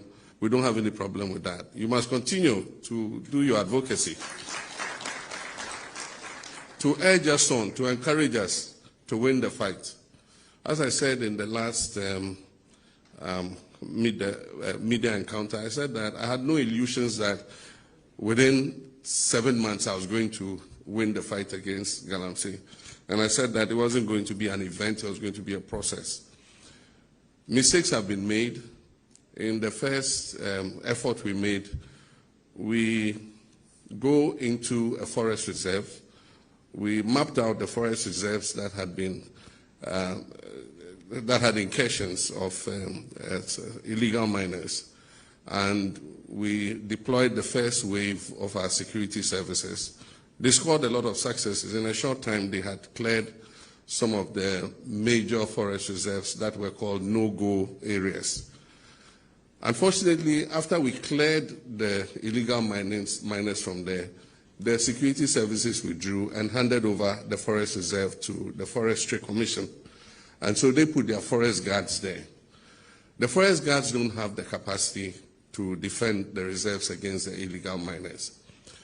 And so lessons learned were that in the next wave, with the formation of NIMOS, that we must deploy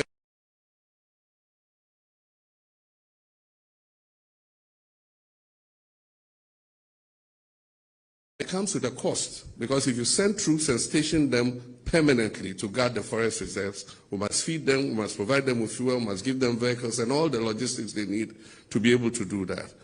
And so that links up with Franklin's question about budget. We need a substantially bigger budget than we have currently to be able to win this war. Happily, budget hearings have started. The budget for next year is going to be presented to Parliament, and my expectation is that the Minister of Finance will give a much bigger allocation to this fight against Galamsey. We also need enough troops. Our troops are stretched. We have so many chieftaincy disputes all over the country, land disputes. And so you go to Sampa, we have troops there. You go to Gonjaland, Savannah, there are troops there. You go to Boko, there are troops there. You go to Nkwanta, our troops are there. And then our troops are also on the border to protect us from terrorism. And so they are spread thin. If we take another batch of them and go and put them in the forest, it means that we are committing most of our troops to other things other than crime prevention and keeping us safe. And so that's why 9 months is a combination of the police and the army. So all of them contribute troops. And then we also have national security also contributing and all the other agencies. But happily we have some additional troops coming with the winding down of some of the peacekeeping theaters. And so when they come, as many of them as possible, we'll add them to the force so that we're able to dominate all the anti-Galamsey sites and be able to win the battle. As he said, we have targeted 7 major zones in the regions, and the army have come up with a proper strategy. 9 months has come up with a proper strategy for engaging the illegal miners and making sure that we clear them from especially the forest reserves and the water bodies. One of the important successes is the change in the whole issue of excavators. Excavators came in huge quantities, and I remember that at a point under the previous administration, they asked that permits be gotten before excavators are imported. Meanwhile, the law did not say you should get a permit after, but that was what we came to meet, that you bring the excavator, then you go to the Ministry of Transport and ask for a permit. But the law actually says that you must get a permit before you import the excavator. And so now we're enforcing that law. And so you can't bring an excavator in, you can't put it on a ship, and we're telling the shipping agencies, if you bring an excavator for which there's no permit, we shall... Yearly anniversary promo. Yeah, no, Sasine Wotropoli, Airport View Estate, one more ton for Canesa no ton, you say. Wapon what near ya, what's so. Now, what's it the attention when you say so to for more things? You say, so when you put wo pass or quacotas and a drew baby, yana quacoyasem, call up to date one more. Now, near one yanabusumins yantamu installment, old church and kakaka, nebi bianya kama. No was young country say, we say what tons as a papa no diama wa. Was other services be provided, which is a land surveying, building construction, architectural drawing, land registration, barcode site plan. Nina no woman ye up to date estate and construction akache. But so site one if you don't name the be a coho, and upon on son now I crowd near co control fee was misuma any many. La should be or Shalom Sport bus stop on the more. Ya won't know shabo move far up to date.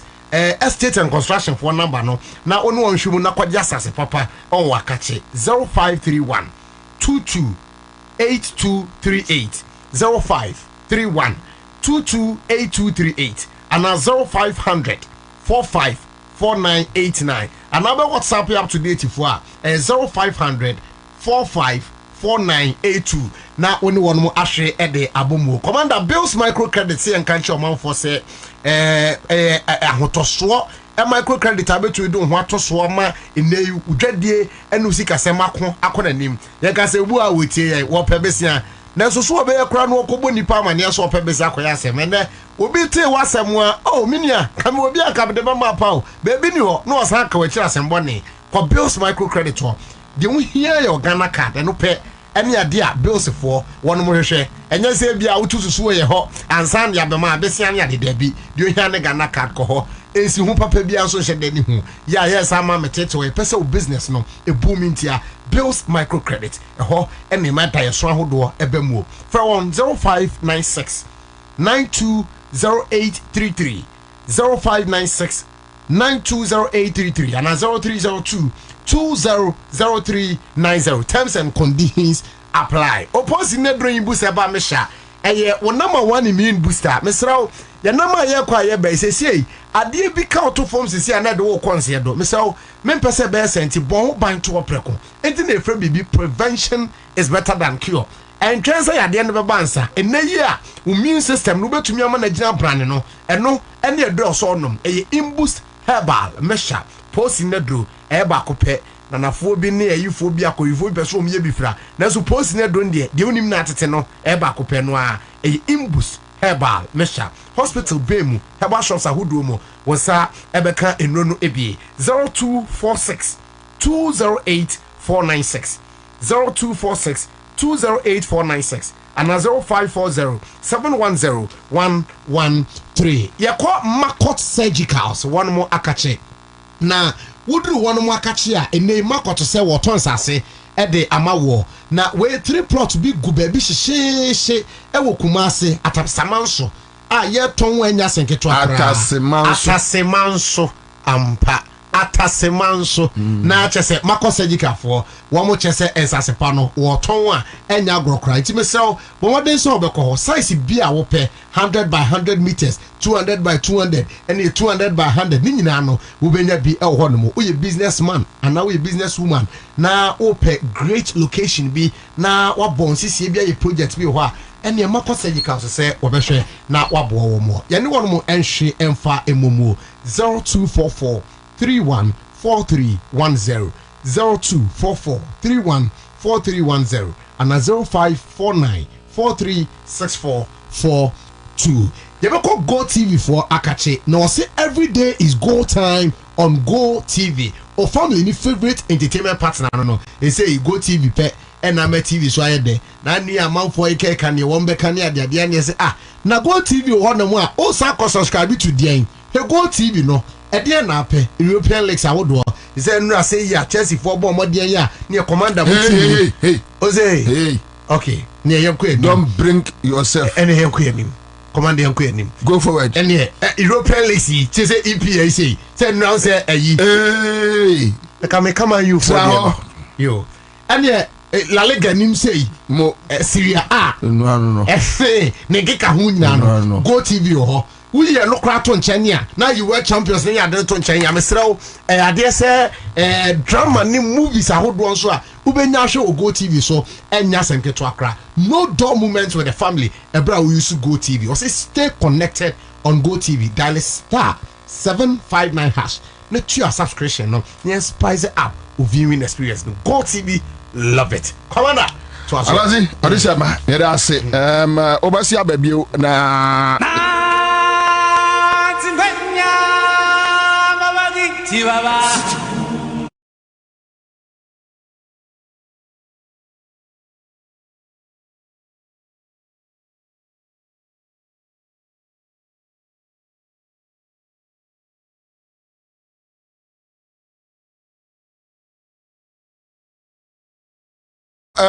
Straight yango tie Gabi Asare Ochredako on why MPP Eluzuye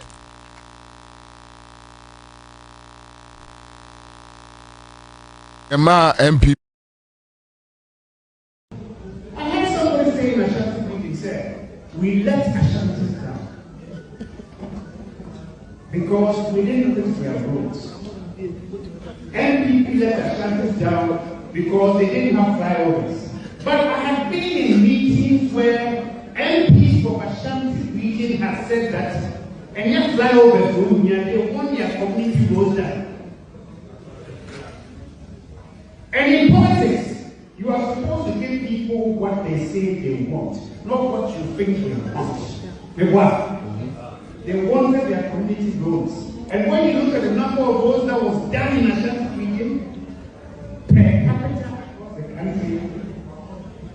say that NPP left Ashanti Region. Yet an NPP person was apologizing for disappointing Ashanti, for neglecting Ashanti Region. Now if you want to win in 2028, and this is your attitude, that's what you have to say. Harun, so straight time in woman say anche solo mono usube join you a studio I say try senka ye be timi abog Gabi and sense no am about baby Gabi Rizi abeye topical issue the fact that omo me anye empuntujuma said yes e wa Ashanti region because enye onene wo fa Akufo-Addo ene ba omia na ye na Ashanti region MPs no MPP MPs no ena adu omo nkrofo bone because omo be ka kire omo say Ashanti region de omo ani nye saa eniema no ho omo pelungulungu rules na lungulungu rules so do mo atwa bia mo papa. And I'm said that is where the bone of contention, you know. Mami Jemu Mao, you better be treated a response. Ashanti region almost so dear, but Bacho Yanko. Commander Michia, Shofo Michia, Etiefo, so and Nigeria. In one say at this.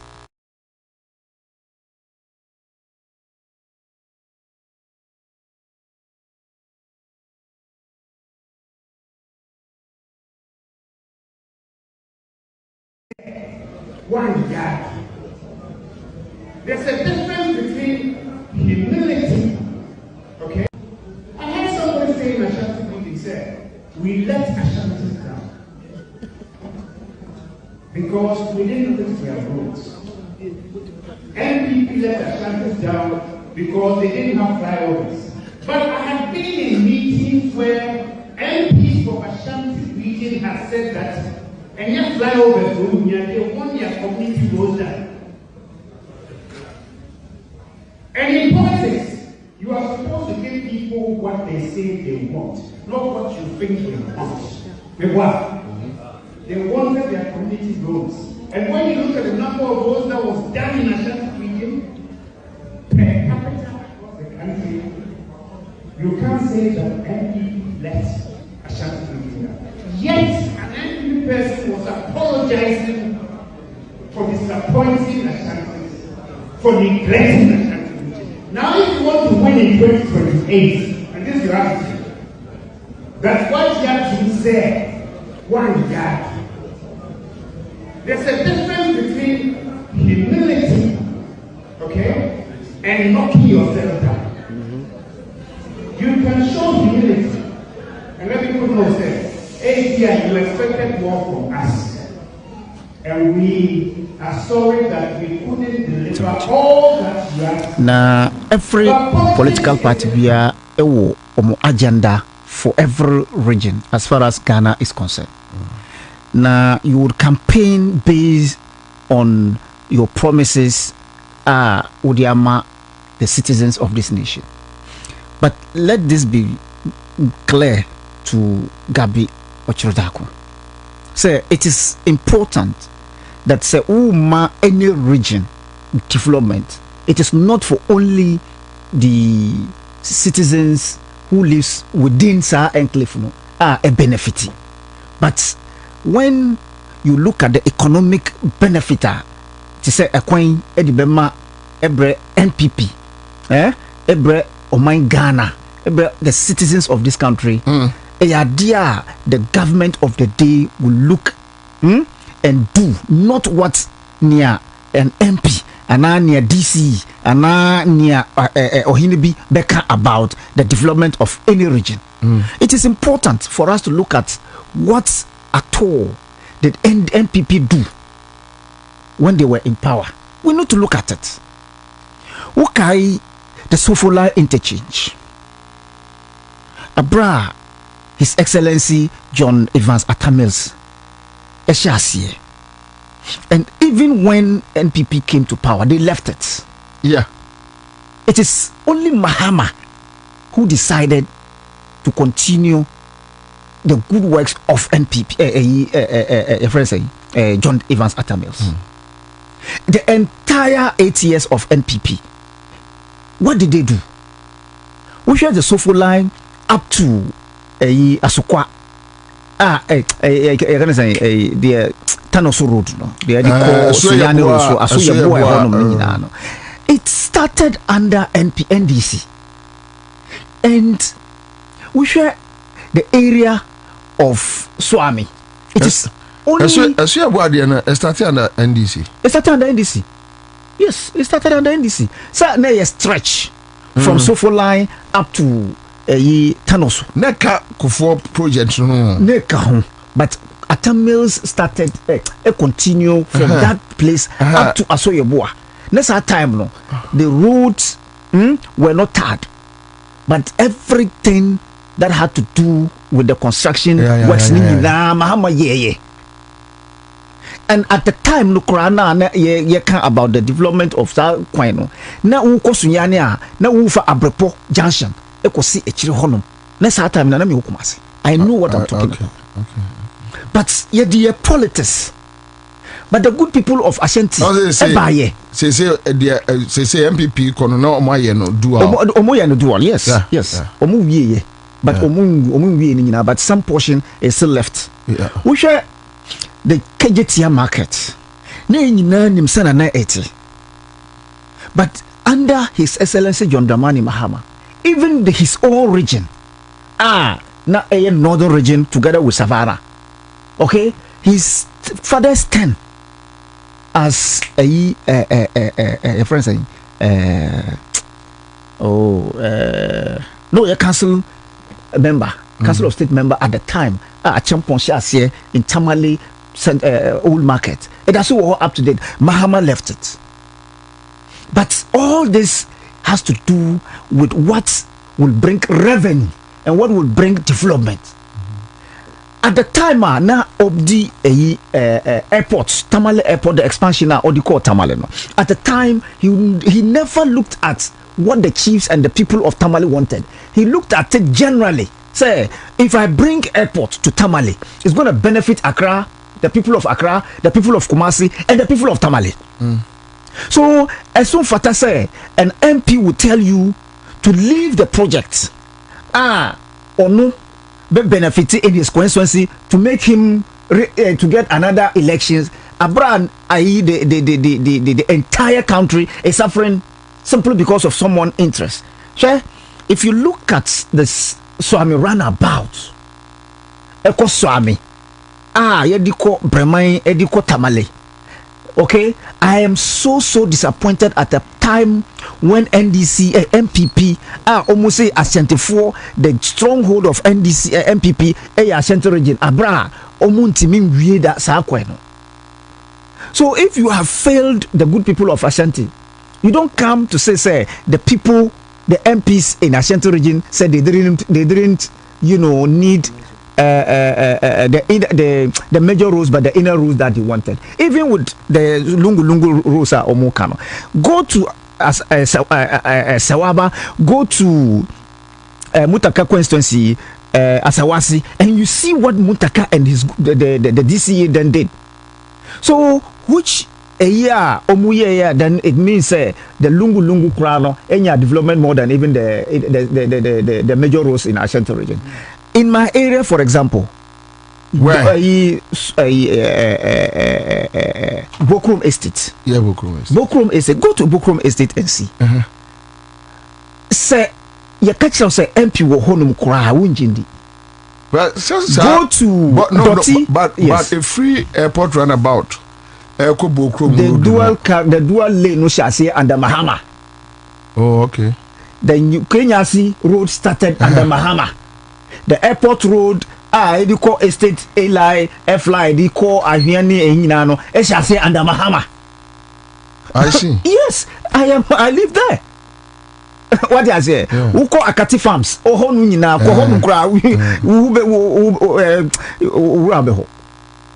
so we know what we are talking about. Wofa and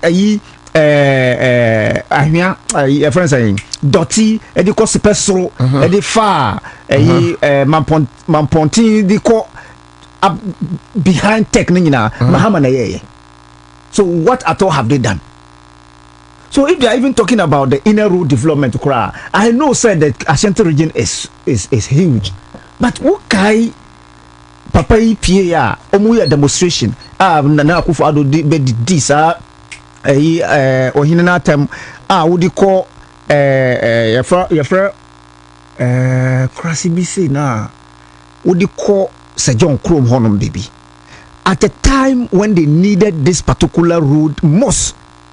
The chief then demonstrated before Nana Akufo-Addo. He told them, say, yeah, but if indeed, say, mu hieno, and then no ochina, then of course, but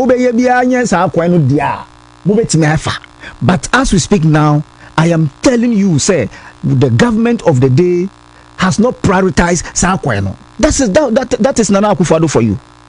So I am surprised that the good people of Ashanti would then think, say, the MPs made them deprived. No, it is the government of the day.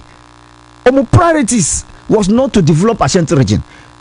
Okay, so if you look at what Mahama has done, the international airport, the Kumasi airport expansion, when I say it is under Mahama. If you look at the Kajetia phase 2, how come Kajetia phase 2 up to date? For 8 years, MPP didn't do it. Uba Asawasi Market, only Asawasi Market, the Central Mosque Honum. Who did it? Under Mutaka, and still under NDC. Who call this village Crowflow Market? Under which? It's under Mahama. And look at it, it was left to rot. Mahama made sure they did it, and he came back, and it's going to continue. So what projects have they done? The question is, if indeed you made your own boy Asante Boashi to the road minister, what at all did he do for Ashanti region? What at all? Your own brother or cousin Amakwata, what did he do for Ashanti region? Of Swami Offensive road, yes, condemn. Poto Kumasi Obuasi road, condemn. Yes. Bosomtwe road, condemn. That's Jachi road, Jachi. Yes, anymore. Everybody says so far no Mampon, Kumasi Mampon road no. Yanokra no udru baby to say Ntonso. Yes, Ediko. Condemn. Say anymore. So what at all? So Edukura no lungu kwan na omuka about.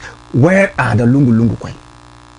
So what people should need to understand is that the NDC would always give development to every region when the need arises. But since Utie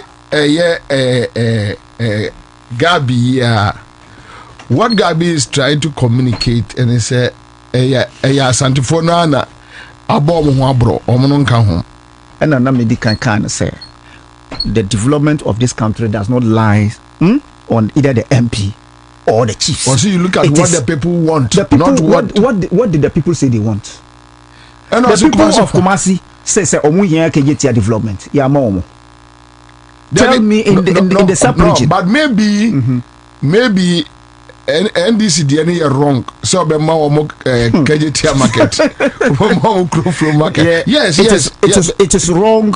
Any government who thinks about the economic activities and the well-being of the people will give you a dia ebemao sika enuni dia a coin ni a market. That is where the revenue is driven from. So I don't understand the lungu kwaya na omuka. Where is the lungu number one, and what would the lungu kwano the yen Madagana? No. So we're looking at the major roles that connect cities, that connect regions. To say Ashanti region leading to a northern region through Bono, that road, Pocho, Edahonum, the road that lead to Mampong, leading to another Bono region, Ejura, Pocho, Nkranza dead. the road that will lead from Ahian Kwanta through Obuasi to Central Region. Mura. Condemn. From Obuasi to Dunkwa Ofen, Ediko if free Kodongo Accra, they don't go there. You understand? And then from Obuasi through Asinfosu to Central Region, that road Ufa Okra will be full. So what at all did NPP do for Ashanti region? And that is why when they say Ashanti people didn't come out to vote, they have a good reason. Mahama has come, and when he came, he didn't only go to start, he continued, and he is initiating new ones. So I am following social media, and they will tell you the mayor and then the regional minister is making NPP unpopular. It is true.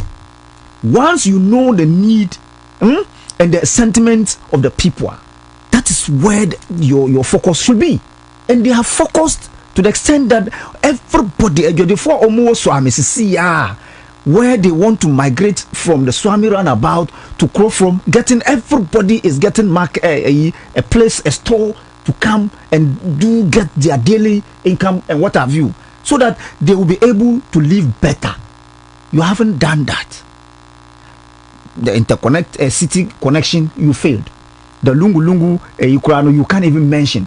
I say Asawasi, the lungu kwaya Asawasi nyina ya mutaka na yeye and mutaka. So which one? Which the area of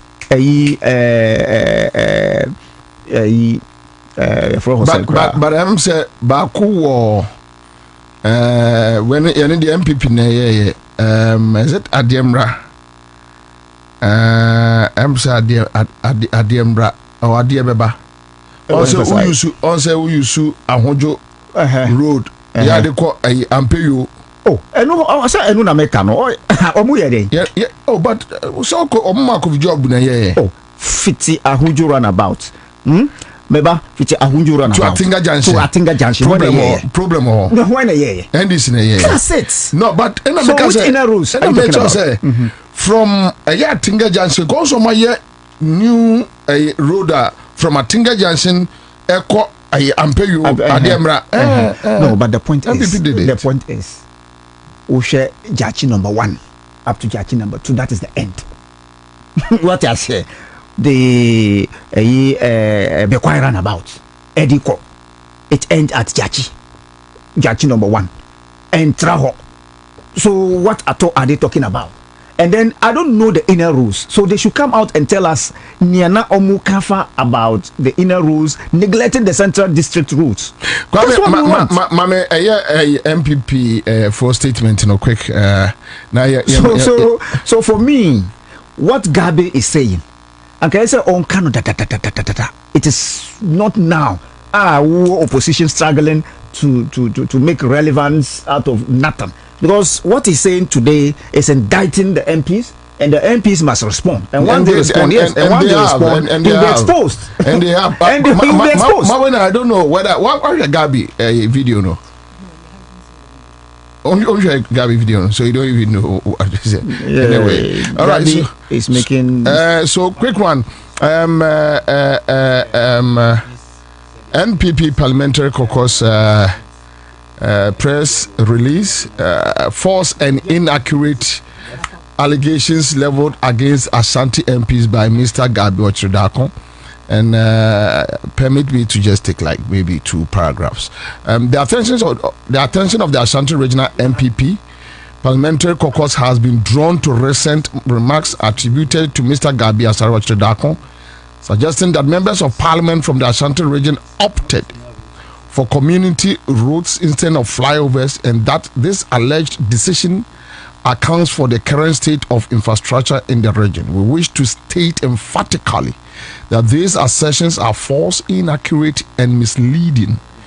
It is unfortunate and disappointing that such remarks will be made in a manner that seeks to malign and unfairly portray Ashanti MPs.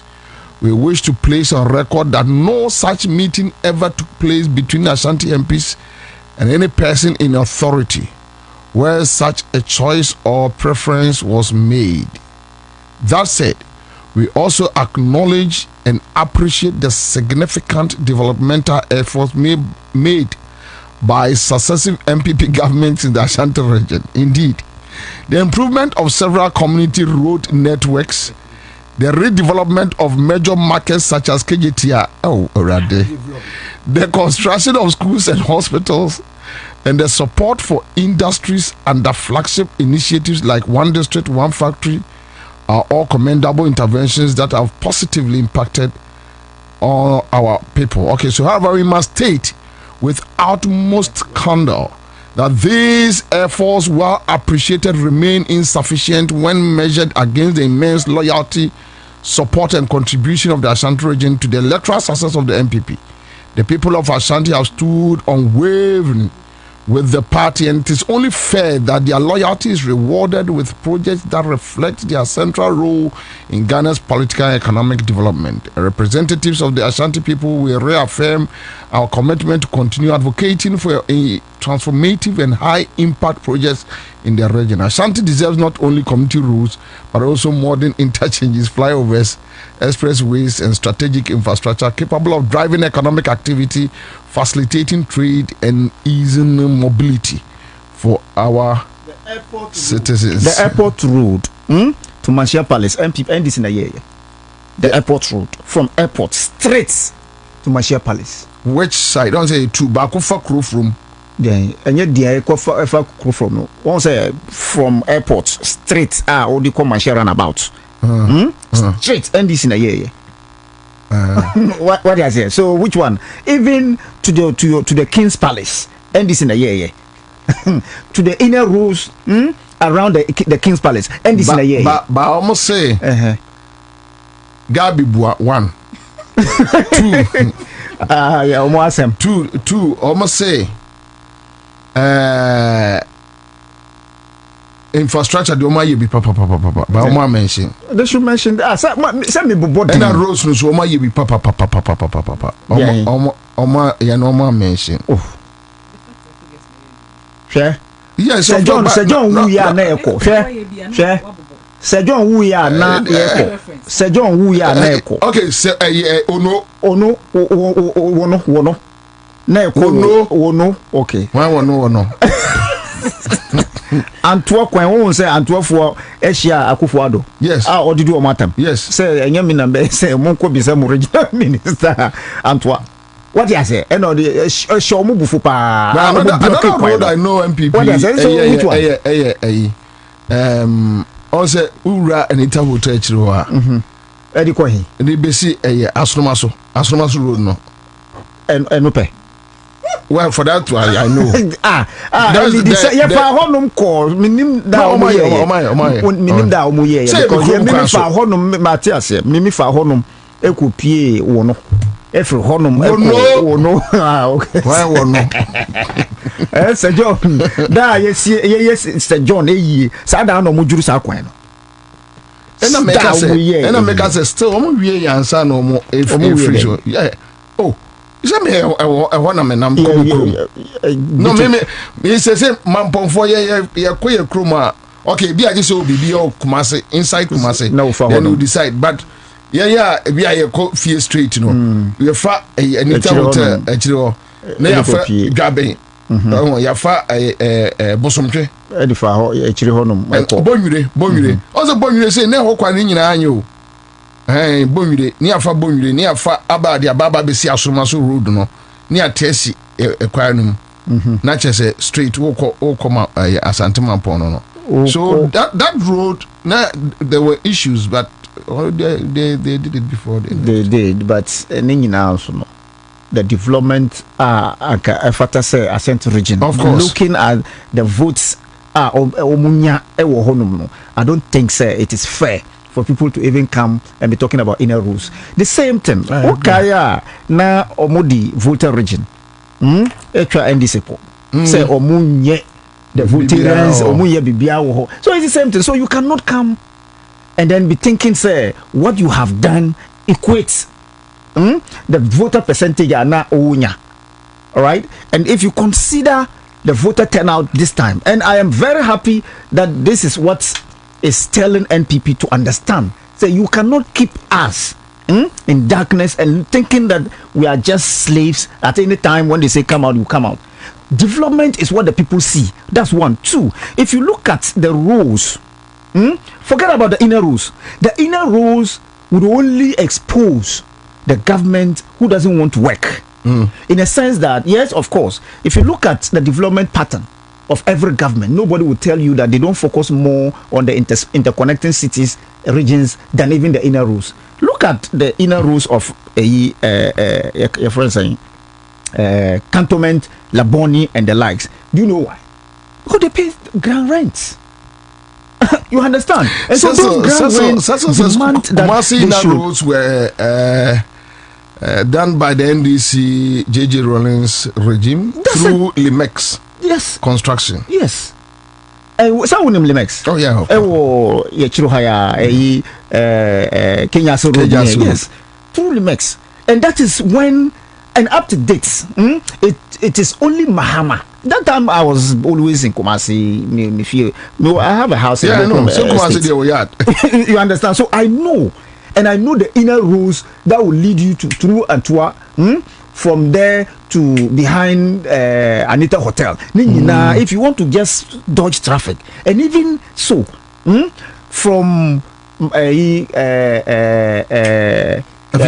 there'll be Tech Ankasa to Amunaga Junction. Pass there. Go there today and see. From there up to Kejetia. Go there and see. After Mahama, nothing has been done to stretch.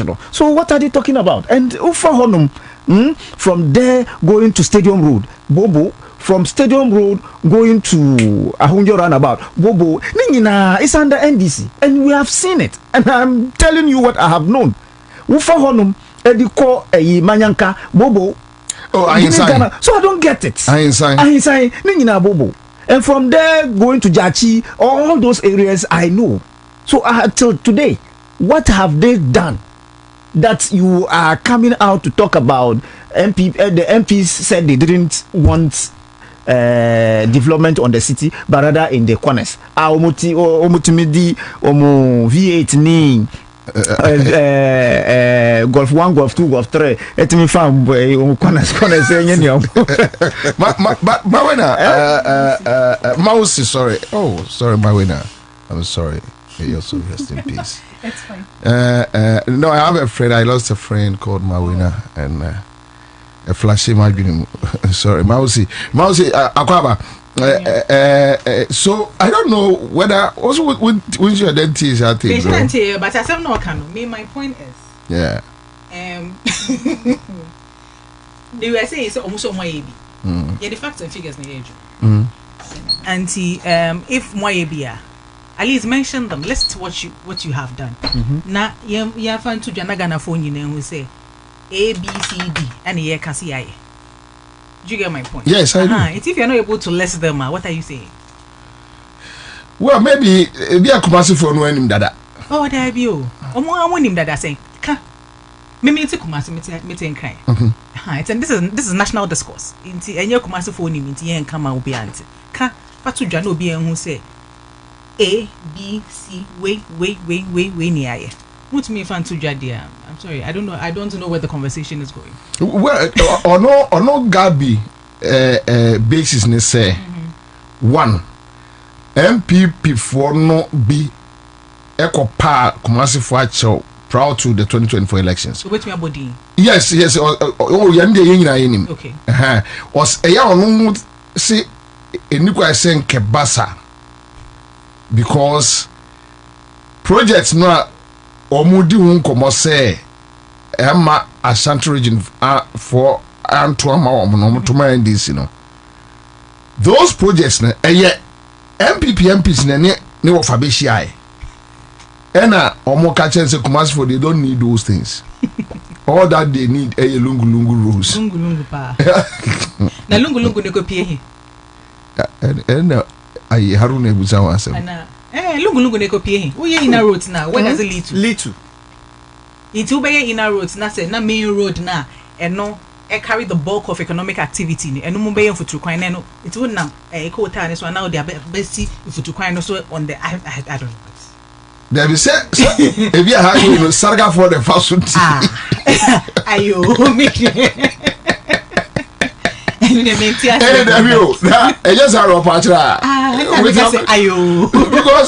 because what was a very serious question, very striking one.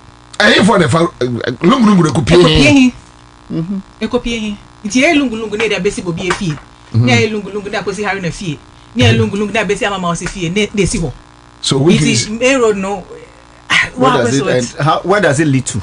What does it lead to? Okay, to a catcher say, Omuma asphalt to be a fee any simple. Okay. Said your person, I know you're bad. It's and all can. What people development is what people are actually seeing, right? In the fork of fat and toast fee say it's a chiman when chi no more de bar, no more de bank, no more de befa bad rules, no more de baby doing crying.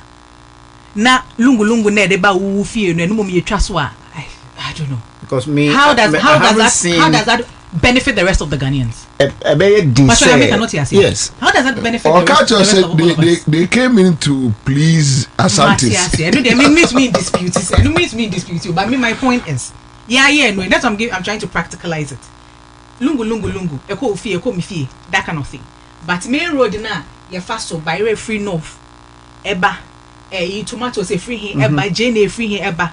Na say no kwan na enye truck driver no ba be do na the car say ya you can say next time obeba ana I no be charge so how does that affect the ordinary Ghanaian enti ho na lungu kwan so how does that benefit us now we no demonstration e wa amasama in Sawam road obi demonstration say ni fi kwan no. So it doesn't make sense. Okay. You don't understand. At the end of the day, what is the benefits to the rest of the people? Yes. It's it's not me say ayo.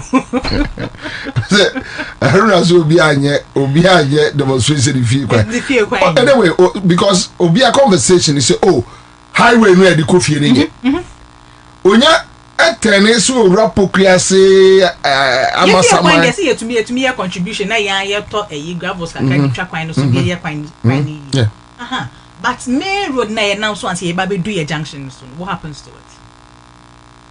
That is the conversation. But I think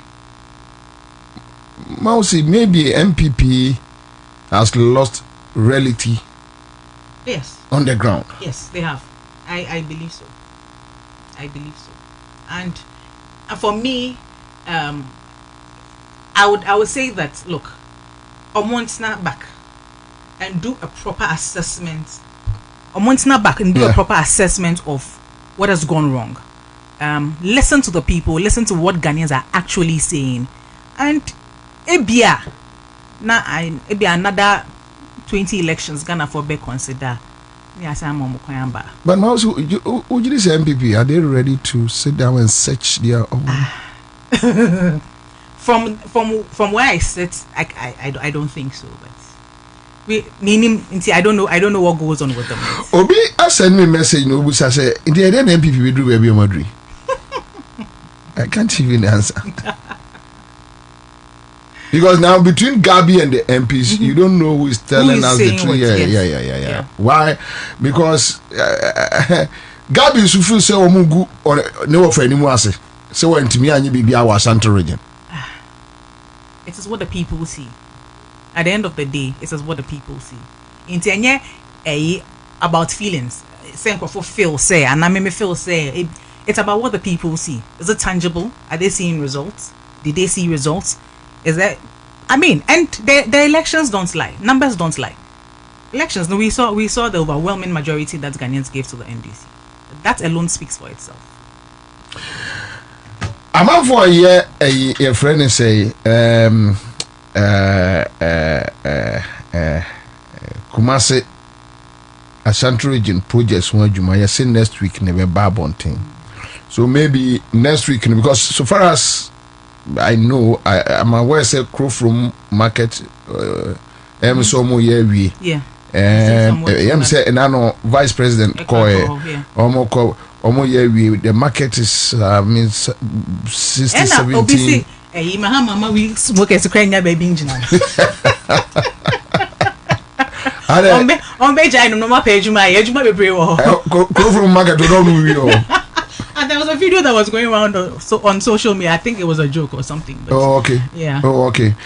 So there are other projects so more documenting na the bad, then we can have a proper conversation proper conversation on this matter. You're running up with a Galamsey issues and matters arising. Untumi was arrested, was invited rather. Then the TN say, okay, omama ni bail. Unfortunately, there are other issues, and then we will video be. I quite remember a lady spoke about Nimri Forest and how Untumi damage forest, we actually compiled a video. I could share with you. We actually compiled a video somewhere in April. Yedi Tuja shared with Ghanaians. I think then you should have sent it to the producer. The last time, let me share with him. The last time we even on Friday, share CSOs no Krampuno.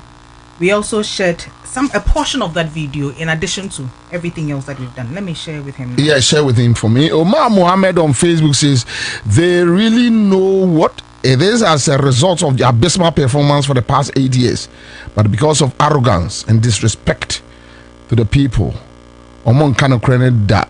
Dramani Kasidu says, Bobie, if the mind is weak, the body suffer power. Omar Bre. Mabia Damba says, JJ, that is in reference to the former president, John Rawlings, constructed, let me check what. Constructed the roads from Kumasi to Asante Mampong, then to Ejura and to Yeji. Yes, so time Momde interbeting and James Brown says, Bobie,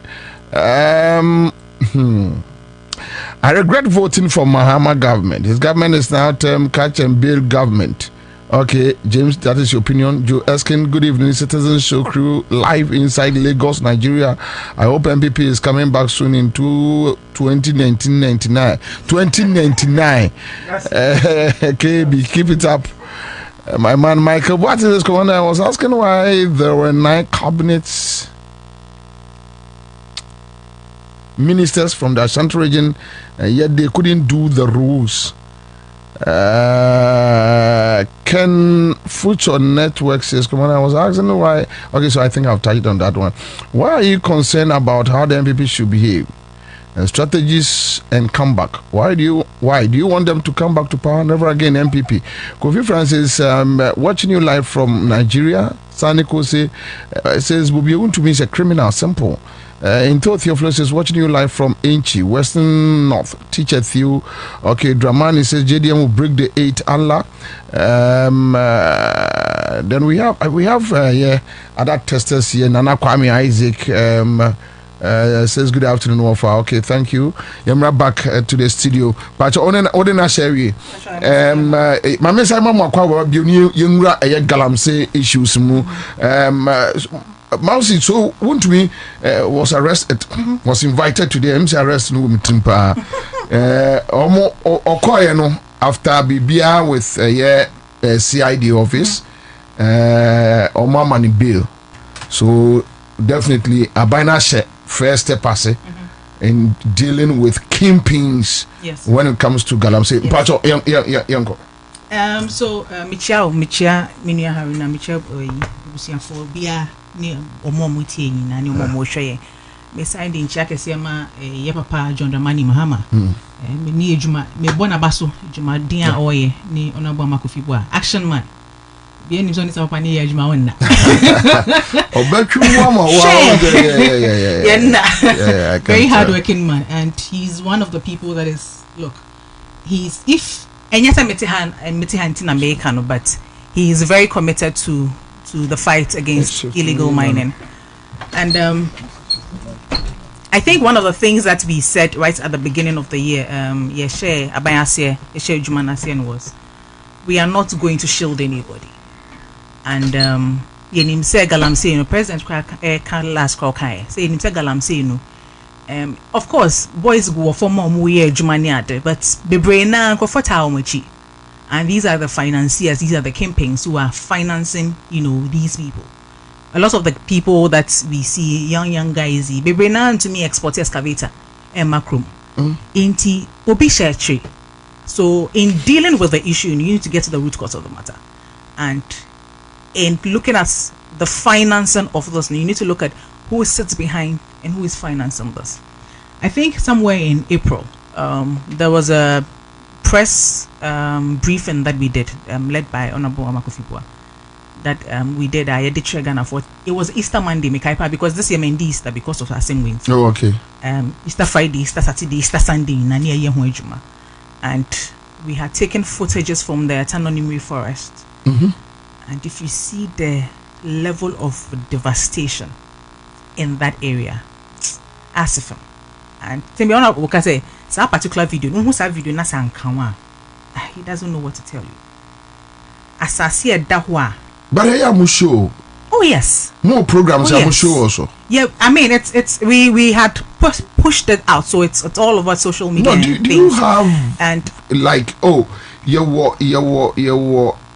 maybe a TV program on whether actually one of the things that we had discussed it's what you're talking about, to have dedicated programs where we are actually giving updates every time on TV.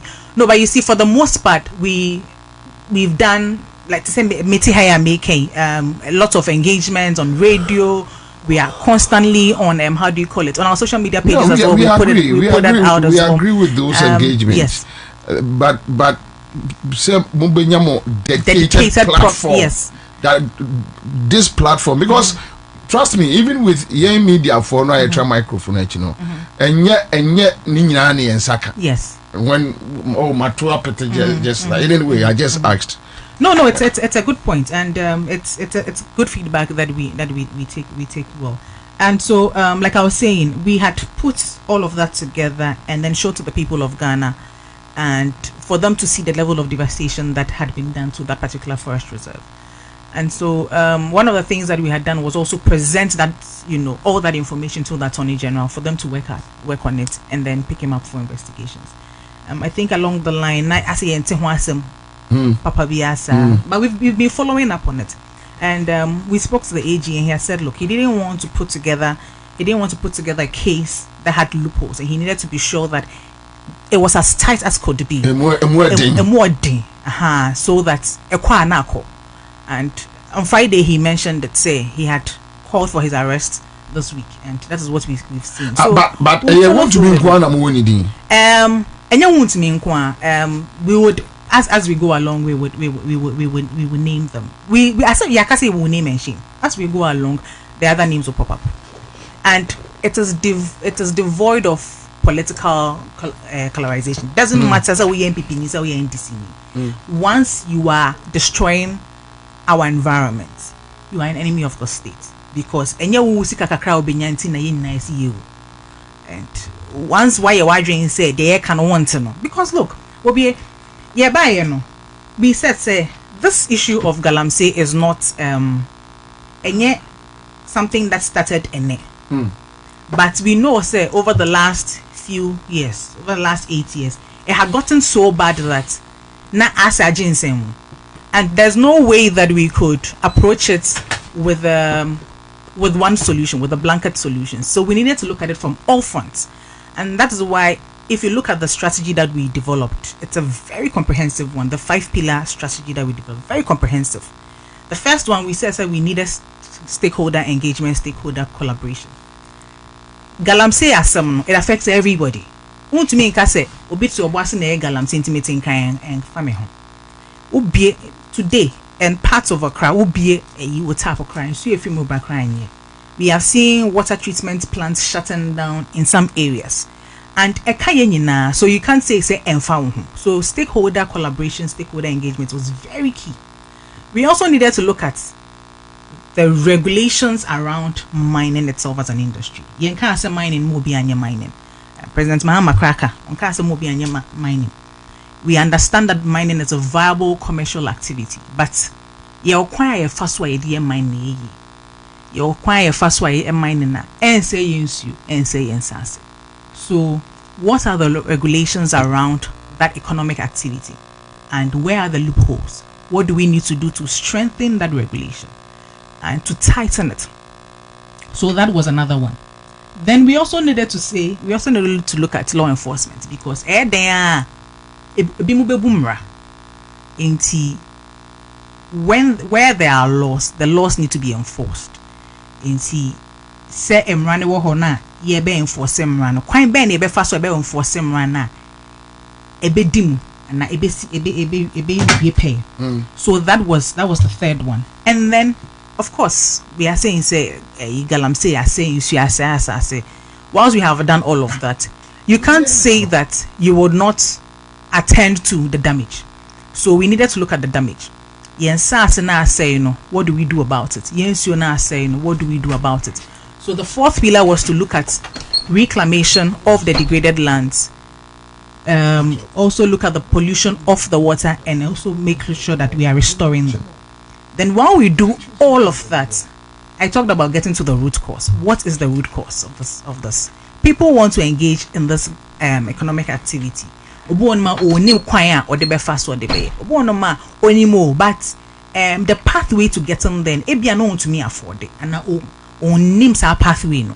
Into say ye bet stretch or provide alternatives for them. Into then the alternative livelihood comes in. So if you look at the strategy, it's a comprehensive approach that encompasses everything that allows us to be able to, once we are able to implement the strategy on all fronts effectively, efficiently, you bet me to galamsey as, and that's the path that we are on. So I think say if you share from beginning of the year till now progress I am making, if we have the same level of dedication the last 8 years, we will not be sitting here having this conversation. No, but I'm also believes that the political influence, that is where with chief traditional leaders, the security agencies need to.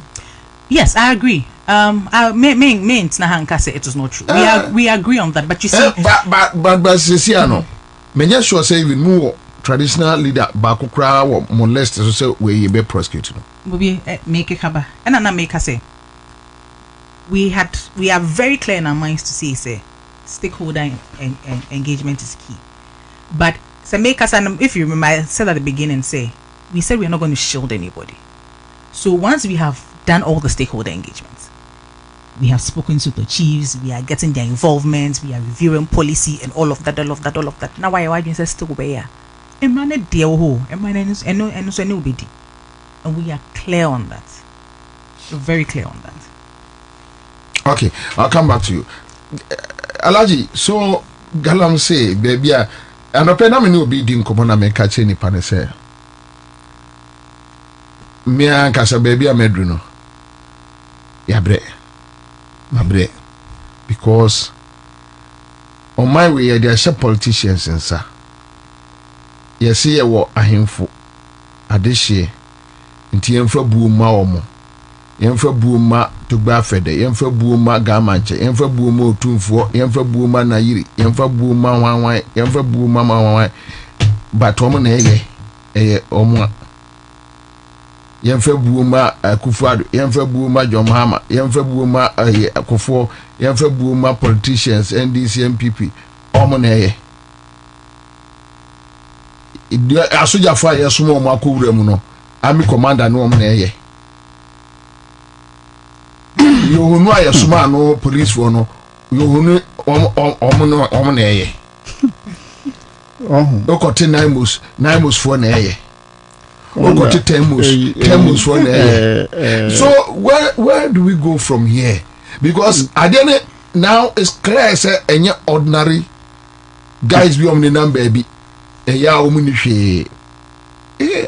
So Commander, one of the beautiful thing every day we do about corruption ni galamsey.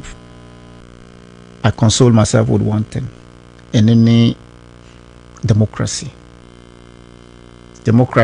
Emma every 4 years na yakoto aba. Now every one of us know that Galamsey was one factor Emma NPP a year unpopular. In the year 2015 the Bia Mekai Asamina at the time Inus of Senena no year Lands and Natural Resource Minister. That's our time went to me ni company be your friend or Ansah mining na no more ye juma. And I asked myself at the time, Ansah no any dia na se no na ye juma. Not only Chinese phone and yes, I've been there on occasions several. Oh, okay. So I know what I'm talking about. Okay.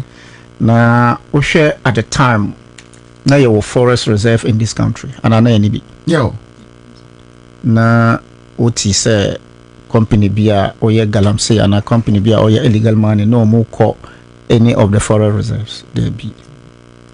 Now at the time now your water bodies and any water bodies. Your water bodies. Nana oti say your water bodies your more friend no turbidity levels is here na say sana minu about ubi pipes is here ube who first milk na waba no first ube who Milo second na milk aba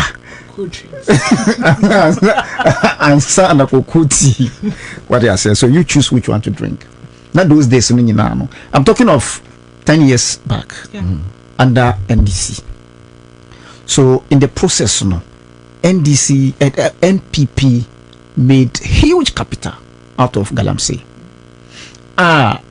Yawura Nana Akufo-Addo ekwetena baby around Abuasi ehye omo bose ono ba say amanfo enenam ekase me ba me stop Galamsey enya me make sure say mo betu Galamsey mo betu ampara na ekase obwa but the wind of change na ebo e will be bia, so people took that scam serious. But at the time Ansah mining veer off his mandate as a licensed miner. Inus of Sena Fanchano Samukaya no license to mine, but veer off kakra within his limits. Inus of Sena making sure say they arrested a lot of the Chinese, deported a lot of the Chinese illegal miners, to the extent of burning Inus of Ansah mining excavators. Why didn't he go to court at the time? No, he did. He didn't.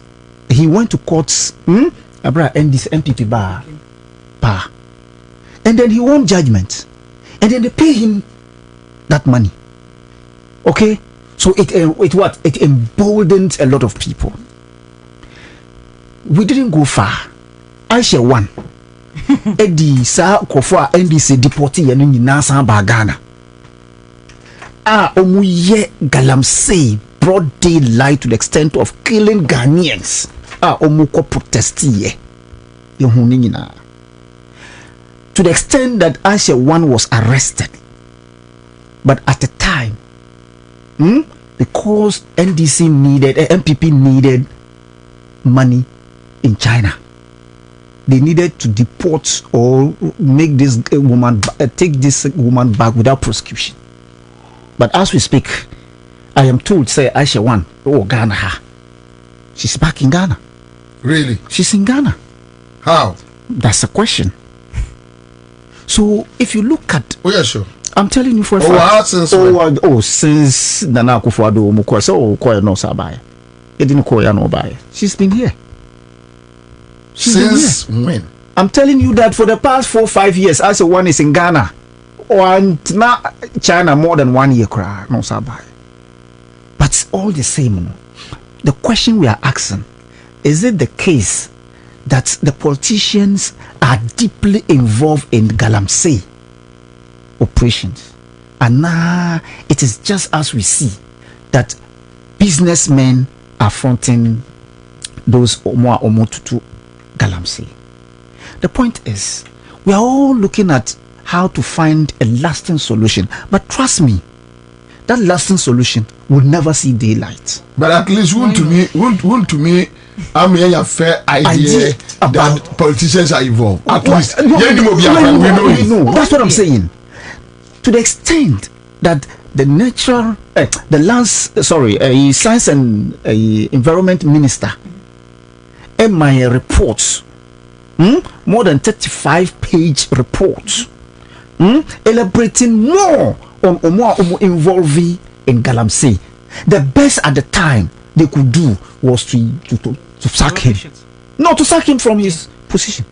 That's yes. That's the best they could do.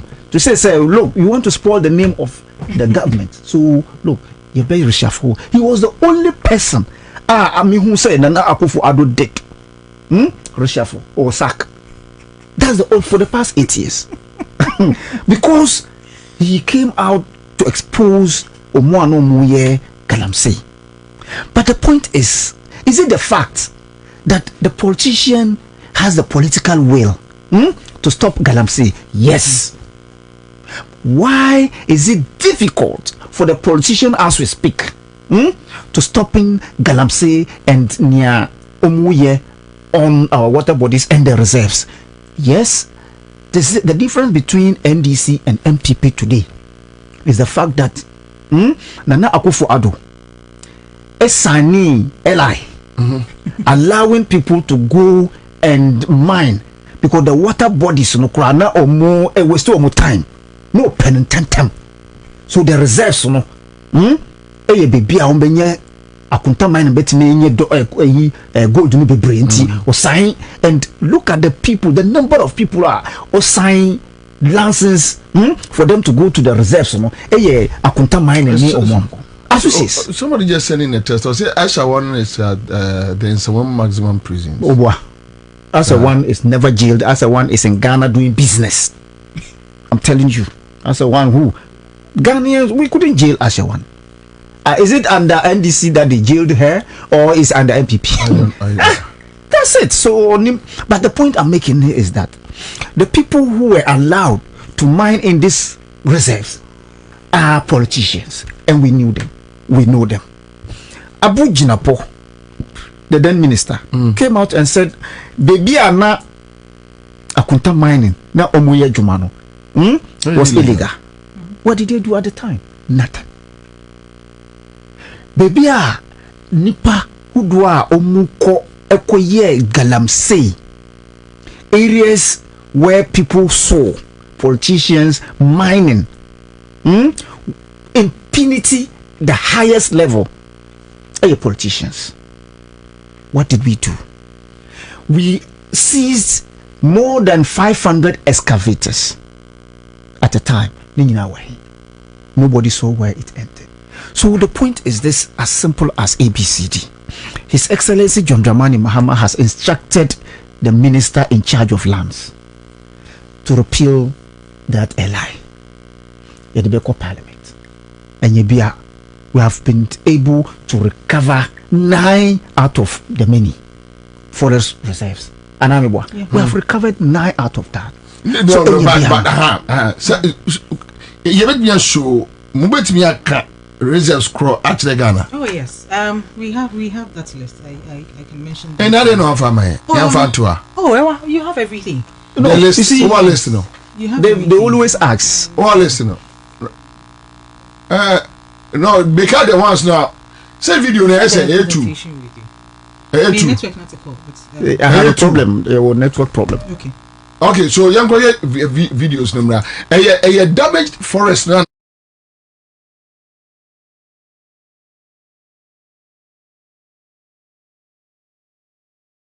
Out of the 288, 44 of them Galamsey Fuerim.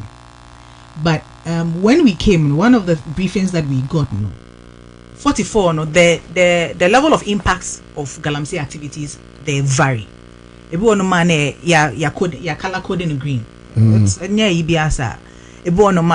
a few, 1 or 2 people will be yellow, but there were 9 of them that red. And some in 2022 there was a directive to withdraw military from all forest reserves. No explanation given, nothing. Military withdraw. And now we had all those militia, these rebel groups come in galamsey for protection in those areas. It's forest guards now. They say forest ni take data no to me police for crime to me. So when we came, those 9 forest reserves I said, look, let's start from those ones and reclaim those ones, because that's where the impact is huge. Where the impact is huge. Those ones we are able to manage them, but we needed to focus on the 9. In the last I think in about 7 months or so, we're able to reclaim all the 9. Okay. And these forest reserves were the ones that, like Mekano, those guys, the kind of weapons that they had there, just a military. Yes, even military, and that is where even the military at the time, they had to be tactical. I remember. So we're able to reclaim all of them. There was Jimira South. There was the offense shelter belt. I'm trying to say it off my head, but no, if you have the list, bet me the actual say. And Kadima may produce and the tour. So such a different man for evidence based. Yes, evidence because questioner.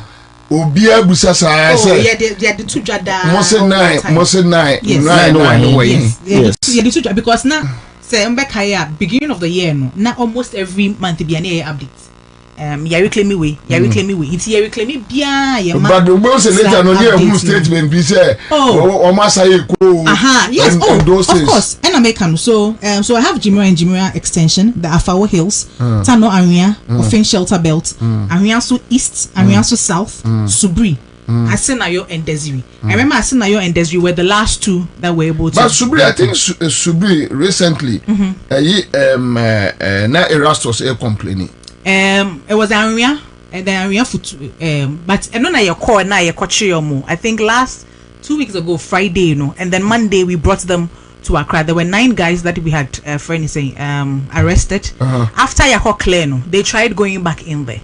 I see. Yes, they tried going back in there, and NIMOS was very quick. And you see the beautiful thing with NIMOS is security agencies in Yaki into military kakrawum, police kakrawum, NIB kakrawum, national security kakrawum, and all back together as one platoon. They use it's very highly intelligence led, and when they are going obia nim nejuma, because police nim say okwa no kwakwa effective arrest obe follow through with prosecution where it is combative soldier for nim say omo kwakwa yewe where, and a lot of the time you go into those areas and there's a high incidence of drugs. Inti NACOPS for one so that's their job. Then they also follow up with those things. So we brought all of those security agencies together to be able to do this. If you look at countries like Peru that have done very well with things like illegal mining, it's a similar approach that they used, and it helped them. Inti, for us, what we are doing is not out of the ordinary. But I talked about law enforcement. It's about how we are enforcing the law, and also the political will. The difference between the MPP, what the MPP did, and what the NDC is doing today is basically the political will. One of the things that we said, and he mentioned the LI. One of the things that we said was, I think before we had come in, we talked about the revocation of the LI.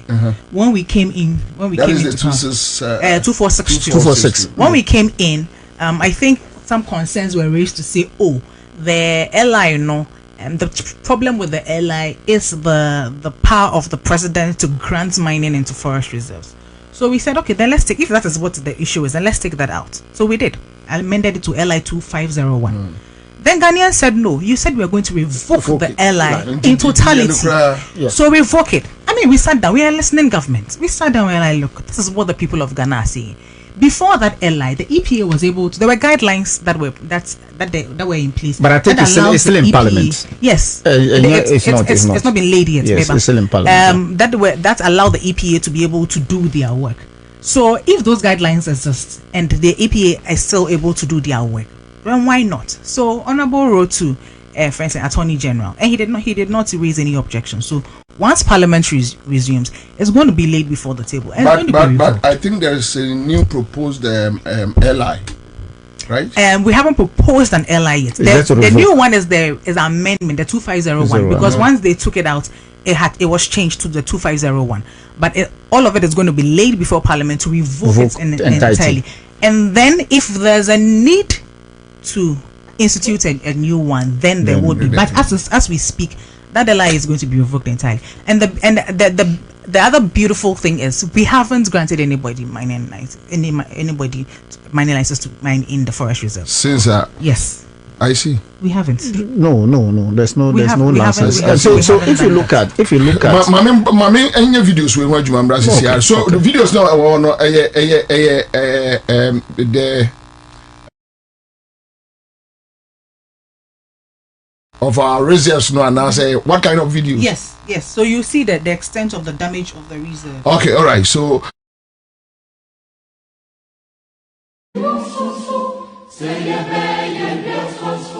Say baby professionalism. We should also move promptly. Leadership in an area where we have so much devastations. Or see, those areas are earmarked as security zone. Yes. Now, you even upon you walk around, you bet fire. Okay. What I said, yes. Okay. So there's a security zone. It's just like good. Whatever happens to you there, we cannot account for. About state of emergency. In the past, Anka Abainda da under Nana Akufo Addo, and making sure say this particular areas of concern, no, Anka or the state of emergency in the form of what no go area kura. But you say they couldn't have done that because it was in 2018 that Ebimotina Honor Forestry Commission head says, kwakwaye reclamation, and they used the guise of reclamation to go and mine in the forest reserve, and that's where this whole thing started from. So if you look at the Frimpong Batin Friends and Reports, now it's there. It was under the guise of reclaiming the land. Yes. They went in there, started mining there. And once Nipo D and he's talking about leadership. Once the leader starts, everybody else comes in. Obi to say this guy Mrikuduka. I think say Obeye Deputy Minister of Lands, right? On several countless occasions, on one krum for accusing. Yes. Petitions a core presidency that the Deputy Minister of Lands is involved in Galamsey. No, but only Niantina appointed. They appointed him because of his expertise in the area of illegal mining. What is expertise in illegal? Oh, yes, in illegal mining. Nti a man appointment to guide the then minister how to do damage to our environment. Free Galamsey mining area. So look what's now Mrikuduka was the one leading that chat. So we are grateful to His Excellency John Dramani Mahama. Yes, or see, the last resort, and people were asking why. If you said the state of emergency is the last resort, is the last, and it's indeed proven to people of this country that yes, we haven't exhausted all until now. Now, me say you better earmark areas as security zone. I couldn't. Just like going to Flagstaff House, you need to be screened. You need to know. They need to know why you are coming there. So because it is a security zone. Who call Bema camp? There are areas where fly don't go because it's a security zone. So thankfully, we have now realized that the forest reserve is no-go area. It's now earmarked as what? Security zone. The water body that people are concerned, largely, you're concerned about how the chemicals are damaging the source of the water. So it is now earmarked as a security zone. So let's look at now, and trust me, you cannot have a spoiled water running across in a form of circle that you would get 1 month to purify it. No. So what the EPA boss plan to do with the steam, application of the nano liquid around that would help to purify the water, to assist Ghana water to give us a clean water to drink. So the political will we need, and he's exhibiting that political will. All right. So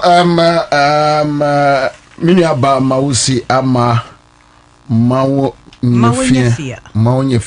Okay, Mausi Ama Maonyefia, Director of Communications, Ministry of Lands and Natural Resources, joining here in the studio. Then we have our Honorable Haruna Mohammed, Executive Director, Alliance for Justice and Equity, on also joining in the studio. And I think this is a conversation we'll keep talking about. Yeah, we have to. It's very important. Mausi, thank you so much. Bobie, thank you for having me. Okwana Wachia Honorable Amaye. Haruna, that's also joining here. That's all right, so that's it. But mame, listen on the man, mame Fantu Ansah, media ina ama akwasi get me listen ama. Okay, so what they send you are not off for the mame. And akwasi Tifri Hotel near yo metia fi wo dia mame mama for Tontina 74 me shane bi no mesra mo sade na wanya adagye atena citizen show so no ahwe ye no watena yete so ya de a ye no obi ka papa Tontina 74 mesha. Restore faith in governance, but we must commit to the hard work of change. You were not appointed to occupy space. You were appointed to solve problems. Let me remind you of the social contract we have entered into. The Ghanaian people expect us to deliver, and we must not with excuses, but with results. I've said before and I repeat now, this is the legacy term of my presidency. I intend to make it count. I intend for it to matter, and I expect that every member of this administration will do the same.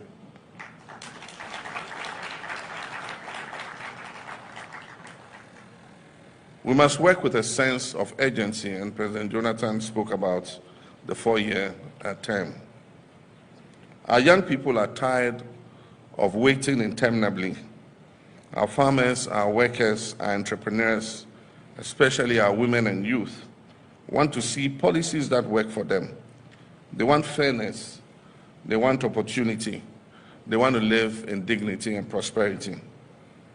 Indeed, they are not asking for handouts. They're asking to be given a fair shot, and let's give them just that. The task before us requires leadership that is empathetic, that is disciplined and accountable, leadership that is not defined by titles, but by service, that is not defined by slogans, but by substance. And so I issue this challenge to each of you to lead your sectors with vision and integrity, to champion innovation, make decisions based on facts and data and not on guesswork, spend public funds wisely and judiciously, reject opulence, and never forget your first duty is to the people of Ghana and not to your own political survival, not to the applause you will get, and not to your personal gain.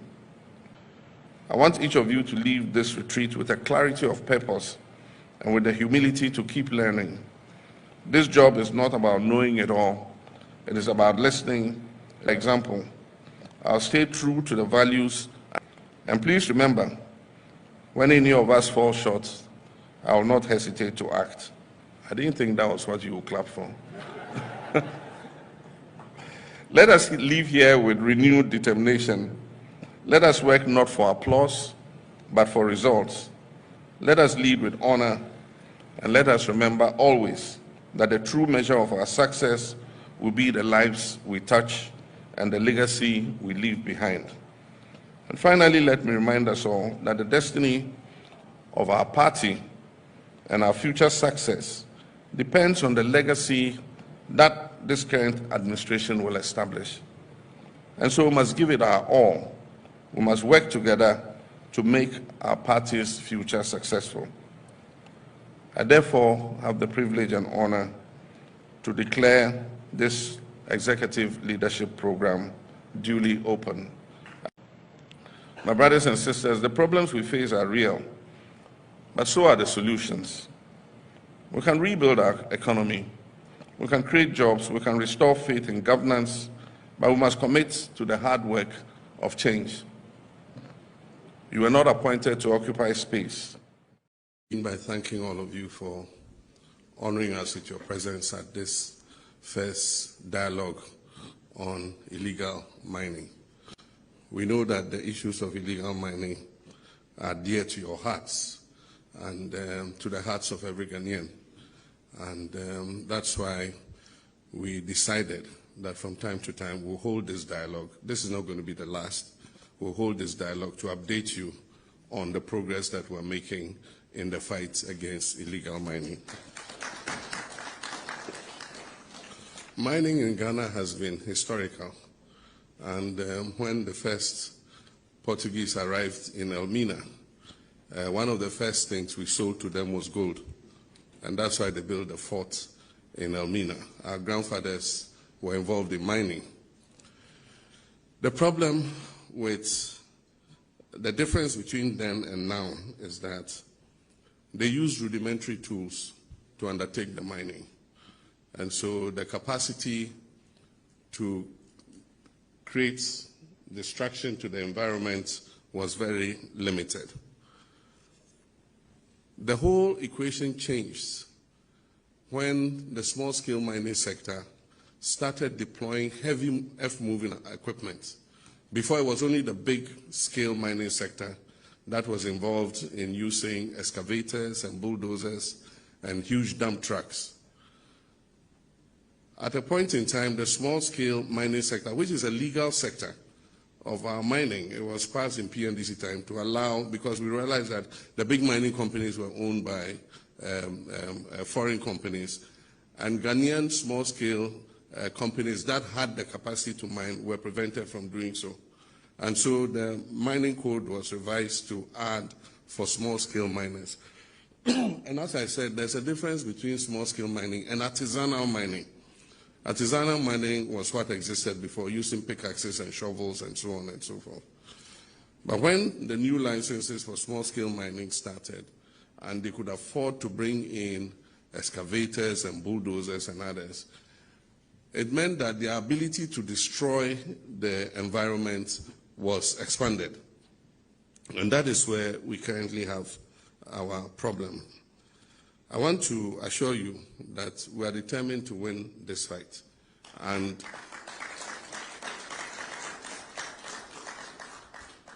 your contributions, your criticisms, your pressure, putting fire under our feet does not have any problem.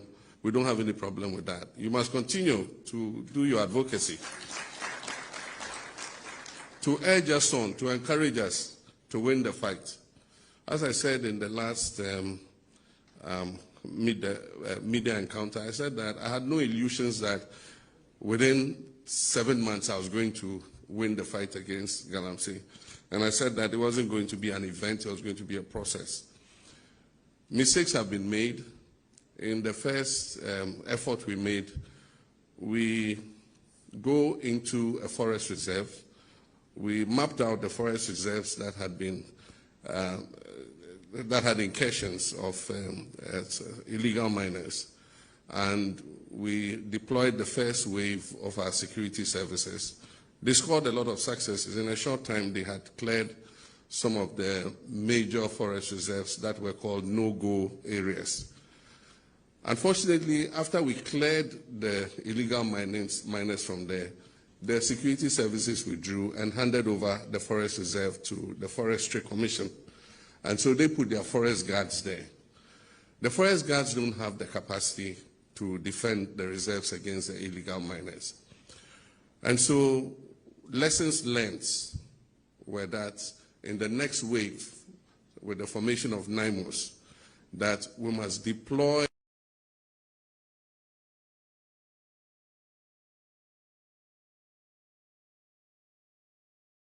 It comes with a cost, because if you send troops and station them permanently to guard the forest reserves, we must feed them, we must provide them with fuel, we must give them vehicles and all the logistics they need to be able to do that.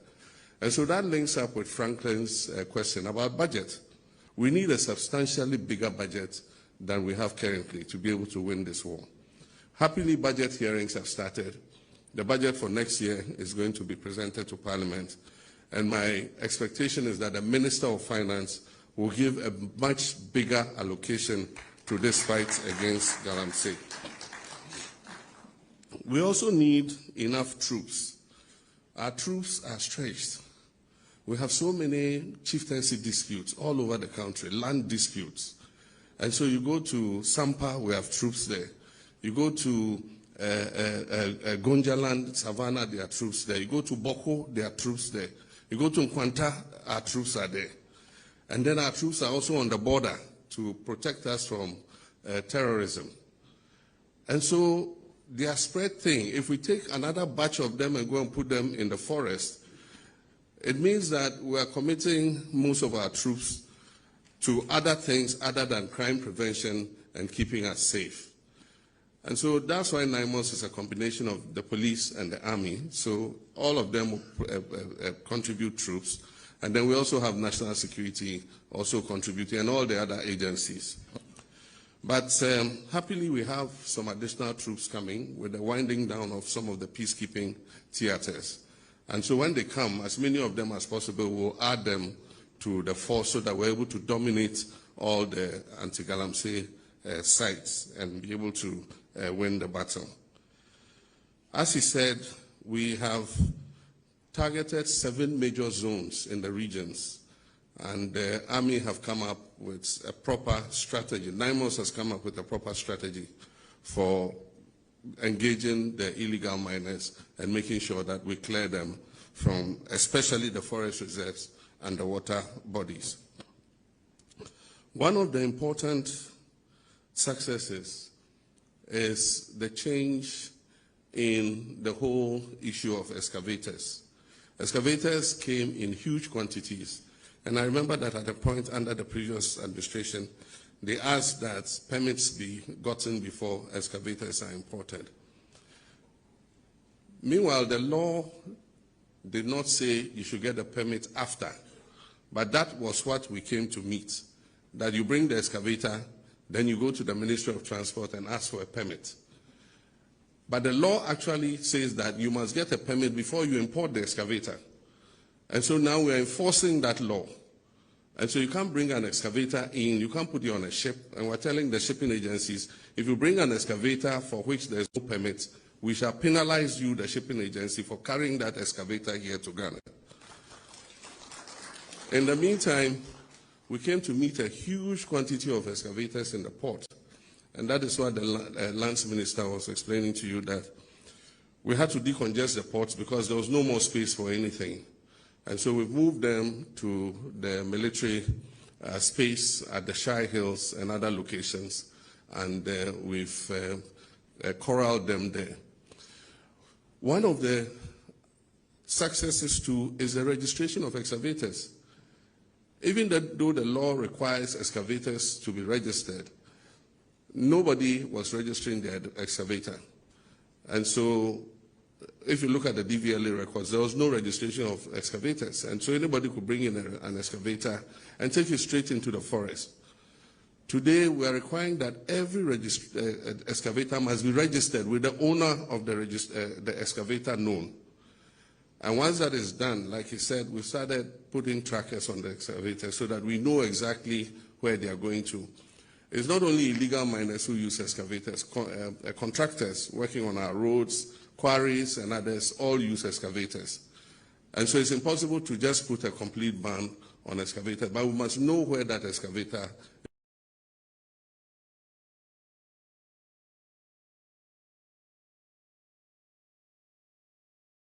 is being used for construction purposes. And so we now can hold the owners of excavators responsible if we find the excavator in a forest reserve or engaged in illegal mining. And so that's one of the advances that we have made. We started a geofencing policy where it makes it possible for us to know where every excavator is, so that if the excavator moves after where it was geofenced, then we can go and find out where did this excavator go and what is it doing where it has gone. And so that would help us. With regards to turbidity of the water, as the scientist said, it's just about, you can see physically with your eyes, you know, what the turbidity of the water is.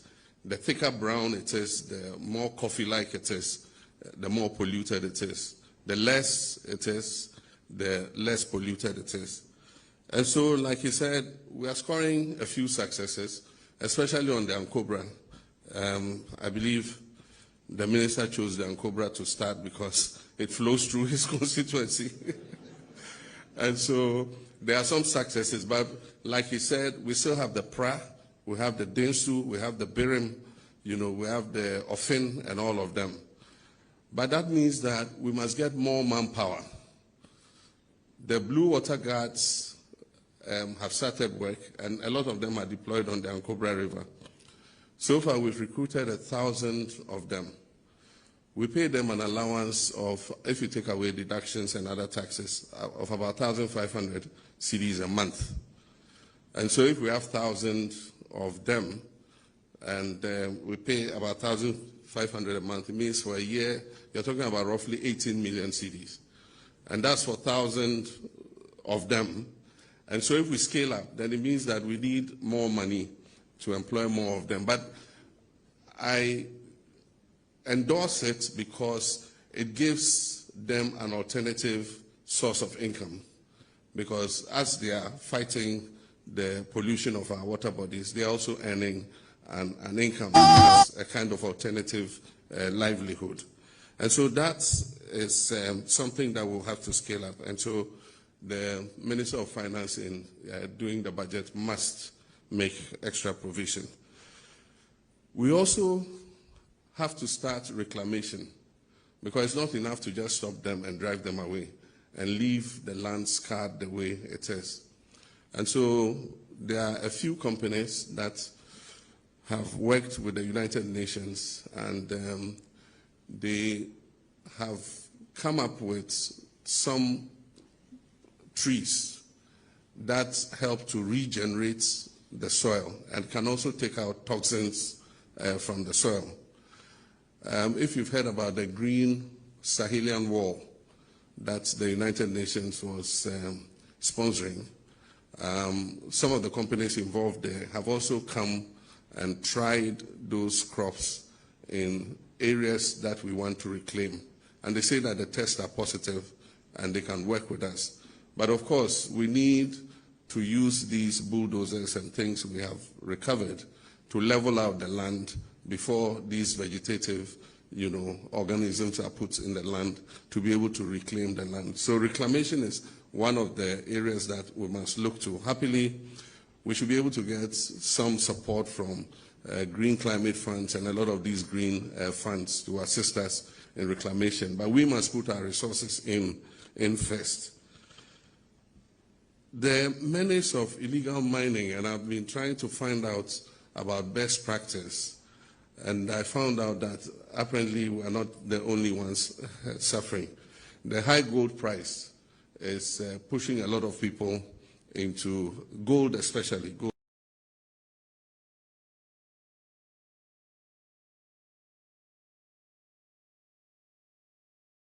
Into, and there's violence, people have died, all kinds of things are happening. So we might not be the only persons, but there are success stories we can learn from. Because if you look at Chile, for instance, they've been able to formalize 90% of their small-scale gold mining. It means 90%, they were in the same situation as us. But today, 90% of their small-scale mining is formalized. And they have control of it. They inspect, they make sure that they're doing the right thing. We can also achieve that. And so even though we're not alone facing that menace, I believe that we can use the best practices of Chile and others to also formalize our small-scale mining sector and make sure that we're able to take control of it. And that is part of what we tried to do when our colleagues died in the helicopter crash. We contacted the big mining companies. Some of them have concessions like 200 miles square. And they are not going to mine all of that concession today or tomorrow. There are some of the places they've explored and found that the gold content is so low that it's not really profitable for them to start mining. But for a small-scale mining company, because of their lower costs, they can mine it effectively. But they must do it responsibly. And so together with the big companies, we said, okay, let's start this cooperative mining, cede part of your concession so that we can move the small-scale miners from where they are causing distraction onto your concessions, and then you can help us to monitor them and make sure that they are doing the right things. So that was what we were going to launch in Obuasi when the tragic accident happened. The first was Anglo Gold. Anglo Gold agreed, and they carved out a part of the concession. I'm happy to know that since then, Newmont have come on board, and and some of the other bigger companies have agreed that they will carve out part of their concession so that we can move these illegal small-scale miners onto those places. And so we'll continue to do that. We also have the issue of geology and geological exploration. Currently, our mineral prospects have not been explored adequately. Happily, there's new technology generated by AI that allows those with the technology to partner with our geological survey department. And what they do is they shoot seismic from satellites, and they're able to map out exactly where a mineral prospect is. Currently, when our small-scale miners get a concession, they go and dig this place. There's not enough gold there. They leave it. They go and dig there. There's not enough gold. They leave it. They come and dig here. There's not enough gold. They dig here until they find something. By the time they find something and they're mining, they've dug all over the concession. Today, it's possible to precisely map out where the mineral prospect is. And that's part of what Gold Board is trying to do. That is their other responsibility. That is to give geological survey money together with their partners to shoot the seismic for Ghana and show where exactly the resources are. And based on that, do PPPs with Ghanaian mining companies that will mine that gold responsibly so that they don't go around just digging everywhere. So that's one of the things that Gold Board is going to introduce. And this fits into their track and trace system, which they are going to launch, because we cannot export gold to the European countries because of LBMA restrictions. And yet, if we introduce a track and trace system, we should not only be able to export to the Asian countries and the Middle East, we should be able to, once the gold has been tracked and it's known to have come from responsible sources, then we can export it into the LBMA countries. And that allows us to get a much higher price, for our gold than we currently have. And so Gold Board has to activate that other aspect. Aside from that, we're looking at best practices for small-scale mining, because small-scale mining is not restricted only to Africa or to Ghana. It is done even in the advanced countries. And so there are small-scale mines in Canada, Australia, even in the United States of America. And that's why when I spoke the other time, I said that we're contacting some of them so that our small-scale miners association, could be sent to go and see that you can do this in a much better way than we're currently doing. Happily, we've trained a lot of geologists, we've trained a lot of mining experts. University of Mines and Technology has trained so many of our young people who have the technology and the ability to do so. And so the intention is to attach these graduates of UMAT to the district mining organizations, and they would help the district mining organizations to go and inspect the small-scale mining industries and make sure that they are doing the right thing. Normally what you do is, before you start, you must dig what they call a tailings dam to contain any water that you use to wash the gold. And so all the gold that you wash must go into the tailings dam and is contained.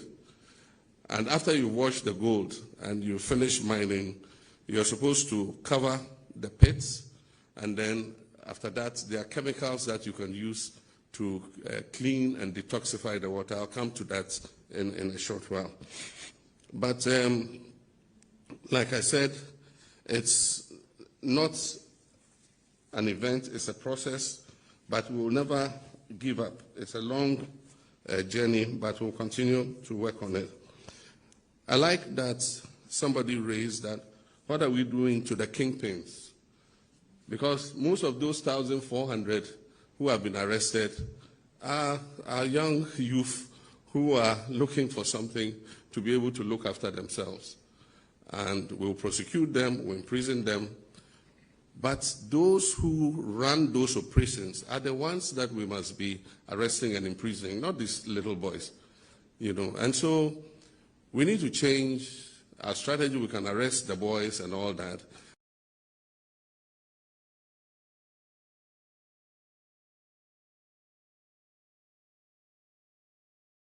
Be given, there's no slap on the wrist. What's the least sentence? 15 years. 5 to 15. Yeah, so we'll catch these boys and we'll feed them for 5 years. Look after them for 5 years and discharge them. But like I'm saying, maybe we can look rather for the kingpins and deal with them in a major way so that we are able to get something on this whole thing. With regards to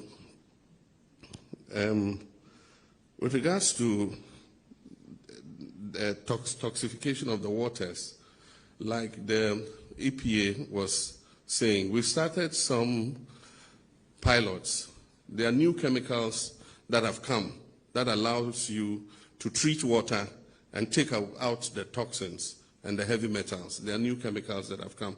One of them is called dioxin. The people came and we sent them there. They took samples, they tested. We're waiting for them to bring the results back.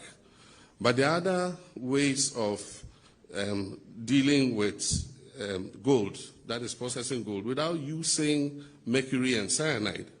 There are different for instance, you have what they call vortex concentrators. You put the gravel in there and it's a vortex, it's like a centrifuge. And all the heavy things sink to the bottom.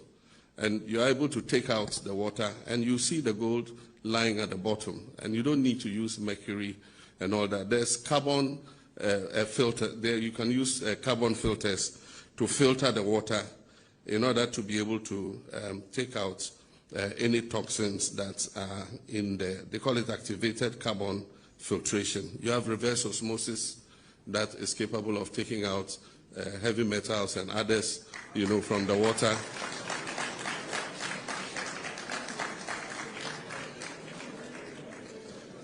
Well, join your Facebook page that Nase.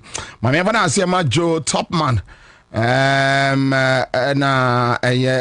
Bless Evans. Bless Evans. I say Ojaba Gabaski. Ojaba. I say Francis was say I say and I say come in Nusa Muhammad. Thank you so much. Edusa, you know. Say Francisca Adom Monsieur Jonas Andy as someone Ado say Dixon Dagadu is here with me on your Facebook page Yadamunina say and area but very interesting Ibia Kosovo my entie Abua Papuama Baumia camp no reply be here me pa hear me pa and me person man for tie reply you say a liar versus your friend is say on fra Canada Japan say loose talker. So Canada Japan is a loose talker. That is what uja from company say. And Abua Papa say a loose talker is better than a liar. I don't know. Yana menya. And let me share video be one guy be almost was spy say obey yeah. Obey.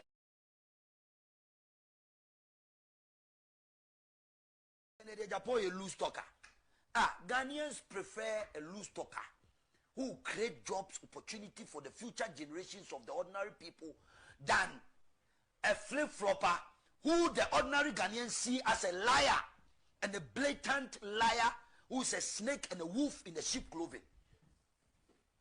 Ghanaians who prefer somebody who will insult them and give them job and give them a better life than somebody who will lie in front of the Ghanaian people and eventually lead them into an abyss.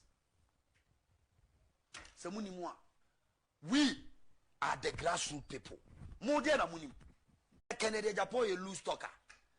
Ghanaians prefer a loose talker who create jobs, opportunity for the future generations of the ordinary people than a flip-flopper who the ordinary Ghanaians see as a liar and a blatant liar who's a snake and a wolf in a sheep clothing. Ghanaians who prefer somebody who will insult them and give them job and give them a better life than somebody who will lie in front of the Ghanaian people and eventually lead them into an abyss. We are the grassroots people. More than a munim. Kennedy Japan a loose talker. Ghanaians prefer a loose talker who create jobs, opportunity for the future generations of the ordinary people. Seth Antobam say, Kwabena, so now you guys, you have just soon forgotten about we the branch executives. Seth Antobam, me national executive member. Me national, and I come to me national executive member. Now when you constituency executive member, me constituency executive member, me and I will say, I wouldn't be why? We are equal to a Sedun Katia. Oh, how? I am telling you. How? Eh? Oh. Kwabena? Eja. Kwabena? Any bra, Bamasono, my avere, my bro. The patron, you bred Monfambra Bra Kwabena, so maybe you didn't down Monfambreno. Hey, near no dear Bakawa, me make me aswa. What in the India? Say, I know. When this party in the moon, who sent you for so much come for a chair party in penny for. And Colano was ya, okay, be more no much other part. Other party there. So, moon chow and chess and where exist. Okay, be more mono. No more, or to other part. Moon chow cra. Who complain? Don't ask me complain. I'm a memo. Who did here? Because the CIA out here, Chief. Maybe a woo. Men I may catch them. Captain, and you better. Wouldn't say constituency chairman be? Baby, I bet you 2 cars says you would do a baby punaman. Constituency chairman do a baby and say, but oh, yeah, Abra? And now say me down my tear pon a bear 140 because they say me you free me. Come in the dear me in terms of over coswetia. Because one by Joda. I said I did a radio de Kurano. Over power when you saw over porn or fast now. Wababa Bopanano. Was a benake. Who cried the wire lock is there? Oh, what time you? Charlie, yeah, no, who saw the Faber was almost one of Faka. No, but and I know them the Almatia catch a back was me yashi while I buy no more. Me yashi or party no more. Now, some to me office no be able say. Or deputy Nadmo. And Persian and dinner Misan say, who may picture a ballot paper this one. One way, not what the Almatia cast no crime with me was. Oh, deputy Nadmo, I'm go funny. And I know be by ya. Or say a friend say, or could you for be an unquabruchina, Sikana Ashaka, and Timim Conco. Never see me, make a fun one here. And him for also a branch DCs and ministers. Yeah. I want China sign me. We want to test one kakra. One who say, me, I said, Jumanu, ye jab on Mahama soon temdo. Men, I'm catching. And see, I quite to say, since you will be a kind of one or Jubilee House. So, what shall so soon? Obi aka na ho ana okọ Jubilee House. Obi aka na ho ana okọ Jubilee House. But between me no me no. Na yenim Kufuor time, yenim Mahama part 1. Yes. Then Kufuor ka omo nkọ castle, omo nkọ Jubilee House. No omo nkọ ministries, departments, ni agencies. Currently what is happening? Enti no obi apese okọ Jubilee House. E kire say, won president abo won din e de dwuma bi a hye won nsa no. Mba omo remfi say ofri form ho na fosoro enti yenka sa asoafo na nya sika yenka sa MMDCs no enya dodode bi yeah yenka sa department and agencies impenifo de da no nya bibi nanso obi wo ho a ye branch executive a enye sika na ohwehwe opobi kura ma na fa phone na fa na ka chen se nyame nhira mo ya ade pa na yenso ye mere be ba asem no ko ma to ne yem keke asem ni nyina no ne ko ma to ne yem keke mesi asem ni nyina no and say no ane obi yoswafo say ya time na no wo position no wo friend anadwo a obenya no e wo mu say obi oye minister no wo friend anadwo say ya wonya no obi te say okuja to he's always on the run yeah onam ama kofi bu ase onam nwuram yeah won aka ne nam obi e ne nam nti enim say wo yoswafo a ye enye mra bia na say ni ye frɛ wo agibenya ho na nso nya ho ntobo ase say wo ye MP na wo say ye minister you go back to them asem ni nyina no oh you go back to them etu nim say dey esi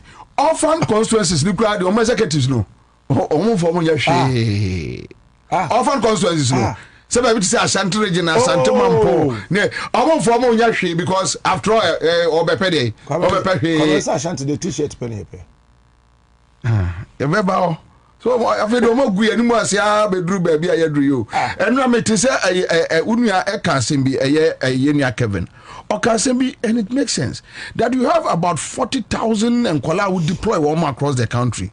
Some Kola will be more.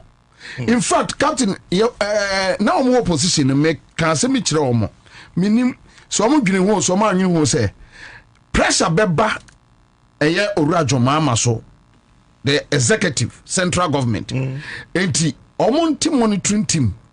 Yes, I'm monitoring to be lazy between the presidency and the DC is no any ministers are at least omno to say omno share full soldiers affairs so eya omno e be reduce e press because they say only DC bia kasa was nyame o mesoma ha enye eni sanya de ne ordinary kire dem na wo DC in wusu yeah so be as one say pre so be DC na ye de ama wa fe wusu Kwabena esese omma omani da ho ntem because he efomfo no ho omo was strategy sure efomfo no was strategy chain sorofo no enti no se branch executives ni start say wo team kakra yes obi be kasa aye ntem dodo nanso brapani esese by now DC bi etimi atena se ye hunu say me district na isha enti se me chem 20 na me meeti womo in groups are ebia within 20 days make me wie say adwuma nti say we almost so settle ye yen ka say fasika ko we here so be settle no bia won settle ye na wote Toyota Pajaro no no bia won settle ye na say ne ene obenant obechina anesa won settle ye ena wa ma ye renovate office na to akonwa mo na ma na atim no won settle ye ya asemo one settle enti no as a plan na ni ho enti number 1 we DC ya chew district number 20 wa party for ni nyina ka ho 20 ni bi ukwa ha we share branch executives be 45 minutes bi Ansah wakoye main meeting no we the next point I will call branch executives ni ya aware wo ma ba be hia wo no wa kasa so we say busua ade no de tie ni say me ankasa kra DC kra makatu ya mai enti bibi an hye de ni ho na ye remfi mu nipa de bi ho akasa bi na opese obi ka kire no asam no kasa o you see this thing is just ne men kasa na menteme ho asa captain me pacho ma mbusa de bi abetumi aboa say party we ni abanomu rap presidency is it that obi enu omo information as to their cost or grounds and as omonte ana omote na omonfa ho because look unim it's a CNDC the kind of complaints are ye abontino ye receive obi o ho wako Jubilee House am obi adidi na tem o free presidents wa no oba ye ho obi o ho pani bia ene na exchange na say obi wo presidency asemwe adidi Najigezi atem oh yeah Najigezi efo de mame enye oba no so unim dia so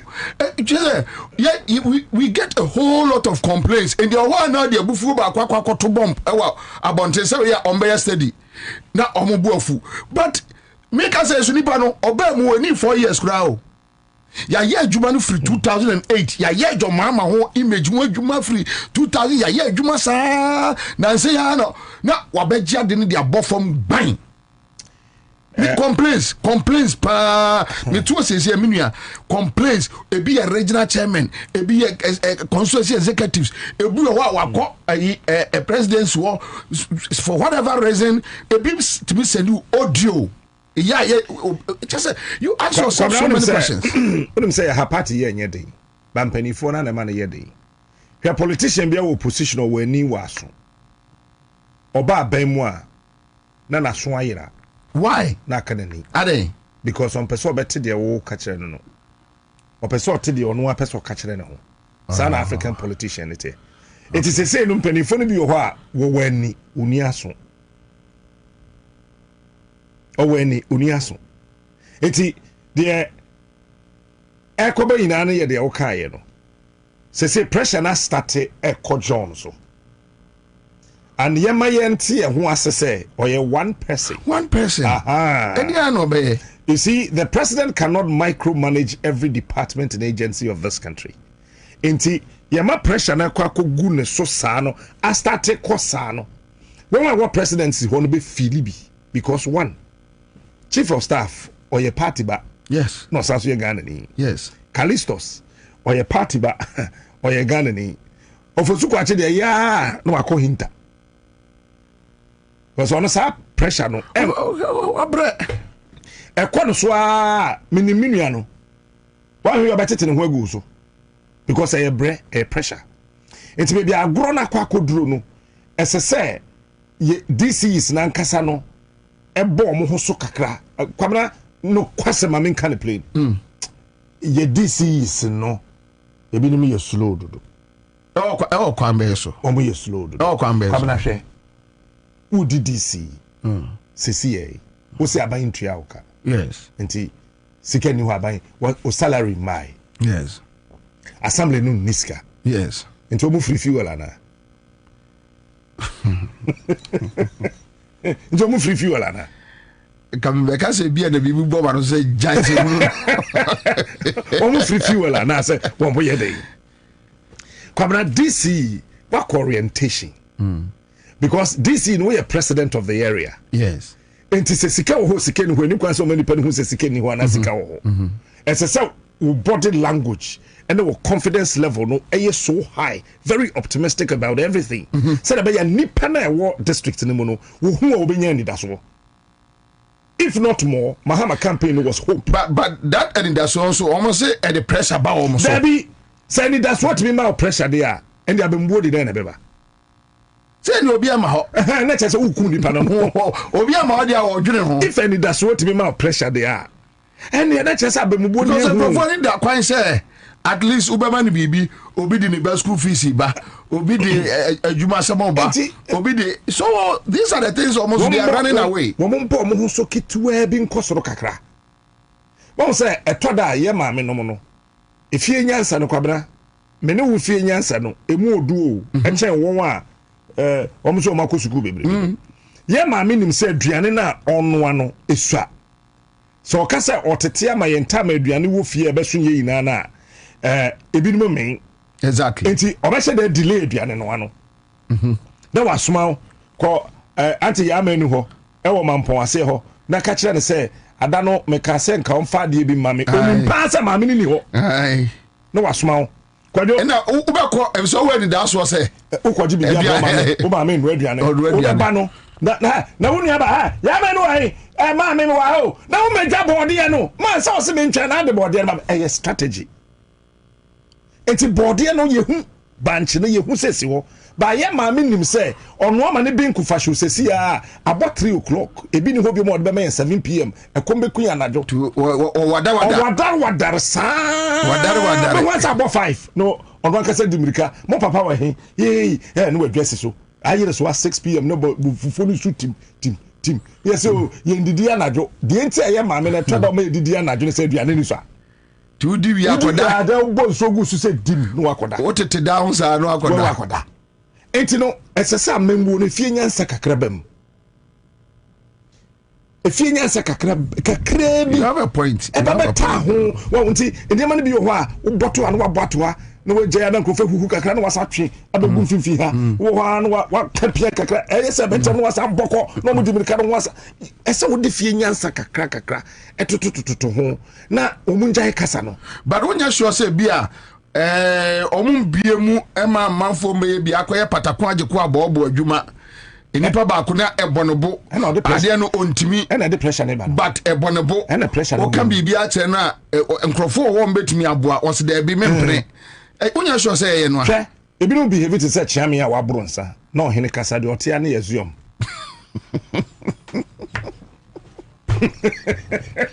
Karadi house. Oh, tell me how bro. As I'm not hitting can so hitting can there's so you take Alizio. No. Na kasa. Na can say eh atame ni you say. Do say. I feel no kwakobusa. Well, entino SSA what to obo ase. Kwabena number 2. Who manage immensely, who manage district, who manage municipal assembly district, who manage departments, who manage agency bia. SSA what here say SSA time I was set no. Who this answer? When we was in this. Yes. Yeah. This is do a punch or be a pressure in so. Oh, quite better. Me na be catch no what be say. No, what kind of pressure they need so? Yeah. This is not very punctual. No? They are able to tell. They can forecast into what can happen in the office. Into where they can enter office or no share inside. Into coordinating director be babetono. Accountant be babetono. Accountant one more abado. So party for that. Kodi yenyen day. Pacho show mommy. See as a president to catch the Julius say, "Show wisdom, mammy." Pressure and say free president. So, a chief of staff. So, but so this in we later about 2 dollar. Who travel any okay, one more.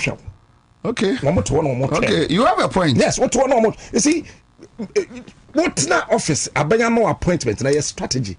Because you cannot be running your idea. And you want a fever. The way to me, I don't sabo bam. Hey, come on, find the Maya. This would assembly functionless. You can function. BBM. It's as I said, this is the best strategy how to handle some of these things. Now, in all sincerity, yes, this is no honor. Your friend say, Tom C. Young guy now. Tom C. Asa sikanem bae no e na otese omo ye feed Ghana e na ono atu ni cars this e na na me nkro na wokuma wuni na aso obi an bobo mabu na no ye ko feed Ghana ye kodo straight obo ma no we twa video obo ma no we twa video obo wa no we twa video obo wa no we twa video we eti agric minister nya launch feed Ghana they say boom the first place on koye kumawu because this is na bobo na what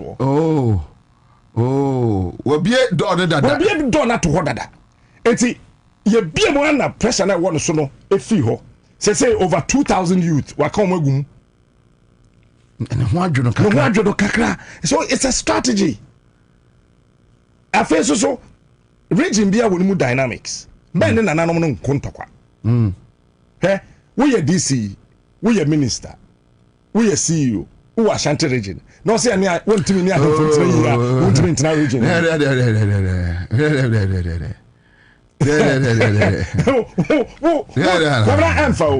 Even a cross board, whether North East, whether Upper East, whether voter region, wouldn't be opinion leaders now will be in that want to taro. But you see, Captain, the other side is say, in my opinion, there's no Eddie Bonnie with impunity. The piano so I know what you what you William says, Captain, Sir Galam say, yeah, near Brea, the Bia, what you opinion leaders, he be break a home. I say, Bebre, a home. I feel they have a soccer. Me and I'm can't heat coming. Baby, come on. And they do it with impunity. Kwabena. So senior. But yabeba but with a full soldiers and empenifo na asem no. We see a message is eba obi abebo bi akoye, obi abebo another district bi municipal bi MC any omo nkasa obi kura be attest me say omo MC any party executives no eyaka. Why? You know why? I understand Crawford as say who parliamentary candidate. And you can't blame the local government minister. And they don't blame him today. I don't blame him. At worst case scenario, I recommend to see you from local government minister Najuma Bakono no recommend it. You know, they are far from ra. Asa. Well, who ye parliamentary candidate? When you see election, they are your DC year. We do different level. Yeah. It's men you watching say not that time now women organizer no one you fine. Men watching say now youth organizer and support you. Men you watching say now constituency chairman on support you. And I'm saying to know who be there who pay. And I'm saying now no support you. And I'm back one and you be on no year nanti ase nyen to know. Oh you know who are changing attention I say hey ke woman nana said the idea no men no one you fine. At the very material moment wo be yes ade no pepepe no. One Casas DC no, woko for how abeto ho so. Enti constituency executive na time na we parliamentary candidate na ono won ye fine no. This is the time I say so chairman who say won ne ye fine pa chairman bra. Women organizer bra. Youth organizer bra. He ye do koto say we DC ya. Yes, all head district na so. But more if it's a party be na win power. And I got na ho. But chairman for me so adwene or hardwin. Kakari women constituency women organizers no. So one share no be how.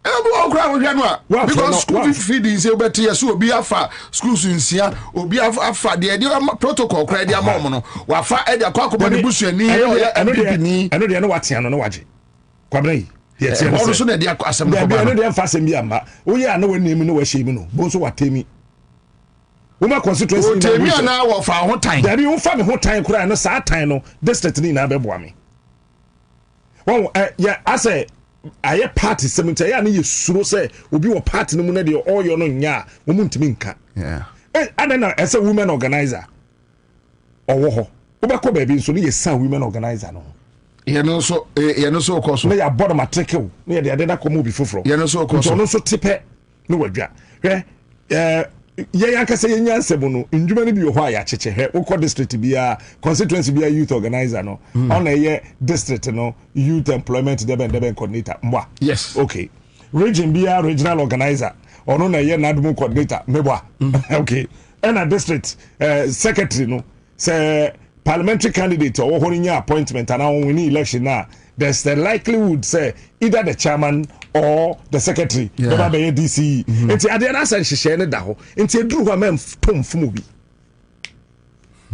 aje nipa den qualify so qualify there men tom fumu no na fe omo mani nkofo mo no se Kwabena youth no expectations omo Bahama ho no very high more underestimate very high and mebunu no hu say ase say mre ya yo me yemfie na nyankopon ne Mahama at least obese say enyema dia betwa the next 20 years Kwabena yeah and mebunu no emfie na nyankopon ene Mahama say and that is why you be say enyema ko wrong na yema hye because you ti nkomo you was street mu you ti de ekoso it is a bibia say ko wrong pena yabo say masa and then ebe because nkola need that so last hour no last hour say wo mo fie na nyankopon ne jo mama last hour enti ena Mahama so ye nipa bako oko UN or faha or yesi or the namha na oko na obanti wo hwe enema ono ankasa as president o ka so oba obeye na Kwabena enye niama nketenkete o hwe sa big push o se den no eno no nko ade ekoto bekumu ma wo sa big push asem no a se de obesi anante ho president na ankasa kofa to no ho so no enye adwuma ketwa number 2 sa 24-hour economy ade na da ho no social guzita no your friend obo paye your friend obo paye eno sa 24-hour economy no eno nko aso ya asem What do you know to nchen ba kono kwa fense adwumawura adwumawura eno so nko ya asema adwumawura no nya bete eno so nko ya asema de ne ho eba Ansah no one defeat Ghana na ba no wa so bam de ama agric ministry eno so ya asem Ansah nkoko nkete no masa eno so nko these are 5 major things the president said me as the president, including Galamsey, me as the president, the year na me pesa me ye. It is a our president as set goals we amane ho. Ministries, departments, and agencies no. One goals we hin. Kwabena proposals be na we say set this ministry, this department, this agency, and you to just say ye the ye ni. The president say ye 24-hour economy a. Ye ye free zones, patron in case free zones onye bibia. Me the example keke. Me and me what free zones no me share free zones enclave na 24-hour economy no ye from ha no ye who say this company that company this company that company ye ka wo see ani a wo mo no betimi aboa yen e me lighting system na ebia ewo Accra Central entimi ngina so no ye betimi ya solar ya pilot ma ye timi so this is the proposal from ebia free zones ye proposal ni for the 24-hour economy yen so a ebia ye wo extension officers are under the Ministry of Agric no senior extension officer and say this is my plan for the feed Ghana to 24-hour economy no obi bedi wa cha najo Kwabena me kan se mi ncho na ti ase yi eno e comedy dey ma najo no okohi me da hosa da fe bi ho so okohi na mada ena me try am say me wo Kwabena 12 midnight me di banku tilapia and I don't know. Abba. Me am ho fine. Bema be wudi idea basem. Enti ye extension officers no so ye so ye plan a ye dey aba in support of the 24-hour economy ni enti ye so ye fa one into communication one ye into this ministries department and agencies no one 24-hour economy plan we hin. So they are looking at the president. They are looking at Gusi Tano. Yes, and why are you looking at Gusi? So no, but Gusi so you see because they are okay. So Gusi say Eddie. Only this thing you are saying around you. What's also deal with the policy? Yeah, Masa your dear bra. We are dear bra. How do we implement it? How do we implement this one? How do we implement this one? Masa what do we implement? We munsia nson nwotwekura. Yeah, no. What be economy? It's a 24-hour economy than Kase Dahono. What for ministries departments? Any agencies? What one Casano Den or Moyo? Kwabena, what do you not turn China? Ministry of Agriculture. What for 24-hour economy? It is the best single policy that can sustain Africa. And you gano 24-hour economy. No, it is the single policy. A bit we are sustaining the whole Africa. Now the engineer so my Adrian now production level at but say ya me no kase. Say ya me no kase. What is the security plan for 24-hour economy? We have an IGP. What is his plan? We have a CDS. The plan for the immigration officers who are playing the land and immigration controller no the plan for 24-hour economy no. If I were the president, I'll sack you. There you. And yeah, executive no one more brekwa. And that's what I'm saying. Because omo brekwa now you see you can just get all these people for them to bring their plans. That Kwabena Ansah by now Guzitano to be recommending me a PAM CEOs better. Debbie omo mo nke bianca CEOs no be recommend me a PAM no. Oh you are. Me and my papa, but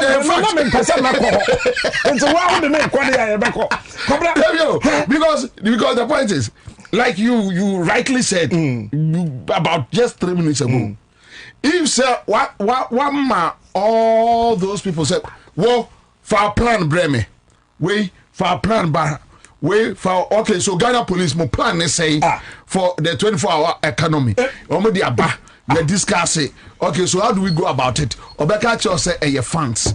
Let's find another way of raising funds. For now, because even you can do PPP with it. 24-hour economy and require funds. Well, young friend say Obeka say one, maybe they don't have enough men 2 they don't have enough equipment. Ebia anajo no mo ebekwa, but police for make catch say ye ko petrol anajo. You understand? Go busa police service just to take cover. Now obeka say ye ko petrol anajo. So at least Gusitano will need a comprehensive proposal from the Ghana police as to how they are implementing it. Yes, night patrol, we know. But we need a comprehensive document. You understand? A blueprint. The police, our 24-hour economy, a whole blueprint, military 24 navy for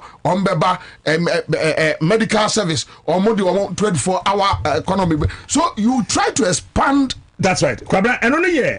Maybe try to study 24-hour economy, know how it can grow. Yeah. Apart from these ones that I said, I decided say me and Kasa say me call district and that region be measure private companies are So I went to Cape Coast recently. Okay. Me city 5 sports, drinking bars in plus 2 nightclubs at Cape Coast.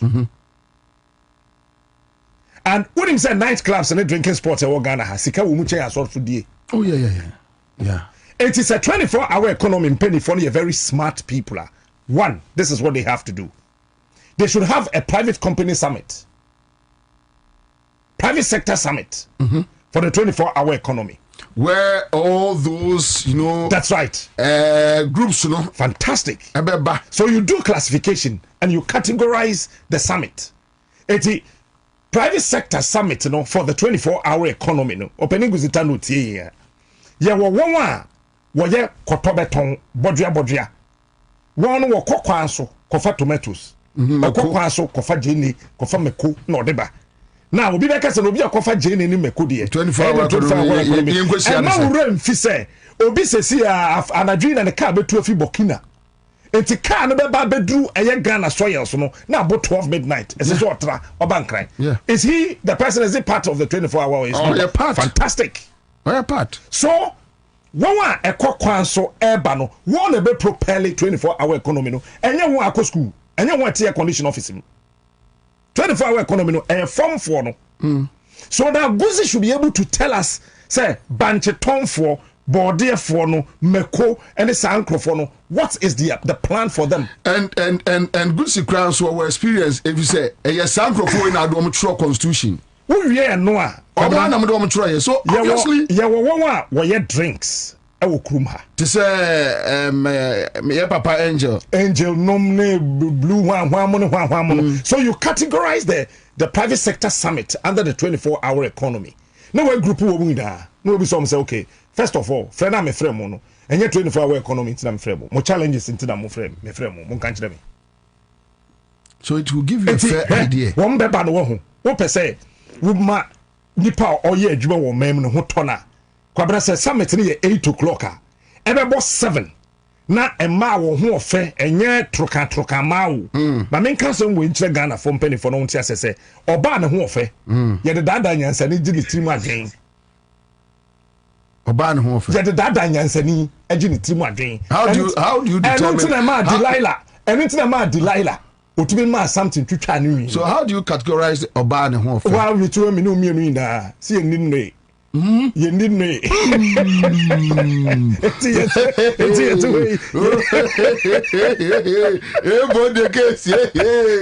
the man of warfare. It's Akasa Summit, no, and man of warfare 7. Obi at the table. Ansah no beba drew what no why ready. And my man mum the beshia, one beton man inside. Boss, company ben now free. Okay, Pacho, chief Senka oba, mo hawa mo wono. So betimi atra katro mai untimi ntra patcho wo ka metimi aye ho bibi kakra into that summit no you are there to tell your problems so behind agroni na 24-hour economy into ya fa wo ton drinks ni nyina wia na ye ho say e bia power a problem wo tuan kane aka e ye haw Kwabena number 2 ebia taxes no ne ade no e wo soro we you see into 24-hour economy no must have a tax component ebetimi aboa me private sector no e ma metimi contribute positively into the attention say okay mo amoye sa adwuma we na mo category A, category B, category C can into categorize the 24-hour economy no depending on the category that you fall under, then we can say that we'll give you this tax rebate. It's a company be a wire adwuma we di 5 years. Na ontimi grow ono ontimi so nkwa from waka I stagnant no. Sa company na president 24-hour economy for that catch on say more what this category no. The next 3 years ahead of us. We income tax and say 10% you are paying 3.5%. Now, sa remaining percentage na akano.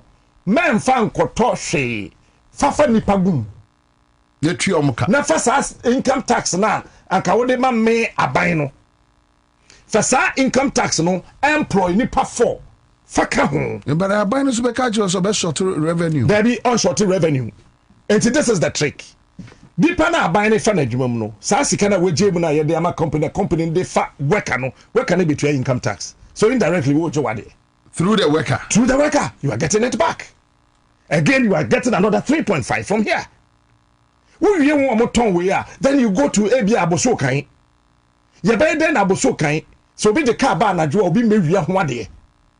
That is where the Ghana Police Service comes in with their 24-hour economy policy. So the police will say that, okay, so buy any per se or include Abosokai, Kumasi Mazin, a company, and then account that. Then Ghana Police Service, this is our 24-hour economy policy. Your policy they say, fit a for be Jubana Junino. Every fitting shop there will be a police officer fully armed. Fully armed. 24-hour economy, Kwabena, I am there, but I don't know how they are handling these things. Mo bi amfa buku nko Kwabena ye nja buku no ye fa fie nyansa nkwade we ho Kwabena wo wie wo mo no wie a na waba afei won eton wache won etonton nnuane na ye bankure tilapia na adwo no Kwabena a big business. Oh yes, a big business. But when him say no obi akra ye mumu won mo jenjira kwa ho wo ye mumu no wo mo suro ade esa ya na akronfo di tu okọ. Yeah, oh. What is the 24-hour economy? You say Momo for the 6:30 now. Very good. What is the 24-hour economy plan for such people? Who is doing it? The 24-hour economy, the best way affect it, sorry. The best way I'm sorry cry ye. Until quite sorry 8 hours, but say quite 2 hours. Because cleanliness is next to what? Godliness. And you tell the 24-hour economy, no, you're launching your tongue fefe, and it looks like the people do not have a plan. Obi a president. Why are they looking at the president? He's done his job. John Mama we launch it we jema to now it is up to one extra 24-hour economy so to sit down and say that this is the way to go. Kwabena, what do you not told China? Radio stations are workroom ha. TV stations are workroom ha. Yeah, 24-hour economy for no one friend why. But yeah, you know you jemu dada. Yeah, you jemu dada wo. Enti busa ho say about the saying that as a magic. Kwabena, so I realize here. Aje wo mo ye endemu enkomo no. Yeah. And who say wo ye wo kasa. Apart from that, from 12 midnight. And then I say I saw for the share the link in one be a bonfire. And you anka ye nwom nko a eba ne say ade ye na e meeting ye di two man. The question is no. The structure and the nature of our programming. Yeah. So it synchronizes and syncs better with the way we function as broadcasters. So 24-hour economy people must come in and say that, okay, 24-hour economy. I realize here who say more about 12 o'clock. Kusi ahomache 5 for near dinner. What the born nyomonkwa. Now, yem pesa mo de born nyomonkwa. Okay, yem fanya day. That time no be an hotel radio. Say here, what's be an hotel radio? Don't forget say mami be ton watch work 12 midnight 1 a.m. Say no kokompe Kumasi Mazin Abosokai. When we down say no 24-hour economy. Woma bemudada. Okay, so all these departments are functioning. And they are functioning in the night. It is a more body roni dia. Na yebo de rono bambo so no year to Ghana Police Service for the one plan abadada. So the fitting shops are being protected by the Ghana Police Service. Patrol teams strengthened their patrolling into Jubana Koso. Until radio na ye wasted time no born nyomonkwa from midnight ekono. It will be converted into advertisement. That can be converted. And he said, what will be back Ghana? No, that's sorry, I do 1 o'clock. ɔte advertisement ɛwɔ Onua FM, Accra FM, Joy FM, City FM sɛ o yɛtɔ aduane bi wɔ ha anadwo wobɛnya bi anaasɛ yɛsei wɔ ha anaasɛ saa mmere kokompefoɔ yɛ adwuma ebi a na ɔpɛ sɛ ɔsɛvice ne car na ɔtoa so kɔtabale anadwo wobɛgyina kɔ so always this is 24-hour economy. You don't sit down and joke with it. Kwabena, who hear that part na John Dramani Mahama na ankasa no emra oba part 1 no na oye kwan asphalt valley no oye na najo me ya na obi aso we dey as magic ade beti okoda okwan de nye okay ade beti we so no nsia na fantastic enti ono ankasa John Dramani Mahama no we demonstrated before say 24-hour economy no waye bi dada. And so when it comes to construction SSC one way be kwan na jo contractors ne kura no wo mo njan krofo ha wo so mo ha yen awia because John aye bi dada eti contractors ni nyina amumra all people who belong to the construction department come mo be see school dan no see mo see school dan na jo how are you going to do it because that time na nkoda ne da. How are you building so that you don't distract and continue sleep? So that you are there to between your way. Their kind requirements. Emma contract. But it's also crowd will come in with entertainment now. You know. So you bring in Satawale. Na Satawale a conference him or bo show Saturday and ado. Or bo show no one and continue entertainment na contract and see that. Eti kum no one can say a sound system. But that contract and a board so. So the 24-hour economy no Kwabena say we ye bema ho e betimi affect obema kora wo de dem mo obema timi asore agina so ye but we are just joking with the 24-hour economy and I don't know the kind of people who are handling the 24-hour economy. You see, and I can maybe what they know yeah or matrato books you know maybe different from what we are talking about here. Kwabena book nde say my pa ba book ho but almost be catch o say omo no ntino makọ ye PhD forget it so ntino makọ ye PhD because me nya sure say Joma ma probidi amano obi a okura PhD and in there you born DNA you born credentials so maybe for all you know no what we are talking about maybe we are just playing child's play. I was telling somebody. You know what we can do? We can appoint night mayors. Say a 24-hour economy. So we have night commissioners. But know that all the pressure about public person so. There be night mayor no. Onyo be a year 3 and a half for bia. We need to start with governance first. You see, Kwabena? So we have a night mayor. Night mayor no bet my why. This is assemblies ni na no. Your various assembly members. Yeah, roster ma assembly member because as assembly members in John Mama so bet you so if the state is paying you, why are you not working? Fantastic. So we appoint night mayors. Enti ebia oko Kumasi Metropolitan Assembly ya. Ebia Ahinsai assemblyman this month when we night mayor. Oko ebia ofa Krofroma assemblyman this month when we night mayor. It's night mayor no. What are you doing? You are roaming round, checking the amount of security. What patrol team no more call rounds into Woshaha as a night mayor under the 24-hour economy, night commissioner under the 24-hour economy. So you are making notes for Zuba. So the next morning, the first person Zuba will call is that night mayor. Why is the 24-hour people? Look, who said there, and can anywhere a hositie. At least you say, hey, it is how quite winner said daytime microphone nam to say, because when him say, Adia sa, Necromia dia, and not me assessing roads. Exactly. Now, so there's a night mayor. Night mayor, and yes, appointed for assembly members, I to the swabber, assemblyman, I appointed back home. When are we a night mayor? When we are done with that, we need to do safety by design. We cannot just sit down and say that we are doing the 24-hour economy without safety by design. The safety must be intentional. We got to do it intentional. Invest in lighting, viable but community-oriented stewardship, targeted policy and policing.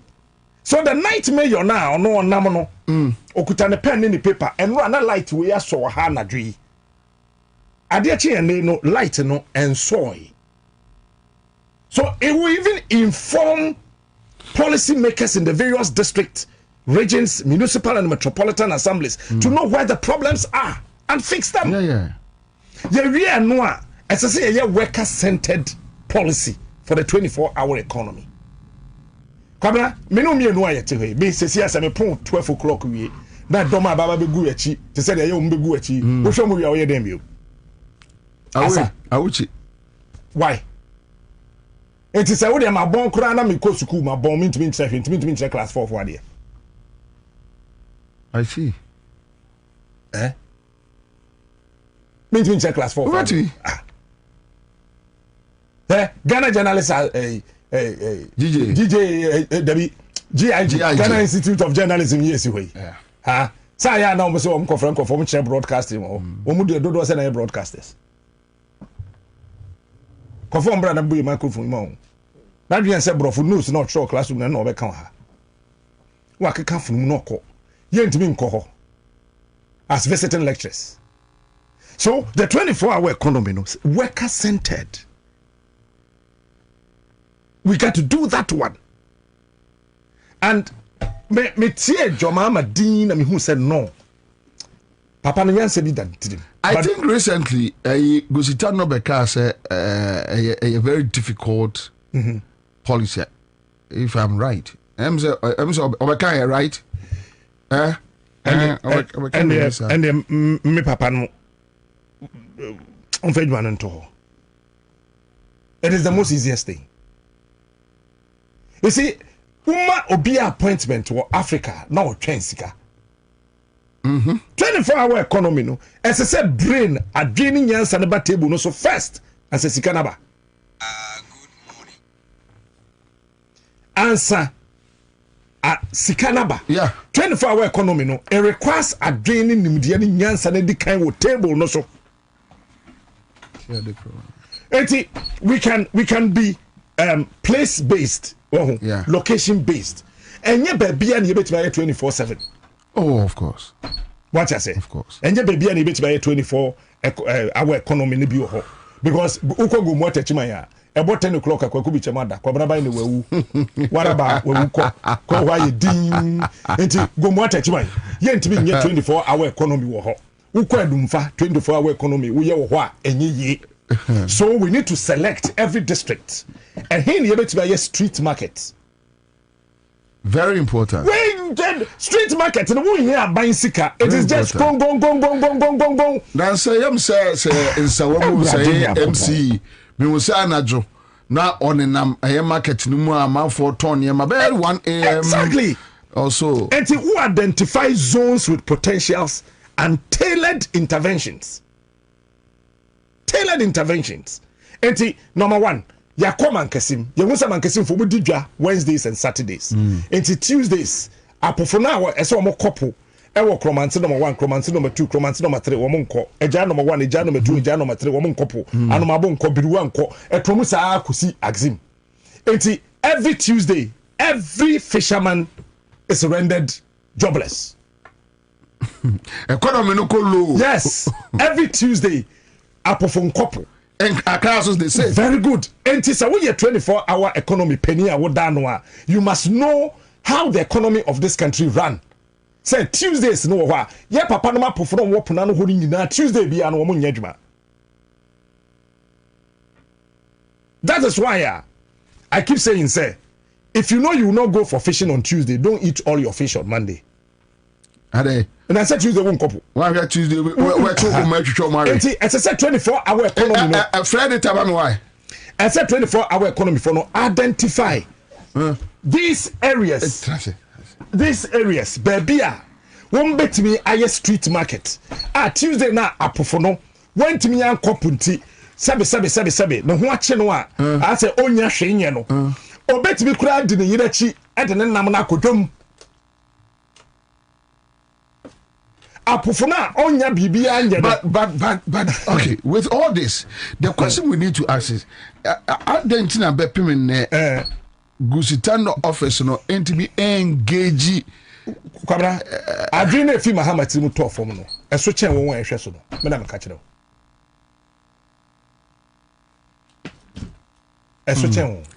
Which I disagree. Oh, there be so. Which I disagree. Jay Kufokofa zero tolerance of corruption by. I didn't so change nipa no can 7 chere won to going to me fight corruption.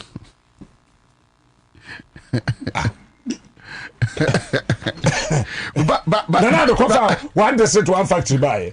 I didn't can say finish trim top form no. Na so change onu amu, na so change nipa na can say o ka chere won to so ntumi anya ho adwuma.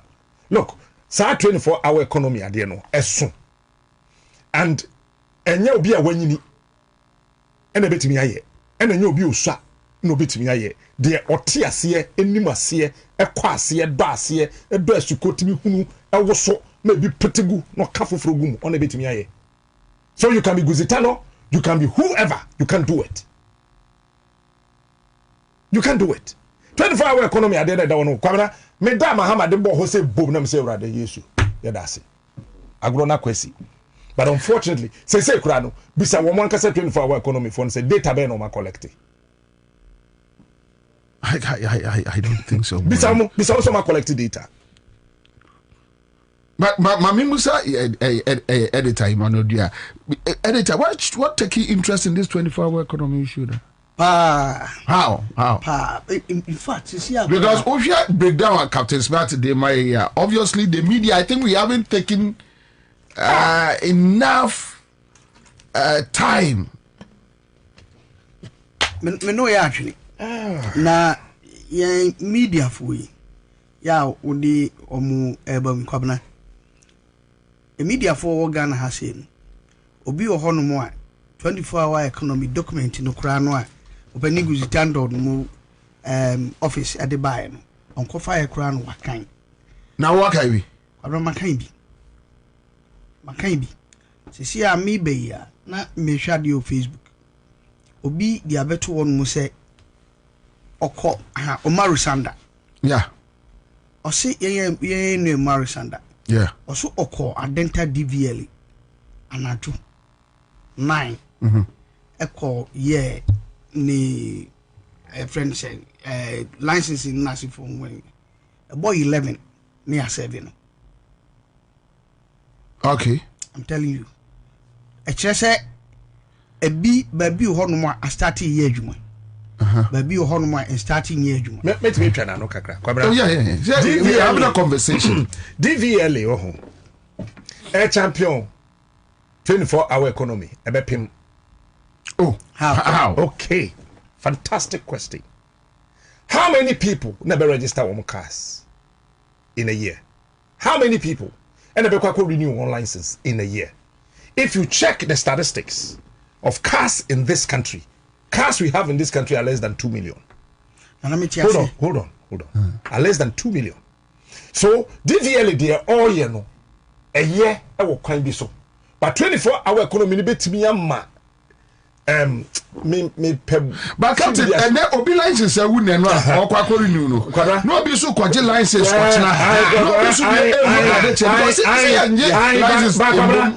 you are talking about a well structured thing. Yes, I agree with you. But we are looking at the person from Tumu. Oh, that me feel say to say the agenda any headquarters me say zona or district office et me aye bi no me assure say now it is being decentralized.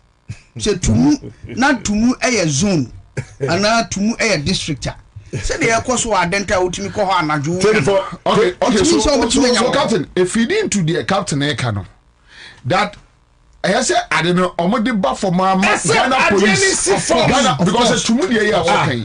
Indeed, baby to say Adenta would be for Adenta security to Tumu. Oh, me no ya agree. So if you say you implement it with Tumu, which means then the Ghana police must give us a blueprint on 24-hour economy and how they will implement it over the northern part of Ghana. And you know about I'm say me assure say if the 24-hour economy program or policy no, it take full shape na afi starting year juma. It will affect all sectors. Okay, so you think say you taking full shape? Me feel say now a graduate. Okay. Tell me no. Baby, I started a year juma. Okay. Ma who support no me na si for no so. Yeah, port is on. I started. DVLA so me hu say if your person take shape and I better time a take shape no now the police service who be supposed to giving your friends the security for no me sure say almost so by this time they are planning how when the captain won't problem by this time I'm sure come now and my 24 senior asana make at wunya ntiase. Let's not reduce the 24-hour economy to formalize the institutions. So, as we are not getting the drift.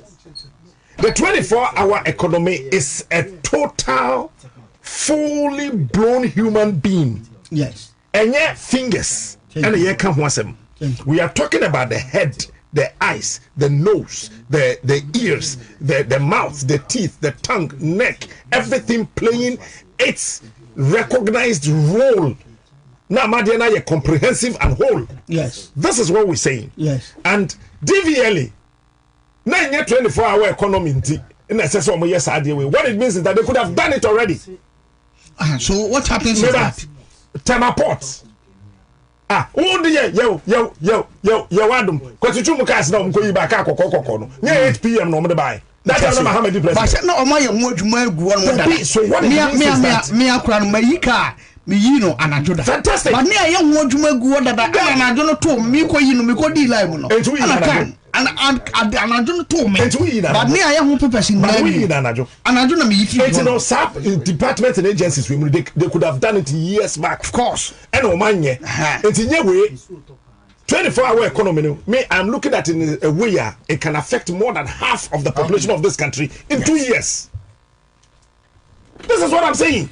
And as we are joking with it, and I think that Mr. Guzita Nomas up with his game. Kakrebi Yesreno. Any obuoni any die kwanso. Kwabena, share. When we ekra provisions. Eba Ghana. Yetikrum how. Na yekra tinapa. Yekra sardine, yekra cum beef. It's bad, eh? Too bad. Sunday Melina, yekra we never do a system no more. What happens to economy? Too bad. The 24-hour economy, no. The major thing a woman, Emma Muhammad Debani say, it will reduce unemployment. Yes. And reduce our imports. Yes. And increase our exports. Because the very material moment you import 1 shipload of sugar, you have imported 1 shipload of unemployment. Thank you. Okay? So first thing that we got to do, when we are 24-hour economy, they need to have a public realm, culture and programming. The culture is that license. We know the processes. And the DVLA are extended time, no? So DVLA, yes, you can see it under the 24-hour economy, but it's just an extension of time. DVLA. No, but it applies to Baby, hold on. It's an extension of time. Because radio stations are yes. 24-hour dada. Of course. Yes. So how can we feel 24 hours economy? No, tell me. So I'm coming. You bet you radio station by whatever circumstance, we were not able to monitor our electricity. A be issue prepaid. Yantimi anhwe. Yeah, beko akohwe na agent to be a diesel. Just a scenario. Yes. And I don't know quickly. Na say was a control light. Yeah, beko na say ECG. Your friends say vendors were on one. But now you can buy it online. Of course, that one is there, but it be so tough physical. Yes, it's true. So those physical, so those who buy physically, also Ghana has and you be and an idiot online. Ansah na beba na Crawford the momo top prepaid that. Me say and you be and then Crawford the top that. Me say and you be. So what I'm saying is that, Chief, and you be na need me the political language be kwade we because this is the only policy. Apart from one district, one factory, it's so nationalistic. Adea, a fa obia or war mine mubi. It is a ye fast sope. Near the core we will crash the 24-hour economy. Kwabena. 24-hour economy no ho say ye papa gozi tano no omutimi tena se yi makai wo document no brofo. Of course, the brofo natural. Oh, brofo. But the content. Brofo. But the content. Brofo.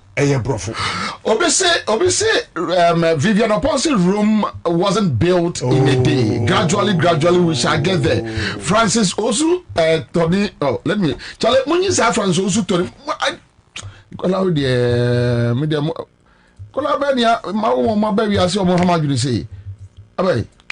Oh, be sending me message. We na after them pia cry and call. We ya sem. Oh, okay. Anyway, so baby no almost sending the same, but because now I say, finance minister Beka say 24-hour economy no, a be really out fully in 2026. Thank you. Enti Kwabena. And the document non prepared by two normally.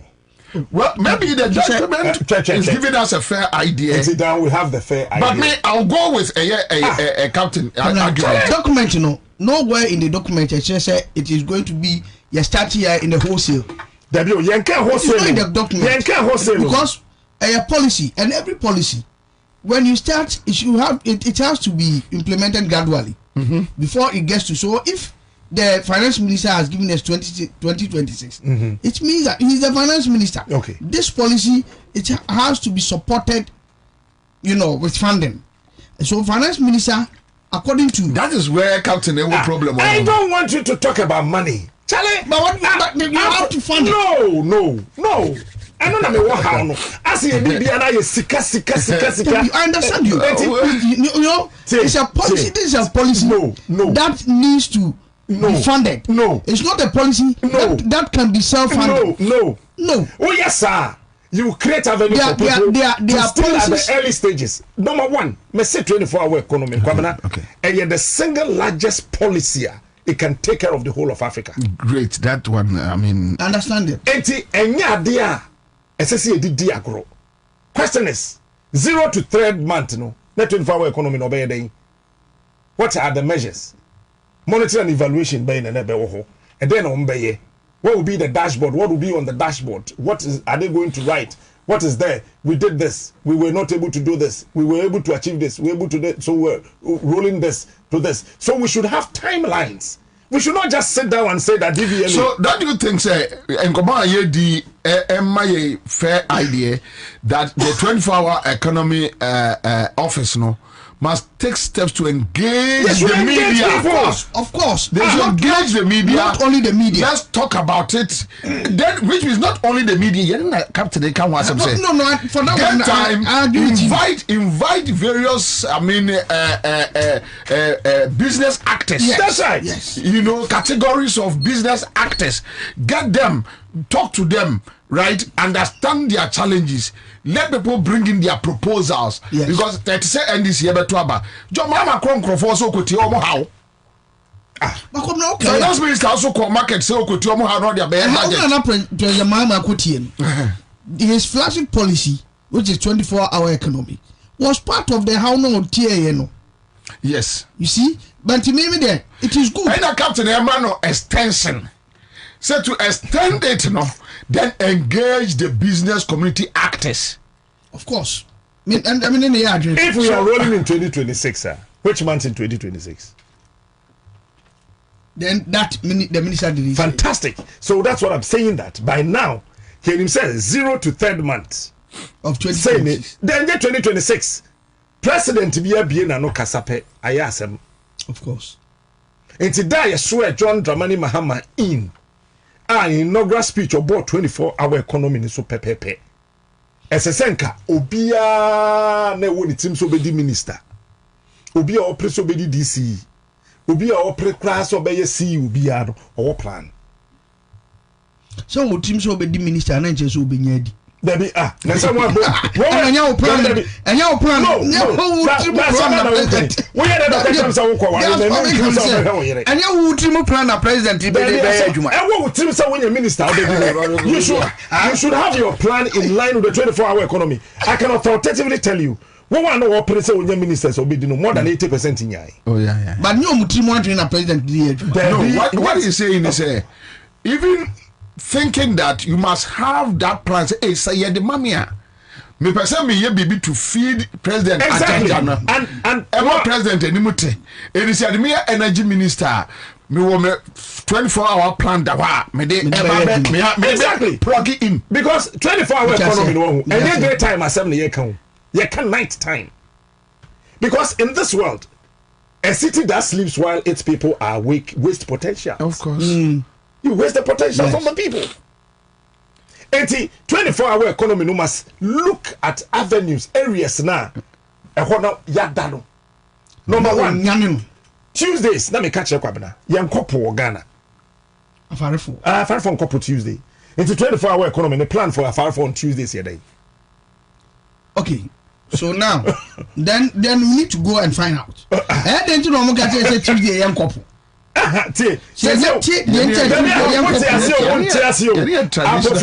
Tuesday. It's a war as DC ya 24-hour economy manager or whatever. What's your plan for the Tuesday? And Monday no more couple sa go is adebachi. And that's how they check Tuesday na adebachi. And I said they want me uncle Tuesday. They said they want me uncle Tuesday and why on Monday? And Monday Tuesday is just one day. That Tuesday young couple. And I'm saying one day. It's what's the plan for a Punano Hono 24-hour economy plan here day? This is my question. Okay. By now we've start creating street markets. Me say me yakra me ya. One day we be block 2 streets. Yaba Ghana Police Service in 100 traffic. Yeah, the Tony man. Because they here yemba na wo krum no. Market e wo krum no enso. Yen kan okure. E man market ne enso. And your man name more the market as in space. And my person will did your krum or brought 10 million. But only can de. And I make catch us a market so I can't any ho. It's by now you street night markets and your street is so. And started 7 a.m. to 6 a.m. 7 p.m. to 6 a.m. Listen, no call a pass. Oh, the be only just structured. I am talking about the 24-hour economy thing. It's you block it. I did be a person who turn on police for whom national security for whom from 7 p.m. to 6 a.m. And about 5K. And we say you bet my man is beautiful. First lady. First lady. On a bad doma. I told the first idea. For when you capture this image. I don't know say be attractive. I be friend money. Now, yeah, Mami Lodina. I share the jeans. With the vice president. And Lodi with the vice president. Na ebia force egu first lady na ha no kuta adoma ye bie ebia Makola street market night market original 18 no abom brain na yemfa ne say Zuba Fikumase no dimrika no akojia first lady nchemfa cho force no meto now ato I mean it's just for the fun of it now I know so within 3 minutes be market na no first lady the top force wo come the first yakura yetena say na ye di san komo yi a yadwene kura NCP ye na yadwene enye pe e wo policy no che say ehia say ye niema bebre more engagement and engagement na part of business people nipa no a ono so be kwa akoto ade na free business one mo so they also have to be engaged. What I say it shouldn't be such engagement any kwan say money tete say akofo ma be good them business no. Let's go to the grounds where the businesses, where the patrons are. Obvious message be very interesting. I'll say more work needs to be done to improve planning. Exactly. And infrastructure for the 24-hour economy. That is why we need district plan proposals which will contain protections for existing nighttime venues like Oxford Streets, London Victoria, and others that are very good initiatives. So yes, because maybe say none can be cancel me. Say Accra, Udru a year it Bobie 12 to 1. Dear, I'm telling you. Say boys, yeah, that by 5 a.m. Me also me night mover. Now wo move na share ye na fofo no a utu wa bo so bia be park the car chuo minim so da mini da wa mintimi na no what are you say eni nkofo ntimi na na dwono doso enti night market ne ye adwuma enti ye ma me no mkura na o mo bread join the day na wi a hye ne ade no me minim say me yere be call night market wonim say we yere be call night market police were readily available security intact first lady bia no vice president oba wato ade wodwom ho na obehu na vice president obi betimi agere niam but na kono no say yehu ye maame ono a edidwa e wo night market just to attract to see that Ramadan say in Kumasi the cheapest place to buy say foods near the a PZ Roman Hill our night market. Fantastic. So this night market, what I'm saying is that it must be structured. Kamran say Accra has La Paz. A man on Tadia no be once and no man says 1 cedi 2 cedi night market. But they are structured. And structured. So the 24-hour economy for the by now no. Yen mean 2026. It was said Christmas year 24-hour economy for the mayor who said one more drink no. It's a night market, you know, a structured 24-hour economy street market. Yes, I say La Paz dada. Police for jina. Even we can now me catch papa be say. So somebody is asking us say, I didn't know buying to me only shops to say GNTC tete no abeye adwuma anajo, whereby they can structure it and fuse it with the private sector. Surprise you. That is force foreign. Me surprise you. Tell me. That is Muhammad's idea. When I make catch us say adwin na fi Muhammad tirim no eso chen won ehwe so no. Okay. He what say or kakasabi but as a Ghana for far no. Yours are I say before the end of my term government will own Ghana. Ghana for antisabro no kind of say. What yantia say? Because government only Ghana there, not to say Ghana for no. Ghana for the here. Ghana for no idea. Enti SSA 24-hour economy for the by now me no pilot project to be started that dawo. And I'm say I was say and you can say at tesro. Because on Kwame Kwabena Ghana for ebema atimia patronize all the activities within the 24-hour economy. Omo tesro. This topic is getting interesting. Sorry, Vincho, I will be say the mayor of London is actively championing night street market. I'm telling you. I think it is. Akukuda says, Captain, we totally agree with you, but we need more police on the street. That's security. Kwabena, Yama IGP Ntia say we need a new department of the Ghana Police Service. That would be in charge of.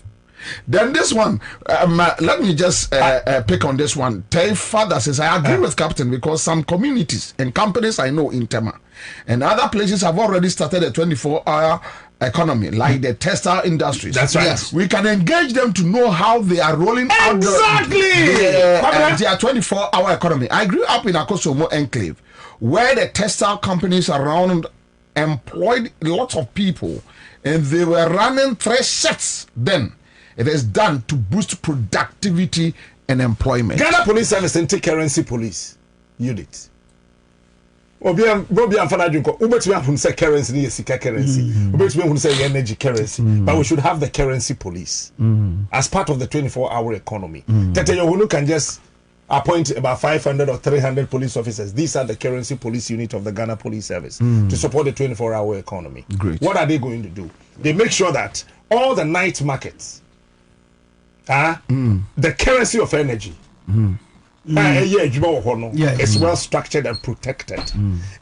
Say La Paz street market here that the year you say you know what's La Paz I say? Where everything happen at every time.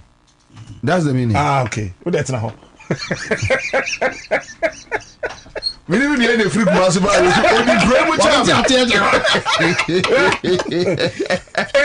La Paz na e wo no. Ya structured. It's your one night mayor. Yes. Say DC no oho dada no kura no ono ankase ntimi nhwe so a medical catch say yeah assembly members na buy between mo kan. Right. No one so. This week when we hear night mayor, the following week when we hear night mayor, that week when we hear night mayor. Na currency police unit no wo so e wo hobby. Fe nkane na bu. Say one street light na nya papa yen rent light. Yemfasisi wo. Na yen catch say wo free Kumasi Kekos na wo ba. Say no yeah ma wo me fa main La Paz street no so. Fa chire ho. Yeah. From 7 p.m. Say nya dia wo bedi dwa. Yeah ma wo ma. Aha, umfa ho no bi. Eti na ya pe buses. Esi Malam Junction. Like shuttles. Yes. Into Malam Junction bus no wo ho. Bus 1 ebi ebe 7:30. Bus 2 8 o'clock. Bus 3 8:15. Bus 4 this time. Bus 9 this time. Eti wudu ho ana wasiu no wada na ho okọ. Another employment I create. A chess buses in Metro Marsha. Yasa for drivers ya.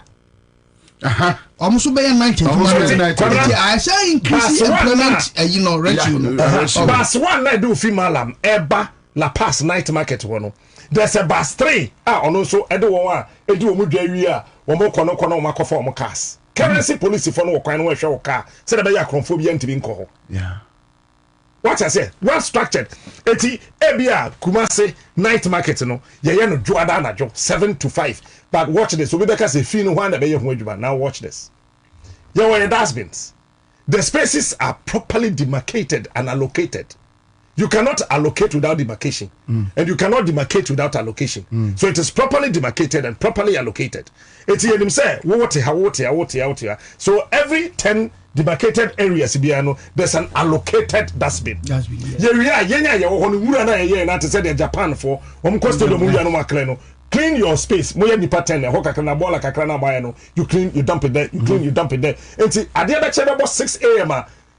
6 o'clock you so but then again, you also the okay now boy my sanitation company. Thank you. 24-hour column. Oh yeah. By getting it, no, people say, okay, dumping site. I want to see a critical compost plant. Yes. Kwabena, yeah, what to more yet? Yes, only see a critical compost plant. Yeah, but I'm really a been trouble. A quick one. Zen says that is true about the buses. It's just like Germany. Okay, so I don't know what German on here can say. Frank Trinity talk is cheap, but implementation is difficult. No, talk is not cheap. Yeah. Vivian Opon says even in America we pay for buses. Okay, so let me move on. Now Cycle Forces Commander, the 24-hour economy is a global influx of global trade and engagement. For instance, identifying the global time differences between Ghana and the rest of the world and implementing trade lines according to our trade preferences. Okay, so this one is coming from Nana Jiman. Vivian says they have to pay for the buses though. Paul Adam says I'm enjoying the night market conversation.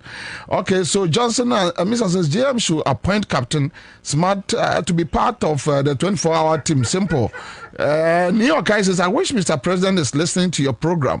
All right, thank you, Eric. Twine says, Commander, I hope that the 24-hour economy team should invite Captain Smart and the other gentleman, okay, my editor, to join them, because they are making very solid, important points. Okay, so thank you. Frank Trinity says 24-hour economy will be difficult for Mahama to implement. Those in charge said we need $4 billion. Where are we going to get the $4 billion? Okay, so this one is coming from Frank Trinity. Johnson Amisa says I will plead with JM to appoint Captain Smart for this 24-hour thing. All right, so Mami Osa says if you said this about Rebecca, okay, let me leave this one. I'll save you. Solomon says you guys are doing well. I love your discussions this afternoon. Thank you so much. We have Zen again, Commander. In Germany during Christmas seasons they have a night market. They only come at night from November ending to December ending, and every city in Germany does it. Kwasi Boateng says come to Asia. 11 shops are all nationwide, state owned. State can put these up and own it in Ghana, just to plug it into the private sector. Okay, so at the course says, Bobie, I love the discussions going on. I run a 24-hour pharmacy. You'll be surprised the sales we make in a night. Imagine we don't work in the night. Obviously, we would have lost all those monies. Talk louder. Make it rich. Jubilee House. Michael Adiko from Tema Committee 10. Thank you so much, my brother. We have other testers in here, and it's getting more and more interesting. Frederick says you guys are really doing a good job by educating the populace. Hopefully the 24-hour economy will work. All right. So Michael sent more entrepreneurs will be on board. So Bobie pushes our agenda away. Dr. Ren says insightful conversation, a very nice one there. Ebenezer says 24 hours economy can also reduce prostitution. Cut them bulls. Let me finish with the bus thing I was talking about. Yes, just finish with it. We have other issues to talk about. Yeah. Baby, bus na do beba besi. Obefa bus na beba besi a obeba dwanu no. Enje ho na obefa akọ. Debbie. So we have your in and your exit. Yes. Bus point. Yes. It is a wofa free malam eba. Wo kwa wonfa malam nko. Bus no be for the tail end. Yes. Because wo wa eba mu no the bus is na mpempem. Eti bus no kura no say ABS bus no 10 cedis. Because of the 24-hour economy and the night market, we are saying menje 10 G5. It's subsidized. Why? Because to make sure that a lot of people will come. Even the window shoppers no kura hu here. Because where I buy policy the crowd na here niska. I buy policy the crowd na here. Obi ohono a at that moment obefro bus number. On the radio. Which way one am kroma sika show ho. Na ade bi ho a hu here. No one say wakoto obedu feda wo bi da ho. Window shopping, impulse buying, window shopping so fast wo back no. It's a night market no wo a. Wo fa ha rem, wo fa happy, wo fa happy rem, wo fa happy. Na ya de no structured ye. Enti yenim say Ghana ha de. Ye wo ebia ye pilot project. Enti ye wo be 20 streets. You close no every Monday. Night market. Kwabena eno kura no be boy ma fe ye be hu na fe anya Monday bi mu. Ne the Wednesday account, ne the Friday account. Say the be ye ma me no na te kwan ho ye omo abaye. No mu dwane no. Onim se me nkoya abaye. De anadwo na street na no anadwo na. Ebema congestion kura in a yes because obi wo ho mo because o de kura me nkodum edu anadwo a na me go to anadwo a I didn't say better for me permanent dimika. I think it's a comprehensive idea. So these are the things that make me feel so as a so mo ye am a form for no sum. Thank you. Say form for the summer. Thank you. Hey, Kwabena catch am say DV. Undia dey obi asem me. I miss trade fair. You see? Come on, you see these things. So meet me there. Meet me there. Yeah, sir. We do my game back one person 24-hour economy for no year. Apart from the night mayors, no. They should try to build the first agric mall in the world. As SSA agric mall. The first of its kind in this world, in this country. Ghana in ye. As part of the revenue 24-hour economy be generating no yefemu bi emfancy agric mall for the first time we be kono na board the glass. Thank you Kwabena onim meba we be kono na kontomire at the glass we be kono na mankani ye de koya akaw wo fie na the glass. We should build the first agric mall in this owned by the state. Around be amount you and Bobie so me are walking and ka ye nya se Asante Achim North MP and na esufre president say tomatoes egu ho no na say enya ado egu ho say say etimi nya me feel say honorable Elkopuku omo na ni nkosa ado we hu na onfa oni 24-hour economy for because unim ma me so me fa bi nka ho kakra me ntwa no hwe say koduru bia bia fe de na former agric minister Koto ono akọfa body and begu ministry no eni sanke ye wo eye agric mall no a ye family no buy no ya no international community edwin ka say ye nto mo nto aye fa ho ye dey yo egu ye ya mo ne to ana no enema no ate say tomatoes no na se for perishable no ene dey seasonal no because ye mo ne ebiti e dey abegum no we find a way to preserve them at time bia no all year round obekon tomatoes na yasi ebedu time na Ghana dia sadise ye work Burkina dia no yetimi preserving in such a way that ukwa na da so ye fresh in our more contomre ye fresh in your door ye fresh it is a seasonal adeno seasonal products no ebedu time the season bedu as in where dry season clear ni one mono suddenly no betwam I think it's a fantastic idea. Okay, Kwabena. Yeah. Yeah, Greek mall na. Kuyayo emeye punishment bi. And creative business. And I have this policy. I'll roll it out to the agric minister. Okay? Agriculture is a punishment in Africa. Of course. So who goes to Yes, you could not. Ofa agric magazine bia wa Africa there now. Echedo say there is an agric mall in Dubai. Okay, fine. I don't know. Say agric mall na. And now for agric magazine be a book be a Africa talking about agriculture. Tabenda no hu abaya waye makeup na so dan konhoda edechiri. Aberwe bi ni akokoro bi omote ba bi asabe. No one asi fibi. Na ye do to achiri. Say idea in some phone. Fantastic. So the signal we are sending to the person na odidi ni say nipa na oye kwia no. No bi an ho aye fi. But when you have an agric mall, University ladies and top body top banche. Suya ni ye kone nim. Yeah. And then what are you talking about? Yeah. What is the 24-hour economy people talking about money? And it's a me pon say me radio work. So let me tell you something. Me pe broccoli pa. Yes. Me ton wa edi e ofie. Me pon 6 o'clock I me drive say me call police mo akoto no ma pon. It is say your agric more. Na I was radio 637. I can just drive in there, buy whatever I want. In the other panel, we have to car akọ palace and baby. To be a your office, be a tenor. Me woman near my fear that I make a car boom na my name and a chrono. Anyway, very interesting one, members. Mummy Sukakra.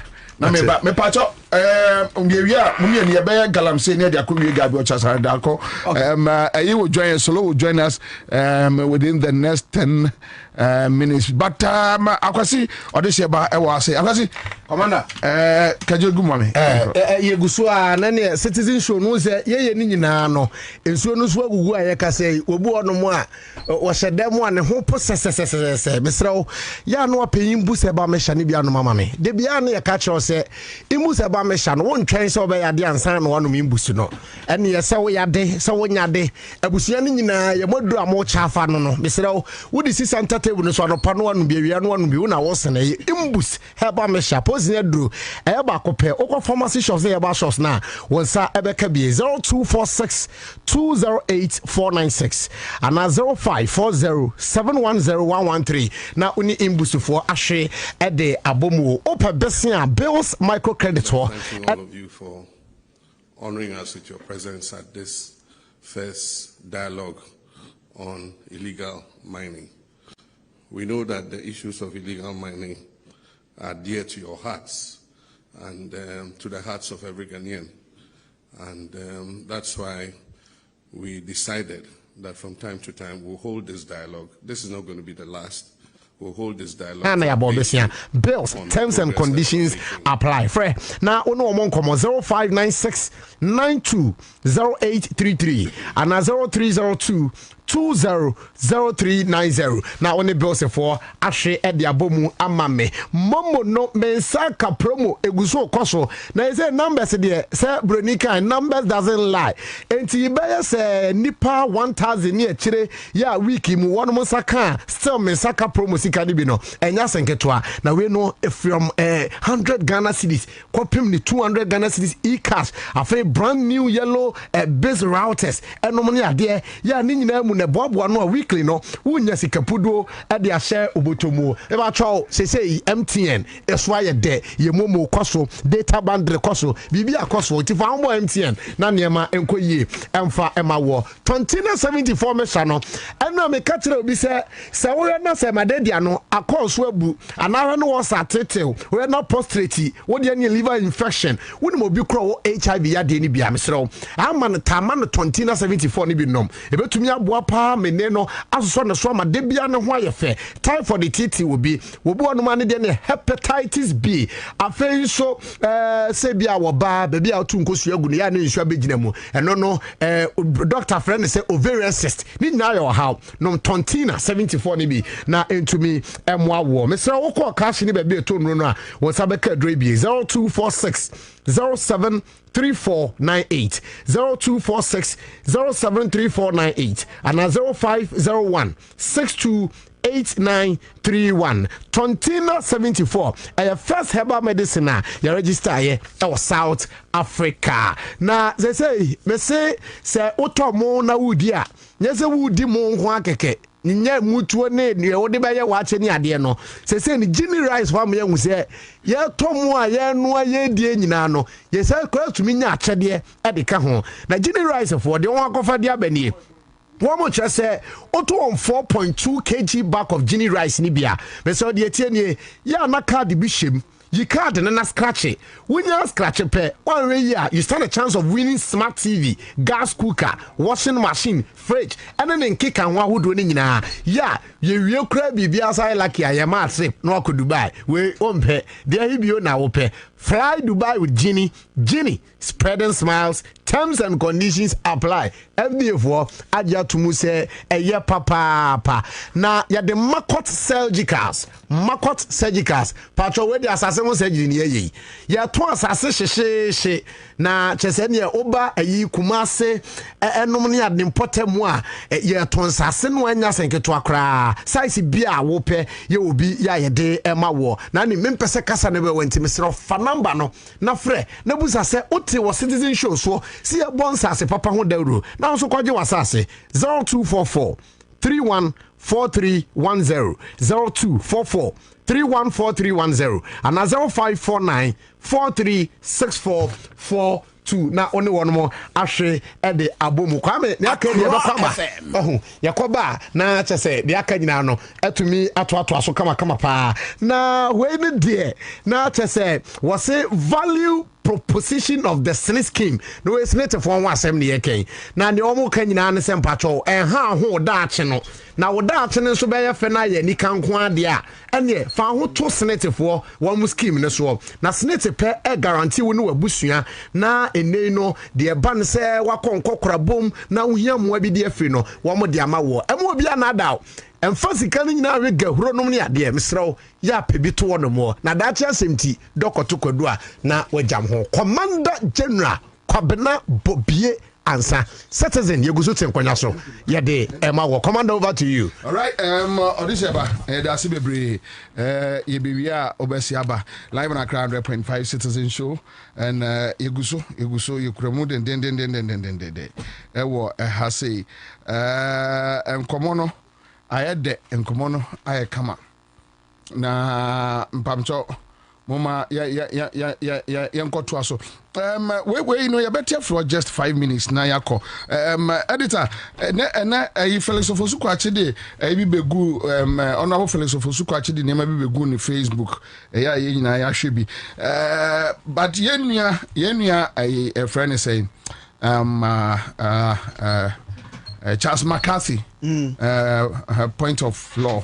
Or say it is for national security to keep the president informed at all times, and I think he's referring to first in command deal with the grassroots and the MCs and the DCs and all that. So, and I think he has a point. He has a point, but he also know yes, you said it. So let me pick this updates on NIMO's anti-galamsey operations in Western Region, and we are reading from Honorable Felix Kwachu Fosu page. And we will spend just about 15 minutes on this matter. And now updates on NIMO's anti-galamsey operations in Western.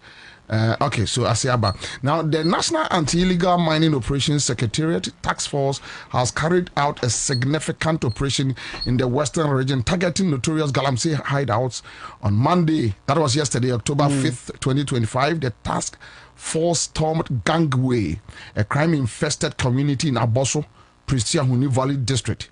Key highlights: makeshift structures destroyed. Several makeshift structures serving as hideouts and drug bases were set ablaze, and galamsey equipment was destroyed. Hundreds surrounded.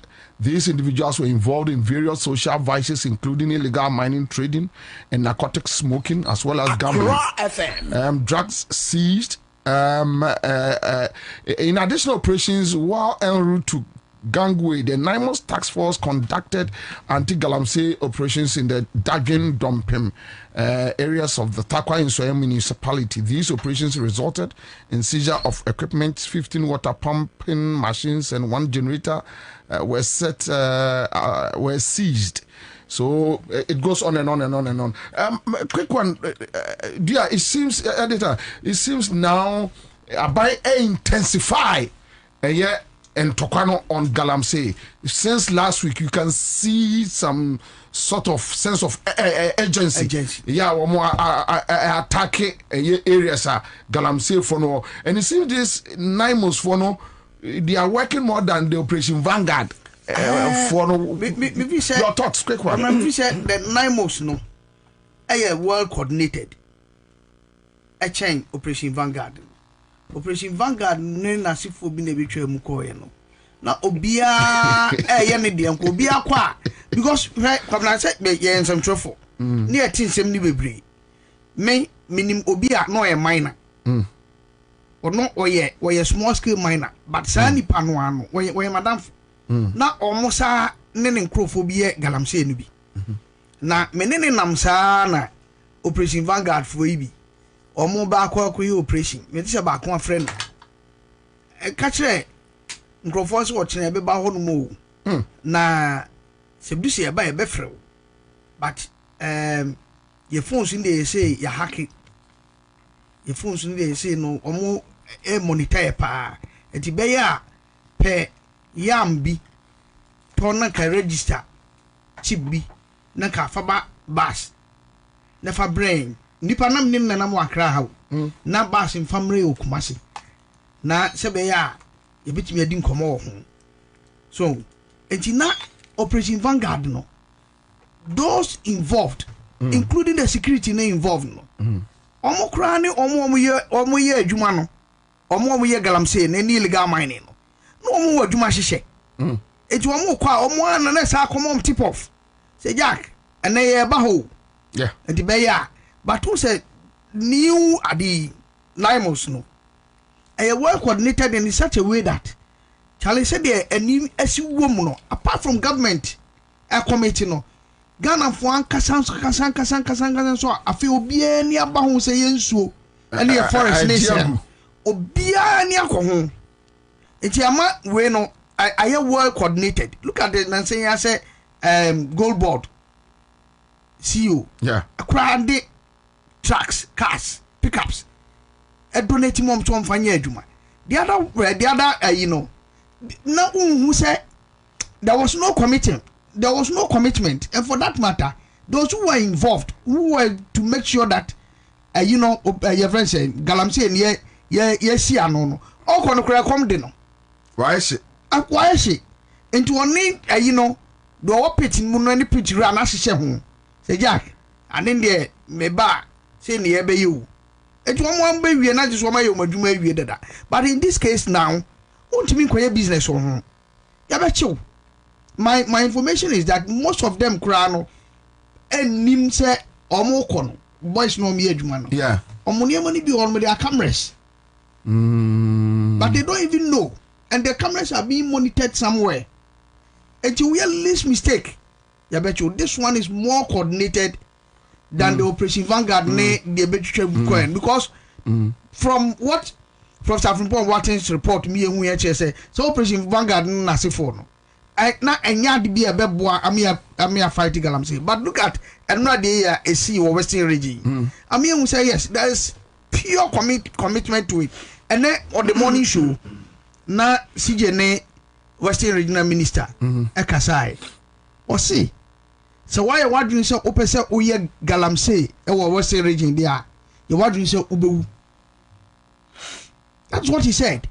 So why you doing so obey galamsey or Western region there be ready to be killed. That's a huge statement. Yeah. You see na okọ ayi ho no nsuta ho no railway tracks no asie na yedidi asie no. Yes, so much nipa 15 also. So much nipa ho and it ubisa ho say enti start free da ben. Start free da ben. And menya sure say start free ne. Start ya che omodidi asie nyina o. Ya just say railway lines no hangi. Ya didi asie nyina che free takrade eba besi akọ. Ya didim takwa nsu ayem Pond Valley Huni Valley num na koni na no che so omodidim. Omodidi ni nam ya menya sure say start free ne. Eti say Operation Vanguard no Operation Hwan na ba so no.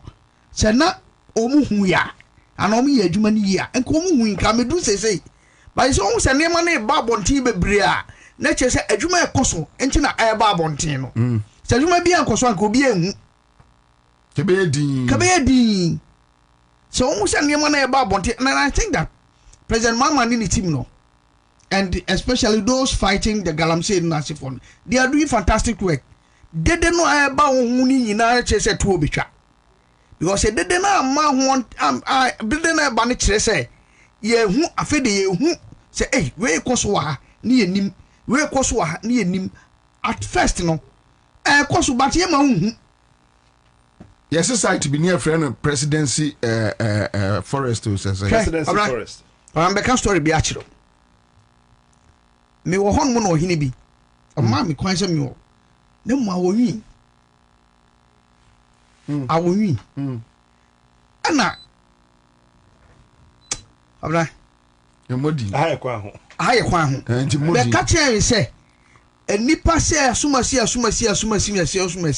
ya omu free presidency omu the tracks aba ho no mo a cheso ohene no ani che se ne kwaye ni nsuo na omu se no ohene ne ka kire mi enti ye hwe ne enya story mo na jese yentimi ensi saade no ho kwan ye petition at the command your friend said then director of CID can you boa debi am say na that time na ye oba de no wa Ashanti region no crowd the simple ala can you boa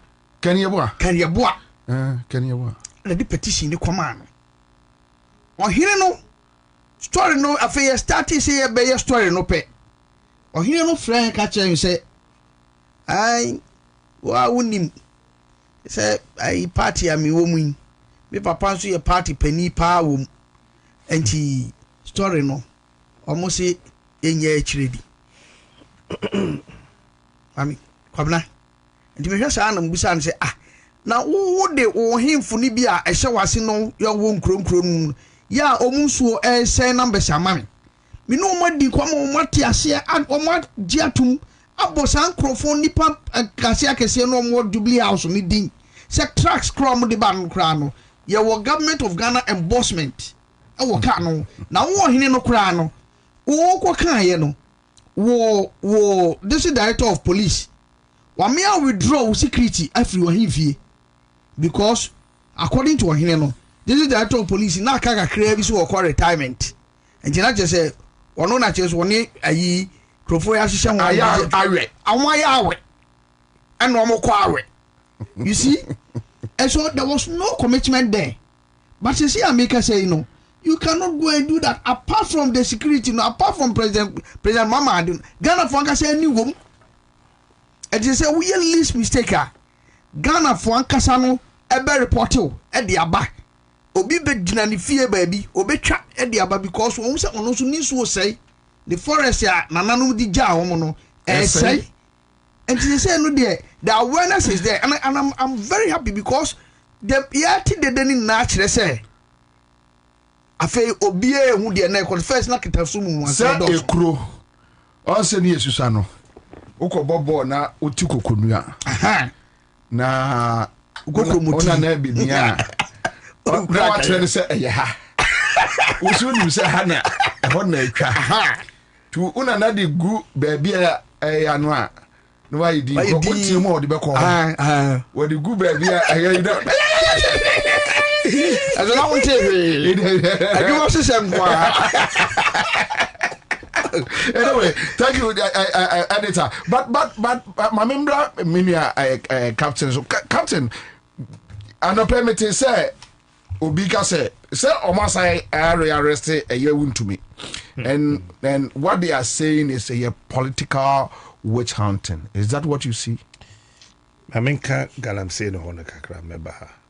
But it's the same thing. Yeah, hypocrite. Why?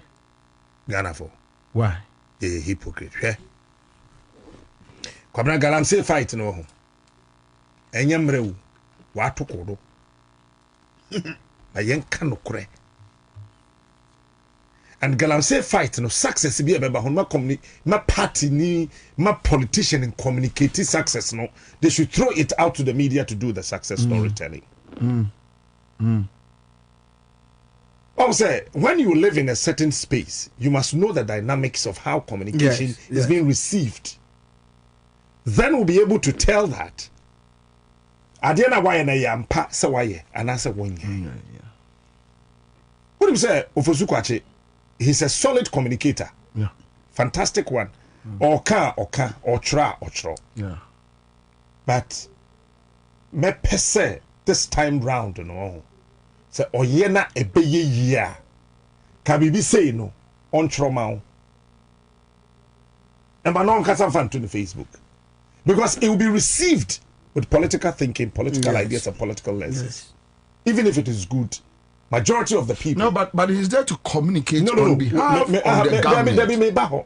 Kwabena diamtre. Kakaka.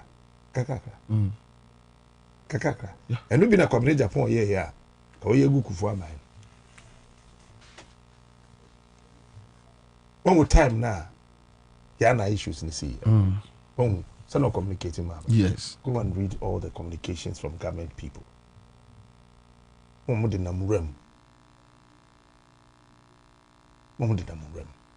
No, but they have the facts. Baby, facts be ya. At the end of the day, no facts near there. They appear bontain, they no more catch no fact near there here. Which one was the truth? Was it their fact or the reality on the ground? Senior. Galamsey fight a serious national canker. And Abaiwe, 40% of the success age na Galamsey fight so that's a fact. Okay. That is a fact. Okay. Naimos and Koma Edeno. When we search in Pia, Mancrophobinka. Kwabena Galamsey fight na dahono. Between me no me no. Say here we new DCs wo. Yes. I didn't tell Galamsey the cause the president is your pair. I don't know some friend who had two Galamsey wo. Osino. I don't know Osino ye two Galamsey. Ekwan hu pe. Ma so kwanta dent na ekoso. Ma so adu bia dent ye two Galamsey wo. Takon so ye dent na ye two wo. So wo DC ya abanya commission no party AUF wo constituency ye do abankrama se dun ketiamo ma me vela so ya mo interview aveto ya shortlisted my president abodin ma wo DC wunim tenchire poten pa say your president is against Galamsey na say that so koso ho akwa what does it tell you? Your answer is what? better. NDC executives, NDC members, two Galamsey says here. Then kind of current crowd so now. Some of the MMDCs are in the bush. Last week, Joy, a story, very interesting. I think Sembeye, Baby abodi no say manso say I don't know. That MCA say DC no deny Joy say omo ekobusa no. And Amanfi East. And he denied say Galamsey bia nkoso okrumo. Only for Joy to use drone to pick the area, pick the Chinese and the people in the forest.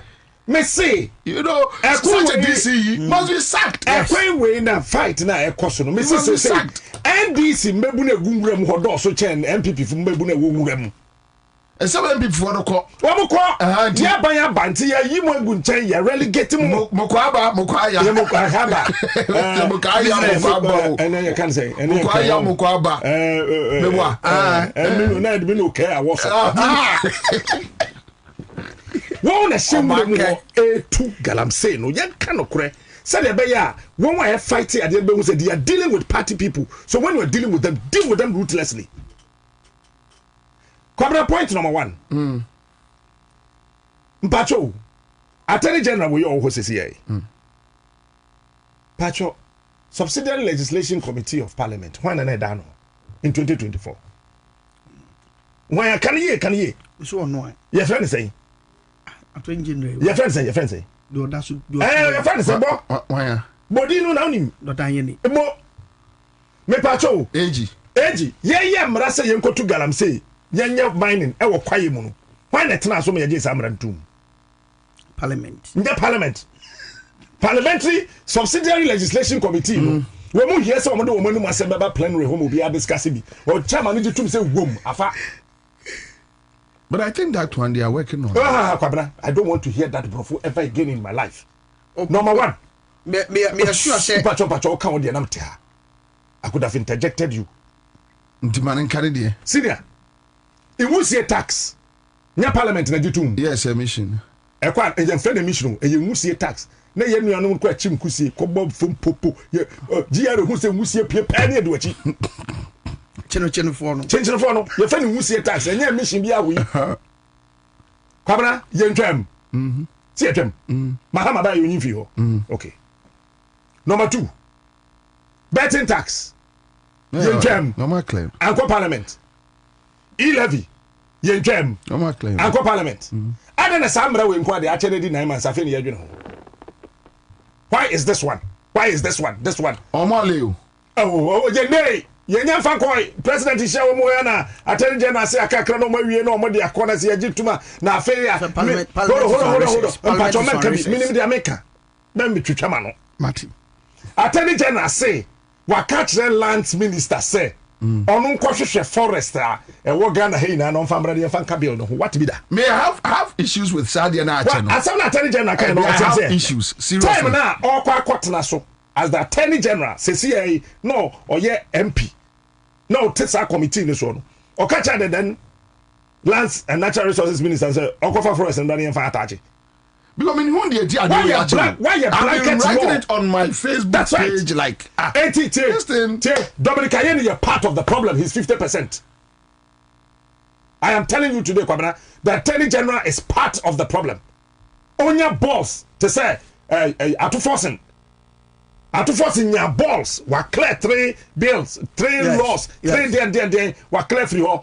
And then we one our cover by Dominic Ayeni na cover by.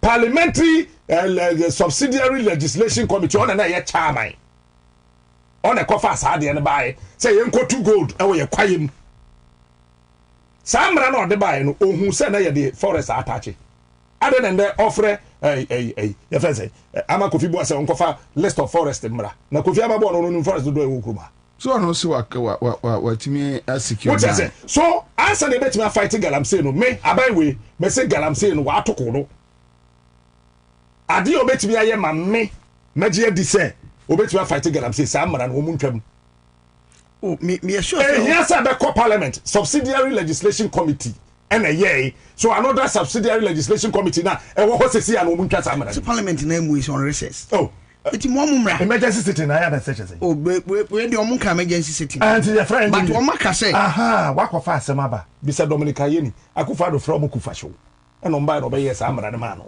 the president Mahama from President Mahama so nka kire bag me na frey no me kufa so be yes amra na Dominica ye ni de bae no obi send message bi os Nila latte or say captain during the MPP administration we know of Wontumi, we know of Charles Bisu and other MPP notorious galamsey dealers, including their national women organizer. What stops you from mentioning the names of NDC members involved in the galamsey activities, if any? Back it with photographic evidence and stop the speculations. Or behave it as a politician, maybe a fan to them. Profun Ochro. Who can DC back? Want it? I joined the class. Yes. Want it. Or person feel me see someone say Mahama Kuraka say investigate Yamin. Into on tay. I am just uncle Agrono. Yes, I say baby, I dream in a kudrunu. Sa baby near my name way. In Crawford shop message man Crawford no more forward. No more type ya my back no. Ye jai kan you. Ye ni pede abidi wo kurum ha no. Enye forward message for me. Na fa Kwabena Bobie Ansah no kan check captain. Because I did not me sa DC no a oto no me mo tiase. Kwabena. Me say sa mra na Dominica Yeni e de baye no. Se Mahama hwe nyi sa mra na mfiru a on to fight galamsey. Because we when you change microphone na forest ni mu kope no makofa wo mo license a ye issue ma wo say ya ma ye ntumi say ye nye mining e wo forest ni na attorney general mu na wo nsa ko wo machi because on one ekofa asa amara ne bae nto ntumi fa nkoko to me mfa ntu ye say ubetumi ya mining e wo forest Ghana maraji atom police di be de prosecute since you watch one mine in the forest, the law says they can mine in the forest. Me unim chief, me why you beg start me? Me can the aboa wo dey. Sir LI 2467 say no. Me feel say obia will take part for that emrano to be carved and to be accepted by parliament and for it to become a law no. Me feel say come now. I was say you prosecute any pan. Me say attorney general you was say from committee members no why I don't want to know the committee members. I know that I was prosecute you bia. I think it was a government sponsored this thing. They claim that it was pushed through with force. It was not pushed through but send more parliament war. It is serious. Assuming without admitting Dominic uncle find a portion or can't say no mpene so mra me yankan at the committee level. At the committee level because in parliament everything is documented. Everything is documented so uncle find mra me yankan because it's serious. Sir samre ya wo hoyi na omo parliament wo recess na kufa do pia omo kufa so e no mbeji tum enya ade a wo hia the whole parliament to set a parliamentary subsidiary legislation committee. When they meet today it is bam see they will send it to John Mahama to sign. I don't know where delay. Because that for that law. Kwabena, I don't know where it's criminal. It is say one year mining no forest no ya kwache wo no mra be ne dey bo lawyers ne mo aye. Emra na wo Ghana ha so betimi aye etu like omo namus for na kwache wo. Wo so mo year mining wo kwae ni mu no. Okay. Wo de mra be na e bo no because Ghana mra ne sesi ya yaje atuma ye repeal ye ne say yetimi ye mining. Emma, your issues license. So what are we doing? I said we are tickling ourselves and laughing.